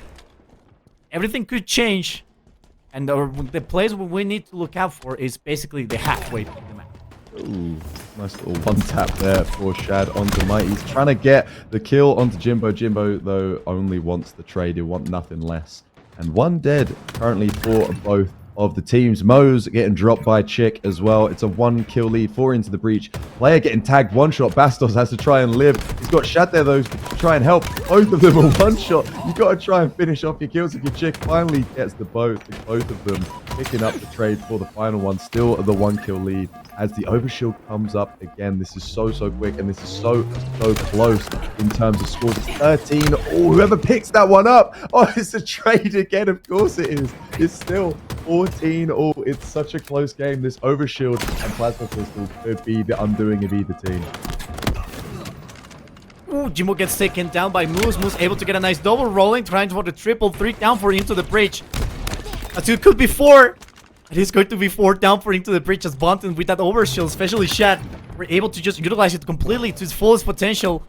Now with the thrusters, he's going to try and move out of harm's way if he's going to achieve it, but now it's going to get a little bit more difficult as now, well, as we see the player placements on the map, it's going to get a little bit more neutral, as both players are just trying to take it as low as possible, as 4 kill difference, and a 4 kill deficit is starting to shine through what is Into the Bridge, as Bonten starting to receive a little bit of fire, and of course giving it back. Is that Shad is going to see, but Chick is going to react faster, taking him down, and that's the call.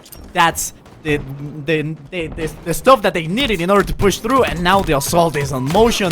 Into the Bridge, 2 down, currently make it 3. The assault was a complete failure, and Bonten able to walk away with more advantage to their name. Has now almost become 8 kill lead. Make it 6, 7, make it 8 now.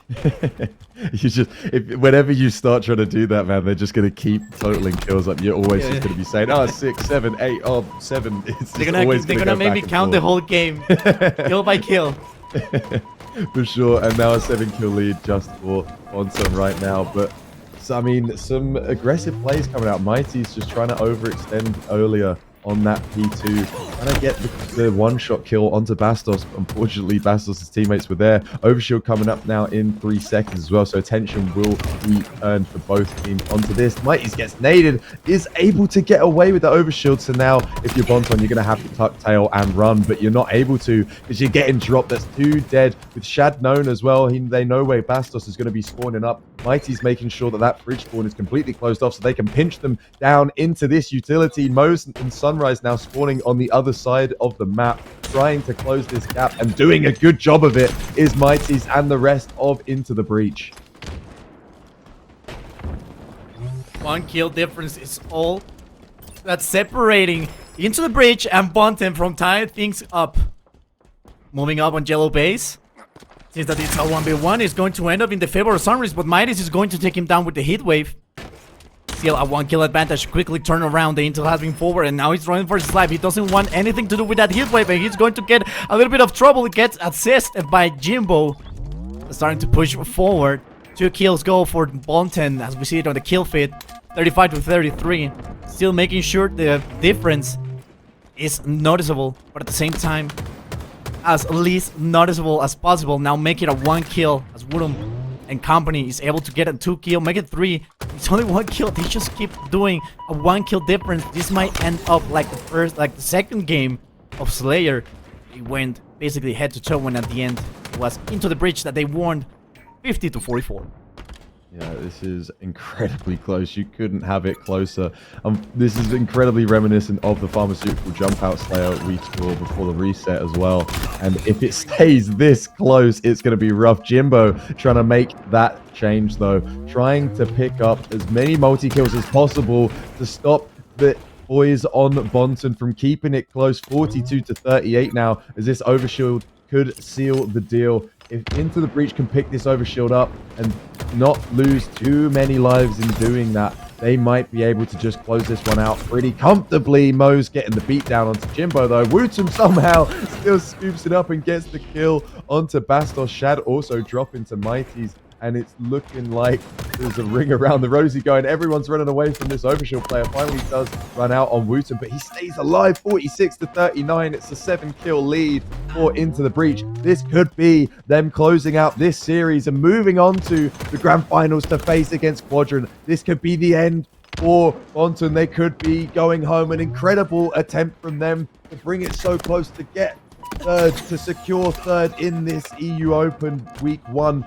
but they just might not have enough steam. 41 to 47 though, they could close this gap. They really could just close it down now. 42, the longer it goes on, the more I believe it. It's only a 5-kill lead that Into the Breach have. They only need 2 more, but those last 2 kills can be so difficult to grab, and when it's 5 kills between you, you have to play so carefully. 1 more for Into the Breach, but only a few more. That's it. Mighty's picks up the final kill, 50 to 45, and that is 3 to 2 in favor of Maps. Into the Breach take it. Bonten unfortunately go home, but that's a top 3 secured for them. That's a pretty good showing. Absolutely, and also history repeated itself. Almost. It was a 1-kill difference for that second game on Slayer. So it was a 50 to 45 game that ended with the victory of Into the Breach. We see the stats just overall almost tied up. It was really just left and right. There wasn't until the last moments of the game a certain winner. So I mean, they've been just going at it just hard. I mean, they've been going it with all they can. And now it is time for the rematch. It is going to be Quadrant against Into the Breach in these grand finals that will be coming right up. But right now, what will be coming up, Hexe, is going to be some replays that were able to capture just how amazingly played this game, well, this series was, because a 5-game series was just out of this. Like I said, it was just an overwhelming series to just look at it, and it was just amazing, just all the level, all the talent. But the replays, well, the replays speak for themselves, as we had a lot of great moments that we were able to. Yeah, a full series all the way to game 5, so some incredible replays for sure we have coming through. Really back and forth. Bonten really putting up an incredible fight, right? These guys, you know, they're they're not newbies in terms of being this high up, right? You've got, I believe it was Shad and Mose were part of the Mamma Mia squad, who placed 4th heading into fourth in the EU major qualifiers, sorry, heading into HCS London. Sunrise as well was part of that jump out gang squad, which also then became BH3 at the major, who unfortunately didn't make it out of pools, but they did make it into pools. They came 3rd in the EU Open. Then obviously we had Quadrant and Into the Breach heading into the major, already with their pool spot secured. But Quadrant were the only ones able to actually make it into bracket play. So unfortunate for the EU guys at London, but yeah, this was a really good showing from Bonton. I think they are a name that I'm looking forward to saying more of, right? It's kind of Frankenstein's monster of Mamma Mia and 1/4 of the old Jump Out gang. So it's going to be nice to see these guys, you know, kind of progress and become more of a cohesive unit with the addition of Sunrise and, you know, just all coming together. So Into the Breach, yeah, moving on, but I wouldn't count Bonton out for the next 2 opens for sure. I mean, they did an amazing job. It was so, I mean, games were so close or so one-sided. For right at the last 2 games, it was basically easy to tell that it was going to be down to the wire. There wasn't a certain winner, there wasn't like a certain best player, there wasn't certain, nothing was certain. And like I said and like I mentioned, the replays just speak for themselves. They were just full of moments that we gasped, that we shouted, that we were ready for everything except for whatever happened on screen, like that double or the sniper shots or just a quick reaction, the triple kills, everything that went in basically in between. And this Slayer was basically the cherry on top. It was everything that we could have wanted from a game number 5 Slayer, and both Bonton and Into the Breach delivered really, really good. Yeah, an incredible fight, especially for this grand final spot. These guys played their absolute hearts out, and you know, it really has been a battle of endurance today for every team. Quadrant had some time to relax and chill out a little bit, but now they have to absolutely heat up with Into the Breach coming into this grand final, which we will have for you guys after this short break. Ryan Captain coming in. Can Quadrant capitalize on the one they've got going? Probably not, with the beautiful shots from Mutim onto SOG to shut down that counter cap attempt to get foe. Poised and Prime, they're looking really hot. They're looking like they want to end this series here and now. They certainly do. 35 seconds left. Sniper Drone, if you can get a sneaky pull in, that'd be fabulous. If he does, that's going to be another story here. And we should be able to get 1 here. Nice good start from him. That's going to be 2 down now for foe. 3 if he takes a Mighty. Absolutely the opportunity now to try and grab this flag. And the problem is SLG down. Oh, Sniper Drone actually got cleaned up, but SLG does come up on a respawn. Glory trying to run that flag, but they've only got like 10 seconds left remaining. His Chick has already taken down Seeker, and it looks like with SLG being cleaned up, that could be it. They're all just trying to stay alive along that flag, but Glory had nowhere else to go. He's stuck in a rock and a hard place, and it seems like this could be it. As we're just waiting to see exactly what's going to happen with this next flag. And SLG looking to try and rotate around there. All trying to just at least return it one way or another. That's going to be GG. That's going to be foe taking it 2-1. Taking it 3-1 in the series. Bracket and we are reset. going to get a bracket reset. Today, we spoke to some of EU Halo's finest players, casters, and coaches to test their knowledge on some historical EU Halo team logos. Make sure to like, subscribe, and comment your score. Let's get into it. Alright, we're going to start off. I hope you know this one, but we're going to start off with this one. What's that one? Of course, it's Epsilon. Epsilon record breakers. Epsilon. Oh, okay, nice point on the board. Epsilon. Oh, good start. Nice. I'm not gonna lie, I'm getting some airline vibes from that. I have no idea. It's a pass. Okay, well, I'll give you a hint. We'll give hints for each one if you don't know it, and you get half a point. All right. It was a Halo 5 roster. Epsilon. Yes, we got it. All right, that's half a point already. Catching Glory up already, maybe, potentially. Infused. Last team Infused. Come on, next. Oh, shit. Next. Okay. Everyone knows that one. All I'm thinking about is Dr. Disrespect. It does kind of look... yeah, now that I look at it, like, it's making me rethink the whole logo. Logo number 3. Envy. Vibe. Vibe. That's Vibe. That was his vibe. Vibe, yeah, that was like his thing for like many years. Oh yeah, Ninja was on Vibe as well. Halo 4 LAN, Ninja Hybrid, Septic, See, I've heard all these names, but I'm so bad. I'm not Supremacy? Nah. Clue. Alright, it was a Halo 5 French team. Starts with a P. They played 2016 kind of Pro League. Pulse? Oh my god, people have struggled on that one. Oh my, this could be the run, guys. World record run. Oh, I did commentate them in the Pro League. No, Pulse. Pulse Esports. Coach, commentator, I think. Yeah, it's not triple threat. It's cheating, really, isn't it? Pulse. Okay. It's That's actually I've never heard of that. Yeah, that's right. It's the obvious one. It's Market. Marcus. What's that? Just kidding, it's Mock It. Please get one wrong, please. I might have to Google search a different one. Like. Oh, thank God. We might have a point on the board. How's that looking? What do you reckon? Please tell me it's Mock It Esports. It is Mock It Esports. There's a point on the board. Power Gaming. Power Gaming. All right, yeah. He plays for Power. It's cheating, guys. Okay. Is that an Xbox logo? Well. Oh shit. Power. Yes, Power. Okay, nice. Half a point on the board. Red Ring of Death, bro. Fuck. Halo 3 EU Powerhouse roster. They have Baxter. Power. It is Power. Oh, yes, That's bro. half a point. Oh, this could be a bit more difficult, this one. This is very difficult. I don't know that one.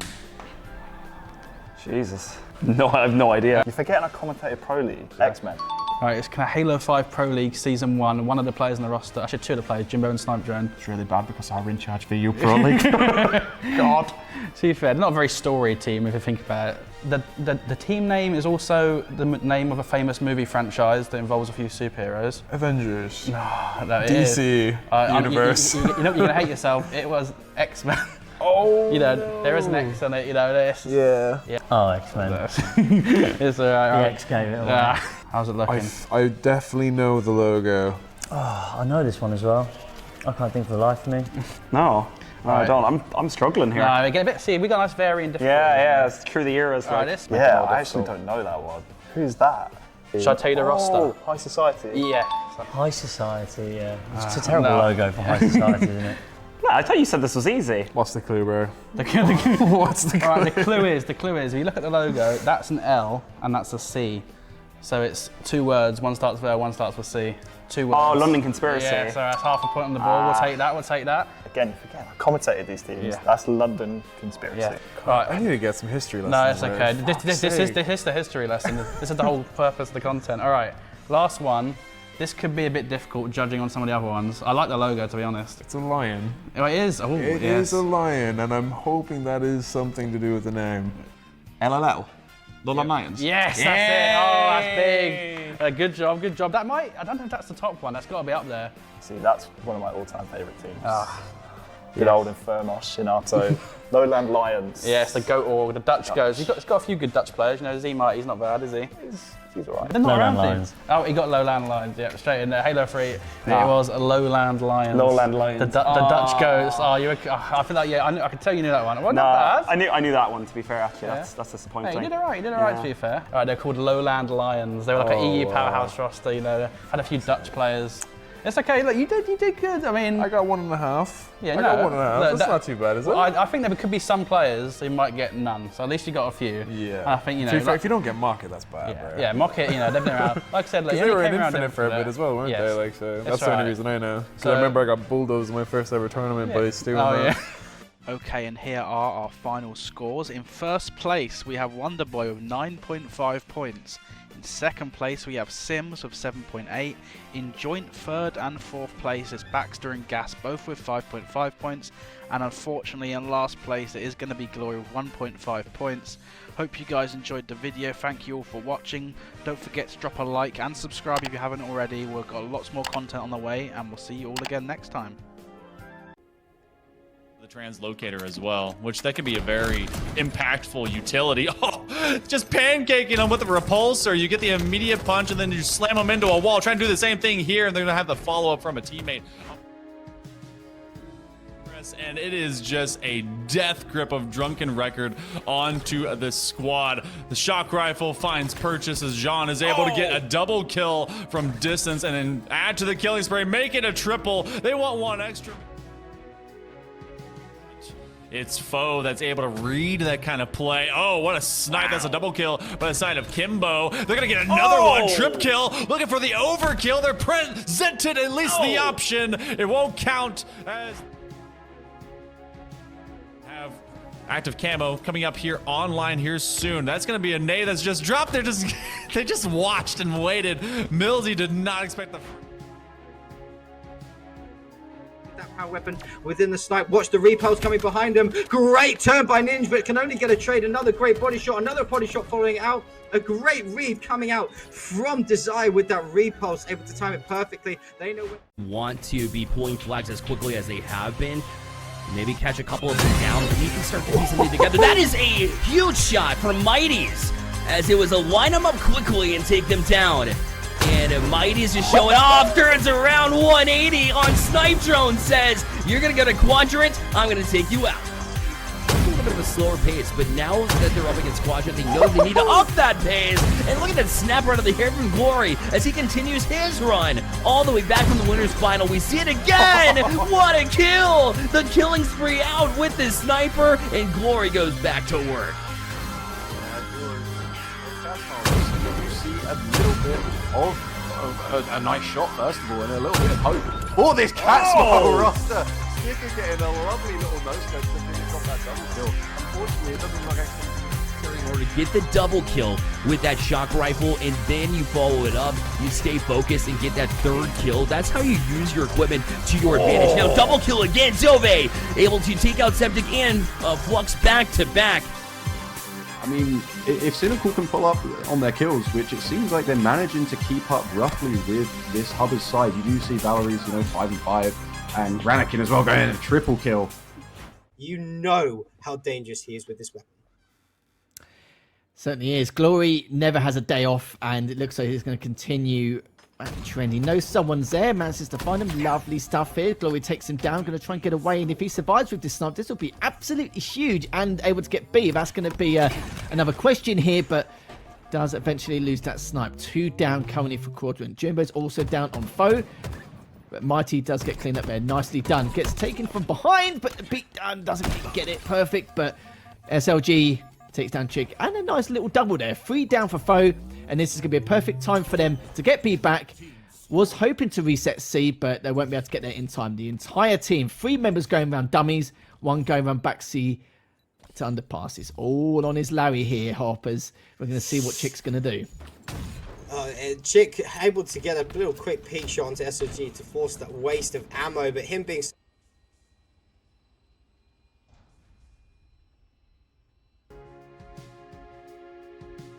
Ladies and gentlemen, welcome back to the grand finals of the ETS Open Series EU stream.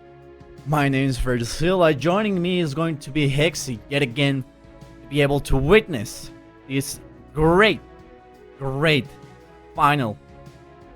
Going to be Quadrant against Into the Breach. Yeah, looking forward to this one for sure. Loading in with the boys in red. We're going to start out with Jimbo. Now trying to just take Zeke down. Does manage to pick up that kill. Glory as well, nice and weak. His former teammate though, they both trade each other. Looking like there's 2 dead for both teams. Snipe Drone able to get away with that camera though, so he can play a little sneaky and try and take down Mighty's. The question does come through on the B strongholds. They do know he's there, but Mighty's gets taken down by Snipe Drone. Chick with the nade onto Snipe Drone as well, so that's that ammo out of the play, and B's going to go in favor of Into the Breach.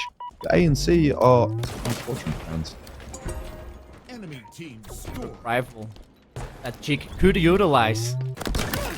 Oh! Make it a little bit more dangerous, and that's going to be an absolute great shot. And I make it another one, just making itself a base with the shock rifle. No more ammo, but switches down to the bandit.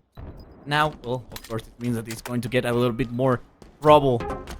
But Into the Breach now has 2 down. Quadrant still has room to spread itself open and, well, get a little bit more of ground to walk around and get the necessary hills, or strongholds rather, tied the game up. Points in favor of no one right now. B getting switched over. Now for Quadrant, they're going to be racking up the points. But a good start from the boys on Into the Breach. They're doing a good job to keep that lead. But unfortunately, it's getting chipped away at. Quadrant with A and B in their hands. Chick and Seeker trading as well. It's not really what you want if you're Into the Breach. Exactly what you want if you're Quadrant. Now A and B getting swapped over. But C as well, so not really a triple cap, but, well, a double actually coming out. Nice nade onto Mighty's and a kill onto Jimbo from SLG. That's 2 dead for Into the Breach, potentially 3. Chick gets taken down. That's the 3rd. Wootum last alive, bottom mid gets taken down. Mighty's just on the respawn, but it is effectively 4 dead with the hills now going in favor, the strongholds, excuse me, going in favor of Quadrant once again. Squadron now with that triple cap is going to cause huge trouble according to the bridge. As the gap is going to be widening second by second, not by 1 point, but for 2 points so far.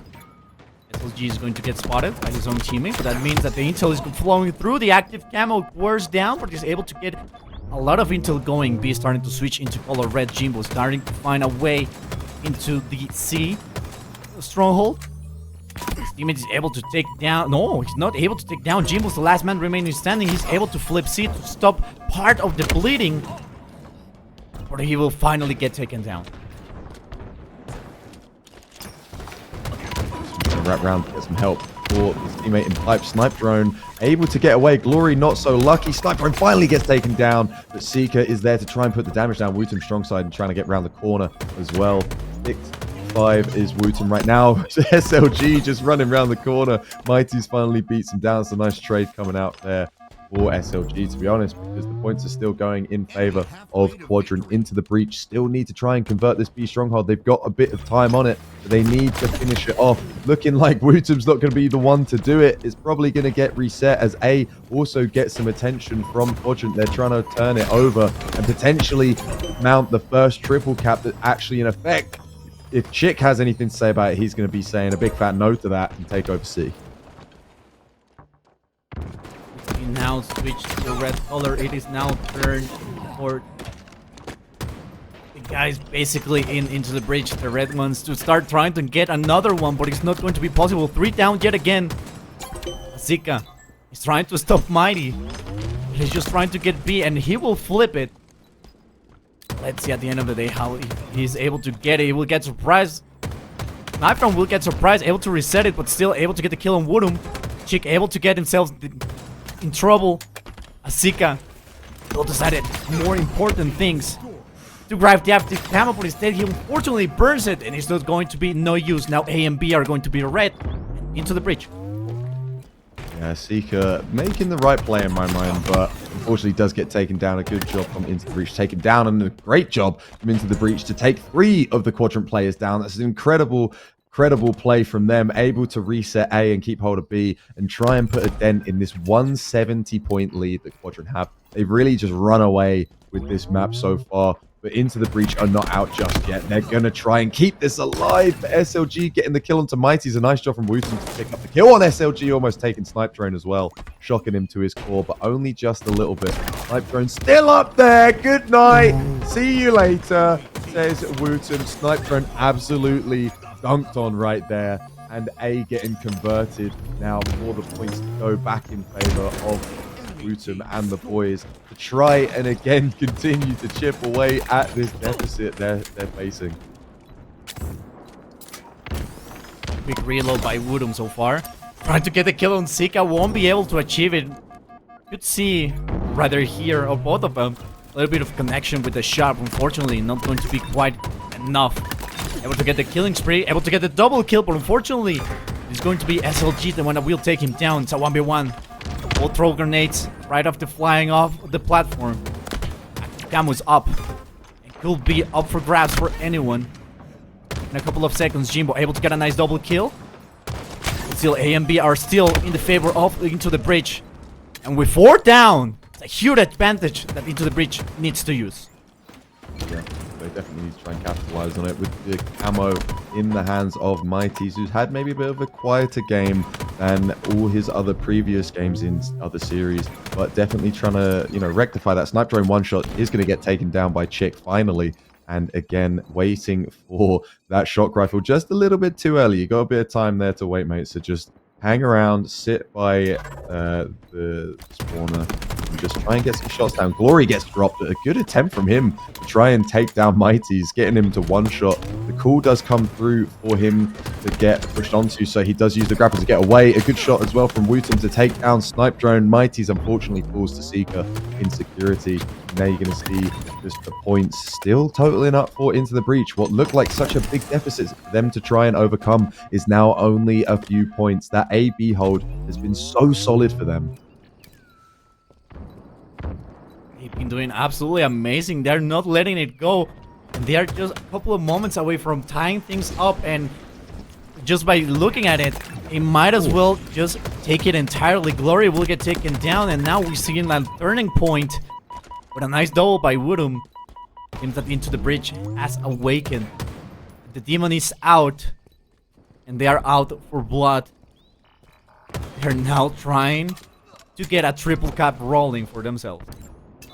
Demon is most definitely out, and it has taken the form of Wootum. 19 and 10, flying towards them to reset B. Wootum is absolutely frying. Unfortunately, gets traded out, but to be fair, trade right there is all you need as you're about to hit 200 points. What was such a massive deficit, it was, I think, 120 points the Quadrant had over you, is now the lead that you have. You have 30 points in favor, and you're doing such good work if you're Wootum and the boys. But my god, you have to really talk about Wootum's life.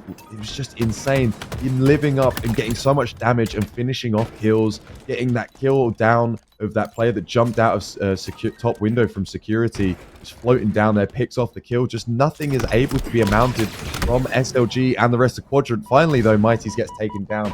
2 dead for into the breach, so you could see the potentially move over to the hands of Quadrant. They're able to stop the bleeding momentarily, but not enough. A and B still will reign for the red color. As we are now down to the last 10 seconds of the game. That's going to be a triple cap, the cherry on top. They're trying to take B. That's going to be a no sir, maybe yes, but the damage is done. It is everything practically over. No, stop the press. This could be not over. In fact, this is where we start. This we could be back, but at the same time, no. They're starting to take down B, and this could be over right here and right now. No one is going to be on side. They are able to make a stop line finish over an A and B, and they're going to try to get a triple cap. B is going to get restarted, but not A, and now A and it gets switches to blue, but B also tries to get switched, but no, it doesn't get switched. So now with 9 minutes, almost 10 into the match, A and C are going to be for Quadrant, but C is going to turn red, and this could be it. 248 is still, we're not going, we are just keep getting a stopwatch. We are just getting determined. We are just determined to absolutely do not stop. And now the switch has been switched to A and B, and now with no one is close by, they could be going for C, but at the same time they could stop the push. A 248, 249, and this could be it. Yes sir, this is it. First game goes to the breach. That was a really good attempt, though, from Quadrant to try and bring that back. They did only end up getting about 10 points at the end there, but I mean, respect to them. They tried to bring that back. They were fighting until the very last buzzer was sounded, but for Into the Breach, that is 250 to 180. Map 1 going in favor of Into the Breach. The boys in red favoring the boys in green. And stats on your screen now, 24 and 14 for Wootum. This kid's absolutely insane. 17 and 15, excuse me, for Jimbo. Chick as well, hitting 6,000 damage. 6,700 for Wootum as well. So close to that 7k. No one on Quadrant even close to Wootum's damage. That's an absolutely insane stat. Absolutely. I mean, and like you said, he has been frying, and we saw him just going, flying all around the map, utilizing the shock rifle from time to time, getting the basically the active camo and doing absolute God's work. But let's just remember, ladies and gentlemen, they have to win 2 series in order to proceed, well, win the tournament altogether. Quadrant still has, I like to call it a small cushion that they're able to fall down in case Into the Breach is able to beat them. Let it be 3-1, 3-2, or even 3-0. They still have a small cushion to work with in case things go south in this first half. But Into the Breach doesn't have that kind of insurance, though. So they need to keep playing like this if they want to win the tournament altogether. So let's just jump into game number 2, going to be a Slayer on a Quadrant. Yeah, like you said, Into the Breach don't have that cushion. But Quadrant do! The overshield getting picked up by Jimbo. That's huge! He gets it off as well as a double kill for Jim. SLG's gonna make the triple. He's hunting for Seeker. He knows he's there. Seeker, make the clip. Make it! Fortunately, Jim gets taken down. Seeker shutting down that clip potential. But a great start from Into the Breach. And I've got to argue, an even better start for Quadrant, right? They didn't have the heat wave. They didn't have the overshield. And it's still 3-3. It's going to be a double for Chick too. But the game, match, we're starting right now, going to be tied up. Jimbo gets taken down. That's 1 down for Into the Breach and for Quadrant. Zika also gets taken down. Seems that we are not going to be having a widening game for one of these teams. It's going to be always a little bit of tied up. It adds to the emotion that we are both seeing, and SLG is able to take down Chick. Now the push is in motion too. It's been only a slaughterhouse that we've been seeing over and over again. But at the same time, and I'm going to call it right now, going to be the X Factor will be, of course, Woodum. Still has a little bit of ground to wake up to. Yeah, we're in map 2, buddy. I want to wake up a little bit. 0-2, very uncharacteristic for Wooten, but I have no doubt in my mind that he's going to be able to pick it up and then run with it. The rest of Into the Breach, though, doing a good job to, you know, pick up the slack a little bit, right? Just because Wooten isn't trying doesn't mean that the rest of the team are struggling, right? They're doing a good job, and that's what I like so much about this Into the Breach roster. That's why I'm so happy that they are a team, because they don't just rely on one player. Yes, Wooten is such a big game player, and he really can, you know, shift maps and series even sometimes. He's not always called upon to do that. It's not always look at just Wooten to pull through with something like that. 4 down so far for Into the Breach. As Quadrant is starting to get a lot of ground covered. Starting to get a little bit more difficult for Into the Breach. To accommodate for that, that's going to be a quick backsmap and quick reaction by SLG. Just as he was looking up, Woodum was falling down. What a way to receive him with that backsmack, quick and efficient. To get taken down though. That's 2 down for Quadrant. Make it 2 for both of these teams. That's going to be yet another kill. Last shot. Love to see it. Same time, 25-17. 9 minutes remain on the clock. Oh no. Quadrant, a lot of advantage to be had. Yeah, Wooten's been really unfortunate as well. Trying to keep an eye on him, even when we're not on his POV. He's just getting picked apart, man. This is really unfortunate. Finally gets his first kill. Hopefully that's the first of many for him to try and help these guys bring it back, because this is a pretty hefty lead now Quadrant have over them. It's looking like the Quadrant we kind of expect. Quadrant are such a solid Slayer team. I mean, they're of course to be reckoned with in anything, don't get me wrong, but Slayer has always been something to be wary of when facing off against the Quadrant roster. Snipe Drone as well. The man was absolutely insane, pulling up some incredible KDs at the major, and it looks like he's just not slowing down now. 14-6, only what, 4 minutes into this game. This is definitely not going to time. A big difference so far, but it is known for Quadrant to be really good on this Slay department. And right now they are just demonstrating it. Overshield is going to go for Chick. Will take down the SLG. This will give a little bit of breathing room for Into the Breach in order to accommodate. Glory goes down. Zika could go down right now. Plasma goes off. Not hitting anyone.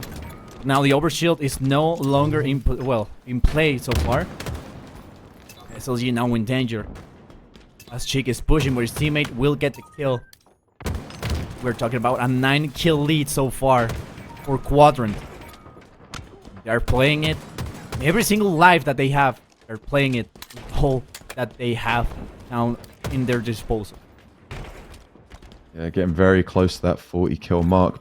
Quadrant, but a good job from Into the Breach to just not give up any kills. This is starting to get very, very tactical now. It's slowing down a little bit. You can see that the cogs are turning even further, right?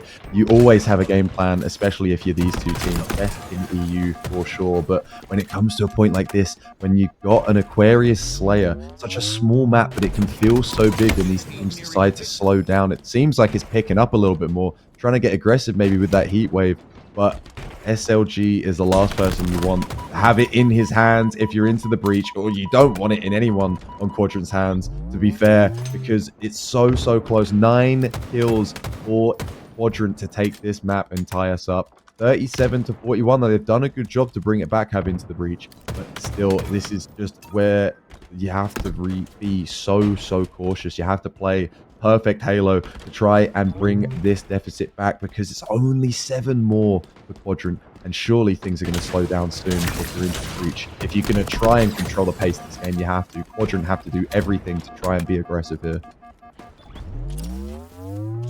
They really have to do that. It is key that they're able to mold the game down to their favor, even if they are not currently on the winning position. If they want to have a fighting chance against this deficit that they currently have against Quadrant, like you said, they need to mold the playstyle of Quadrant down to their own liking. But so far, it seems that that's not going to happen. With the double make it, maybe a triple, not going to quite make it. Midas will take down SLG and now get surprised. Boo, that's a Glory jump scare, and Midas will get taken down 48-41. The difference is really just apart, and it could be really difficult for them to recover, but at the same time, everything's possible. 49-42, this could basically mean that the papers are already signed, and Zika with a nade is going to take down Midas. That's going to be it. 50-42, Quadrant ties things up 1-1. Yeah, pretty dominant showing from Quadrant. Kind of towards the end, to be honest. You know, you saw Into the Breach bring it back a little bit. They were slowly chipping away at them, but it was just too much of a lead. Too early on did Quadrant build such momentum and such a big lead ahead of them that even just bringing it back for Into the Breach wasn't really enough. Dropping that map by 8 kills. Stats on your screen now: 15 and 7 from SLG, having an absolute game. Snipe Drone as well, top fragging in the server, 16 and 12. Jimbo, 14 and 12. Again, Jim, really not the one you look to get the slays, but always a welcome change for sure. Damage as well, that's just so unfortunate for Rooster, man. 4,500 damage and only about 8 kills. You know, it's just one of those days, one of those maps, unfortunately. Hopefully he can shake off that map and try and, you know, bring it back as we move into this third map, which will be Capture the Flag on Empyrean. I mean, Wurum had a fantastic game number 1 back in that first map, so it is noticeable that he is kind of tired, and at the same time, he's able to just recover. I mean, Capture the Flag on Empyrean gives a lot of room to breathe, to jump around, to basically do anything. We have the Overshield, the Spanker, the pair of snipers, so everything's possible. I'm really sure that Wurum will be back on his 2 feet really soon. And this is the game to do it, because he was doing an amazing, like we said, 6,500 damage. That's a lot of damage. Now that's a lot of damage. So if they want to do it, he can just do it again. And his both team, they can just make it a 2-1 advantage for Into the Breach. The thing is, they need to play their cards accordingly. And so far, look at that. Wurum with the rocket is going to take down Glory, but gets taken down immediately. That's 3 down for Into the Breach, make it 4. A Squadron is going to start with absolutely every single power weapon in hand, and making it really difficult for Into the Breach to recover. The flag is off! What a shot. God. Oh! Again, the triple. Give him the over, please. Wootum, just peek out. I know you've had a rough series, but just peek. What is that shot? This man needs to be shut down. Someone, thank you, Chick. I was going to lose my mind if he hit another shot. Snipe Drone living up to his name. Picking up another kill. It's 3 dead again for Into the Breach. His flag getting G-slided home by Glory GGs. He's got 3 Gs in his name. He's going to be able to do it, right? But my God, that beginning, that fight on top sword was insane. I think I blinked and it was just Jimbo alive. Yeah, it was absolutely, like you said, a blink and you'll miss it moment. So far, the first capture of 3 will go down for Quadrant. Now we see that they're starting to put themselves into the defensive side. 2 down, 3 down for Into the Breach, as this offense attempt was not as successful as they thought. Now moving Wurum in danger.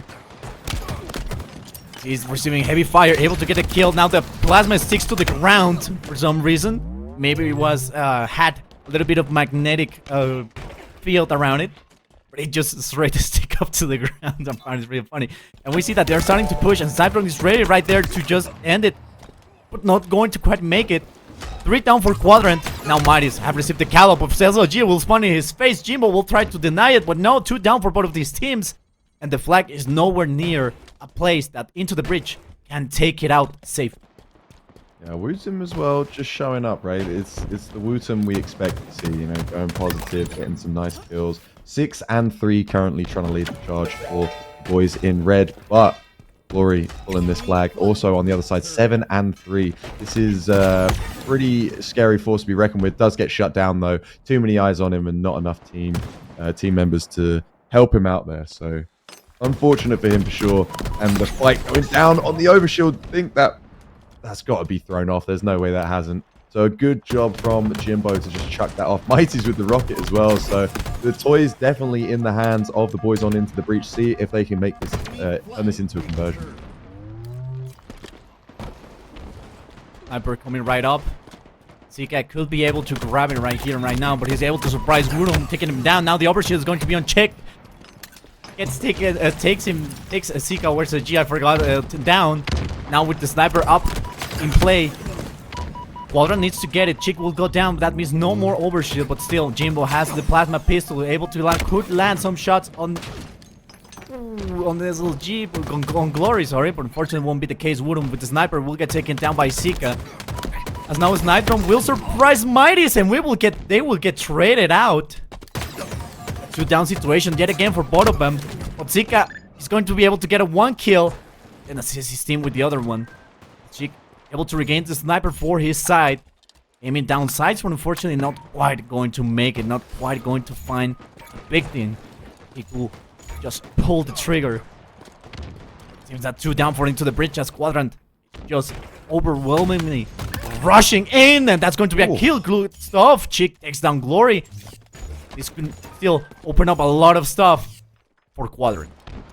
Yeah, for sure. Chick with the sniper, though, trying to shut down Quadrant. And the man you need to shut down for sure is SLG. He might have 2 Z's in his name, but he's not sleeping at all. 11 and 6. This guy is trying to shut this second map down and make it a 2-1 lead for the boys in blue. Glory trying to get a bit aggressive and does a really good job to take Chick down to 1 shot. 1 shot is Glory as well, though. Chick picking him off. Glory's attention elsewhere. And finally, the boys in red can try and mount another push. Try and tie this map up. They are flagged down as we head into the final 7.5 minutes. SLG sat on a little sneaky spot. I'm not sure if he's been called out though, so Chick could get dropped if he gets aggressive. A body shot comes out, but not enough. Glory drops him. Chick absolutely wiped the floor with Wootum as well, taking down Seeker. A good job from him to stay alive. Glory potentially going to pick him up. Nice movement there from Wootum, though, staying alive, and he's toying with him. Glory has no idea. Glory's trying to stay alive, but he does get run down. Finally, the Rockets, though! A double kill from Snipe Drone to pick up 2. That's Wootum and Mighty's back in the respawn screen, and another Rocket still in the mag, still able to just fire this one off and potentially pick up a second flag run if they're lucky.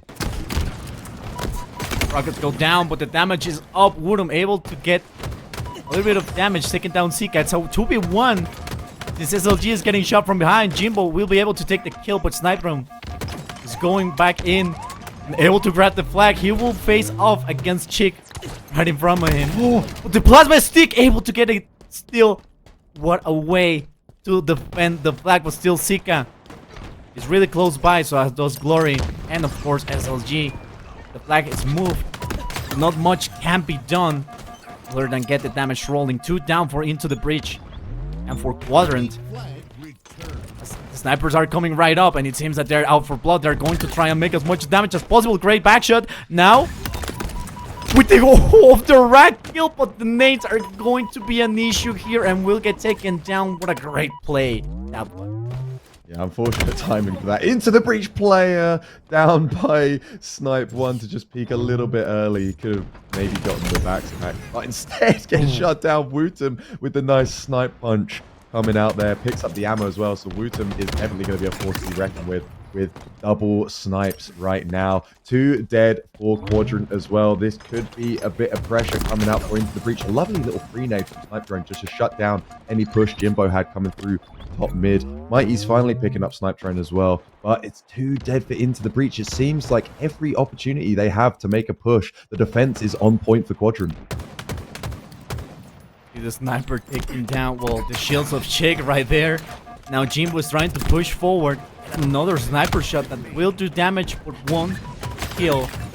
It will be Woodham, the one that tries to get it. Now still a lot of ammo on that sniper. Full weapon, fully full. And Jim was the last man remaining standing. Sniper going for the flag. Could be a pull, trying to go for the pixel perfect kill. Will get a little bit of a body shot rather, but the nade Hail Mary, that correct. The Rockets are going to be in play. Double kill for the one and only Glory. There's no turning around. The Overshield is going to at least try to get grabbed, and it's going to be popped. But the only thing that is going to also be popped is the flag. Squadron takes yet another one for themselves. Yeah, 2-0 lead now in a 3 flags to win map and mode. I was going to say both of them at the same time. It just came out really weird. Flag being pulled now for Into the Breach though first. First of all, they've actually managed, but Jimbo gets shut down by his former teammate. Killing spree from Glory as well. Back smack from Wooten. That's the double kill. Can he pick up the triple on SLG? He sneaks behind the wall. He's boring. He doesn't want to give him the triple. Where's the highlight reel? Excuse me, sir. Unfortunately, he peaks a little bit too late, and Wooten's now got Glory trying to get some shots and does take him down, but that flag is as far as it needs to be. Glory is, Wooten's done his job to help that flag go in, and finally, a cap for the boys in red. 3 minutes remain. 2 down for Into the Breach. Make it 3. Only Woodham remain. Finally gets taken down. Now here comes the assault from SLG. In Quadrant. Oh, a 1v1 that ends closely.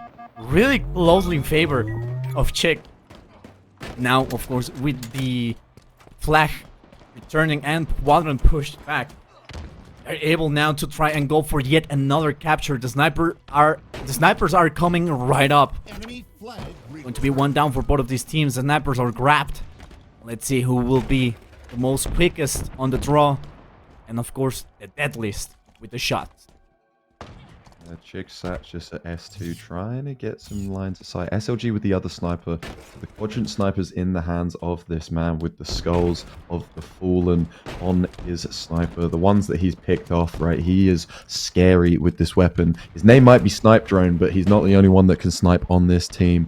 These guys all can do it. The lovely D-scope from Wooten does just save him. The body shot as well. He gets away with his life. A little bit of damage, but he's going to be able to re-up and go for another push. Trying to get the help is SLG onto his teammate. He's not able to really do anything. Miss shot onto Wooten. Another one as well. That's so many missed. Again, just one more. He can't stop missing, unfortunately. SLG just missing every shot, making it difficult. Into the Breach, in fairness. SLG not able to have any easy shots. A nice little shot onto Jimbo's toes. Takes him down and back into the respawn screen. Trading out for the Rockets. They're far easier. He misses the shot. Chick gets taken down with the sniper. But that's 1 rocket spent. 1 rocket still available. Seeker with the overshield only lives for a second longer. The rocket's now been flipped over though. Glory's surely dead to rights. He's able to dodge it. What's going on with these power weapons? These guys can't hear anything. 3 down for Into the Breach. As this could be a push that could make Quadrant the leader now in the series with a 2-1 lead against Into the Breach. Sniper is going to be taking the flag on the run. Zika and SLG both defending. Oh, what a perfect kill by SLG. Even when he was down, but now the flag has gone home. It is going to be a 3-1 game for Quadrant. Into the Breach. Now 1 game away from basically ending the tournament on 2nd place. Yeah, Into the Breach are going to have to come out into the next map swinging, not swimming, sorry, excuse me. If they try and swim, they're probably going to lose it. If they come out swinging, they might actually be able to take us to map 5. But yeah, 2-1 right now for the boys on Quadrant, sorry. Boys on Quadrant. I don't know why I'm losing my mind, right? It's been a long day, guys. It's been a long one. Looking at the stats now, 27 and 15 for SLG. Really just absolutely frying. But look at the damage on Snipe Drone. My God. Insanity from everyone on the Quadrant squad. And Wooten as well, just trying to keep the damage up there for the boys on Into the Breach as well. Just not enough, unfortunately. Only 1 flag capped for them. Moving on to the 4th map, and potentially the final. Could Quadrant close this out and reign victorious, on this Oddball Streets? Or will Into the Breach push us to this map 5 and potentially into a Grand Finals reset? We'll be finding out very shortly as we load into this map. Going to be Oddball, the one that will be deciding us if we'll be heading into a game number 5 or we will saying goodbye. So it all depends, honestly. I mean, we already see what Quadrant is capable of, but at the same time, Into the Breach is with the strong potential that they always have. Can bring it down, can bring it tied up in the series numbers at any given moment. But our focus right now will be on the Stalker Rifle that's over at red, the active camo that replaced the rockets, and at the same time, the shotgun, the Bulldog. Both, all of these power items are going to mark a difference on how these teams play and how they play around the enemy team having them. It's been a really good start from Into the Breach. They got all 4 dead on Quadrant Ball and the Stalker Rifle. It's only Camo that's managed to slip their grip. And Snipe Drone is a little sneaky beaver and takes down Jimbo in Red Room. The one-shot player as well. Chick just trying to finish off a kill. Isn't aware of Snipe Drone there. Maybe a miscall or something. Wootum last alive. Ball gets flipped over. So does Red Gun. And suddenly that good start for Into the Breach has been put. One kill could mean another one, but unfortunately Snipe Drone will not be able to get it. The ball, of course, is going to be in the side of Quadrant now. It's only a 3-point difference. Going to separate Quadrant from tying this game up with Into the Breach. Chick receiving a lot of damage, will get taken down. So the Sniper on the side of Quadrant, and now Zika will go and go absolutely. Look, that shotgun caught me off guard. It looks really blocked. Oh god, it's so ugly, isn't it?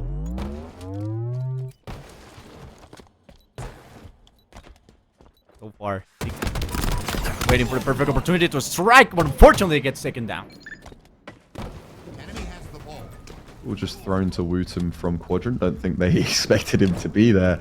A nice little tee up for him. That was 3 dead momentarily for Quadrant. So you're going to see the points again shift in favor of Into the Breach as they take the lead now, 33 and counting. Wootum still just holding on to this ball in Tram, trying to just see where his team are going to spawn up and instantly throw that ball out because he knows the pressure is going to come on from Quadrant. These guys are perfect at coordinating, as they have definitely shown, leaving only Jimbo alive and able to tell the tale, because the rest of the boys have just been absolutely dropped. It felt like it took no time at all for those 3 players on Into the Breach to get dropped, and suddenly the ball is back in the hands of Quadrant.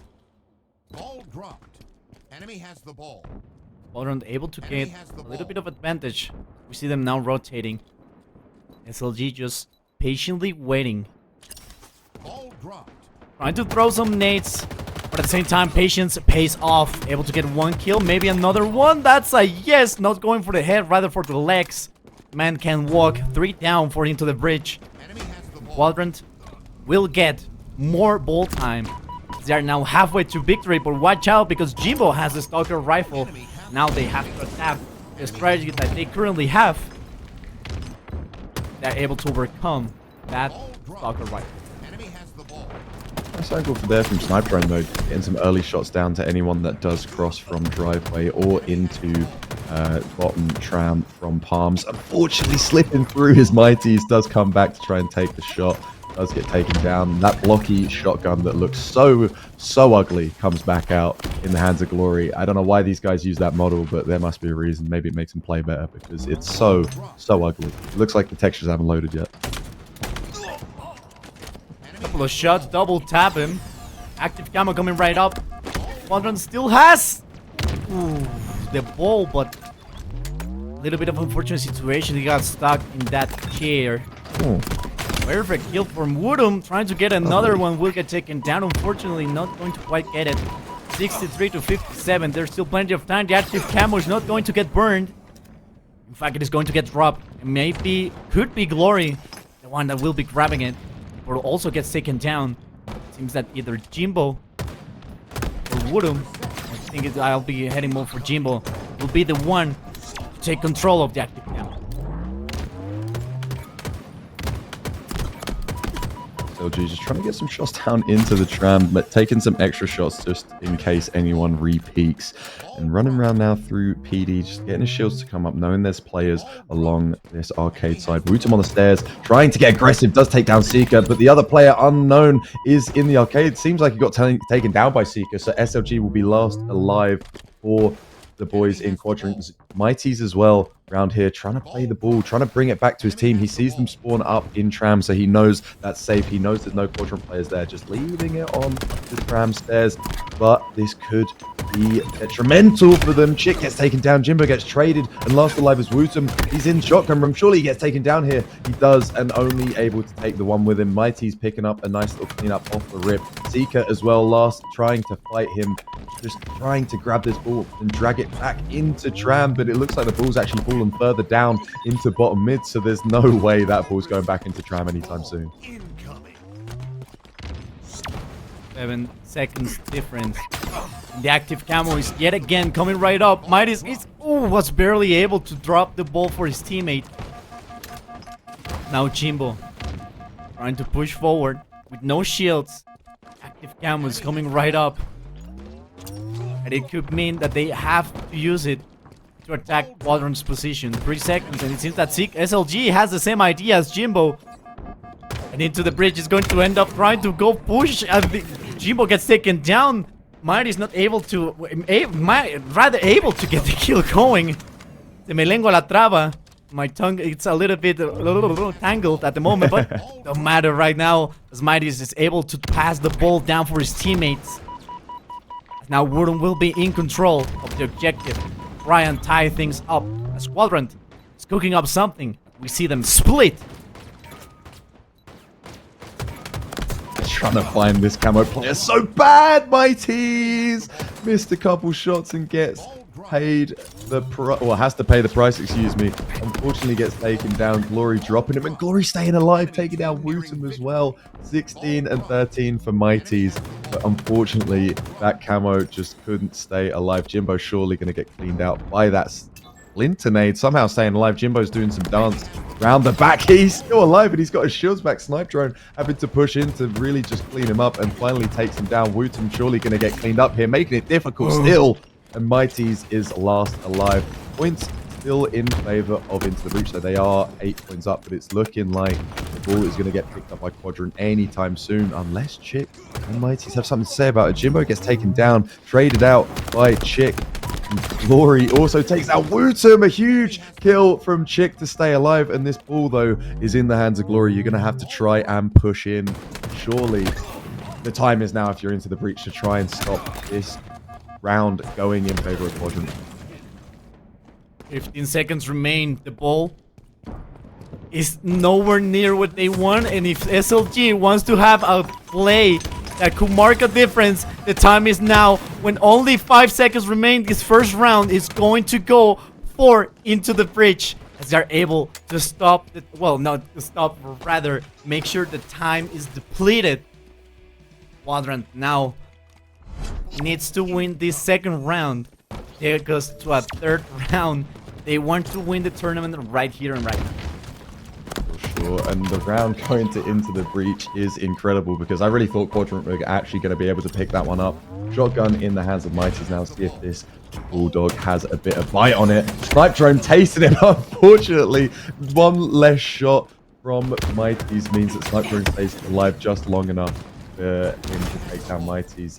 Does get cleaned up eventually, but Mighty's only able to get the assists onto those two players. Ball picked up now by Wootum, trying to get some early time.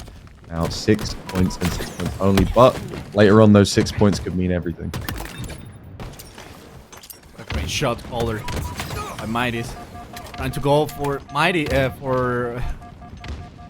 what was it? Snipe Drone, rather. It seems that Zika will be having the first grab. But at the same time, he will get taken down. Yet another shot caller. The situation is getting dire. Still able to get some damage going. That's one. Not going to be quite two, but still able to... not quite. Wanted to get that little bit more of extra damage. Maybe go in for the kill.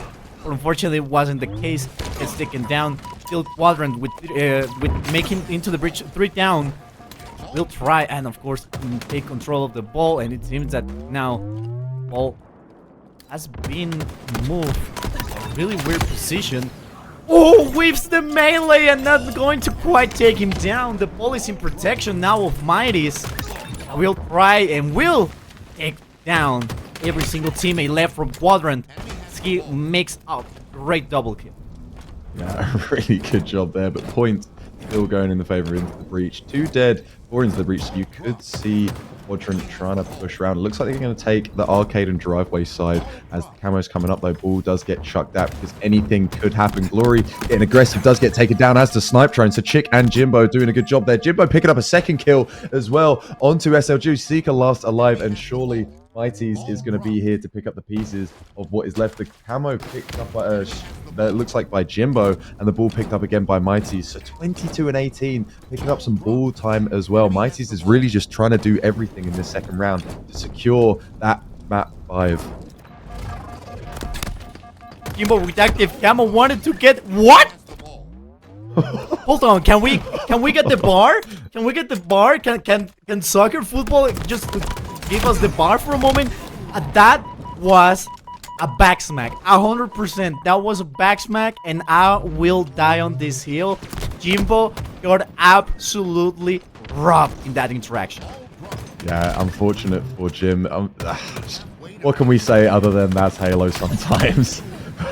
SOG getting taken down. The red gun in the hands of Seeker, who is last alive for Quadrant. So definitely no one to mess with for sure. As his teammates are spawning up, you might as well just give him the space in favor for the ball time. Trying to get some shots from his former teammate in Chick. Finally, it gets dropped by a teammate on into the breach, excuse me. Chick still able to hold on to this ball, and they're running away with it. 64 to 6 points. This is potentially going to be a map 5 we're going to see here for Zilla. Ooh, Glory gets taken down. That means Chick has a lot more time to be able to hold on to the ball, and so does Mighties. Active camo coming right up in 20 seconds.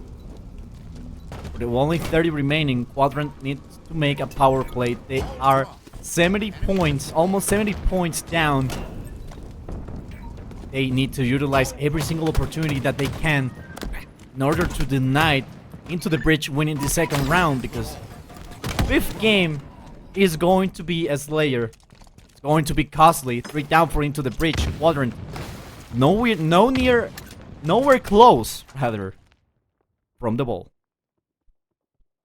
You could just try and get a little sneaky with this camo, but he does get spotted out by Wooten. We've said all day that these pros just have extra incredible sight that allows them to see the camo like they haven't even got it on. Does get taken down finally. Seeker, SLG last alive. The ball is going to get picked up, and this could be one of maybe 2 more attempts Quadrant have to shut down this hold from into the breach, but they're spawning at PD. They could not be further away. Cafe spawns would have been amazing for them, but they have to try and make up so much more ground. They only have 1 potential chance. The ball is getting run down over here towards the balcony. Snipe Drone trying to keep the offensive up to keep the ball out of their hands. The ball does get picked up by Quadrant, so they're going to try and just chuck it out, but Seeker, excuse me, takes down Wooten in a trade. That could be all into the breach need to pick up this ball. Chick just grabs hold of it. He stays alive. He's going to get this. This is insane. Live from Chick, and that is going to be map. We're going to go to a map 5 and potentially be staring down the barrel of a grand finals reset. Absolutely. I mean, they were playing amazingly. Both of these rounds absolutely deserved for into the breach. They were playing amazingly. They woke up. That capture the flag on the pit was basically like the wake-up call to maybe start doing something and start holding on to the objective and use more strategies that work. And as well as we saw it clearly paid off. They are now tied 2-2 in this series and are now, well, looking to get that grand final reset. They didn't like getting thrown into a lower bracket in quarters, so now they're coming back with a vengeance, and it's shining through. So we have the stats coming in through, so we can help a little bit of how it has become. And, well, I can just already see Jimbo with 28 kills. Oh, wow. Absolutely love to see it. And not a lot of time to stare at those stats. I hope you guys have photographic memory because we're going to be diving in to what could be either the end of this day in Quadrant taking it or Into the Breach giving us a grand finals reset. This could be incredible. Either way, it's going to be a great map. We have Slayer on Livefire. Into the Breach are going to need to pull everything out because their Slayers have been a little bit rocky. And Quadrant are the ones who absolutely fry on a Slayer. So you're going to look and hoping that Jimbo can bring the energy that he had last game. The 28-21 KD from Jim is going to have to come out today. Repulsor to get the kill rolling. We're starting off really strong, and well, there goes Jimbo. Not always going to end up landing over at Brutes. But still, at the end, it's taken down. This chick will try to go. Oh, never mind. Won't go anywhere. It will be Glory, the one that will be stopping them. But now the active cam was just switching hands left and right. No one is going to be having nothing on both of these teams' guards.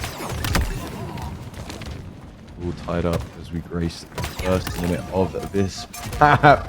Camo somehow popped by Glory. He's just ducking and diving and weaving. Surely that sniper's going to get dropped for him. Doesn't actually look like it's going to. So Glory's going to go for maybe a little bit of an info play.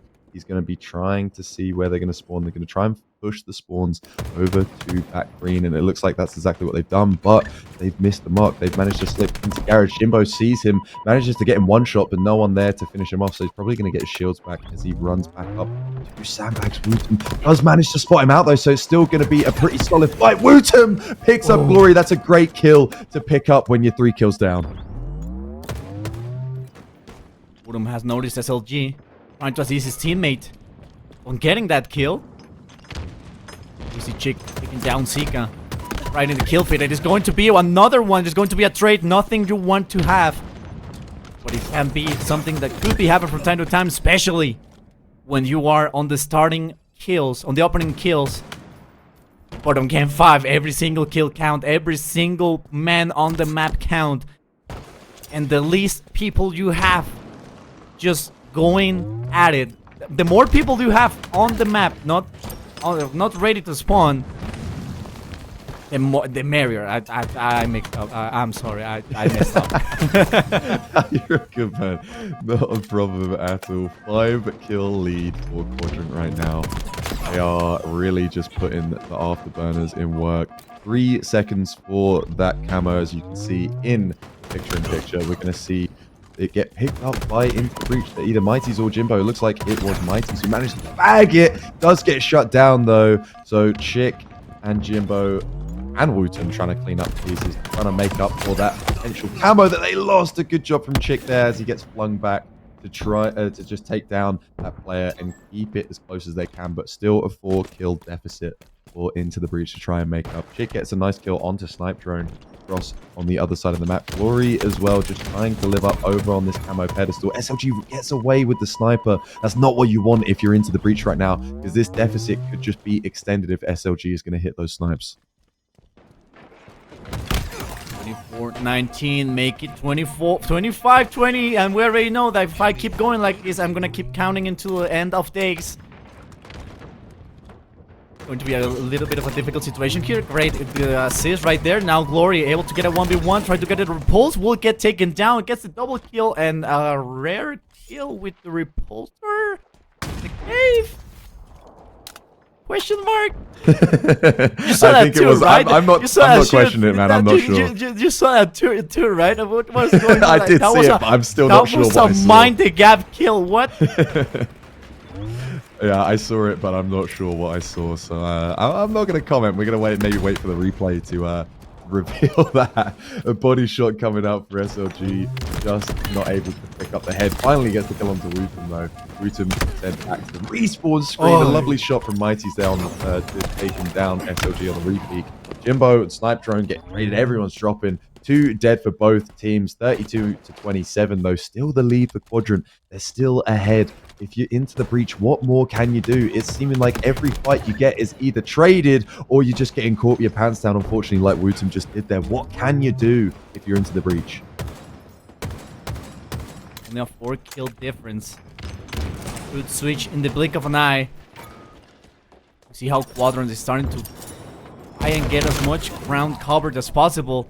It will be Chicken Midas, the one that will take down 2 kills, but at the same time, it's going to be a trick. That was a sticky. Oh my god. Active cam was still ready to spawn. Less than 3 seconds now. Will be up for grabs, and the closest one could be Chick. And it will be Midas, the one that will be grabbing it. Make sure it gets put. You can see, you can hear it get popped. And now it gets, well, it's gone. Midas gets taken down and unfortunately won't put to use that active camo. Chick will try to get a sniper rolling. A little bit of a sticky situation, gets taken down, but Midas and Wootum able to get a kill for their own. And the situation is getting really, really dire. 42-36, 6 kill different, and a 6 kill deficit for Into the Breach. Quadrant really running away with it now. Only 7 more kills to secure this victory in the grand finals. It's looking so dire for Into the Breach, as you said, Fazilla. 15-11 on Mighty's, really just trying to drag his team kicking and screaming into a grand finals reset. But Quadrant are shutting that down. 45-38 now. A 7-kill lead and only 5 more to secure the victory. And Mighty's doesn't get caught. That's huge to stay alive there. Jimbo as well cleaning that kill up onto SLG. There's still hope. Only 5 kills. Make that 6 now to try and make up, to bring this back to a level game. But Wootum, the man you want to look at with this sniper, unfortunately misses his first shot. 3 still in the magazine, 4 in the reserve. So he has the opportunity to bring this back. Exactly 7 kills. If he can pick up all 7, he can bring it back. What the hell was that, Wootum? My God, he's doing everything he can, but it looks like it's too little too late. 49-43. They'll have to play literal perfect Halo and not drop a single kill. It's going to slow down surely so much. Snipe Drone picks that kill up though onto Mighty's, and that will be GG Nori. 50-43, a 4-3 in terms of games in the series, and that's the victory in the grand finals for Quadrant. So congratulations to our open week 1 winners, being Quadrant. They made an amazing job, and well, even after being knocked down on the quarters, Into the Breach made what was proper and started doing great stuff. Here we have this the stats. They talk for themselves. They were having an amazing run, and I want to highlight once again Mighty.